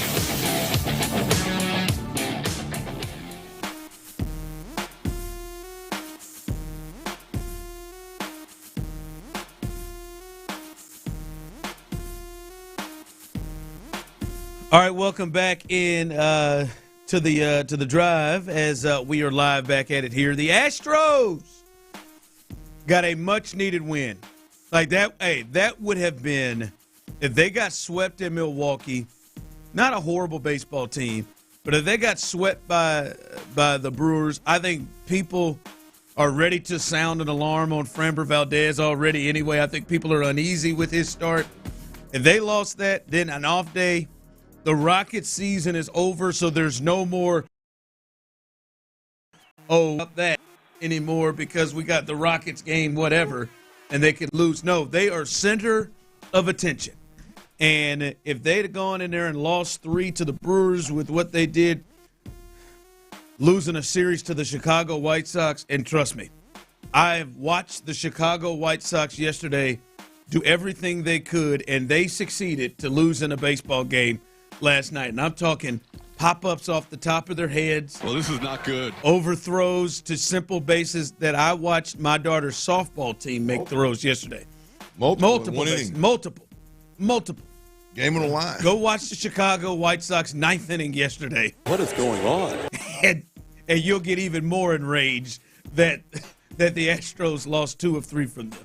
But they needed this win, and they did, and they needed their bats to wake up as well. And they went 9-1 behind Framber. Also, bats waking up. Framber had a big start, 7 innings, 7 strikeouts, 100-plus pitches, did his thing. He looked like Framber. Looked like the Framber Valdez that you expect to be the ace. Yeah, he was sweaty, too. But yes, he was. By the way, hey, we haven't really discussed this. I think this is probably as good as time as any. And I want to get your all's thoughts on this, 713-572-4610. Also, you as well on YouTube and Twitch. I think maybe those on the morning show kind of brought this up, and I thought it was interesting of a thought. Pendergast and Payne. You think potentially struggling or maybe in his head about this is a contract year and that there's a lot of pressure. Oh, very likely. Pressure on me to perform well. Like you think that is you think that's potentially problematic? That head case? Hell yeah. I haven't thought about it. That's a great point, but hell yeah. I mean, it ain't no more problematic now than it's ever been. Yeah. I mean, he's always been in his head. I mean, it's like he's always been in his head, but for this particular thing, this is like he knows. Yeah. I had that was a interesting thought they brought up, that it's because you get to it, man. You start looking at it. Shoot, my ERA's in the 4s. Like I got to like dollar signs start flying out the window. I got to pay for this hair. I got to pay for these fully dressed. It's in his own weave covered head. Like I got to pay for this stuff. Like you imagine, hell, I get a whole different thing if I get the money I think I'm gonna get. Salon's expensive. I'd like for him to do away with it. I don't think he's going to. Clearly. I mean, if he's willing to sweat even harder with this. The best bet we have is August. A stylist? No, not a good one. But he doesn't. Not if they're doing that. That doesn't even fit him. That what he looks like. I just don't think it fits him. I mean, he's a rounder faced guy that needs. Clearly, he does not agree with you. Like if it's a style, it's one of the guys that's a barber that you know. That guy needs to come on home, but he's gonna keep cutting it. But you know that guy needs to shave his head. But the barber just keeps cutting it and keeps taking it. That's where it is. I don't think anyone is thinking, man, that's a great look. Yeah. That's it for you. He had the hat on in the post-game interview afterwards, and he got to get them tops redone. Well, I'm Speaking of dreads, Brandon Scott coming up right behind us here. Rockets Report coming up as soon as we get done. A guy who does get his dreads redone. He retouched up Framber. His are real, too. That's a professional-ass tease right there, ladies and gentlemen. I'll give it again here in a little bit. That was marvelous. That was. Thank you. I appreciate that. But, no, they get the dub behind Framber. I'm sorry. I got to get off it. Every time I see him, that's all I see because that's all that's there. Now, as you said, Clint, we can't even read his last name anymore. He's let that length really control him. By the way, last night I do owe you an apology. I finally I got to experience how you feel, Tyler, last night from Jose Altuve's performance yesterday. Oh, it's maddening. His performance yesterday of like it almost like and I've never felt this way from him. And maybe Tyler, you do. I've never felt this way from him. When he was just making those blunders, when he decided to drop a bunt down with a runner on third for some odd reason, when he's the best hitter on the damn team, they're conceding a run, a grounder anywhere. They would have given up a run. Very stupid. And he popped up a bunt to third base. Mm-hmm. Thrown out in the eighth inning. Down 4-0. You got man, that ball's got to kick all the way to the wall somewhere. There, you got to get there without a slide. I mean, even if it did kick all the way to the wall, then he's probably just tacking an extra base on and trying to get another one. Just be ultra aggressive. Down 4-0. I got the feeling watching it. I don't really give an F about what's going on out here. And I know he doesn't feel that way, but that's the feel I got is I'm just gonna come out here, man. I'm out here, man. I'm just playing. I don't give a rip. I don't care. I'm just gonna keep running. But like we know that isn't the case. I know it, but the actions say I am a baseball savant. That's what you are. He is a baseball savant. He is one of the best players in the history of the sport. Yes. He is probably a top 5 second baseman all time, I'm sure. I probably should have got aggressive in vetting that in my head a little longer before making that statement. I know someone crying Joe Morgan. I know there are others out there who are older guys who are going to lose it right now. Can't forget about Joe Morgan. But that guy can't just throw his mind to the sky down 4-0 to try to get that extra base. I'm just sorry. I'm just sorry. Can I make it worse for you? I wish Roman Reigns would have came out and speared him in the middle of the field. I thought that it was that your score was wrong when you said it. I went back and doubled. By the way. At the home run, it already had. Oh, that's right. It was 4-3. Bistros. He walked. I thought it was 4. You got 3 balls on Paredes, and he tries to steal. It was a pass ball, but the ball didn't get by very far. Obviously, Paredes walked. Walker singled. He would have tied the ball game up. Damn it, He ended up losing. So it's just a little worse than the picture was actually a little worse than you were painting there. Just wanted to clear that up. I mean, Lord knows we all love him. I love all 3.5 feet or however tall he is of him. That's unfair. But that's really unfair for you to say that. Gosh, the GOAT cannot be this bad on the base pass so consistently. I just don't know what made him walk up there and say, runner on third. I'm going to bunt this. I have an idea. I'm going to bunt this down the line. I'm really happy. I'm gonna nail it right here. That old third baseman was playing deep, man. He's trying to bunt for a base hit. Yeah. He played deep and hit him in perfect position.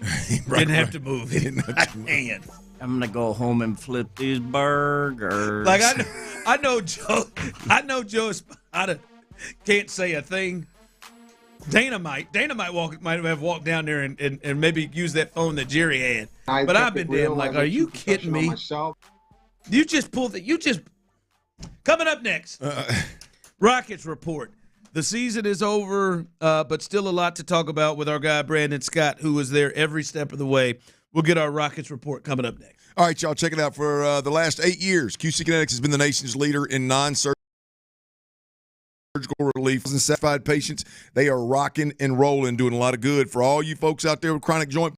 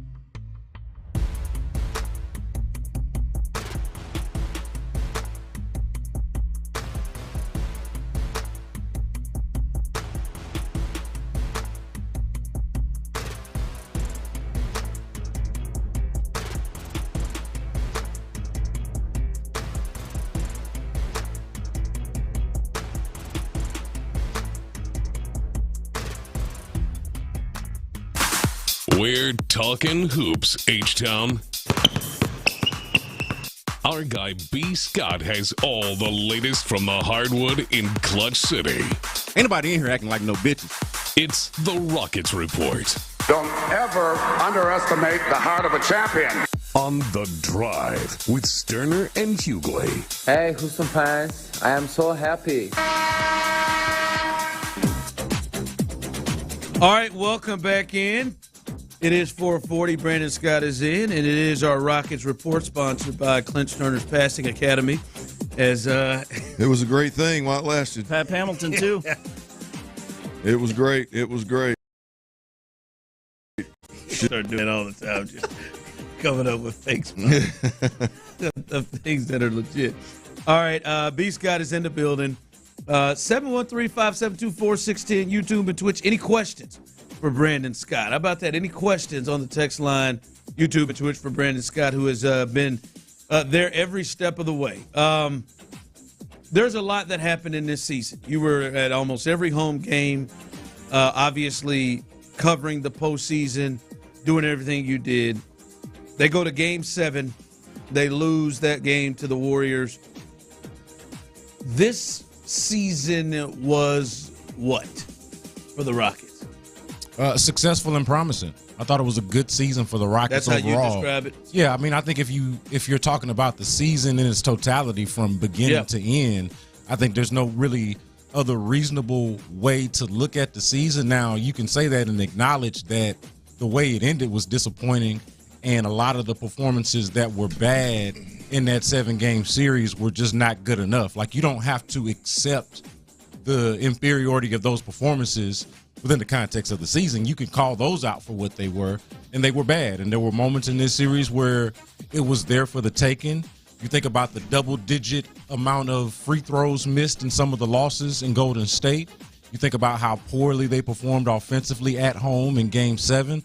You think about Jalen Green as one of their better players, not being one of their better players in this series, routinely being outperformed by role players for the Golden State Warriors, Gary from the second, or Brandon Podziemski, or something to that effect. How many, real quick, how many guys, as you said, how many guys on the Rockets team did you feel like the entirety of the series had more of an impact on the game than Jalen Green?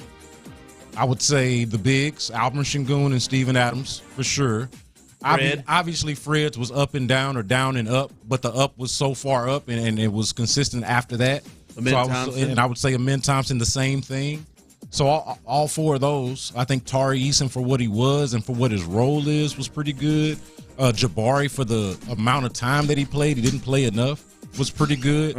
So I would say he's pretty far down the list. He's somewhere around 6, 7, and it's not good enough. So I would say you would accept all of those things to be true with the fact that the season itself overall was a successful one. B. Scott, what did you make of, because we heard from Ime Udoka and Rafael Stone, I'm assuming some level of a postseason exit type press conference. That's exactly what it was. What did you make of Rafael Stone's comments overall in the sense of the next step for the Rockets, the next move for the Rockets? So the interesting part about that is how Rafael Stone and Ime Udoka both talked out of both sides, right? They talked about loving the young core and being happy with the development and the progression and the stuff that we're talking about right now. They talked about all of that.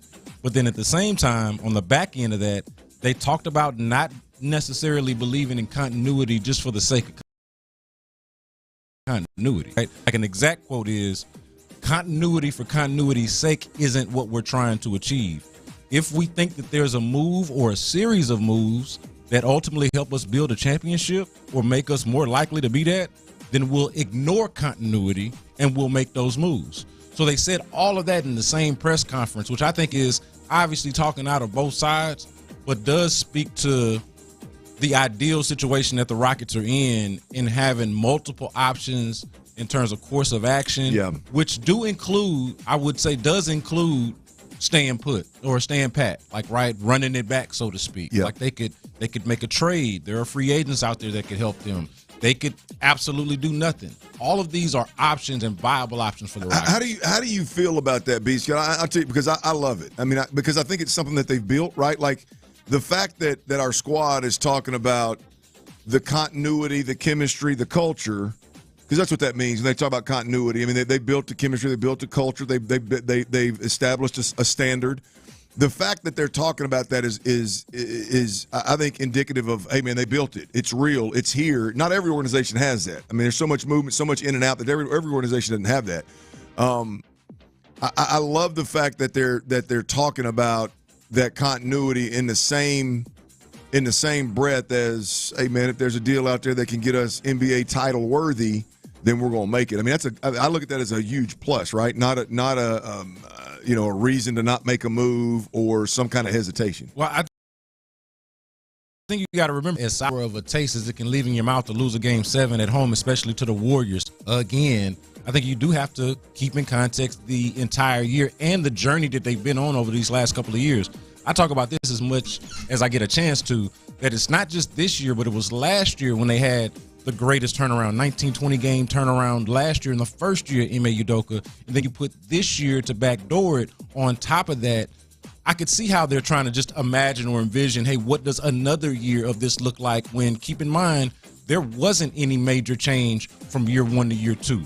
We're looking back a year from now or a year ago, there were talks about trading for Kevin Durant or the interest in possibly in Devin Booker, or I was even on these very airwaves saying that I thought that they could trade Alperen Sengun. I thought that was a possibility at one point. They didn't do that. They didn't make any major moves, save for getting a healthy Steven Adams, who was already on the team from the last trade deadline, right? So they didn't make any major moves last year and made this drastic change in record and in status. If they were to run it back, could they do that? Could they do that again? I think that they could. I also think that it's pretty cool, to your point, that they got all of these options, all of this capital, these draft picks, these young players that they can dangle in front of any team that has a superstar that's either disgruntled or their lot in life and course there has just run its course. Time there has run its course. Questions coming in for B. Scott. Sean G. from YouTube and Twitch. Can you, Brandon, see a scenario where Jalen Green is back next year with no major changes? Yeah, no, I definitely could. You can. No major changes to the roster. If you bring it back, the major change to me should be a reimagining of Jalen Green's role. And that's not to necessarily denigrate, but I think what you're trying to do is elevate Amen Thompson and acknowledge what Alperen Sengun showed you in the playoffs, and that is with continued development and continued work that he could be a frontline guy. And I think all of us saw something in Amen Thompson that says, hey, man, if that thing keeps working, if that thing keeps developing, he's going to be that guy. Like there is a quality to him that is, if we're just being frank about it, is missing in Jalen Green. And so for me, if you're going to run it back, I would feel more comfortable doing that if the thought in mind is we're going to do more with Amen Thompson. We're going to actually run an offense where players move around, where the ball moves around, and Jalen Green isn't relied upon to have the ball and make as many decisions as he has been in the past. Well, with that being, and I'm just poking holes in your theory there. Like, well, I mean, just. I'm not saying that that's what they're going to do. That's what I would do. Right. Well, I mean, but what is Jalen's value in that? He was an inconsistent shooter when he was given the longest leash on the team. And I mean, if he's a guy that's relegated to, hey man, you're going to take 7-8 shots a game unless you're hot like Buddy Hield and you can play. I mean, the value there is just so minimal. Right? I mean, it's just like. No, I do think that's the next logical question in terms of what is his future here. And you did do a shorter deal with him. He would be an expensive role player. I think you mentioned that, Ron, a couple of days ago. Like, he would be an expensive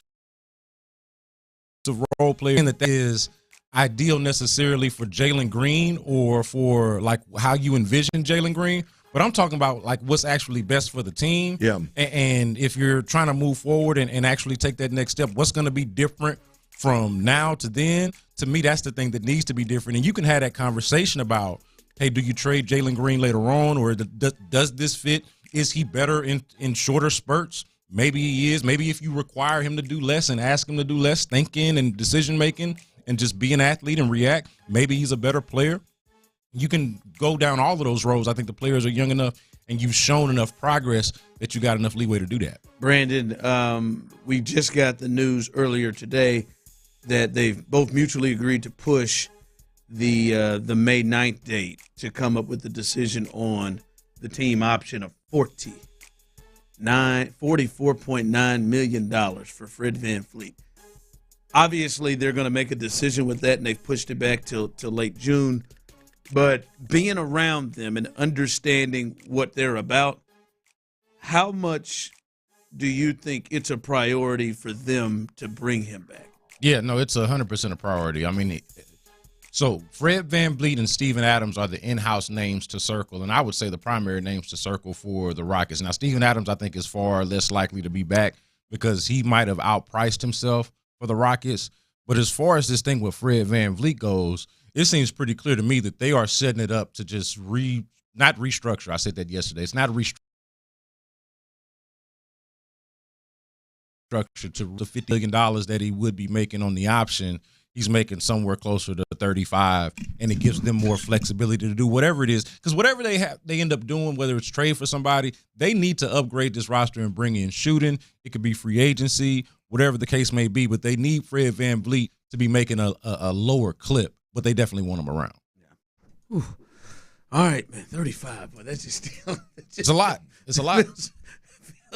Man, that's tough. Carried you in the playoffs.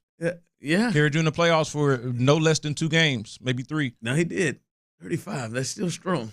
That is almost $10 million more than Jalen Brunson makes. But, I mean, yeah, you can't look at these things. All right. B. Scott, appreciate you all year, the coverage you had.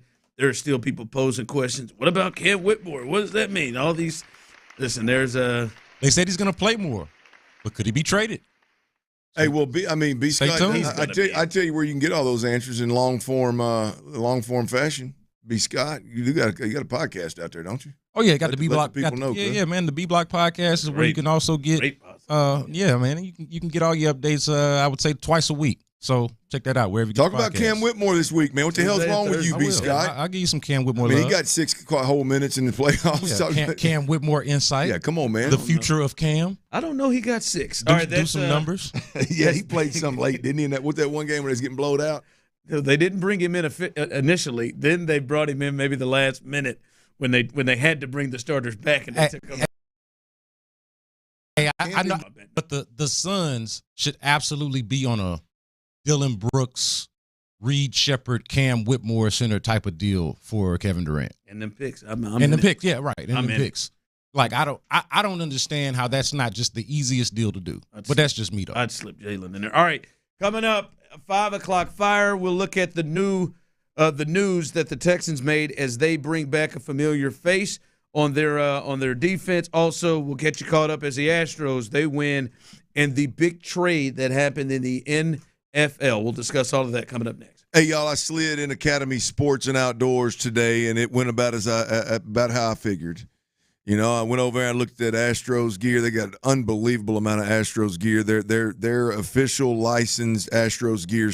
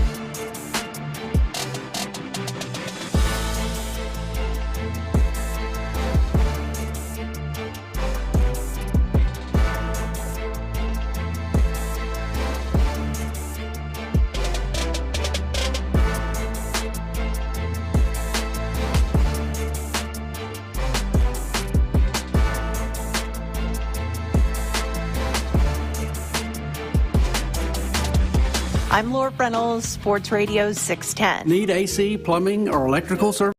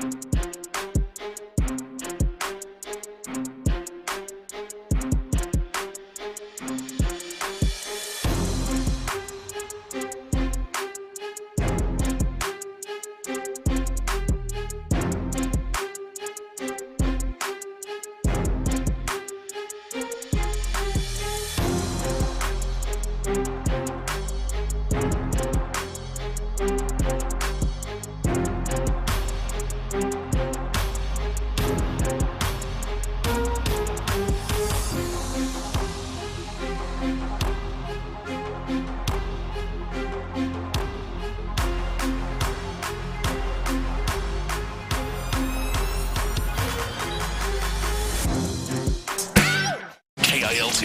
KILT.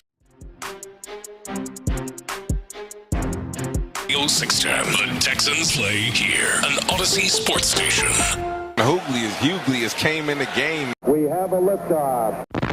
Sports Radio 610 presents The Drive with Stoerner and Hughley. It's the 5 o'clock fire. It is 5 o'clock. Congratulations. Hopefully you're off work. And T Mill, a.k.a. Psycho T, and we'll have to get to money bags here in a little bit because man, it's. I mean, you could have saw it coming. You have the week he had last week. I mean, basically threw a damn near a no-hitter, and now, got to jump back on it. Holy mother of God! I mean, it was 0 for last night. Correct? Am I? Yeah, man. First night in quite a while, we didn't have a single bet hit. Not one hit. But. We'll get to it now. Maybe now he's due. 2 days, now he's due. We'll get you those best bets coming up here in just a bit. But, Clint, the latest is, let's go with the Texans as they bring back a familiar face. Foley Fatukasi is returning the defensive tackle. They've brought him back. He had been out as a free agent and obviously, let all this time go through, and then the Texans get a deal to bring him back. Clint, your thoughts on him who, when he was healthy last year, was a really good piece for the Texans. Your thoughts on them bringing him back? Well, look, I think we've talked for a couple of years now about how the game wrecker from the inside of the defensive line is just take the defense to the next level type of player. If you're not going to find that guy, which I don't believe the Texans have at any point in time over the last handful of years, you got to make sure that you got a bunch of they're going to be absolutely tremendous from the inside and outside pass rushing. I think the bottom line is they need more bow your neck type of guys at the D tackle position that can eat double teams, hold double teams, and not get pushed 2 and 3 yards down the field. And I think Foley Fatukasi can do that. I think we've seen him do it. He did it for a year here in a Texans uniform, and when he's healthy, he brings that to the table and some for the Texans. He proved to be able to do some of the penetrating stuff and make plays in the backfield as well. So I don't want to minimize it that he's just a certain type of player, but he's definitely a guy that brings the anchor to where on goal line situations, third down situations, any kind of run game situations, run down situations, he gives you a chance to anchor down and not get pushed around. And so, yeah, the Texans need that, and he'll be a nice add. And obviously they know exactly what they're getting with him. Absolutely. So it's a good value. Yeah, when you look at where they are there, they still got Foley. Obviously they bring him back. Tim Settle is still there. Yep. They brought in Sheldon Rankins. Mario Edwards Jr. is still there. Danico Autry is somebody that they slide in. So they've got a pretty good group, and then the back end, with Kurt Hinish and Tommy, what's his name? Tommy Tagiai. They bring him back in the fold too. So they've got a pretty good group right there when it comes to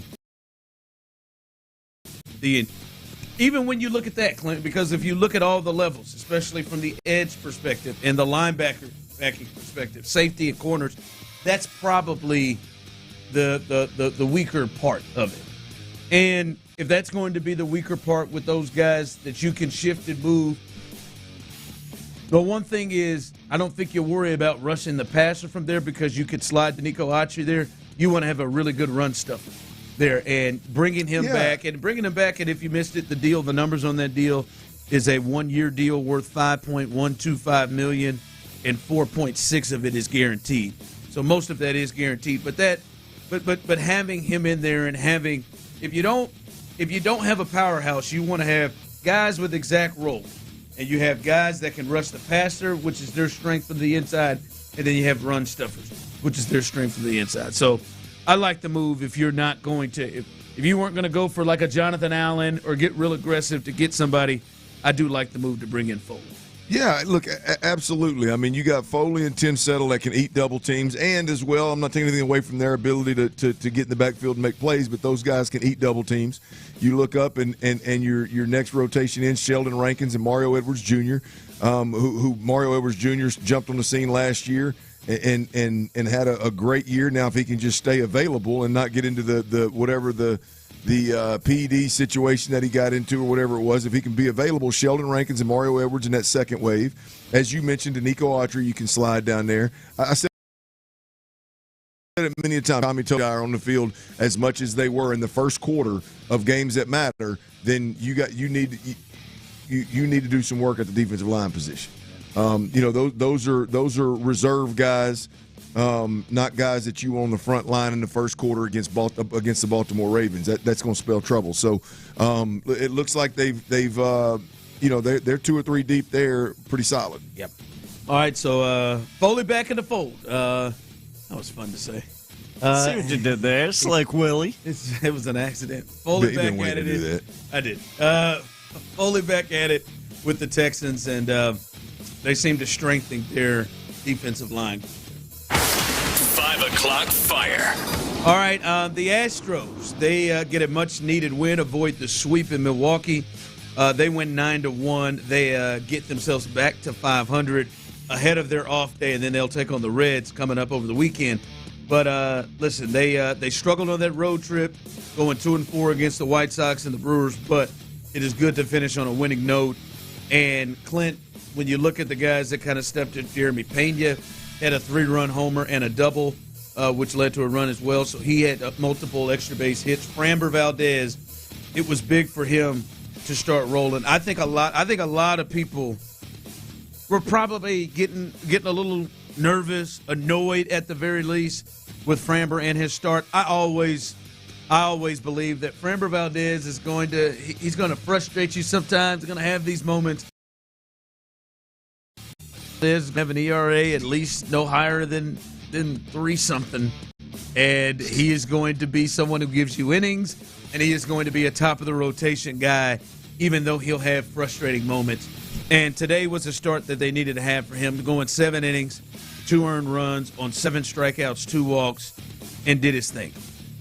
Yeah, look, him getting on track or let's just say stacking days and getting in a good run is going to be big, just because I don't want to overthink any one individual performance or lack thereof, but when you talk, whether we're talking about Framber Valdez, we're talking about Hunter Brown, or we're talking about Altuve's base running issues, or we're talking about Yordan Alvarez being injured or Yordan Alvarez slow start, these are all guys that in the past you've had plenty of production or plenty of others to pick up when they struggled. Right now, I don't know if this Astros team has a whole lot of help coming for those guys. So it's just paramount that they perform, as they have, but as they do it again. So it's big to see. It's big to see Framber have a good game, and hell, it's good to see him smiling out there on the bump a little bit. Yeah, those that you needed to get the 9 runs. I mean, last night when Hayden gave up 4 in that first inning, it was like, oh, are they going to be able to get 4 across? Yep. Like, are they going to even be able Time to do to that? chase. Framber was able to keep it to a point where they didn't even have. I did bring you all in on this real quick. Do you feel like this kind of a slow start they're on feels different than last year? Like last year, and it really was actually worse than this was last year, but they kind of dug themselves, obviously, a hole from the Mariners and didn't get off to the start they wanted. I don't think they're off to the start they want, especially from at the plate. Does it feel different this year? Yeah, it feels different this year. You can see where there's some pain points with the Astros, but they're not just falling so far behind that they can't catch up. I just don't. God, I hope that's not what we're talking about. I mean, in a 2 months from now, I hope that's not what we're talking about. I just don't see that happening, man. I know it's not been the prettiest of starts, that we haven't been as hot as we'd like to be, but in this division, with as much turnover as the Astros have had, I feel good about where they're at right now. Yeah. No, hell, you should. 500 for what they're doing at the plate and the struggles they're having, yeah, I completely agree. It does feel different, though. It does, even though they're closer, it does feel different, though. And I think one part is, obviously some of the names aren't there that you're used to seeing. But the other part is, I know Tyler probably has faith in it. I don't know if Seattle is just going to self-destruct again like they did last year. They're off to a lead. Look at Tyler. Just be patient. Just be patient. It's like Novocaine. It'll happen. I don't think they just. I don't know that. I would say just wait. Yeah, maybe if it was the Angels, just wait. Seattle will blow it. They'll blow it. We'll see. So good that they are. If they've kept it this tight, and they got to keep it tight before, as the captain said, they start getting hot, baby. 7 time. That's right. 5 o'clock fire. A speech from that guy. All right. Someone Texas said it feels worse this year. So many guys are off. All right. The trade of the day in the NFL, and we will talk about this later because I want to get. We got a little bit more time. I want to get Clint's thoughts on what the hell this means for Aaron Rodgers. We look at it from the Cowboys' perspective, but the Steelers' perspective, this is an interesting move as well. But if you missed it, the Cowboys they have agreed to terms to acquire wide receiver George Pickens from the Pittsburgh Steelers. They get Pickens and a 2027 sixth-round pick, and the Steelers in exchange get a 2026 third-round pick and a 2027 fifth-round pick. So that's the trade there. And, look, this thing has a chance to go multiple ways, right? Because if you look on paper, Clint, and you start to look at Dallas's offense now, last year they didn't have any running backs that you felt good about. They got a couple of guys that do multiple things. Last year the thought was, man, the weapons are CeeDee Lamb and what else? You don't have a lot of guys that can get open and separate. Well, now you add George Pickens and you slide those other guys down lower on the wide receiving core, and they may see different defenders. So on paper it looks good. But then, Clint, we've seen kind of the things that George Pickens has had issues with. And as we know, as somebody as talented as he is, hell, they hung on to Antonio Brown. They hung on to multiple people. As talented as he is, teams just don't generally walk away from guys unless it's something. And the implosion factor has high potential here. Where do you see this? Do you see this as more likely that it works, or this more likely that it implodes? Oh, it implodes. It implodes. The ceiling is high. The reward is very high, but the risk is through the roof. I mean, look, they've got a skilled group that you can put up against anybody in the NFL. You think that? Absolutely. They just drafted Jaden Blue, obviously out of Texas, to put with Miles Sanders and Javonte Williams. The wide receiver, CeeDee Lamb, Kavontae Turpin, you know him, the return man, the one that took 160, I think it was, against us last year. George Pickens, Jalen Tolbert. They got Jonathan Mingo, who was a first or second round pick. I'm not saying he's great, but there's a potential that guy could come into his own. They've got Jake Ferguson at the tight end position. Their offensive line is at least extremely talented. I mean, we've seen this before. They've been an extremely explosive offense, and it ends up failing or imploding because a lack of attention to detail. This is look, Witten specifically. He is a perfect fit for the Dallas Cowboys in multiple ways. Number one, you're going to be on the ticker on SportsCenter, and Jerry absolutely loves that. You're going to be there every step and misstep that he makes. Number two, he is a great compliment to CeeDee Lamb, the guy that you just paid a boatload of money to. Number three, he's a great fit for Dak Prescott, who likes to stretch the field and be aggressive as a quarterback. That's exactly who George Pickens is. It's what he likes to do. It's a contract year. He's probably going to fall in line more times than not. It's a great fit. I could see where you could try to sell it to folks. A lot of people out there right now trying to sell it to all of us that this makes the Cowboys a Super Bowl contender. I still just lean towards this is I just gave you all the pluses, right? The minuses are, one, The reason Pittsburgh got rid of him is because they watched him not mature. They drafted him and said, well, if this kid matures, he's special. They watched him not mature and put up with as much as they could possibly put up with for 2 or 3 years, right? And now he goes to an organization where Micah Parsons is constantly spouting off at the mouth about the coaches and about everything else.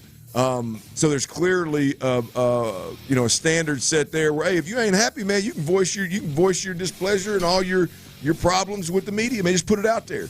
George Pickens is going to take advantage of that. You better believe it. Contract year for George Pickens with an offense where CeeDee Lamb's a dude. Ooh. Yeah, I think now they could put up some big numbers. Don't get me wrong, but I think when it's all said and done, they end up frustrated in a bad spot. I think, which would potentially be great for the league, both may happen.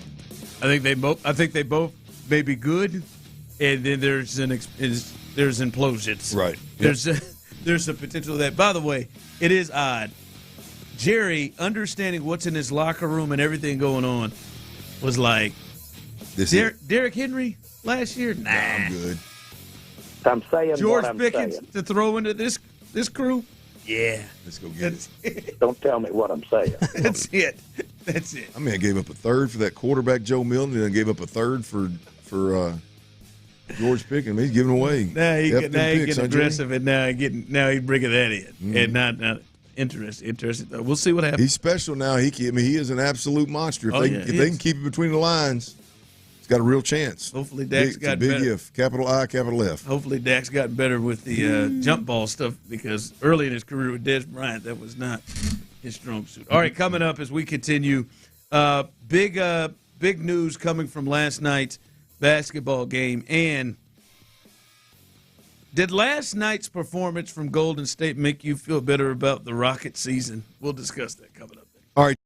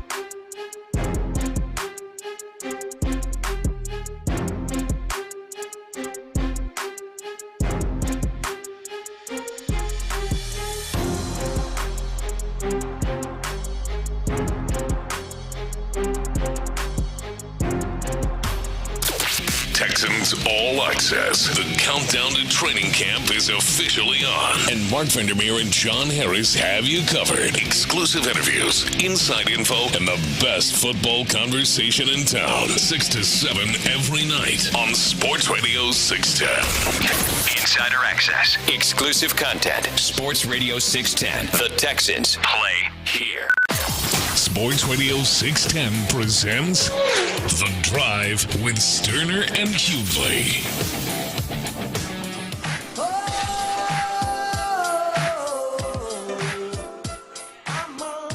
Couple of news and notes from the NBA directly affecting the Houston Rockets. According to Shams Charania, the NBA insider at ESPN, the Houston Rockets and guard Fred VanVleet are pushing back Friday's deadline date to June 29th on his $44.9 million team option for next season. This gives both sides additional time to navigate exercising the option versus completing a long-term deal. So this is kind of getting clear as we talked to Brandon a little bit about it. And Brandon, as he said it, and if you missed it, our Rockets report was at 4:40 earlier. You can go back and listen to that entire segment. But Brandon was like, yeah, it's a real priority for them to bring him back. He's one of the guys that they want to continue to roll with. And pushing this date screams, let's get a long-term deal done. Yeah, let's figure it out. Let's let's not rush this thing. Let's figure out how we can make it all work. Surely Fred VanVleet doesn't think that he's in the $45 million. I mean, again, that's top 3 point guards in the NBA at this point in time. Yeah, he said, man, I got that 42 last year. I did what I did the last couple of years. Maybe there we go. I mean, I don't know. I surely not. But. And you got to think, here's the other part of it, too, with Fred VanVleet. He's clearly on the backside of it, the career that he is. Not that there's anything wrong with where he's at, but he's clearly on the back 1-2 more contracts, depending on how long it is, obviously. But you got to think that he enjoys living here. You got to think that he enjoys playing for Ime Udoka. I don't know what kind of athlete, what kind of competitor wouldn't enjoy playing for Ime Udoka, maybe Cam Whitmore, but other than that, I think most people probably do. Most players probably do. Damn, Cam. I mean, I'm just saying it doesn't seem like that's real enjoyable for him. But so and he's helped build this thing. So I think there's a real chance that I don't know if team friendly is the right deal, but a reasonable deal, whatever that may be, could be agreed upon with the Rockets and Fred VanVleet. It does make sense. Yeah, when they say long term though, that's one I do want to. I want to watch, like how long term. Yeah, like maybe the next couple of years with an option or something like that, like they did this first one. But you can understand where he is somebody that can be important for this group. But that price got to come down. 45 don't make a whole lot of sense. No, I don't know what the number is, but 45 don't make a whole lot of sense. I know 45 ain't. That ain't it. Yeah. That 42, boy. I mean, you're in that 20-25 range. B. Scott's in that 35 range. I'm just saying, folks, if he didn't have them last, and obviously those last 3-4 games helped. But if he didn't have games 4, 5, 6, and 7, I mean, that's $42 million for a gentleman who's giving you 14 and 5.5. Yeah. Like that is not, but very important. Obviously, he has some intangibles for this team that kind of changed things. Also, last night, the Warriors, as they took on the Timberwolves, and they left the game with a hamstring issue, never returned. And Clint, it was pretty early when that wasn't a let's drag this thing out for a little bit. That was a pretty quick pull on he is not going to return tonight. Well, the reports are out. The Warriors expect Stephen Curry to miss at least 1 week. I mean, that at least 1 week don't mean just 1 week. At least 1 week with a grade 1 left hamstring strain. Sources tell ESPN an exact return will be based on how their all-NBA guard responds to rehab with his first muscle strain. So we'll see how long this is. This could be a real problem. The way they were talking last night, this could be a real problem. I'd imagine a week is just being hopeful. Cross your fingers. The first one, I feel like this could be could be a little bit longer, especially for what they need him to do. Yeah, I mean, look, the good news, the Warriors took game one. Right? The bad news is that you potentially could have lost Steph Curry for a week. I mean, or more.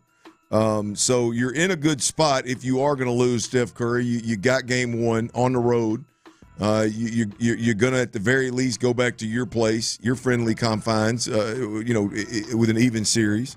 And look, with what Buddy Hield did in Game 7 against the Rockets, what he did last night, once Steph was out of the game, Jimmy Butler seems to be on a hold. Now, I don't know if it's because Steph went out or what, but Butler, Jimmy, I'm telling you, it's the damnedest thing watching Jimmy. And the Rockets game was like this. It's like he picks and chooses when to be aggressive, and it looked like last night he had that chip on his shoulder against Minnesota, and he was going to be aggressive from jump. And then once Steph went out, it was a different level as well. But it was still even crazy. Like, again, I don't even know how they pulled that off last night, and not just how they pulled it off, the way they pulled it off. They were leading like 20 points most of the way, and then like Minnesota came on really late with a furious comeback, and I think got it to 9. But, like, it was like 23, 22, 24. It was crazy. By the way, watching Golden State, and they did it without Steph. Did it make you feel better about the Rocket series? Yes. Because you talked about that was something you're going to watch this for. It made you feel better? Yeah. I mean, they did that. I mean, look, I don't know we'll see how realistic it was over the next several games. But even then, with Steph Curry, I don't know how realistic whatever we watch, whatever the outcome is without Steph Curry. In a sense of what I was looking for, I was watching that series for one reason, to just see how my Rockets stacked up against everybody else, or was that Golden State team just a fluke that they couldn't get them? It's as I watch the game, I end up, and this is not a shock. I mean, it's the strength, it's the identity, but I end up the Rockets' big man. Their big men, their ability to extend their defense and get is what the difference is right now. Right, what I saw last night was like it was. I mean, they were Golden State when they hit shots against the Rockets. It was a kick out. It was a ton of movement getting a shot. I mean, the Rockets did an unbelievable job contesting most shots. Steph had more space the 13 minutes he was in there. No they question. had more space. And Buddy had some. And Jimmy had some. And which I would think is an adjustment, because that's how Minnesota played the Lakers series. Right. Like they were. You just wonder. I guess that is a good point, because Minnesota had to deal with the same thing against the Lakers. They were picking up full court. Yeah, they were It was weird. It was weird. It was weird to watch. I will say, to me, the thing that I did take, because I didn't know if the Warriors' defense was as good as the Rockets' offense was making them look yesterday. But I mean, at some point, you got to look at this. They played 7 games against the Rockets in that playoff series. They've had a great defense since Jimmy has come over there. And then you look at it, they held the Rockets under 90 points multiple times in that series. And then, I mean, Minnesota was sitting there in the fourth quarter with 72 points. They scored 31 in the first half. Yep. The lowest they've scored all year. And that's without Steph, obviously. At some point, like, you got to look at it and say, well, maybe it wasn't just the Rockets. Just bad offense. Awful offense. Maybe that defense is that special. Yeah. Now, the only difference between Jalen and Ant is, Ant just kept shooting and was eventually going to make some plays, and he didn't just throw it home. But he was running into stuff and getting confused and dry, missing a lot of shots. Now, I do think Minnesota missed more shots than they normally do, but you got to look at that defense. To me, I feel better about a little bit better about the Rockets' offense after watching what they did to Minnesota, because the Warriors' defense is the real thing, apparently. All right, coming up, T-Mill's Best Bets. We'll get you a little cash and some money back on this thing as they do their thing, as well as get you ready for what's coming up behind us. But we talked about that big trade. Does this mean Aaron Rodgers is more likely to go to Pittsburgh, or is Aaron Rodgers potentially done and the Steelers are going in a different direction? We'll look at that coming up next. All right, y'all. Breathing is one of the most essential parts of living. Hell, it ain't rocket science. We all know that. You got to breathe well to sleep well. You got to sleep well to live well. Pretty simple, right? So if you're suffering from allergy, sinus, and/or sleep problems, here's a solution. right? Any problems from the neck up, ear, nose, and throat, Dr. Maturin is the guy. He takes a holistic approach.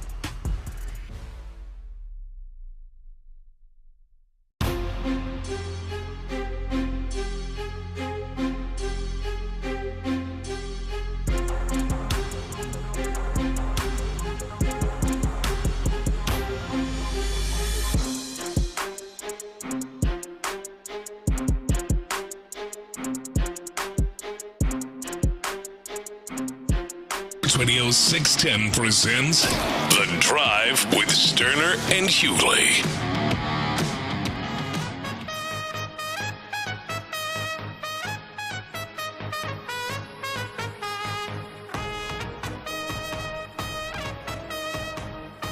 Coming up behind us on this spectacular way back Wednesday. This Wednesday here. I don't know why I said that there. Coming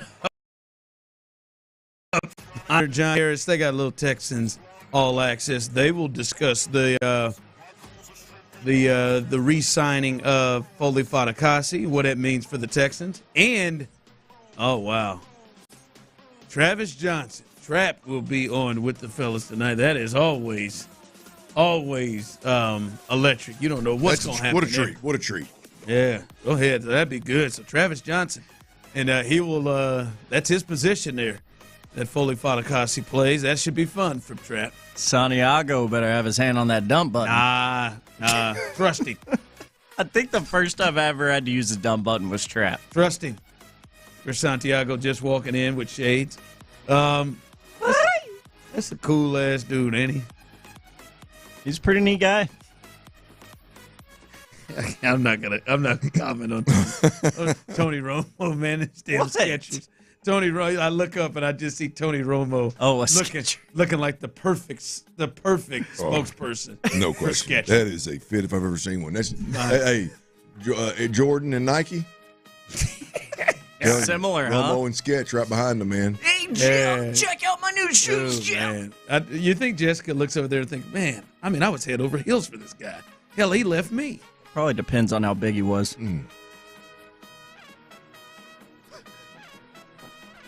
Also coming up behind that, Area 45. And it does not depend on how big those fellas are. Area 45, live and local. I've already shot Bijani and Patrick Creighton ran into him in the restroom. And Chris Santiago just walked by. So that's coming up. Area 45, live and local. The best late night sports show in all of Houston. Be cautious with Creighton tonight. You ought to. 7 to 11. Never know what you're going to get. So should be a good night. And we'll get those T-Mill's best bets. And he goes and has a tough first day, 2 days of the week, including an 0 for last night. Fairness for him, there was a postponement and a push in there. Thank the Lord. But still 0 for 3. So he doesn't slow down, Clint. He goes for 6. 6 bets tonight. 6. Yeah. 6 bets tonight. That's my guy. That's my guy. T-Mill's best bets coming up. All right, we talked a lot about the George Pickens trade to the Cowboys, and especially here around this area, looking at the Cowboys' perspective. Clint, what does this mean for the Steelers? One of the big things you looked at that seemed to be attractive for, a quarterback and, Aaron Rodgers, which it just seemed like that's going to happen, just a matter of when. And now I don't know about that anymore, especially with how long it's taken. But then when you take George Pickens out of